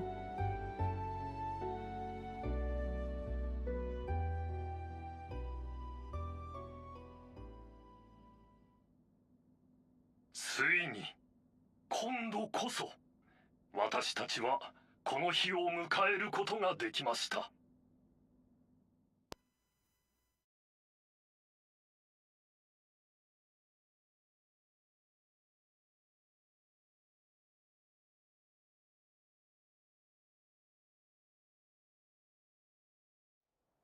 最後に訪れた苦難はあまりにも大きく、心がくじけてしまうこともあったでしょう。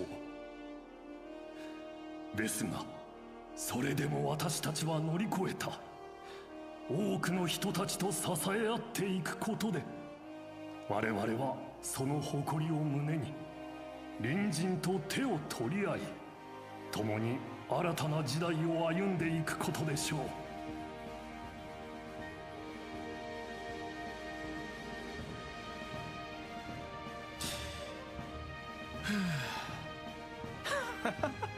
大丈夫かよ。珍しくガチガチじゃねえか。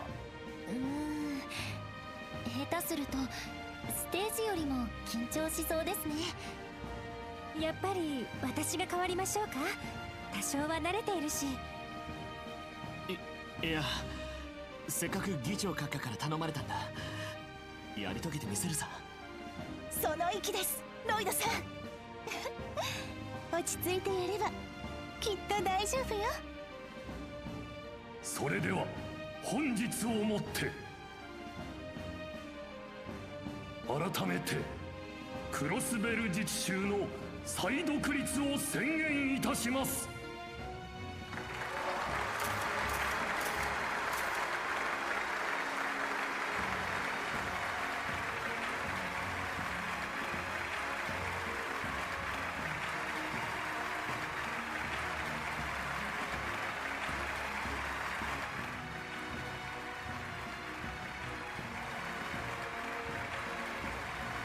よし、決めてこい。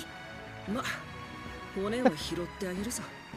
それ失敗する前提になってません？とにかくファイトだよ、ライド。 Was he's an interesting one, that's for sure. ああ、行ってくる。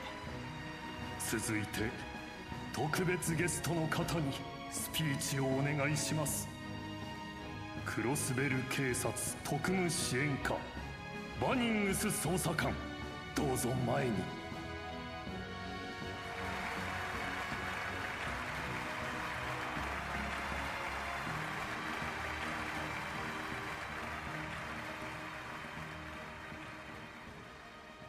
皆さんこんにちは。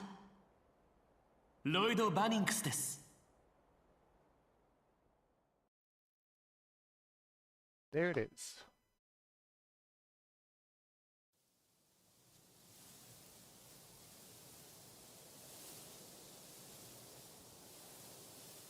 Legend of Heroes, Trails into Reverie.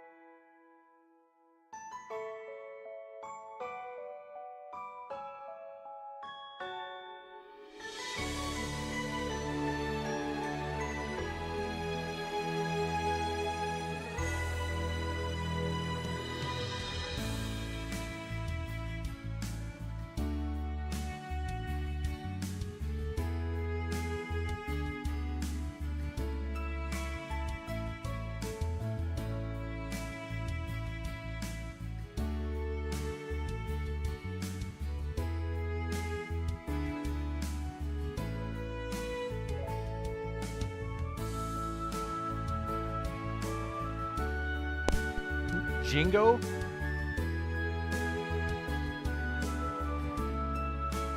She like Mishi?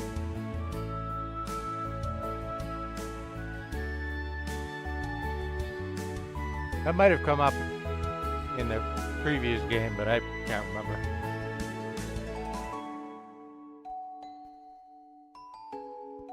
They ignored? Looks like it.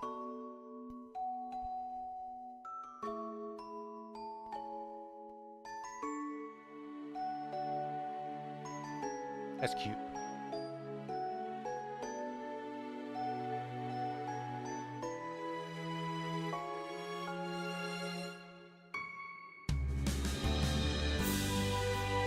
All the chibi scribbles are cute too.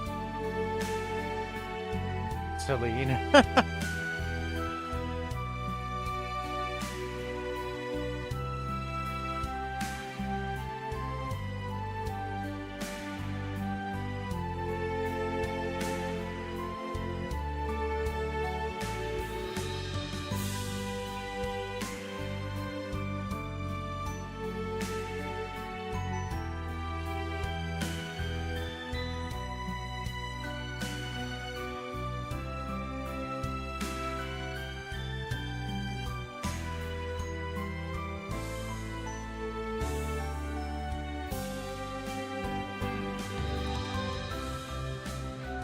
Shienka.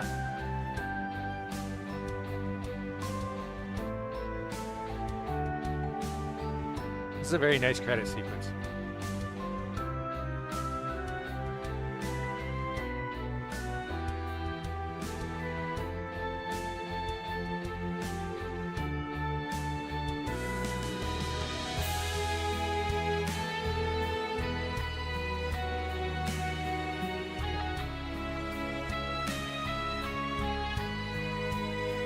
I really do prefer Mise with the long hair, though. Gotta say.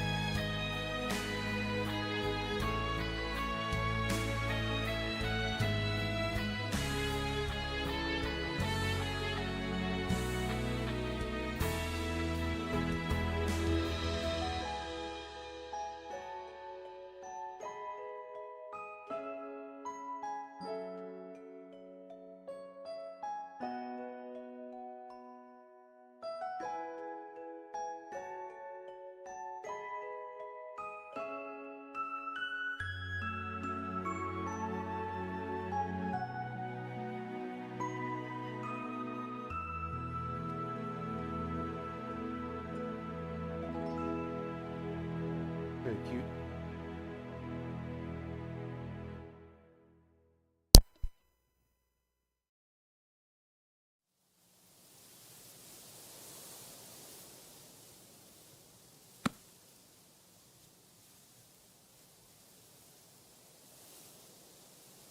Hey! LP!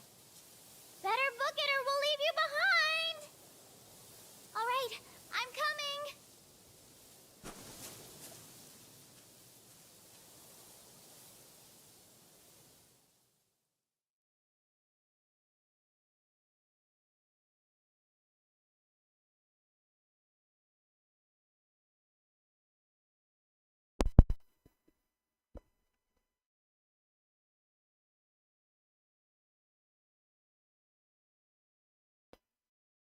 That message was for they released DLC that expanded the stratums and had you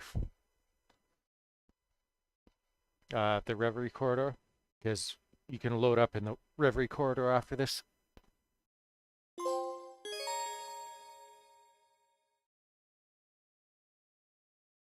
There it is.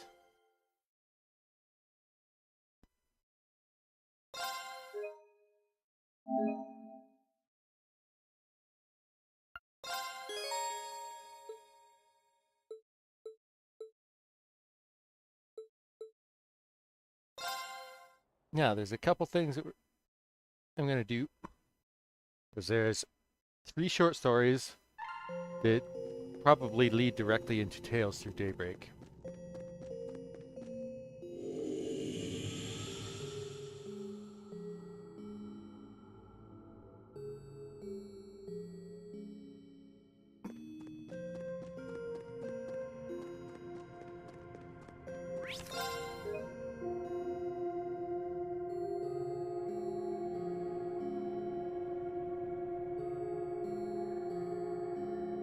Then there's one little behind-the-scenes conversation as well.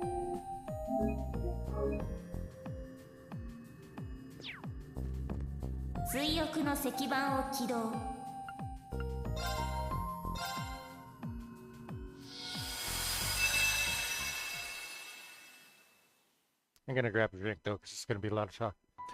These are but minute fragments of memories drifting in an endless ocean, memories of what will be in the near future.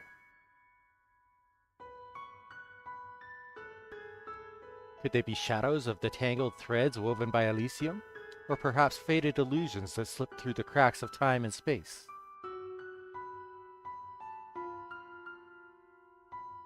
There are none who know the answer.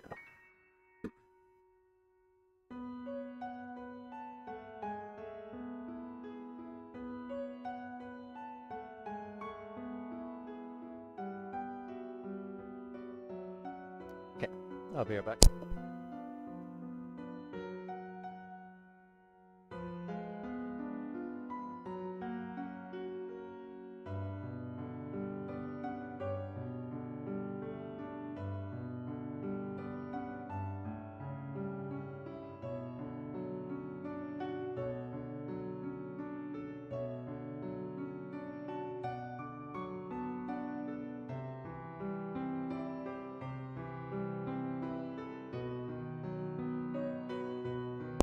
Another hot springs paradise.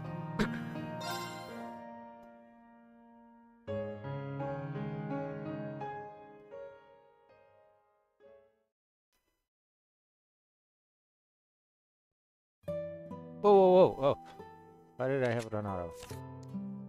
January, year 1208 of the Septian calendar. Between two great mountains, at the tip of a Calvardian basin, sits Longlai. Town is known for two things, being the eastern entrance to the Republic and its exceptional hot springs. Through these enticing factors, does it continue to welcome tourists hailing from both home and abroad. Yet today, it served guests quite unlike its many unseasoned visitors. These had come from another renowned hot springs paradise situated in the northern reaches of Erebonia.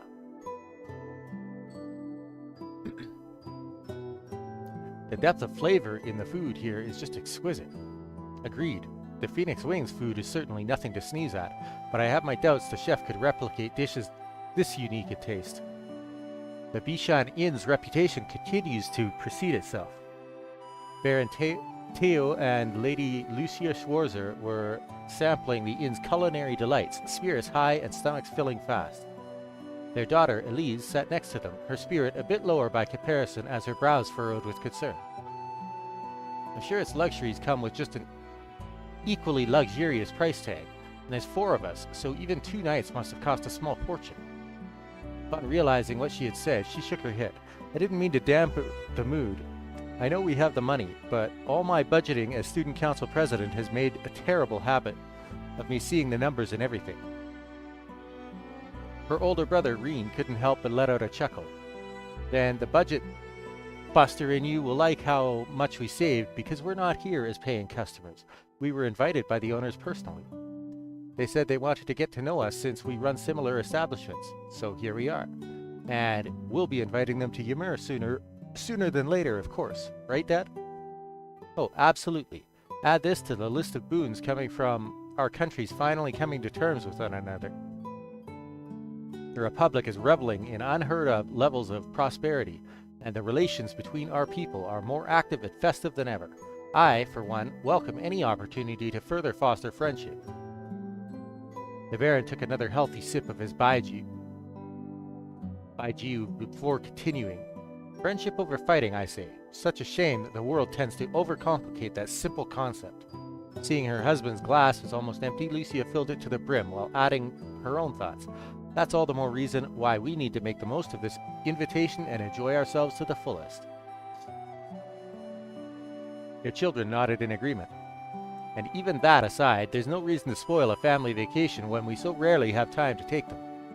Oh, I read about some unusual sweet dishes worth trying here. Would you like to share some with me, Reen? In a bit. I'm thinking of taking another soak in the hot springs, so I might be in the mood for something sweet after. The food here's delicious, but as far as I'm concerned, the hot springs are the real star of the show. Haha, that's my boy right there. The ruling lord of the hot springs paradise would never let a good discussion about them pass him by.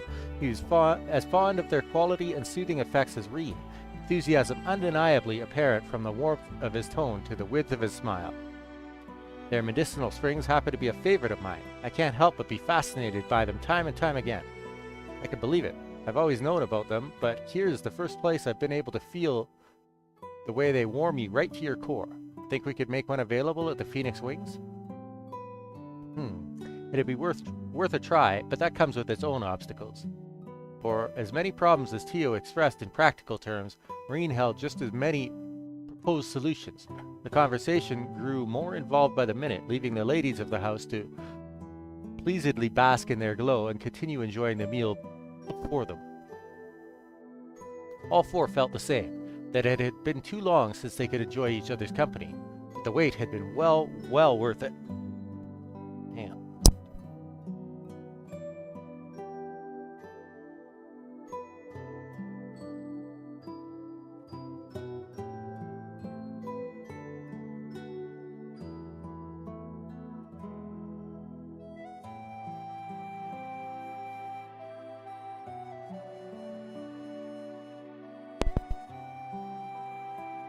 That night, after indulging in his post-dinner soak in the springs and telling his family he was going for a walk, Reen departed the inn.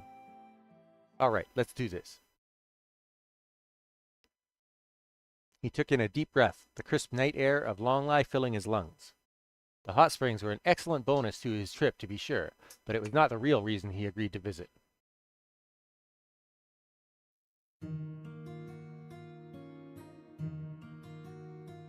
He had come in search of Kuro-pi, the famed sword hermit. Master Kuro-pi was the founder of the Eight Leaves One Blade school, of which Reen was a practitioner. And though now over 70 years old, he was still regarded as one of the strongest combatants on the continent. They had not met since before Reen's enrollment at Thor's. Many a letter was exchanged during the 4 years that followed, but even they had stopped after Reen earned the right to call himself a divine blade over a year ago. There was so very much he wished to discuss with his master. What he had learned in his 4 years of training, what had transpired since becoming a divine blade, the true meaning behind being the final blade to master the eight leaves. There's plenty I'd like to ask that have nothing to do with swordsmanship too. All these questions, all impossible to answer without first knowing the whereabouts of a single individual. Even a senior practitioner like Cassius Bright claimed ignorance, having received not a single update from their old master. He had always been an elusive but traceable sort, but wherever he was now, he was next to impossible to track. That was until word of a blade master being sighted in Longlie reached Reen's ears. The man held a fondness for the town's specialties, those being the hot springs and its fragrant tea leaves, making the sighting worthy of particular note. He also knew from the letters before they stopped that he intended to journey eastward, making Longlie one of the more plausible stopping points. The word came to him just as the Schwarzers were invited to stay at the inn during their New Year vacation. Reen's instincts told him the timing was a little too fortunate, but with how vague the lead was, even it would most likely result in him leaving the same as he had arrived. While he had not discussed the rumor being key to his traveling here, his family seemed to sense it was more than a simple pleasure trip for him. I know Dad would have a great time catching up with him, but I don't want to get his hopes up for nothing. These thoughts in mind, Reen made his way through the night streets.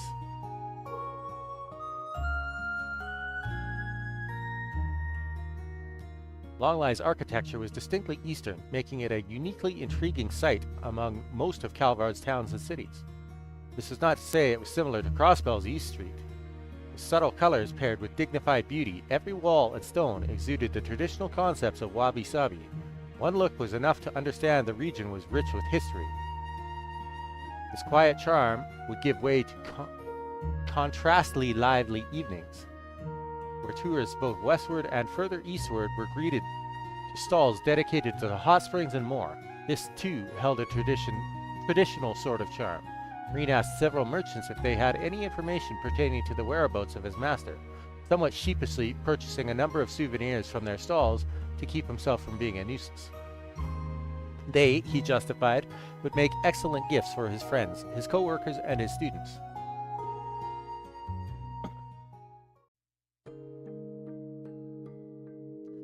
I can't believe it's almost time for them to graduate. I might be more emotional about theirs than I was for mine. For the first time, Reen would get to experience what it was like for the young birds he had taken under his wing for 2 years to finally leave their nest. Their first year had been eventful, to say the least. What had started as a problem class full of disagreements and mounting tensions has slowly grown into one of compassion and understanding for one another. It was with each new discovery about themselves and every new ordeal the world sought to impose upon them that they grew not only as individuals but as a team. He hoped this period would remain as much a meaningful part of their lives as it would always be for him. The months before the Retributive Tower's appearance held many a trial, making the 10 months that followed in his shadow pass all too quickly. In that time, Reen's students continued to mature, building on everything they accomplished in their first year to prepare for and settle into their desired future. Indeed, whether it was by overcoming their demons or by learning to work with them in a healthier fashion, their paths up till now had been well worn. And while they may have had to rest from time to time, he was proud to be a part of why their steps continued to face forward. Proud, but also lonely at the thought of saying goodbye. As their second year drew to a close, lacking in grandiose events, but still rewarding in its own right, it was this mixture of emotions that bore conflict within him the most. Can't believe I'll be going through it all over again, next year, and even the year after that. Hell of a career I chose to pursue, huh? He didn't know when he stopped walking. Realizing this, he resumed his search, paying respect in mind to the many generations of educators who came before him. No matter where he looked, he could not find Master Kuro-pi in Longlai. It was, however, still too early to say whether the trip had been in vain, as he had at least caught an unverified report of a blade master being seen in the mountains to the south. Wandering such terrain at night wasn't going to be ideal, but Reen was already firm on spending the next day with his family. Tonight it would have to be. Making a brief stop to the inn to tuck his souvenirs somewhere secure, he then departed for his new destination.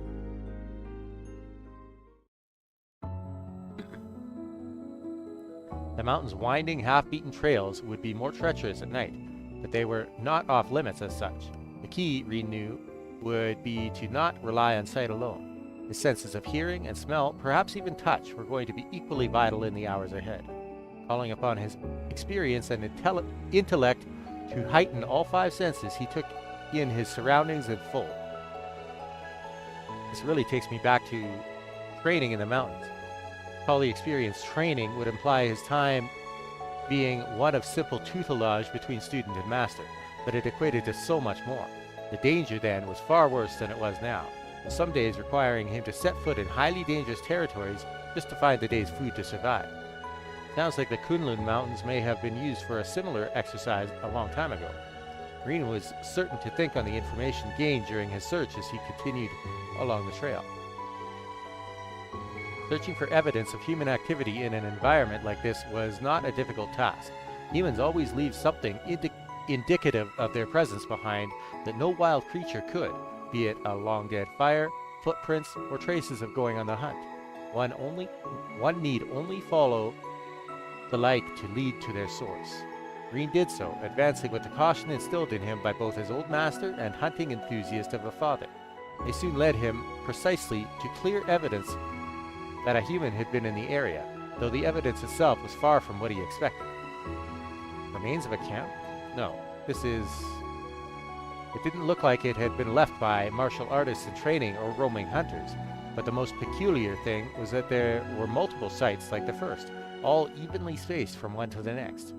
It was as though something was being measured. Maybe this is from a group of scholars doing field research, but it seems too large a scale for that.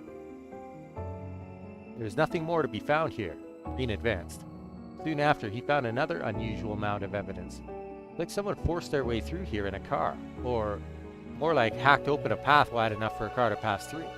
All further inspection here suggested that whoever was responsible had given up on this endeavor, leading him to wonder if they somehow found success elsewhere. And if they did, why had they done this at all? The question pestered him. If there was anywhere to clear wide paths, the remote depths of the mountains certainly were not it, but instinct told him he was only a step away from discovering the answer. If I keep following this trail a little further... At this thought, Reen sensed someone approaching. One person, two people.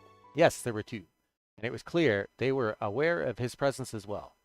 Only for a fleeting second did he think they might be the ones responsible for the strange trails, but a deadly tension that now thickened the air told him these were no simple scholars. He felt them draw near, the night veiling themselves well. And then he felt them stop. How about you show yourselves? He spoke without placing his hand on his tachi, signifying to those watching that he had no desire to fight. The silhouettes then silently emerged from the darkest shadows of the mountains. They looked very much like the shinobi of the east he had heard about, their forms clad from top to bottom in black garments and their faces fully obscured. I see your insight poses a threat after all, divine blade of the Empire. The contract with our client has yet to begin, but we will make an exception for one among their list of dangerous persons. The silhouettes then charged. They caught him completely off guard, drawing short, straight blades to attack him as they narrowed in. Green's eyes widened in surprise, but nearly in that same moment he was in a fighting stance, hand over his still-sheathed tachi. Fifth form, Morning Moon. Perceived the direction of his foes' attacks to evade them, then mounted a counterattack of his own. All it took was that instant to repel their assault and leave them vulnerable. Ordinarily, this would be the time to take the offensive, but all Reen could do was stare at the two with disbelief. Thought entered my mind as I saw you move, and now that we've crossed blades... He paused, the disbelief in his eyes giving way to a more intent gaze. Are you practitioners of the Eight Leaves School? Another pause, this time from the silhouettes, before answering as though they were well aware the question was coming. No, though we do possess ties to the school. We are of the Ikaruga, practitioners of the Black God One Blade School. The what? Reen was left stunned. The two Ikaruga held their blades horizontally, ready to thrust them forward at any moment. It was as though they wanted to make clear that while they had been caught off guard once, he would not be so fortunate twice. Reen responded by assuming the middle stance with his tachi. But just as the sides were only a beat away from engaging in battle, what could only be described as a black cyclone roared from the darkness at such speed that it seemed certain to slice anything it touched. Its appearance caught Reen by surprise more than the initial attacks by the silhouettes. He had not suspected an attack from that angle, that distance, or even that moment. His enemies, on the other hand, did not so much as flinch at the sight. The approaching blade, over an arj and a half in length, was heading directly for Reen's back. He couldn't possibly dodge it now. Perhaps he should have noticed. Perhaps it was impossible to notice. Whatever the answer, the divine blade of the Empire would soon fall. The silhouettes waited. There's a missing word there. Silhouettes waited for his final moments to be convinced of no other fate in his future. When Reen spun his body in a full circle, applying the intensity built into his tachi from the motion to swing. The blow was weighted yet precise, shifting the incoming blade to a new direction without mitigating its near overpowering force. This technique was an application of the first form, helix. There was no greater course in the movement than to use it to redirect the attack without it ever making direct contact. The spinning blade was now significantly off its intended course, but Reen slashed at it again, birthing a shockwave that further shifted his path. The blade went flying hairs to the right of the direction it had come from. A hand was there to deftly catch it midair.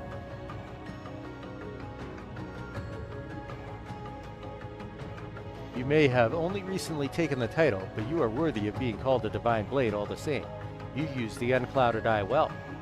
From this hand emerged a new figure from the darkness. While he was clad in similar garments to the silhouettes, something about his presence was much more inspired by comparison. His musculature was thoroughly discernible beneath his body-covering fortified suit. His every movement, however slight, reflected a complete lack of hesitation, and the faint light of his eyes, visible through his mask, projected no emotion whatsoever. The man possessed the aura of a true warrior, one projected only by those who have fought more battles than was possible to count. Fall back. He is too formidable a foe for you to handle. The silhouette slid into the darkness in an instant. Only the new arrival was left to face Reed. I need to know, who are you and why did you attack me? Our contract forbids the disclosure of such information. You will leave this place now, fledgling Divine Blade. The tone was not one of advice, nor one of an order. It was as if the man were stating a fact, his calmness veiling an undertone of malice that told Reen what would happen if he did not do as was told. I'm afraid I can't do that without an explanation. Not when I haven't found what I'm looking for yet. I understand. Then there was no longer anything to discuss. All they could do was battle. I, Kurogane of the Rogetsu school, shall be your opponent. Kurogane stood at attention. The large blade he had thrown before now pointed. I'd have rather settled this with words, but I could see that's not an option. He sighed, taking his own stance in turn. Then, Reen Schwarzer, master of the 8 Leaves, 1 Blade School's 7th form, shall be yours. The Divine Blade moved instantly. The bizarre weapon Kurogane wielded was less akin to a sword and more 4 equally sized blades arranged in the shape of a cross, their bases connecting to a single point. That he could direct this large, weighted shuriken as though it were a simple child's toy spoke volumes about how strong he was. Still, even it was not infallible, for it was not one to be ideally used in close-range combat. Kurogane appeared to have no other key weapons on hand either, meaning that if Reen could force him to fight where he would be at his most disadvantageous, he would very likely come out of this the victor. This was what he had in mind when choosing to act first. Second form, Gale. He closed the gap between them, drew his blade, and made a wide swing towards his opponent in the blink of an eye. Kurogane blocked the blow with ease. That, however, meant nothing in the larger scheme of things. Reen knew well this man's capabilities. So long as the gap between them was closed, and it was, he considered the attack a success. But just as he thought he would be able to push onward and overpower his foe by mounting a newly fierce assault, Kurogane had split his cross-shaped shuriken in half. The ease at which he did made it clear this was intended by design.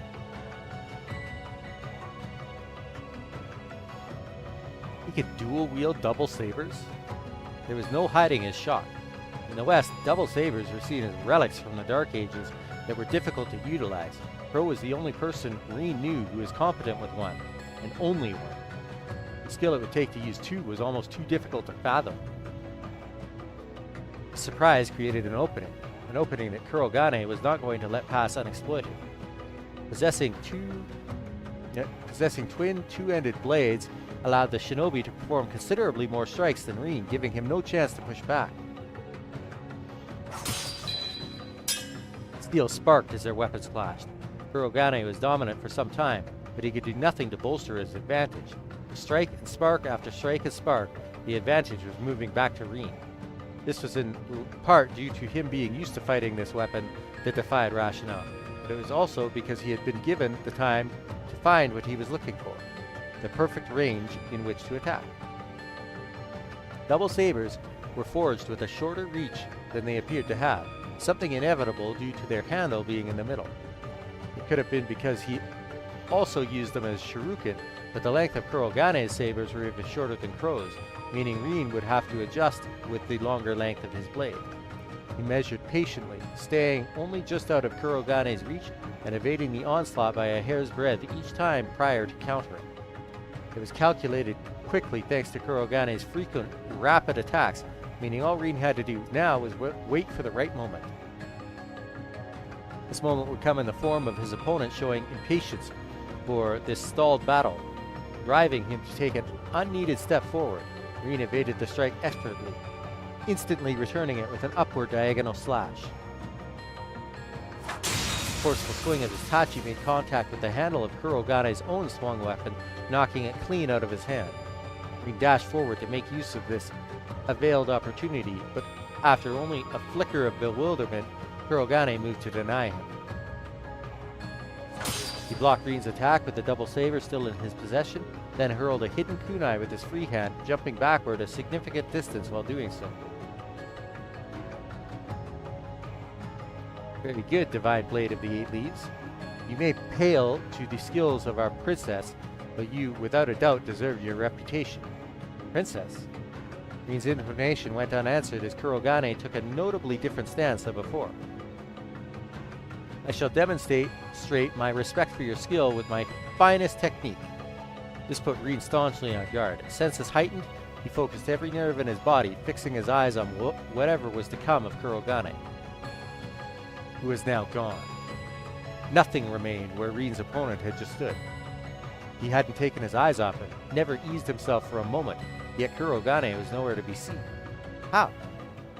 Had he moved that quickly? Was it some kind of spatial translocation? But there were no signs to indicate either one. Was it that he never moved at all and was still there, sight unseen?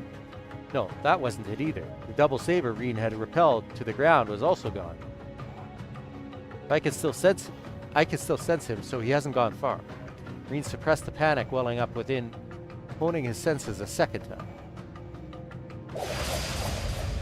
That was when another black cyclone whirled towards him from the shadows. He half expected something of this nature, so with little deviation he was able to deflect it as he did the first time. The attack indicated that Kurogane had reassembled his shuriken after recovering its lost half so that he could throw it again. It also indicated, together with the slight changes in his surroundings where he was now positioned, Reed needed a little more time to know where he was for certain. But ahead of making a solid conclusion, the cyclone came at him yet again from a new angle. That was fast. But he blocked this attack as well as the last. Before he could fully correct his posture, the next cyclone appeared. The gap between was getting shorter and shorter.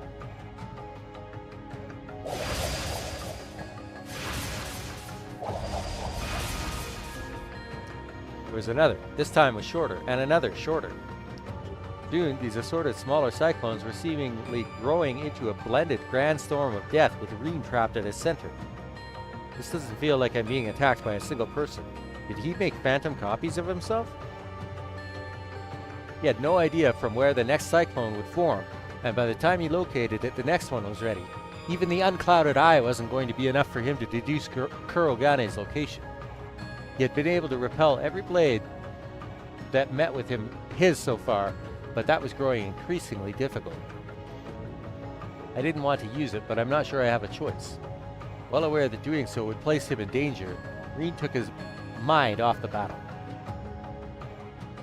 He gave up blocking and evading attacks, dedicating the bare minimum of his focus to not sustaining lethal blows and focusing his mind inward. Focused on the power he had long cultivated inside of him. The power he had feared, loathed, and rejected. The power he now relied on, desired, and nearly surrendered himself to. The power he faced with his loved ones at his side, making it a true part of himself.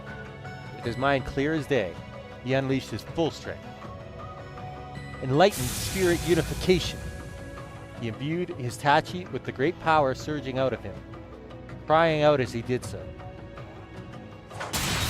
spinning his body forcibly around to create a bladed circle around him. The energy released by his tachi repelled all forthcoming shuriken with ease, and with them, Kurogane's phantom copies lurking in the darkness faded to nothing. With that, there you are, charged towards Kurogane.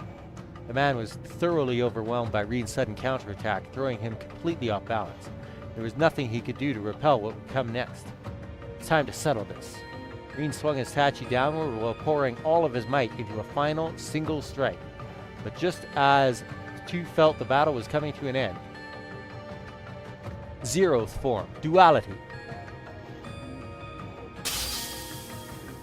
accompanied with a voice as beautiful as a bell, was a slash tearing through the sky, his color so black it threatened to eclipse the moon. It effortlessly stopped Reen's weapon from reaching its target. But that wasn't all. What? With a high-pitched metallic sound, Reen's beloved Tachi was sundered cleanly in two. Princess! Kurogane was also taken aback by this new arrival. I heard what was happening from both our scouts. You could have invited me to join the fun instead of keeping it all to yourself. The words, as she chided Kurogane, indicated dissatisfaction, but the music of her tone betrayed her excitement. Reen made to see who this mysterious figure was.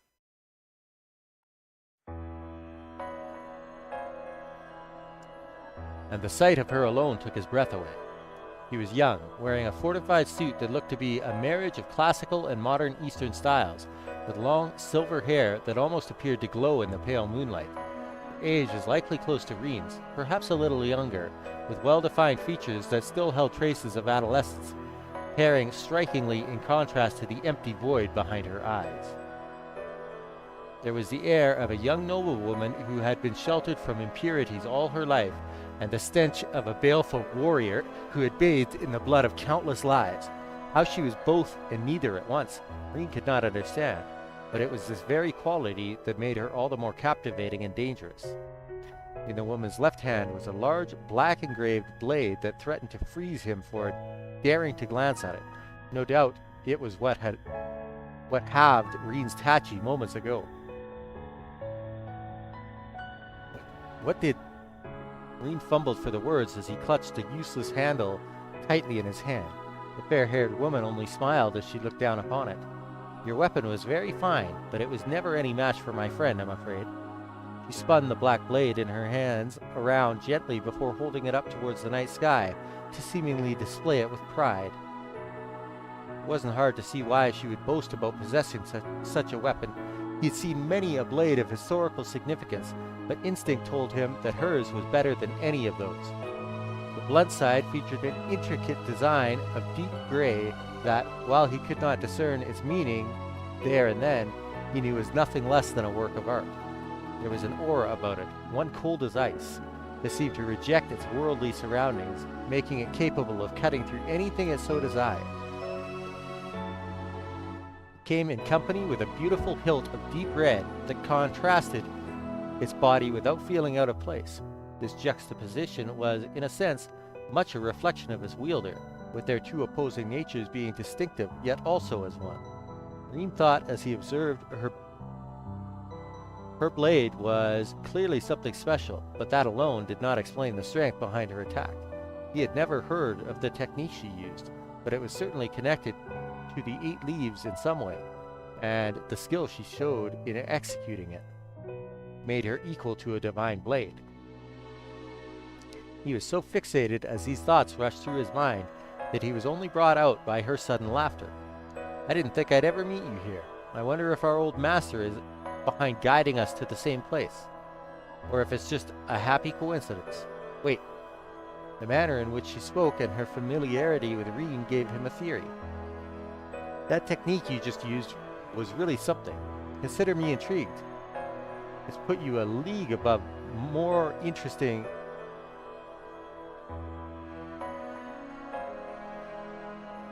than our senior practitioners. So he was right. Are you? But before he could hear what he already knew, she turned away, refusing to let him finish the question. He isn't here, so why don't you run on back to your family? Go and make the most of your vacation. Just don't let your skill with a blade slip. The world will need it again one day. She spoke with a certain satisfaction as she pointed down to the other half of his broken blade, and then she leaped high, seemingly disappearing on the other side of the moon. Reen could only stare dumbfounded as she vanished. He couldn't even speak. Kurogane left with her.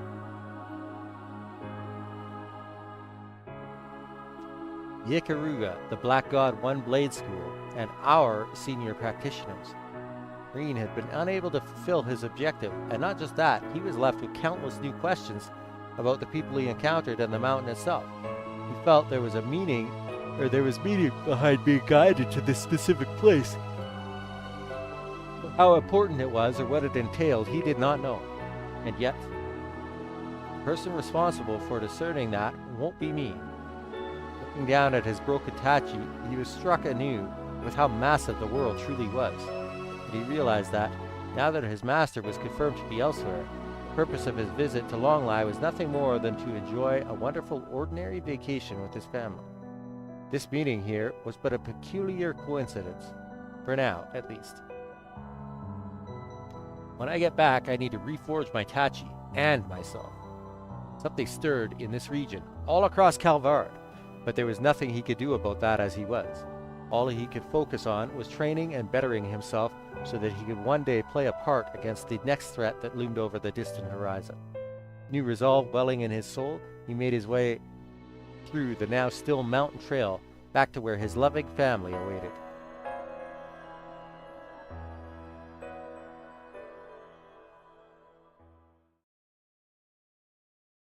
Another hot spring paradise. End.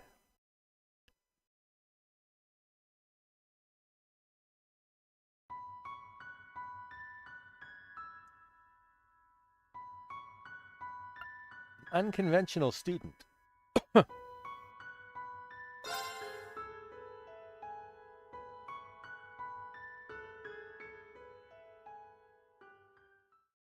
April, year 1208 of the Septian calendar. Aramis Academy is a famous educational institution in the Calvardian capital of Edith.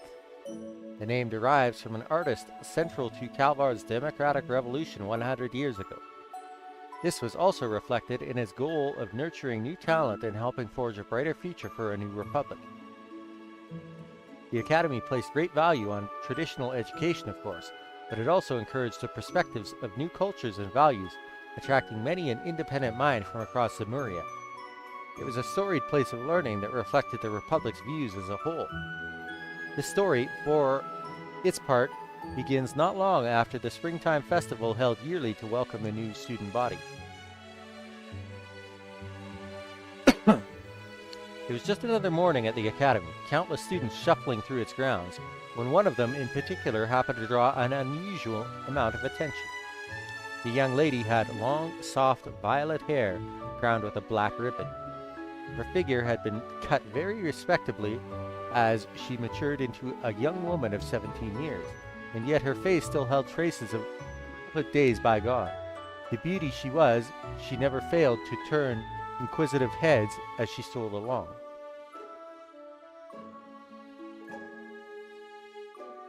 Her name was Wren Bright. She was a second-year student from Genus Royal Academy in Libero, now studying at Aramis as part of an exchange program. She had only just arrived in the spring. Wren's goal in attending was not to further her education. She had been considered highly gifted since she was a child, having already earned several doctorates in the years past, and there was little more a new academy could reasonably teach her. Her goal, in reality, was to use it as a front to operate freely in Calvar. It was hard to find one better than being a student. She already found the role relatively foolproof during her time at Genus. Even if there were limits to how much a student could get away with, society as a whole was soft on school children. To move freely would also require drawing as little attention as possible. She aimed to conduct herself modestly, as any elegant young lady who wished to remain unseen should during her time at Aramis. There was just one very big problem with this plan. Good morning, Miss Bright. Isn't she just gorgeous? Look, I see her. She's so beautiful, and everyone says she's just as smart, too. All she had to do was walk down the hall to be showered with greetings and whispers of envy and admiration. Her looks alone were already enough to make her the talk of the school, but after one of the teachers let slip that she received a perfect score on her entrance exam, there was suddenly not a single person who didn't know her name. The other students cared not how much she wanted to avoid drawing attention. She was getting it whether she liked it or not. Naturally, not everyone was pleased with the booming popularity this new transfer student had attained in less than a month. While most were busy fawning over Wren's arrival that morning, another group watched the charade unfold from the shadows, echoing audible tuts of displeasure.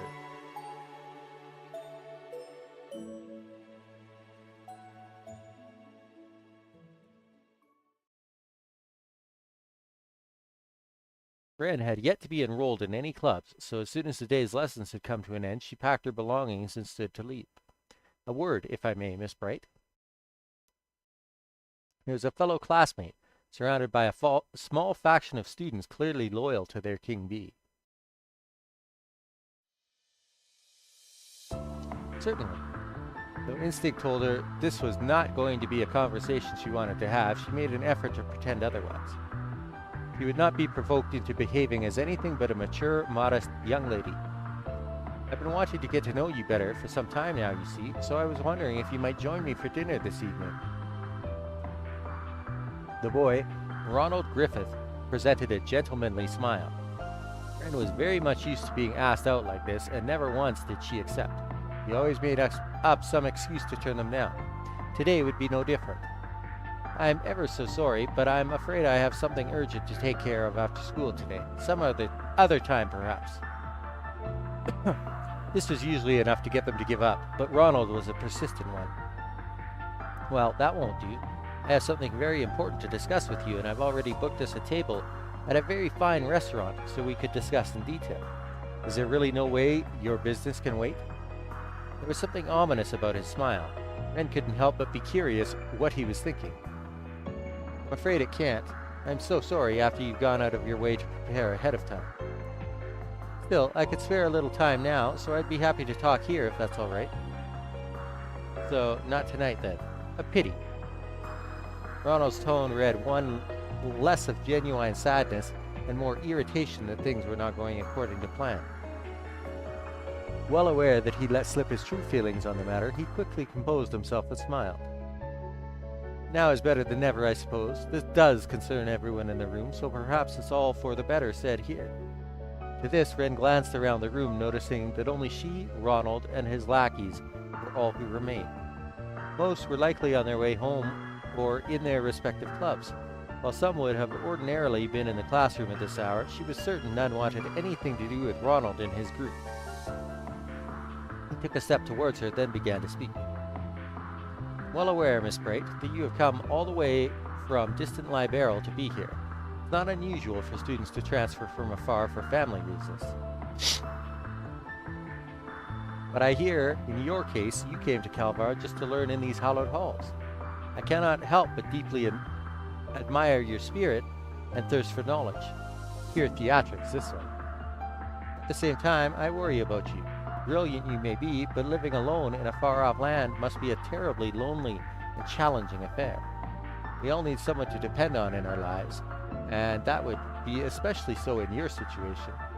If you don't mind me saying so, Miss Bright, I believe you're in need of someone to look after you, to protect you. At last he shut up, giving Ren a chance to respond. She scrutinized him closely. In short, you'd like for me to join your circle of friends, correct? Ronald's smarmy smile broadened. His father was a senator in the Republic's parliament, meaning he held a significant amount of political power. His son used this to his full advantage. Ever since joining the academy, Ronald has used his father's name to form a faction of sorts among the students, forcibly building his reputation until he was the leading candidate for student council president in the election staged in half a month's time. His goal, Ren assumed, was to bring the hottest talk of the academy into his faction to further secure his chances of victory. I think you'll find that joining us would help you feel much more secure and at home here. Or perhaps you don't yet appreciate just how much of a difference having someone like me backing you would make on the life of an exchange student. True, she mused inwardly. Being in a group of high social standing would make it easier for her to gather information. If she could leverage his father's connections to build more of her own, that would pay itself in dividends in the days to come. The pompous boy had no way of knowing the actual circumstances that brought her to Aramis, but his proposal was in fact very beneficial for her. She returned his smile with a modest one of her own as she answered. You're kind to think so much of me, but I'm afraid I'll have to decline. Clear, unambiguous rejection. Ronald's lips were still curled into a smile, but he could not hide the twitch in his brow, nor could his lackeys hide their shock. They had, by all accounts, expected her to answer the opposite. Are you sure you won't reconsider, Miss Bright? Surely someone as brilliant as yourself could see why accepting my offer would be in your best interest. I fear if you don't now, you may, well, come to regret it. The last words were a hair slower and deliberate to intimidate her. Ren, of course, was never going to fall for it. I'll admit, it is a tempting proposal, tempting enough to inspire one to consider helping a certain someone win the student council election, if only that someone weren't you. What did you just say? The sudden taunt caught him completely off guard, resulting in a flare of irritation escaping him. Ren, for her part, was unruffled by the change. I imagine you don't need me to explain why, but I will to be sure. I've been very aware that the threatening glares I always attract on the way to school every morning have been coming from all of you. They've been a constant in my life ever since before the festival. All were flabbergasted by the statement, their silence confirming what she said to be true. She continued. Now, you have every right to regard me with caution. I'm well aware of how much I stand out despite my best efforts. Taking potential threats under your own wing is a strategically sound move too. However, that your target was so easily able to see through your scheme shows everyone here just how inept you really are. I have better things to do than assist someone so incompetent and small-minded. With a shrug and sigh in a somewhat dramatic fashion, Ren stood before Ronald, his shoulders trembling from rage. Good day to you all. Ren gave a courteous nod of acknowledgement before leaving the room, paying no mind to the wide eyes and open slack jaws she left behind.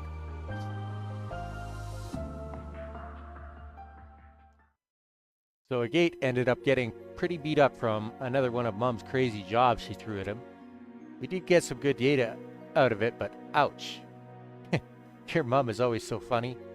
That night in the dormitory, Ren and Tita were engrossed in deep conversation through their laptops.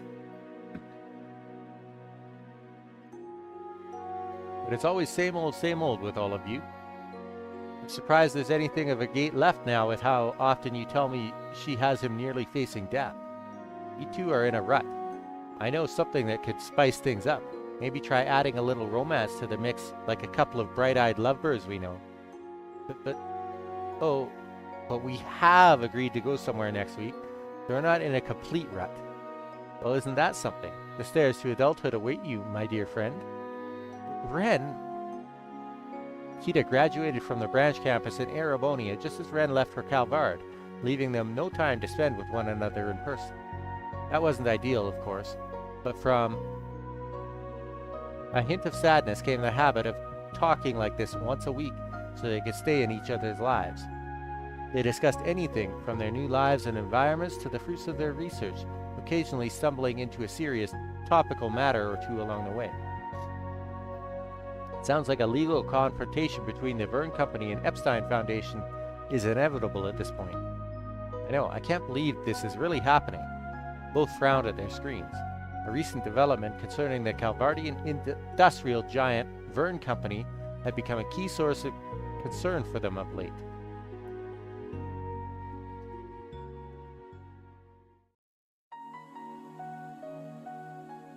It began soon after Crossbell returned to normalcy after the Supreme Leader's takeover the previous year. Professor Erica Russell approached the Verne Company to propose that they join the West Zemuria Tech Union that she had been hard at work forming. To no one's surprise, they refused. But before Erica and the rest of the engineers involved could even finish getting ready to go and change Verne's mind, something happened to make the Union the least of anyone's priorities. The independent development of a new generation of orbments, and their generations-long partner in this subset of technology, the Epstein Foundation, would not be a collaborator. The latter had been key supporters of Zemuria's orbment development and orbital technology in general since their very inception. Battle orbments were no exception to this. The Foundation had known their way around them since the very first model, drafting the incredible concept that had been used as a base ever since. Even the Reinford Company before the Battle of Jormungandr had not thought to develop their Arcus models on their own, instead favoring to develop them in partnership with the Storied Institute. The announcement was quite simply unprecedented, and it sent shockwaves through the industry. The Epstein Foundation was also less than pleased about being cast aside in this manner. while there were certainly legal concerns regarding who owned the patent to this technology, the greater concern was that their stable position in the industry as a whole was now becoming unstable. They initially responded by attempting to resolve this through peaceful means. When those attempts proved fruitless, it was reported that they were preparing for what could only be an ugly international legal dispute. I'd say Verne has the upper hand if this ever makes it to court. Unlike their previous Ramda orbments, this 6th generation is designed to set a whole new standard. All of its main features are packed with new tech, with some new features still being kept under wraps. I wonder what those are. What could they be trying to develop that's important enough to ruin their relationship with the Foundation? Though I have heard about the government telling the Verne Company to focus more on weapons development. I have too. Sounds like they're planning to significantly revamp the military's weaponry. The official story is that they're planning on slimming the military down, but if they're pairing that with the latest in weapons development, then they're still just as powerful, maybe even more so.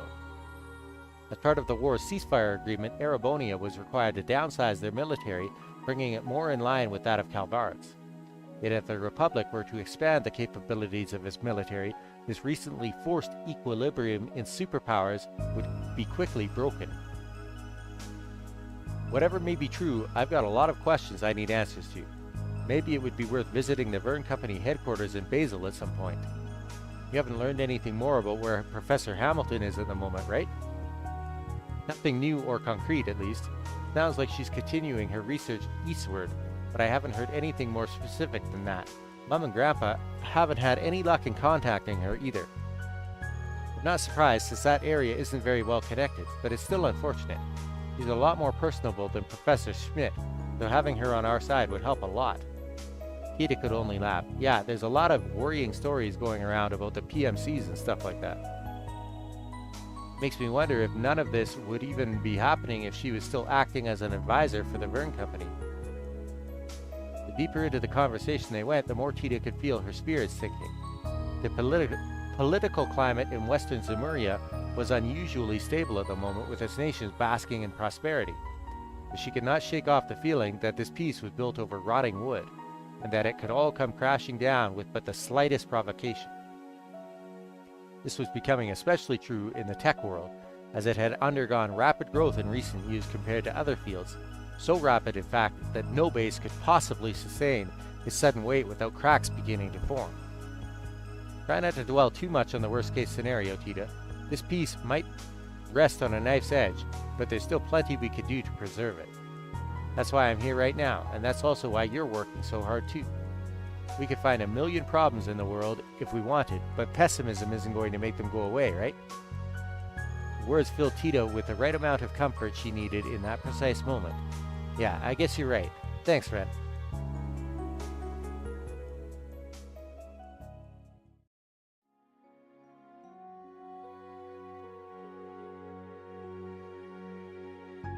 They continued on, losing track of time as they talked well into the night.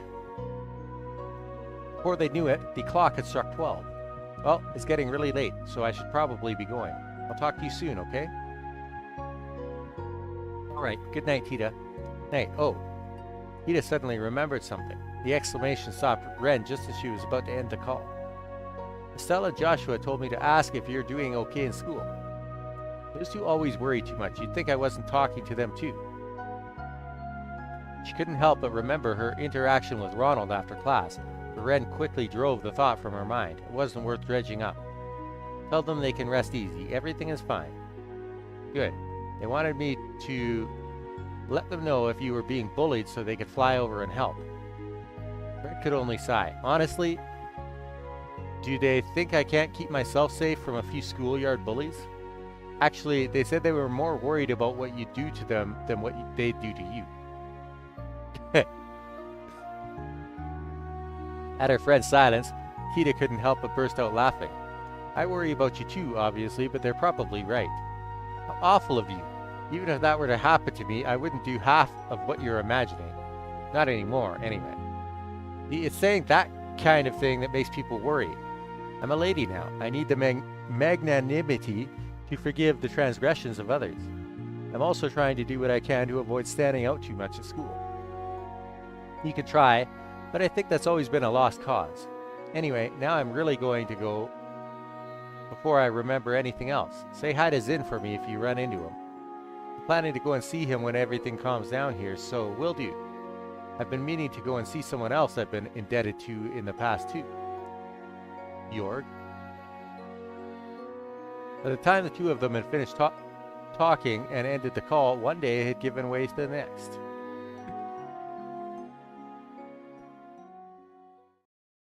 The morning dawned yet another day of school. However, just as she left her classroom in the main building at the start of lunch and went to descend the staircase, she felt someone suddenly draw near from behind her. Reflexively, she dodged out of the way. A female student then entered her field of vision. She had lost her balance, her expression a mix of fear and surprise. She passed through the spot Ren had been moments before, but her momentum showed no sign of fading. Someone didn't stop her. She was going to start tumbling down the stairs. Ren was quick to grab her and pull her close. She supported the girl's weight with one arm, with all the grace of someone taking part in a ballroom dance, saving her from falling. Several students happened to witness the event unfold and could not help but elicit gasps of admiration. Noticing that the girl's eyes were still unfocused, Ren gently addressed her. "Are you all right?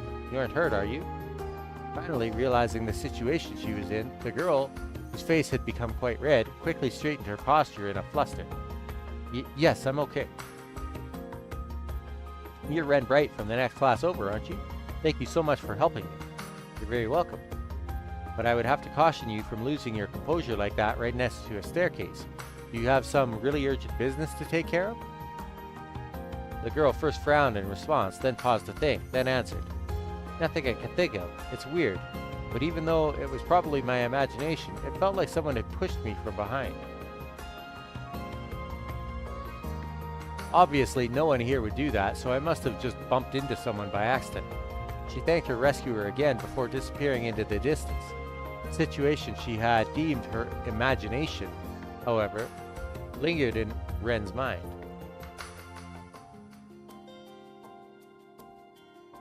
If I hadn't sensed something was amiss, both of us would have fallen down the stairs. We could have been badly hurt. Was it really just a coincidence, or was it a deliberate action by someone who wants to hurt me?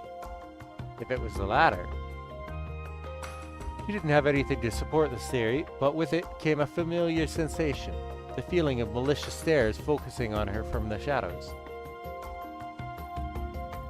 It took surprisingly little time for her suspicions to gain evidence.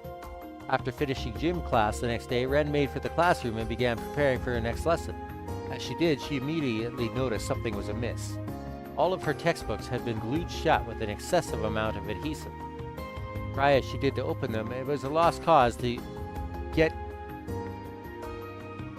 to even a single page. It was an obvious attempt to harass her. Culprits behind the act were equally obvious.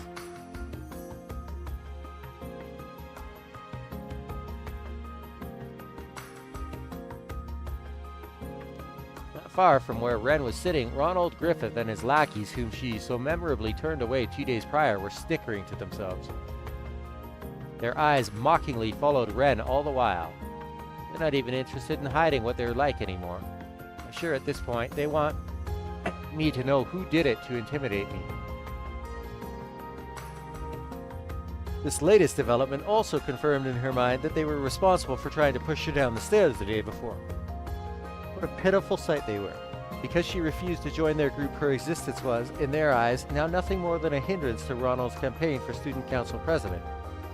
They would stop at nothing to either break her spirit and force her to join, or shame her into lowering her popularity among the student body. It didn't matter that Ren had no interest in taking part in the election. After further inspecting the state of her textbooks, Ren's expression grew difficult to read. I think I can make them usable again, but not in what little time I have left before class. The bell soon chimed to signal the start of her lesson. Ren left her textbooks out on top of her desk, making no effort to open them throughout. Her instructor was, of course, less than pleased about this perceived slight against them, picking her to answer a question as an attempt to chide her poor behavior. "Miss Bright, please read the next paragraph aloud for us." Ronald and his friends let out a series of pleased giggles at this, their minds delighting at the thought of a flustered Ren being told off and humiliated in front of the entire class. But what transpired in reality played out very differently from their fantasies. Without missing a beat, Ren did exactly as she was told, reciting the selected paragraph she had been asked to read word for word, and all while her textbook remained closed. Did you memorize the entire book? Even the instructor could not hide their surprise. But of course, as a student of Aramis Academy, I would never dare to compromise in preparing for my lessons. Ren responded with such grace that she, of course, drew in more sighs and coos of admiration from both her instructor and peers alike. It was only Ronald and his posse who groaned with sullen expressions. The next incident came on Ren's way to school the next morning. He entered the school gates with the horde of other students and was just about to step into the building when she noticed a foul smell coming from above her. She looked upward, noticing a portion of the fencing surrounding the building's rooftop was falling directly above her. Other students noticed at the same time, letting out screams of horror and worries.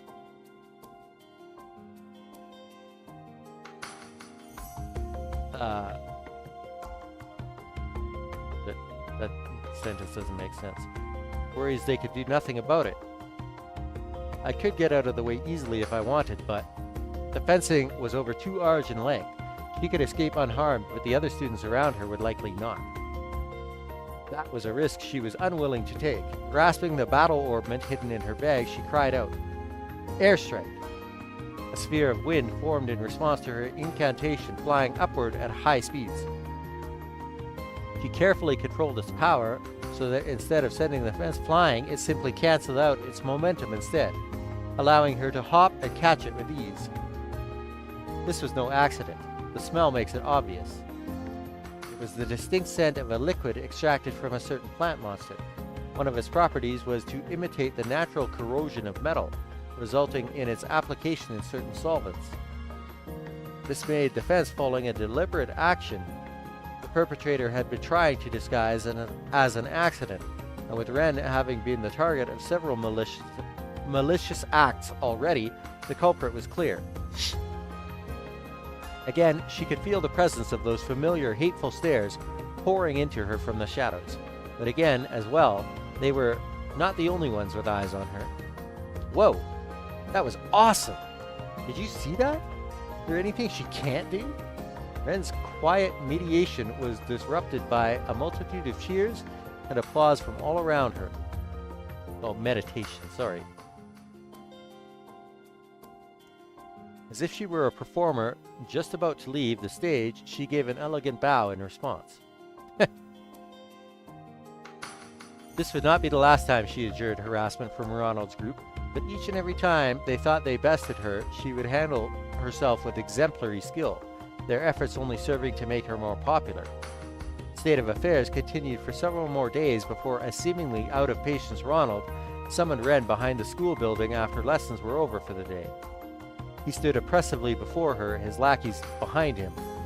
With the composure he attempted to feign before, now replaced by a plain, vile anger.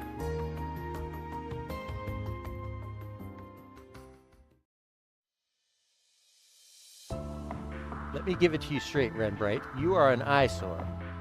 Even that gentlemanly air he impersonated before was gone. Really? Well, that's not a very polite thing to say to a classmate. Don't try to act cute and innocent. I've put too much damn time and mirror into building my position up at this academy. But who's always the center of attention instead? It's you. It's always you.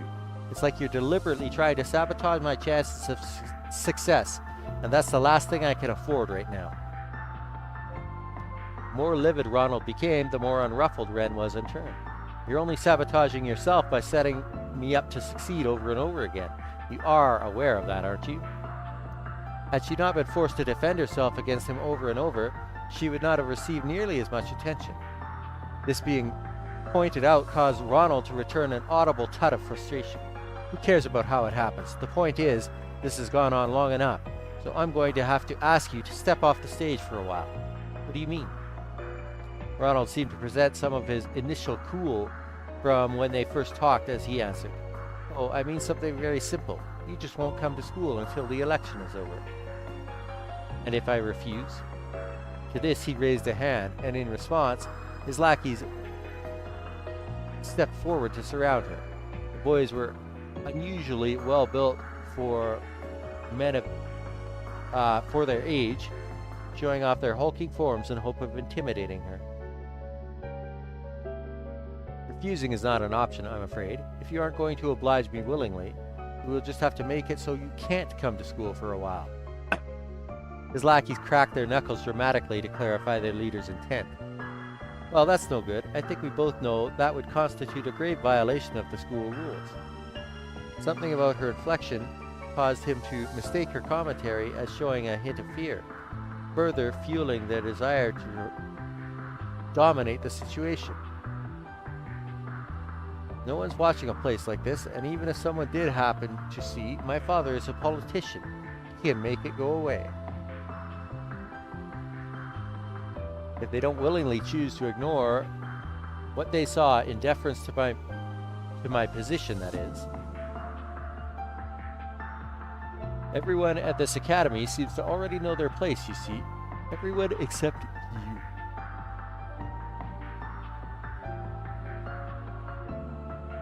His smile then was so unpleasant that a sigh escaped Ren. "Oh, I think you're the one who doesn't know your place. I don't want to be rough with him after what Tita said, but he needs to be taught a good, hard lesson." Ronald continued on, oblivious to what was running through his apparent victim's mind. "Now do as I say." His lackeys drew closer, readying to seize her. "I'll keep it mild, but I still want this to hurt for them. Just enough to set them back on the right track. I don't think Estelle or Joshua would object to that." But just as she was about to act, "Stop this at once!" A girl's shout could be heard from the direction of the school building. She was, of course, not shouting at Ren. "And who are you?" Ronald was visibly irritated. Though the girl appeared to be visibly nervous, she continued to stand her ground.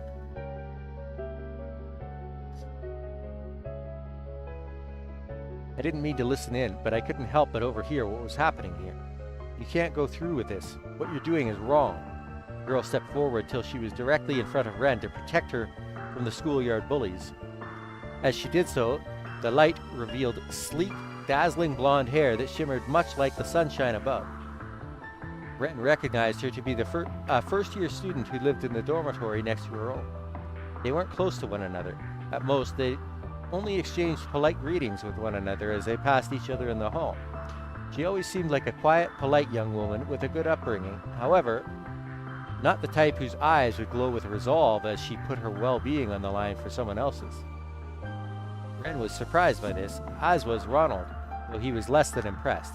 He never fathomed that another student would dare to resist him.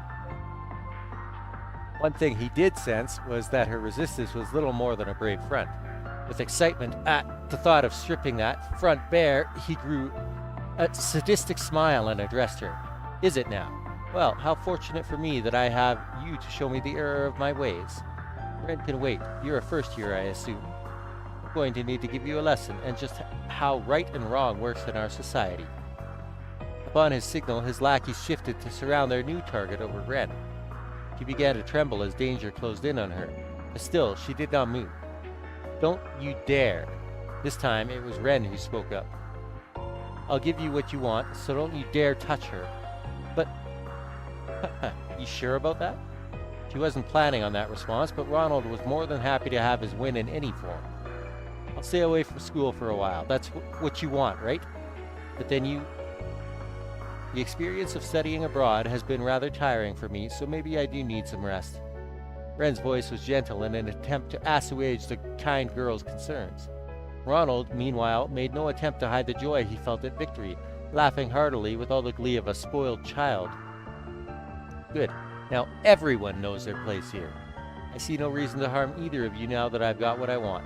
Consider yourselves lucky now that I've decided to let you go." Ronald turned away and made to leave, his lackeys following suit. "Good day to you, then. When we next meet, this school will be all mine." And then he was gone. With only the girls left behind the school building, The younger of the two looked up at her senior, concern welling in her expression. I really am all right. You're very kind to worry. Ren's smile was one of genuine kindness. From then on, Ren did indeed stop coming to school, citing illness as the official reason behind her absence.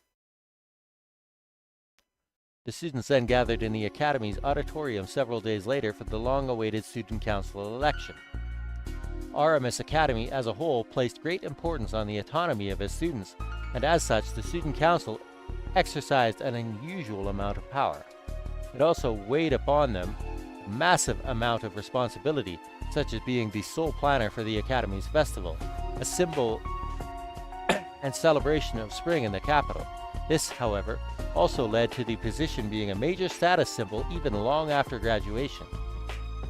All of this was why a large number of students put their names forward to become the Student Council president every year. Yet this year, a great majority of the most promising candidates dropped out under mysterious circumstances, leaving only Ronald and others associated with him on the ballot.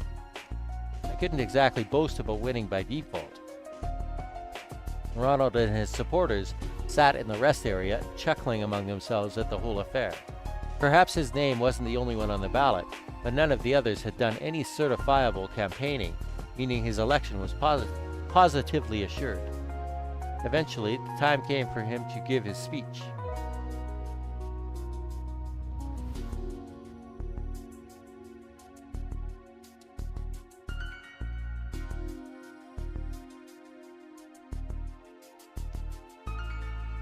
It was a compelling one. He played the part of a respectable young gentleman as he delivered it, speaking with that same silver tongue he inherited well from his father. There were some moments where he failed to hide his arrogance, but as no one else had prepared a speech to give, this was not the blow to his campaign it otherwise would have been. Now, if you could turn your eyes to the screen. The screen he spoke of was at the back of the auditorium. This was a rather notable feature to have in a school building, to have anywhere, and was installed several years prior for use in lectures and to display recreational films. Other nations had yet to indulge in such luxuries, showing just how far ahead Calvard was in its technology. Up until then, students had used it to display photographs during their speeches, but Ronald intended to take it another step further. 1 second.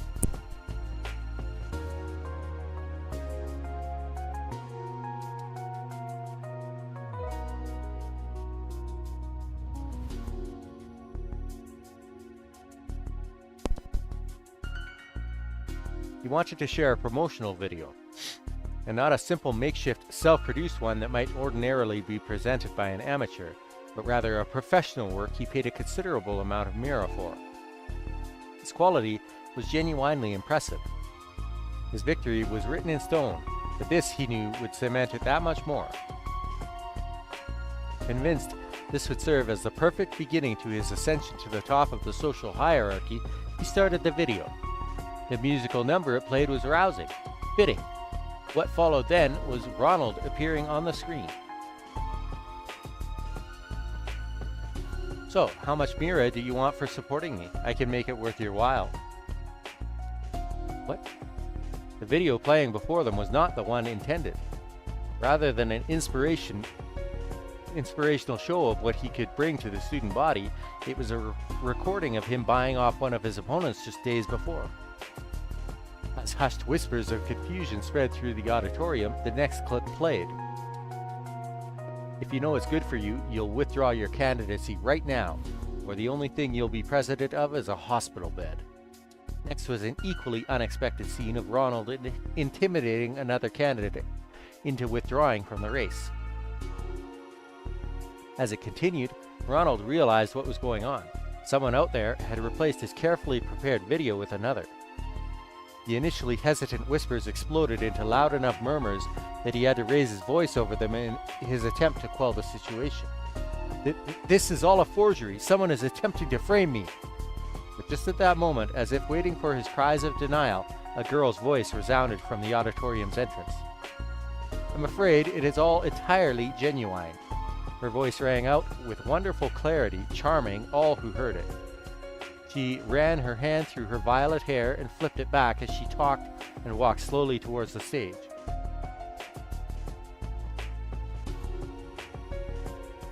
Bribing potential threats, blackmailing, threatening, even executing violence against others, and many other cases of bullying besides. You are guilty on every single count, Ronald Griffith. Before anyone could fully understand what was happening, this student was on the stage and staring Ronald down. All eyes were fixed upon this elegant figure. Indeed, without any effort at all, she had the air of a protagonist from some epic tale making her long-awaited appearance. Damn it, Ren Bright! Must you insist on getting in my way at every turn? He growled through a sheet of sheer anger. In contrast, the recently absent Ren responded with brilliant composure. You are the one getting in the way. Of the fair running of this important election, your countless crimes have made a mockery of the whole process. Ren then turned from Ronald to the rest of the student body as she continued to list his crimes, alongside the still running video. Some elicited frowns, others sympathy, others complete silence. But by the time she was finished, all were united in a single overpowering emotion: anger. It brings me no joy to say this about a fellow student, but I'm afraid it must be said. Ronald Griffith, you do not deserve to even attend this prestigious academy, much less be the president of a student council. Similar censure from other students followed in rapid succession. Yeah, she's right. Stop ruining our academy. You've gone too far. Ren's accusation wasn't the only reason for their anger. The students of Aramis had long loathed Ronald's oppressive behavior. They only hadn't spoken out before because they were afraid of his father's power. Now that they realized he could be stopped, their anger had reached an explosive boiling point. Ronald suddenly found himself at the center of a torrent of abuse. He looked to his lackeys for support, but even they refused to meet his gaze. It then dawned on him just how fragile all he thought he built was. Rage gave way to an instant deep despair, and, casting a glare of pure hatred towards Ren, Ronald hurriedly sprinted out of the auditorium. Only when he was completely out of sight did the air erupt with cheers of joy. In the end, addressing the aftermath of the election took long enough that by the time she left for the gates, it was already evening.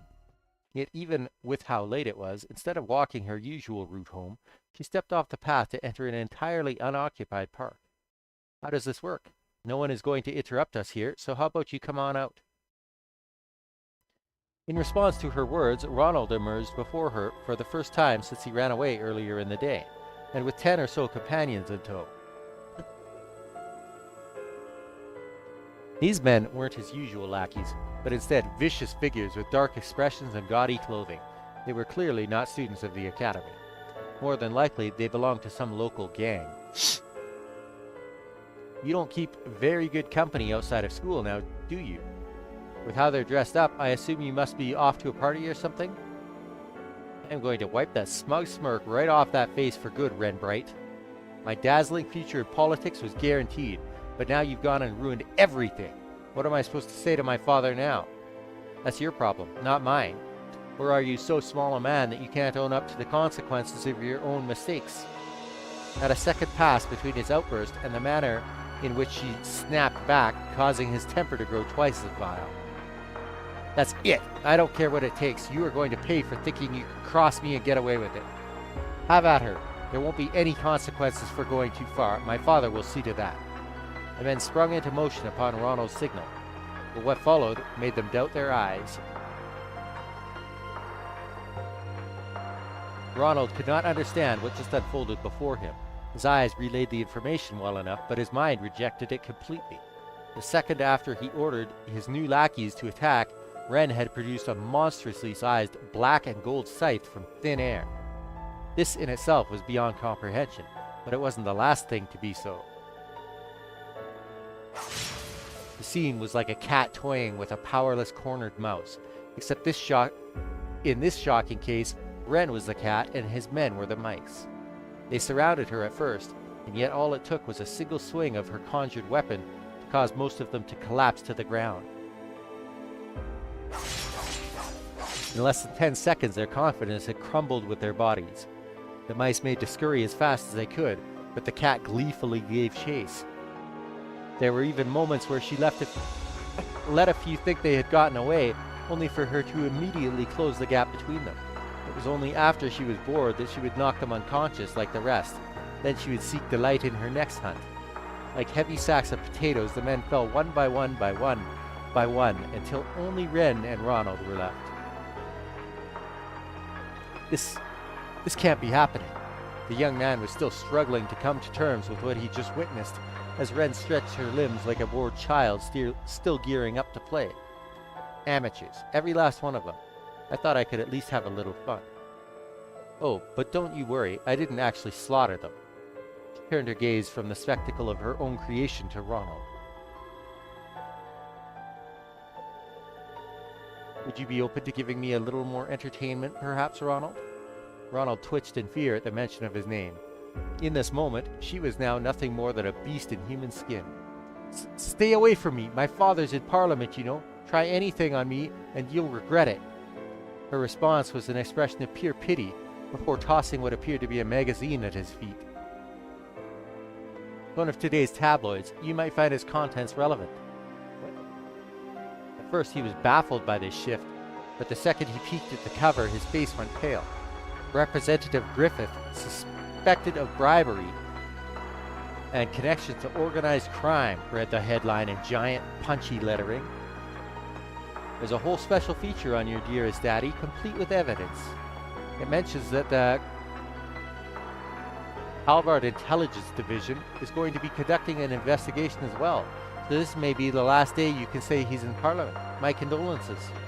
No, no! So visceral was his shock at the news that the simple word was all he could muster. Even then, Ren wasn't finished.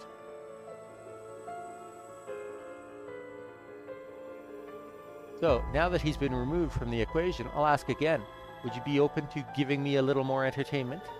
She edged closer and closer, scythe in hand, and a sadistic smile lacing her lips. Ronald tried to retreat in fear before tripping over a rock and falling hopelessly on his backside. All he could do was watch her as though she were the Grim Reaper, tears and snot streaming down his face. Be a doll and play with me. Then you'll understand why they used to call me the Angel of Slaughter. She raised her scythe above her head and readied to swing it downward before realizing what she said. Oops. A grown woman wouldn't play with dolls, though, would she? And here I thought I could better control my childish glee. She covered her mouth with her free hand, blushing with feminine modesty at her slip-up. None of this was behavior befitting the proper lady she wanted to reflect. After composing herself, she turned her attention back to her prey, only to see he was already unconscious. Finished? As she left the park, a calm young man called out to her. I certainly am. Ren met eyes with a brown-skinned young man leaning covertly against one of the trees. It was safe to assume he had witnessed the entire affair unfold. He glanced inside the park for a brief moment before speaking with slight but genuine admiration. You really are something. In what way? In every way. Even if I was more struck by the hacking abilities of the famous Kitty than the combat prowess of the infamous Angel of Slaughter. Still, hard to believe you managed to find dirt on his bigwig dad that easily. Ren's response was matter of fact, showing no sign his praise had gone to her head.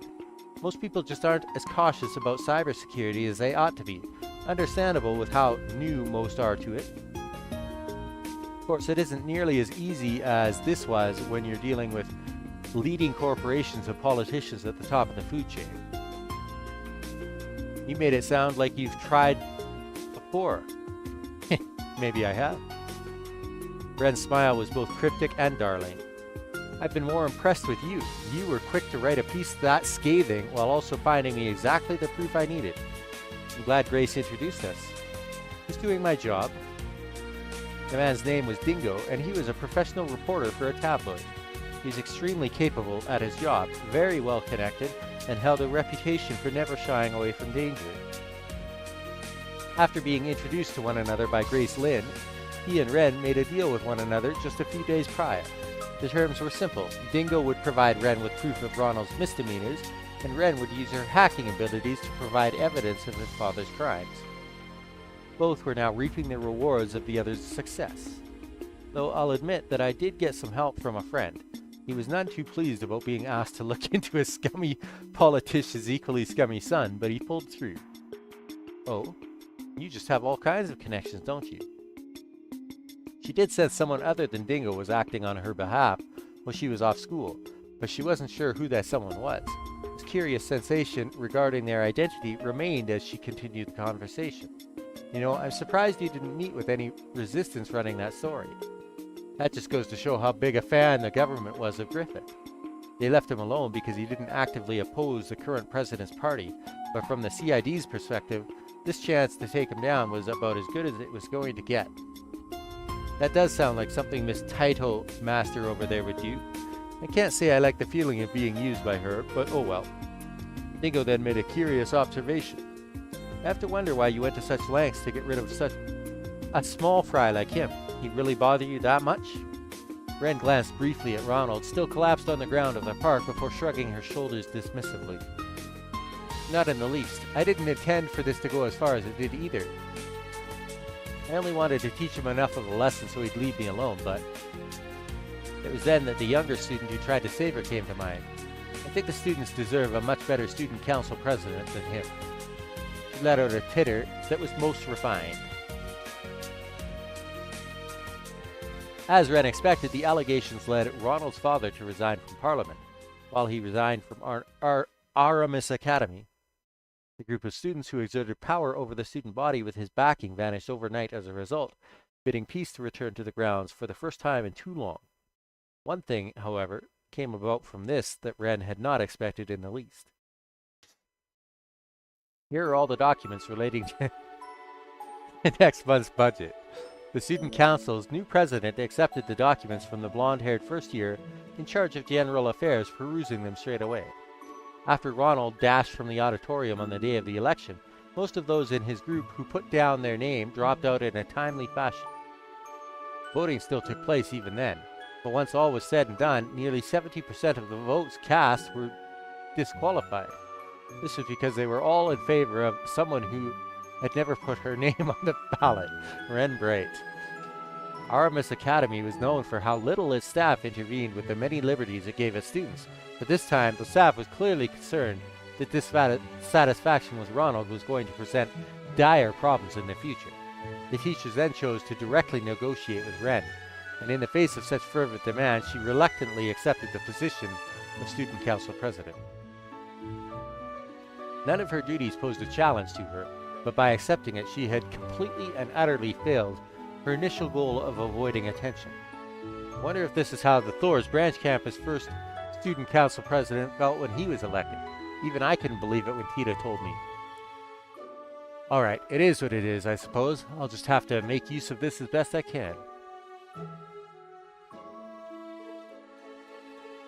Sunlight beamed into the student council room. The blonde-haired girl and two of her friends struggled with the new workload they were adjusting to. As Ren sat there, ears open to random talk and the occasional grumble, a thought crossed her mind. He had no end of real-world worries, the problems arising from rapid technological advancement, the society's next move, the ominous winds of change blustering over Calvard. But despite all those, she wanted to enjoy her simple time here while she could.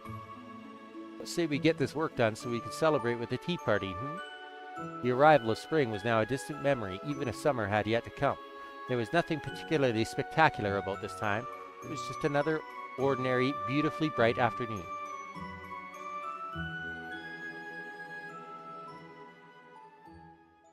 An unconventional student.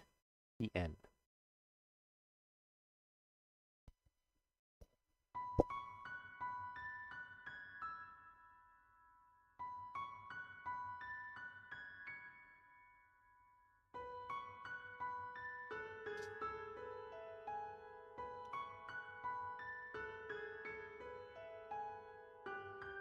I'll be right back. Need a snack.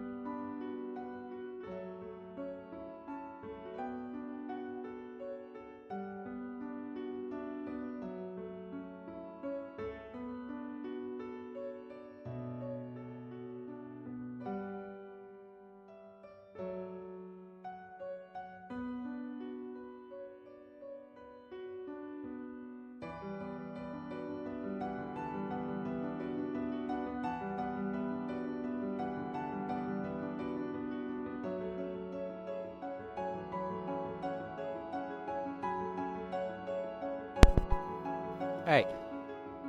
Final story.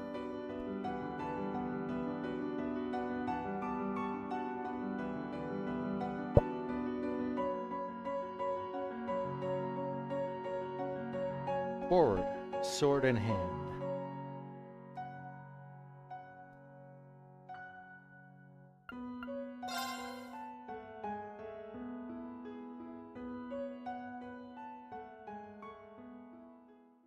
September, year 1207 of the Septian calendar. I cannot accept. I was not one to mince words. The hulking bear of a veteran bracer, Zin Vathek, could not hide his disappointment, puffing out his bottom lip with a sigh as he stood before me. Not again. You gotta resign yourself to the inevitable one of these days. I had been indebted to this man, who was as capable as he was kind since my first days in the guild. Truly, I didn't wish to be a source of vexation for him, but the wish alone was not enough.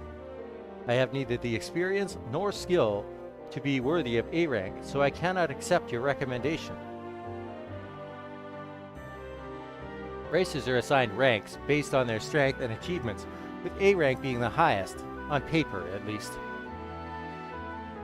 Its members are the very face of its beloved organization, and as such, ranks are a metaphorical badge of honor to be worn with pride. So how had I received multiple recommendations for the most prestigious rank in 6 months? I spared no effort in working to hone my craft in the years I joined after school. Certainly, I wouldn't classify myself as a doe-eyed newcomer, but to have my name among the greats of the guild? Absolutely not. But after turning down my first recommendation, a second one had come from the guild's headquarters in Le Mans. You ask me, you got both in spades. There's something else making you lead toward a no? Zin's awkward smile told me he had been pressured by headquarters to persuade me. I folded my arms. Setting aside whether you're overestimating me or not, which I believe you are, there is. I would very much like to not stand out any more than I already do. I've been getting offers to be a model, to star in films. It's been frankly exhausting, forcing them to give up. Now, what do you think would happen if I were to accept a promotion? I'll be neck deep in the same mess all over again. Okay, that makes sense, but sorry, you're a 1-2 punch in the beauty and bronze department. Trying to lay low is a lost cause. With the kind of fans you're getting, maybe you should consider the silver screen after all. Who knows? You might walk away with an award from the film festival. Zin's laugh was hearty in contrast to my unamused frown. Much as I respected him, he could do with showing a little more decorum. That's not funny. I understand being in the public eye to some extent is inevitable, and I've accepted it, but I'm a bracer, not an entertainer. I wasn't trying to be funny though. You gotta find a way to let off some steam or you're gonna break when we need you put together the most. Happens to the workaholics like you more often than you think. I didn't think I was pushing myself as much as he implied, but I also couldn't deny there was a negative truth to what he said. We are getting off topic. Just why is headquarters so desperate for me to become an A-rank racer? I can't see the logic behind it. Well, you see, starting with what you know, the reparations from Erebonia have beefed up our economy this year, so all kinds of new investments are pouring in from across the continent. Now, I'm no economist, but people go where the money's at, and where people go, conflict follows. That's just how it is. I saw where he was going from there, electing to expand upon the rest myself. So now, we have disputes between megacorporations and a stark increase in Jaeger activity. These are in addition to the known growth of private military companies and increased tensions between mafias. You got it. You think it's bad now? It's only going to get worse from here. That's why Le Mans wants to up security here while promoting our rising star, you. They see it as good PR for the guild and a deterrent to any potential threats that are thinking about stepping out of line. Perhaps I was more vaguely aware of their goal in using me than I wanted to admit. This didn't make hearing the answer any more satisfying. If they have you asking me to play my part, then surely they have asked you to play your part already. You've been recommended for S rank, haven't you? If you know of a better deterrent than having an S rank in Calvard, then I'd like to hear it. Zin scritched the back of his head awkwardly upon my statement. I just don't think I'm up there with someone like Cassius Bright. S isn't even an official rank, and even if it was, just look at me. You think a guy like me is a picture-perfect advertisement for the guild? I think you have the skills, achievements, and build to be one, yes. A curt, quick response. Alright, point made. I can't force you to take the recommendation, and I'm not about to be a hypocrite. Just let me know if you change your mind, okay? With that, the conversation came to an end, and the guild's bracers gathered to begin our routine meeting of delegating open requests. This is how I preferred things. It was better to stay like this.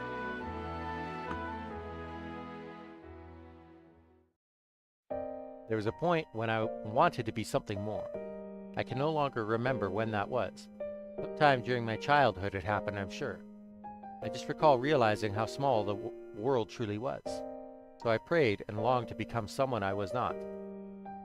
It was around high school when I thought I became that someone. Those years were unforgettable. I'll never forget the unexpected reunion that was had there, nor the priceless treasure I had gained. I truly thought I'd gotten closer to who I wanted to be. But in the end, it was just wishful thinking. My hand, once held, was now empty, and I was still a nobody. But I refused to stand still. I grew unrelenting in following the new path I chose for myself, ignoring my family's objections. My motivations had changed, however. I no longer possessed that girlhood desire of becoming something more, of becoming someone. I just needed to keep moving, however aimless that movement was.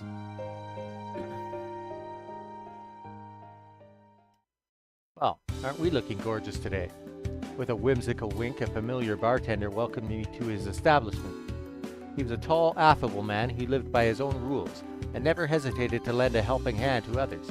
He reminded me much of the Crossbell City branch's receptionist from the few times I visited for work. The place was nearly empty today. I sat down on the counter seat farthest from the door as he approached. The usual, sweetheart? I stopped by here after a hard day's work on occasion, and whenever I did, I always ordered coffee and a light snack. This was not a coffee and snacks kind of day. I want something with alcohol. Even beer will do. Not at all fazed by the vagueness of my order, he walked away and started preparing my drink. It wasn't long before he returned and placed an elegant glass in front of me. I think this is a little more you than a beer. It was a beautiful cocktail composed of two colors, a clear blue, like that of a priceless sapphire, and a calming jade. No doubt he could tell how disquieted my heart was, and was trying to soothe it in his own way. I thanked him inwardly before daring to broach my other reason for coming. Have you learned anything more about what I asked? Apart from being a skilled bartender, he was also a well-known informant. He was extremely well connected to the guild, the press, and even the criminal underworld, but he was very careful never to overstep his bounds with that last one. Indeed, I found him to be a valuable source when needed. I wish I could say yes, but not even Dingo has any promising leads. Still, I think you've got your eyes on the right district. It's only a matter of time before they get smoked out. I see. Since the guild's investigation turned up nothing, I was hoping he would better point me in the right direction, but it seemed this was going to be a lot harder than I hoped for. Things will work out. Just pace yourself and keep at it a little bit at a time. That also applies to that cocktail. It's a strong one, so don't drink it all at once. I tilted the glass delicately between my fingers as he stepped away, my mind continuing to wade through the case I was following. There had been a stark increase in illegal drugs on the market. Not just any drugs either, but ones of the highly addictive, dangerous variety. Hey, you, who effectively ruled over the criminal underworld in Calvard, ordinarily limited their proliferation in the market as part of their rules. Limiting the number of drugs was, of course, far from the ideal elimination of them. But none could deny that the syndicate's actions had brought some semblance of order to where chaos often reigned supreme. Yet the past few years had seen a worrying number of criminal groups rebelling against these carefully curated rules. One of these groups was surely behind the change in the market. And all of this held a presumed connection to two missing people. The guild and police had been tasked with searching for two children below the age of 10, a boy and his younger sister. They simply left the house one day and had not been seen since. Evidence suggested they came from a perfectly ordinary family on good terms with one another, so the likelihood of them running away was slim. We mulled over the suspicion that they had been abducted for a ransom early on, but not a single demand was made following their disappearance, so it was quickly ruled out. Despite a healthy amount of manpower that was coming from both sides, Neither the guild nor the police had yet to find them. That said, the search so far had not proved entirely fruitless. Their last known location was fortunately established, and it was, unfortunately, a popular site for illicit drug trade. The working theory from there became that the siblings witnessed a transaction and were held captive by the criminal parties involved as a result. If that held true, then the longer it took our parties to find them, the greater the danger their lives were in. The abductors wouldn't do anything right away. Murder was sure to leave trace evidence behind, but it was only a matter of time before they resorted to that or trafficking abroad to be rid of them. With each passing second, the odds of the children being returned unharmed were dropping to zero. At the same time, all of this was pure speculation on our part based on a single established location. For all we knew, this had nothing to do with the criminal underworld at all.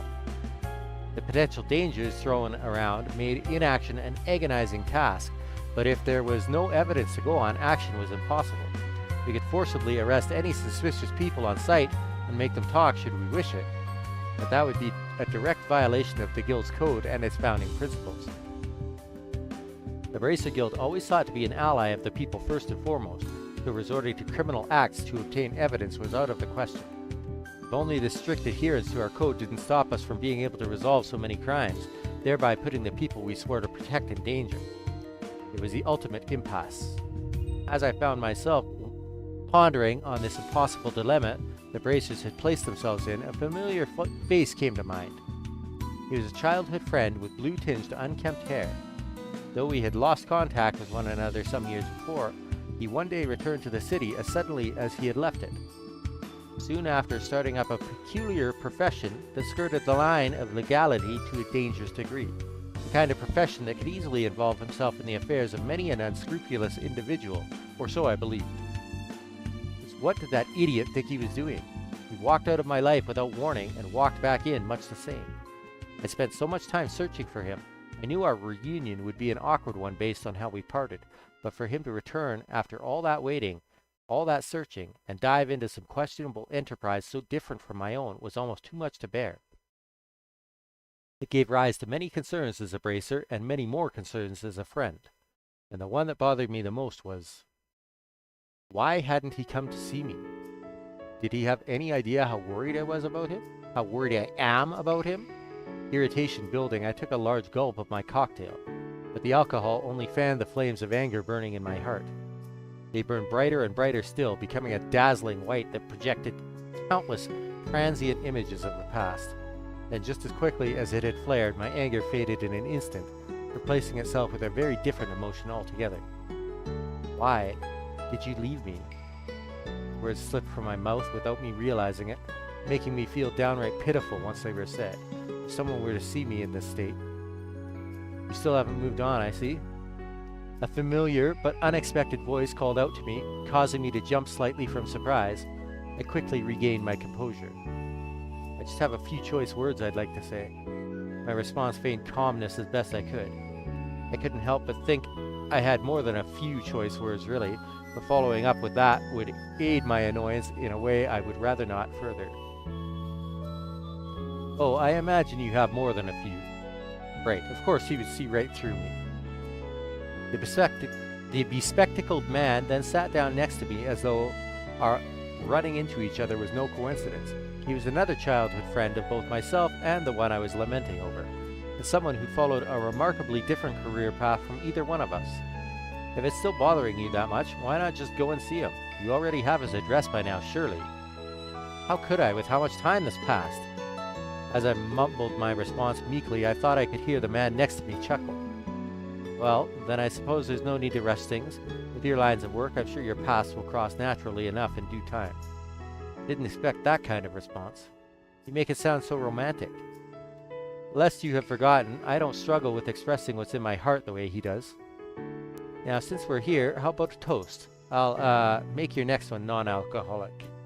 And lest you have forgotten, I can handle my liquor just fine, thank you very much. We then spent the rest of our time reminiscing about the past. It had been too long since we were able to just sit and talk like this. It wasn't that he and I had become estranged, but both of our jobs made it a trying task to meet even at the best of times. By the way, I've heard word you turned down becoming an A-rank bracer again? Of course, that wouldn't escape the CID's ears.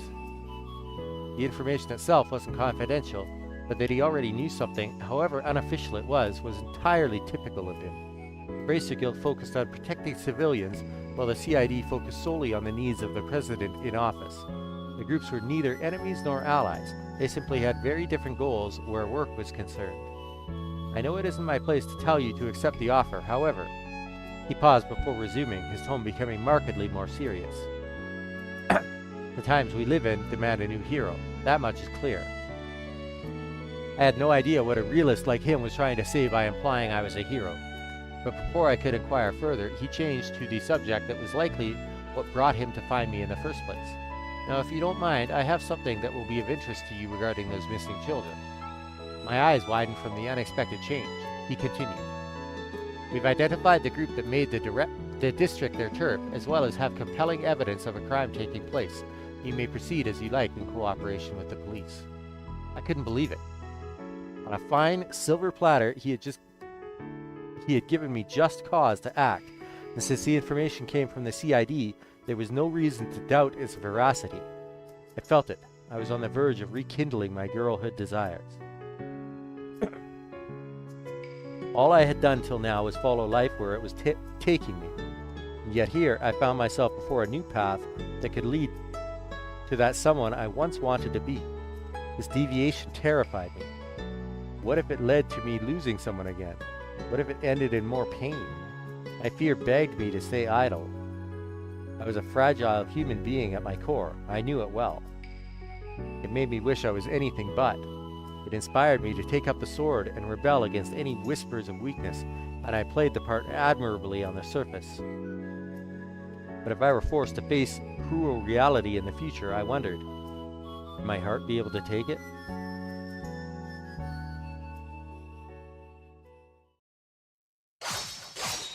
As I sidestepped to the left, I shifted my center of gravity and unleashed a flurry of slashes against my first foe, using that momentum to thrust both myself and my blade towards my second. Two low-ranking mobsters fell to the ground. They were members of a mafia I had been chasing, and right now I was in the thick of their den of operations. My friend gave the guild and police the excuse we needed to take a more direct stance against our targets. His information was vague, however, so we still had to discern their precise location on our own. I, Zin, and several of the bracers agreed it would be best to split our forces and attack several locations in unison for this part of our mission. Based on what just transpired, it appeared my location was the lucky winner. There's the intruder. Hey, I've seen her before. She's from the paper. 2 more reinforcements arrived, but I was hardly going to give them time to act. I raced forward, swinging my sword twice as I passed them, and they fell before they could even raise their weapons. I advanced. Mobsters appeared in droves. Presumably, word of my arrival had already spread. There she is. She's that bracer word's been going around about. Well, damn it. What if the immovable's here too? Don't be chicken shit. It's one woman. We can take care of her. They then charged me in a mass, at least 10 of them, with more reinforcements on their way from farther inside the building. Forcing my way through with how many they had in their number was risky. I knew the sensible thing to do would be to wait for the other bracers to show, but I also had to consider, what if my waiting afforded the Mafia the time to wield the children as hostages? Weighing the 2 options, I concluded that whatever reduced the chances of that happening was worth the cost. I needed to push on and settle this now. Besides, I believed I had nothing to fear from this pitiful group as they were. Were they seasoned combat veterans, they could have used their numerical advantage to implement complex formations to corner me, but they did no such thing, the amateurs. And they dared to believe they held a candle to Heiyu's martial arts? In the face of one of my experience, their bloated size was more of a hindrance than a help. They wouldn't be able to utilize even half of their potential against me. I had to position myself and them appropriately. If I could ensure the gun-toting wielders among them were in each other's line of fire while rounding up the close-range fighters to a single spot, they would soon have bigger worries. Friendly fire. Their vulnerabilities would then spell my victory as I cut them down. 1 down, 2 down. The precious seconds after defeating a foe were the most advantageous. Just as a man had fallen, I was on to another before they had time to adjust to my incoming blade. There was no pattern to who was next by design, and I chose my agents with I chose my targets with stunning erraticism, throwing them into complete disarray as more collapsed to the ground. 3 down, 4. I would go around them in a wide circle. I would move between them. While remaining ever aware of any surprise assaults at my back, I waded through them till I encountered the ones farthest back. These ones never even considered I would be able to reach them. They were spread so carelessly. The men took up their guns with newly alert panic strewn across their faces, but their fate was already sealed. They were powerless as I closed the gap between us. 5, 6, 7. With over half their number down, the remaining mobsters were quickly losing their will to counter. Some attacked out of adrenaline-induced desperation, calculating their next move so poorly that they fell into my long-set trap and accidentally attacked themselves. At this point, the battle was as good as final. All I had to do was continue taking them down till I was the last one standing.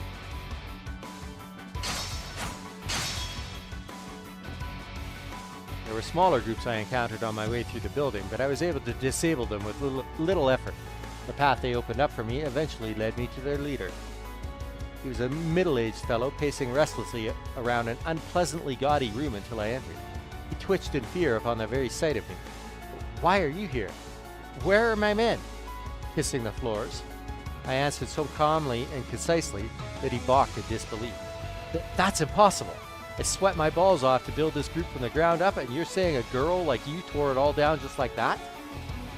I ignored his crude language and drew closer. As I thrust my sword till it sat just between his eyes, he let out a squeal. "Well, I'm no ordinary girl. I'm a bracer. But don't worry, I didn't kill them.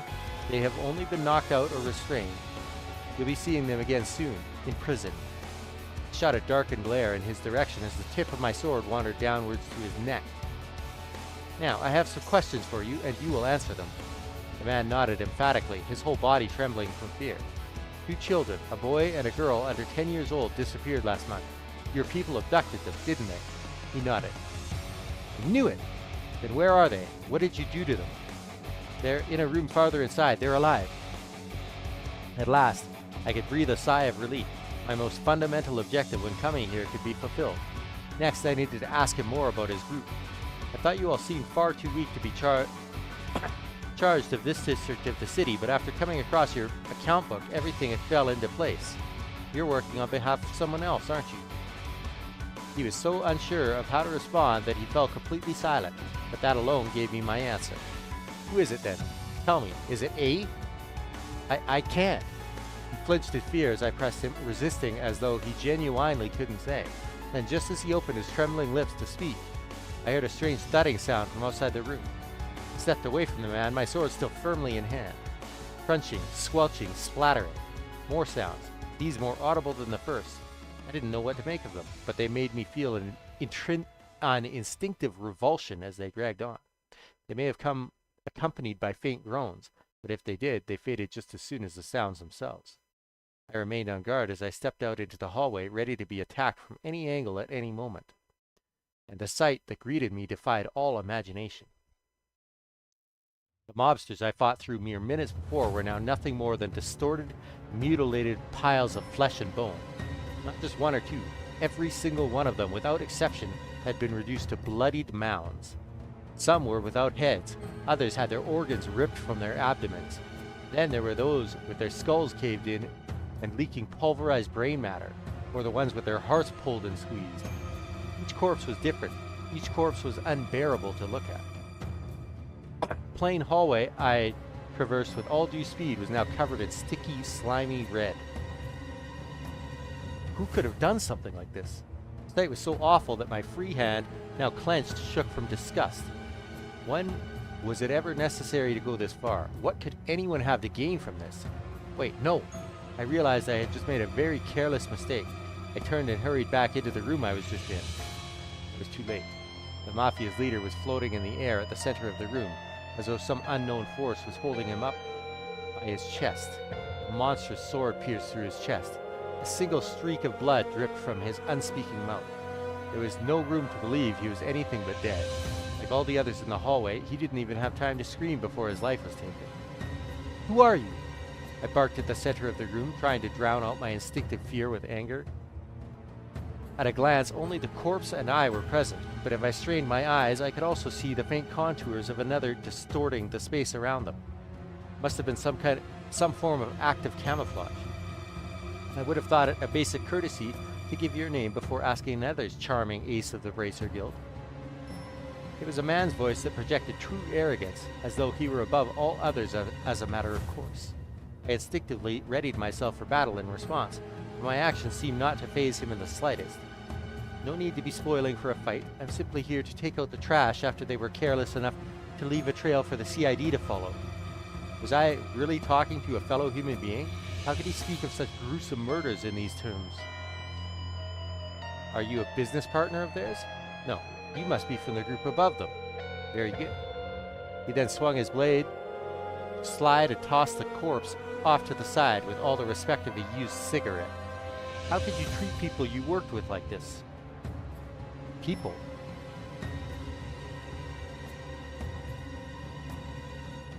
Have you your ears?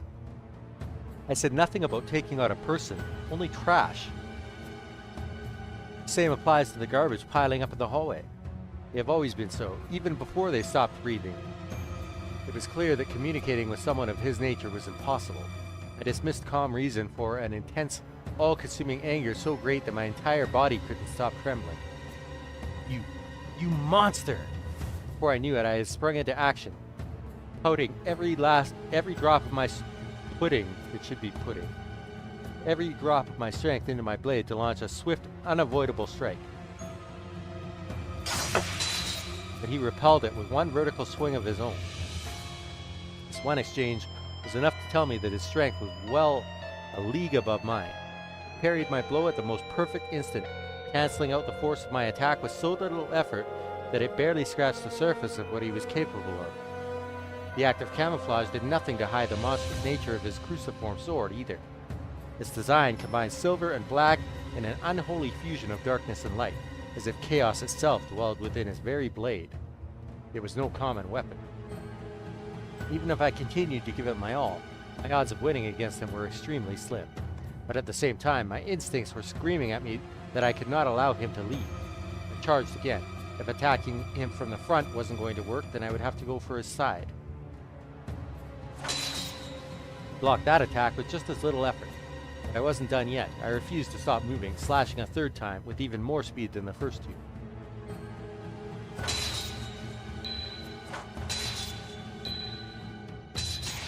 I showered him in a flurry of them, each one faster than the last. When I finally reached my physical limit, I darted in a new direction, attacking him from behind. I put my very soul into one overwhelming attack, aimed directly at his rear, which I could only just make out through the camouflage's distortion. I got him!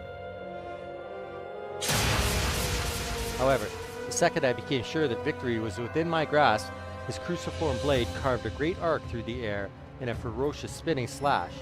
I was able to instantly defend myself against the blow, but the force of it sent me flying backwards.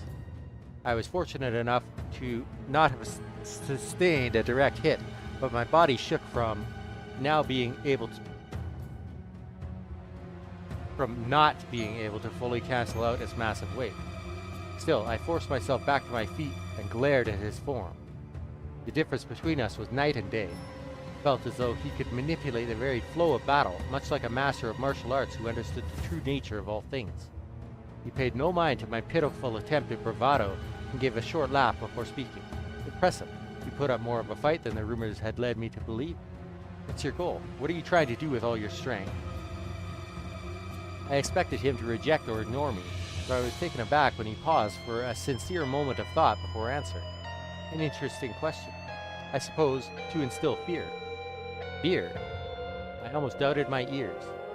Fear is at the heart of all we know. Domination and servitude, order, harmony, and production. All of it exists because of fear. That is why I seek to instill fear in its purest form, much like the retributive tower that appeared in Crossbell half a year ago. Such a pity that it fell.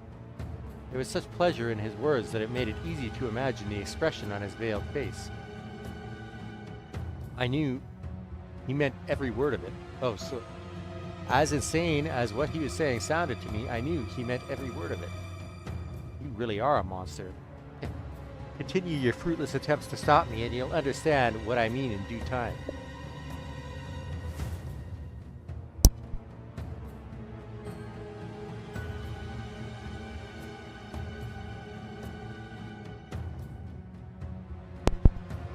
He lowered his blade.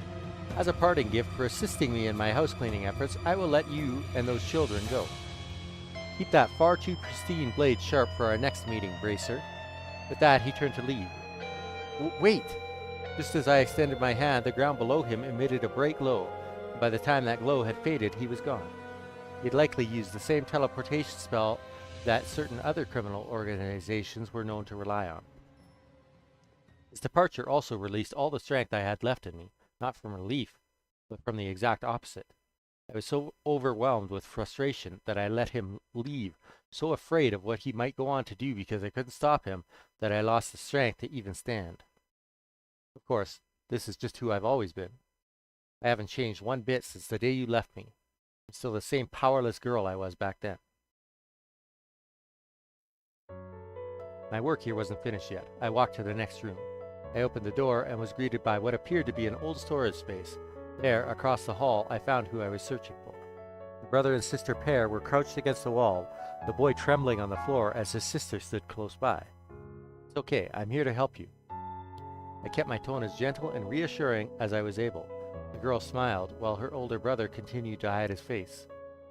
I slowly walked towards them, careful not to make any sudden movements, but as I did, the boy shook his head vigorously.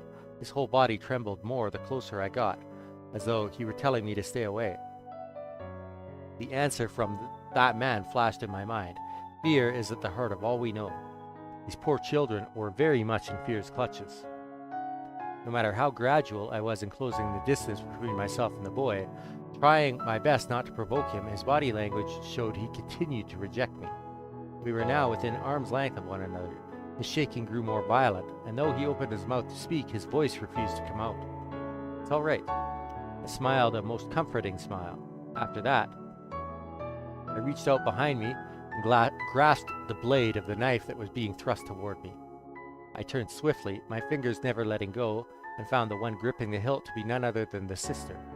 She had tiptoed around my back while I was kneeling to meet her brother and tried to stab me from behind. She was a bit startled by my halting her attack, but otherwise she stared blankly forward, emotion on her face nowhere to be seen. I suppose he was right about fear. It controls everything we do. You must have been through something terrifying if it made you resort to this. No doubt they were now conditioned by fear to attack anyone who came to their rescue. I paid no mind to the blood from my bare hand slowly dripping to the floor. The cut from the knife was nothing compared to everything else in the moment. My first priority, instead, was to reassure the girl that I meant no harm. But we humans are capable of more than giving in to that fear. We can fight it. With courage, we can fight it.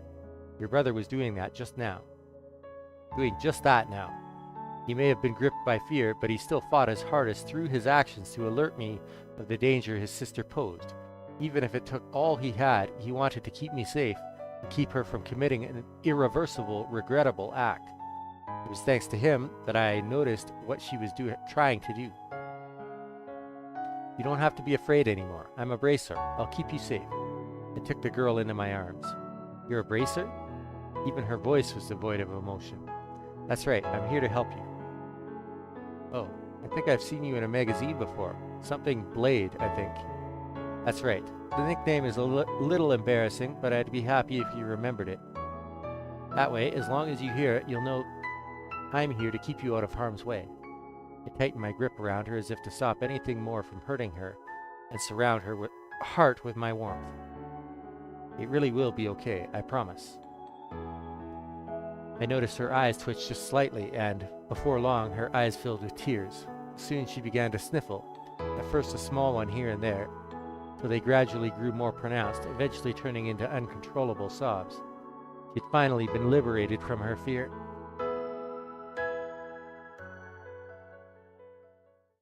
As for me, I had stayed my course. I was too afraid to deviate from my current path. Still, I had chosen this path with pride in my heart. I didn't think it right to turn my back on it now. But I wasn't going to let it be an aimless journey from now on either. And so, It was another day at the Edith branch of Calvard's guild. Sounds like that mafia was trying to copy what that other organization of assassins managed to pull off. I was discussing the recent case with Zin. The siblings had indeed been abducted because they witnessed an illegal transaction. The mafia involved then thought to mimic a group of assassins known for raising children with the intent of turning them into professional killers. The Garden.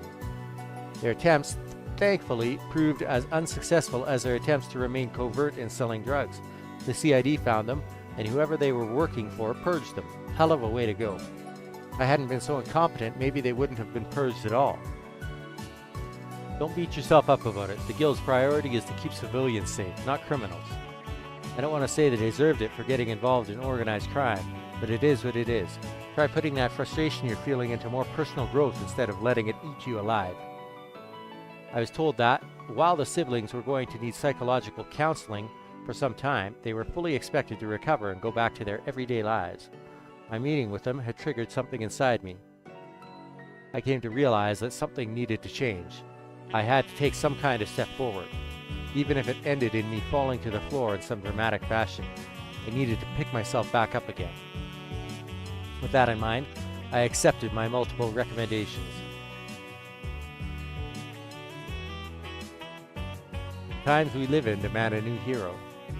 Doing so made me think of what my childhood friends said to me. I didn't believe I had what it took to be a hero. But if I could be even just a brief one able to give the people hope and banish the darkness ahead, then that was reason enough to keep going. Maybe that could make me somebody enough to fight alongside the real hero once they came to light. Well, shall we get down to business? Zin turned to face me, his classic broad grin even broader than usual. It'll be a while before the official paperwork arrives from headquarters, but I'm sure they won't mind speeding up this part of the process with how much they wanted this. The Republic now has a bracer who reached A rank at the same age as the Empire's Purple Lightning. Congrats on your promotion, Elaine Auclair, Beauty's Blade. That is kind of an embarrassing name, not gonna lie. Forward, sword in hand. The end.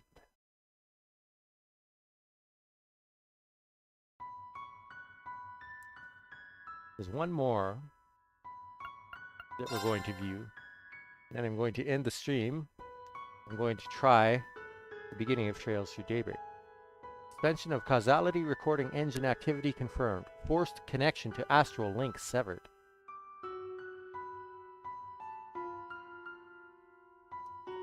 The whirlpool of causality engulfing Erebos and the fated land has at last been unraveled.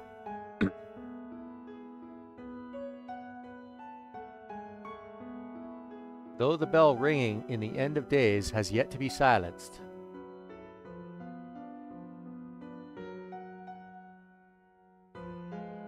you, children of Zemuria, have earned your moment of peace until the time comes to face the final hour.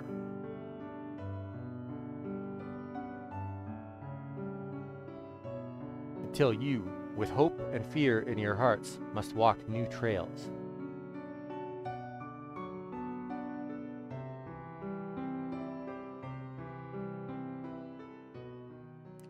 Kai no Kiseki.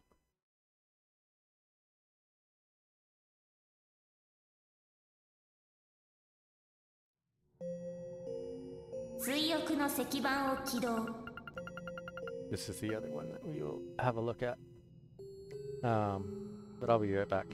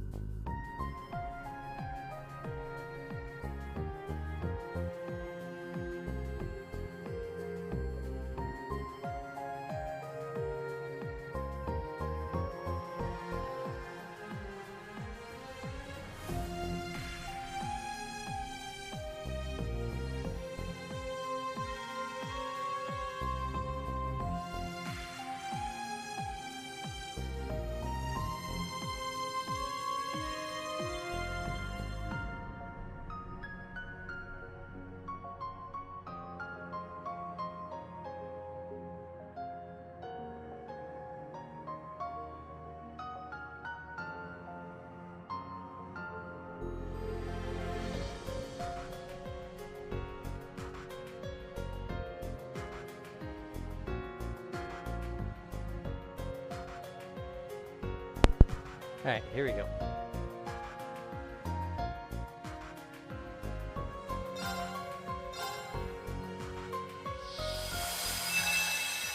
I'm eating snack.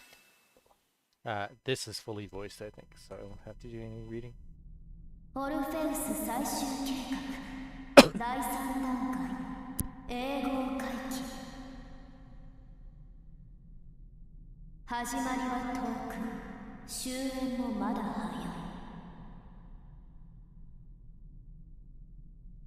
いうつろで確かなる善逸によりて駆動する世界という螺旋はあなたが振り返ることでのみ真にして義なる顔を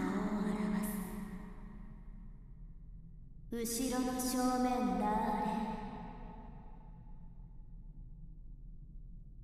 人耐えられるや耐えられざる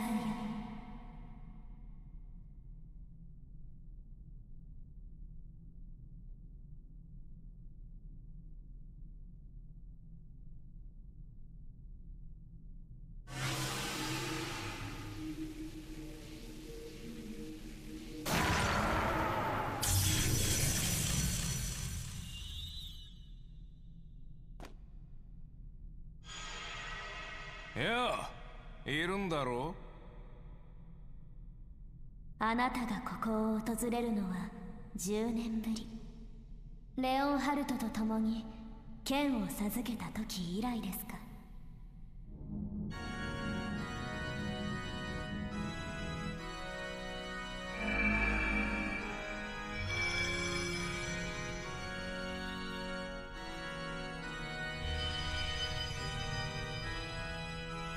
カンパネルラの導きなしによくここへ至りました記憶を半分取り戻したあなたならば造作もないでしょうがああ、今の俺ならあんたの正体もつかむことができんだろう。もっともしちまったが最後この姿は保てなくなりそうだね。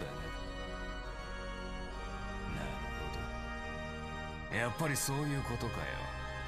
俺と縁もゆかりもねえ世界の話じゃあ済まされねえっつうことか。ええ、ナンバーワンとしての務め今しばらくは果たしてもらいましょう。使徒でもゼロでもなく1なればこそ果たせる知るべたるかがり火の役目を。いいだろう、それなりに愛着は湧いてきている世界だ。しかしその様子じゃ鋼の後釜の目星もついてるみてえだな。ええ、しばしの猶予の後に背負いし重みがゆえ選ぶのはあくまで本人次第ですが。へえ、ちょっと待ちたまえ。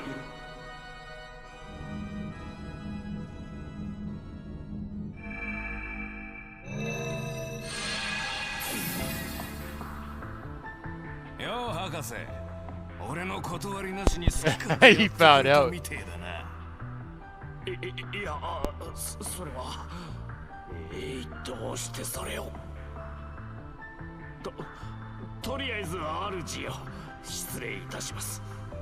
至急ご報告したいことがあるのですが。ちょうどいい、マクマン、君に聞きたいことがある。先ほど精神で観測していたエリシオン消滅までの再現シミュレーションが強制途絶した。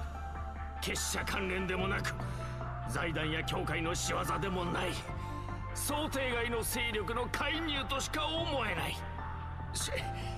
しばらく音沙汰がなかったようだが、何か知っているんじゃないのかね。俺が知るかよって。そういうことか。破壊が言ってたあれじゃねえのか。最近いろいろと動き始めてるっつう。まさか俺の方面に本拠を構えたという。いや、失礼するよ。Sure is lively in here today. The fuck?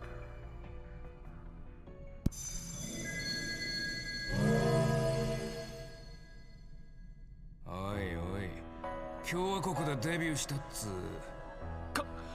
カルバード共和国新大統領ロイ・グラムハート。どうしてこの精神の間に。いや、それより今のマークはやはり。ああ、別に彼らと直接の関わりがあるわけではないよ。新生 CID 経由でとある筋から仲介してもらっただけでね。随分高くついたが、全てミラ次第というのはこういう時には明快でありがたい。へえ。お初にお目にかかる見食らう蛇のグランドマスター殿。その様子では私の訪問を待っていてくれたようだね。ええ、我らの次なる計画における最大の潜在的競合相手。遅まきながら新大統領就任ことほがせていただきましょう。これは丁寧に。ところで一つ提案がある。これより3年、いや2年半くらいでいいのかな。その間互いが進める計画については相互不干渉にしてもらいたい。こいつはまた。なるほど。鉄血殿とは別の意味で手強い交渉相手のようですね。承りました、ロイ・グラムハート大統領。我らが最終計画の第3永劫回帰とそちらが始める世界の可能性に迫る計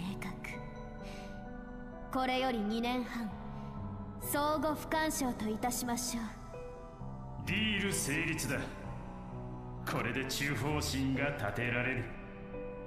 それ以外はぜぜひひと行こう。共和国憲章に抵触せぬよ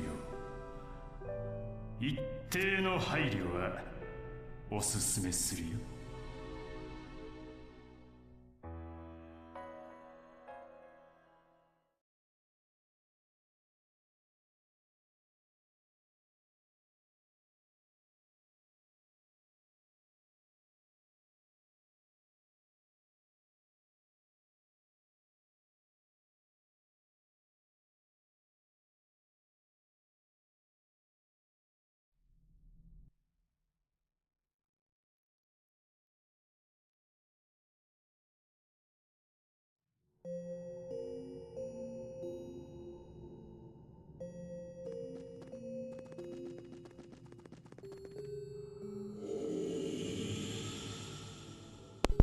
And it is with that background that we go into Trails Through Daybreak.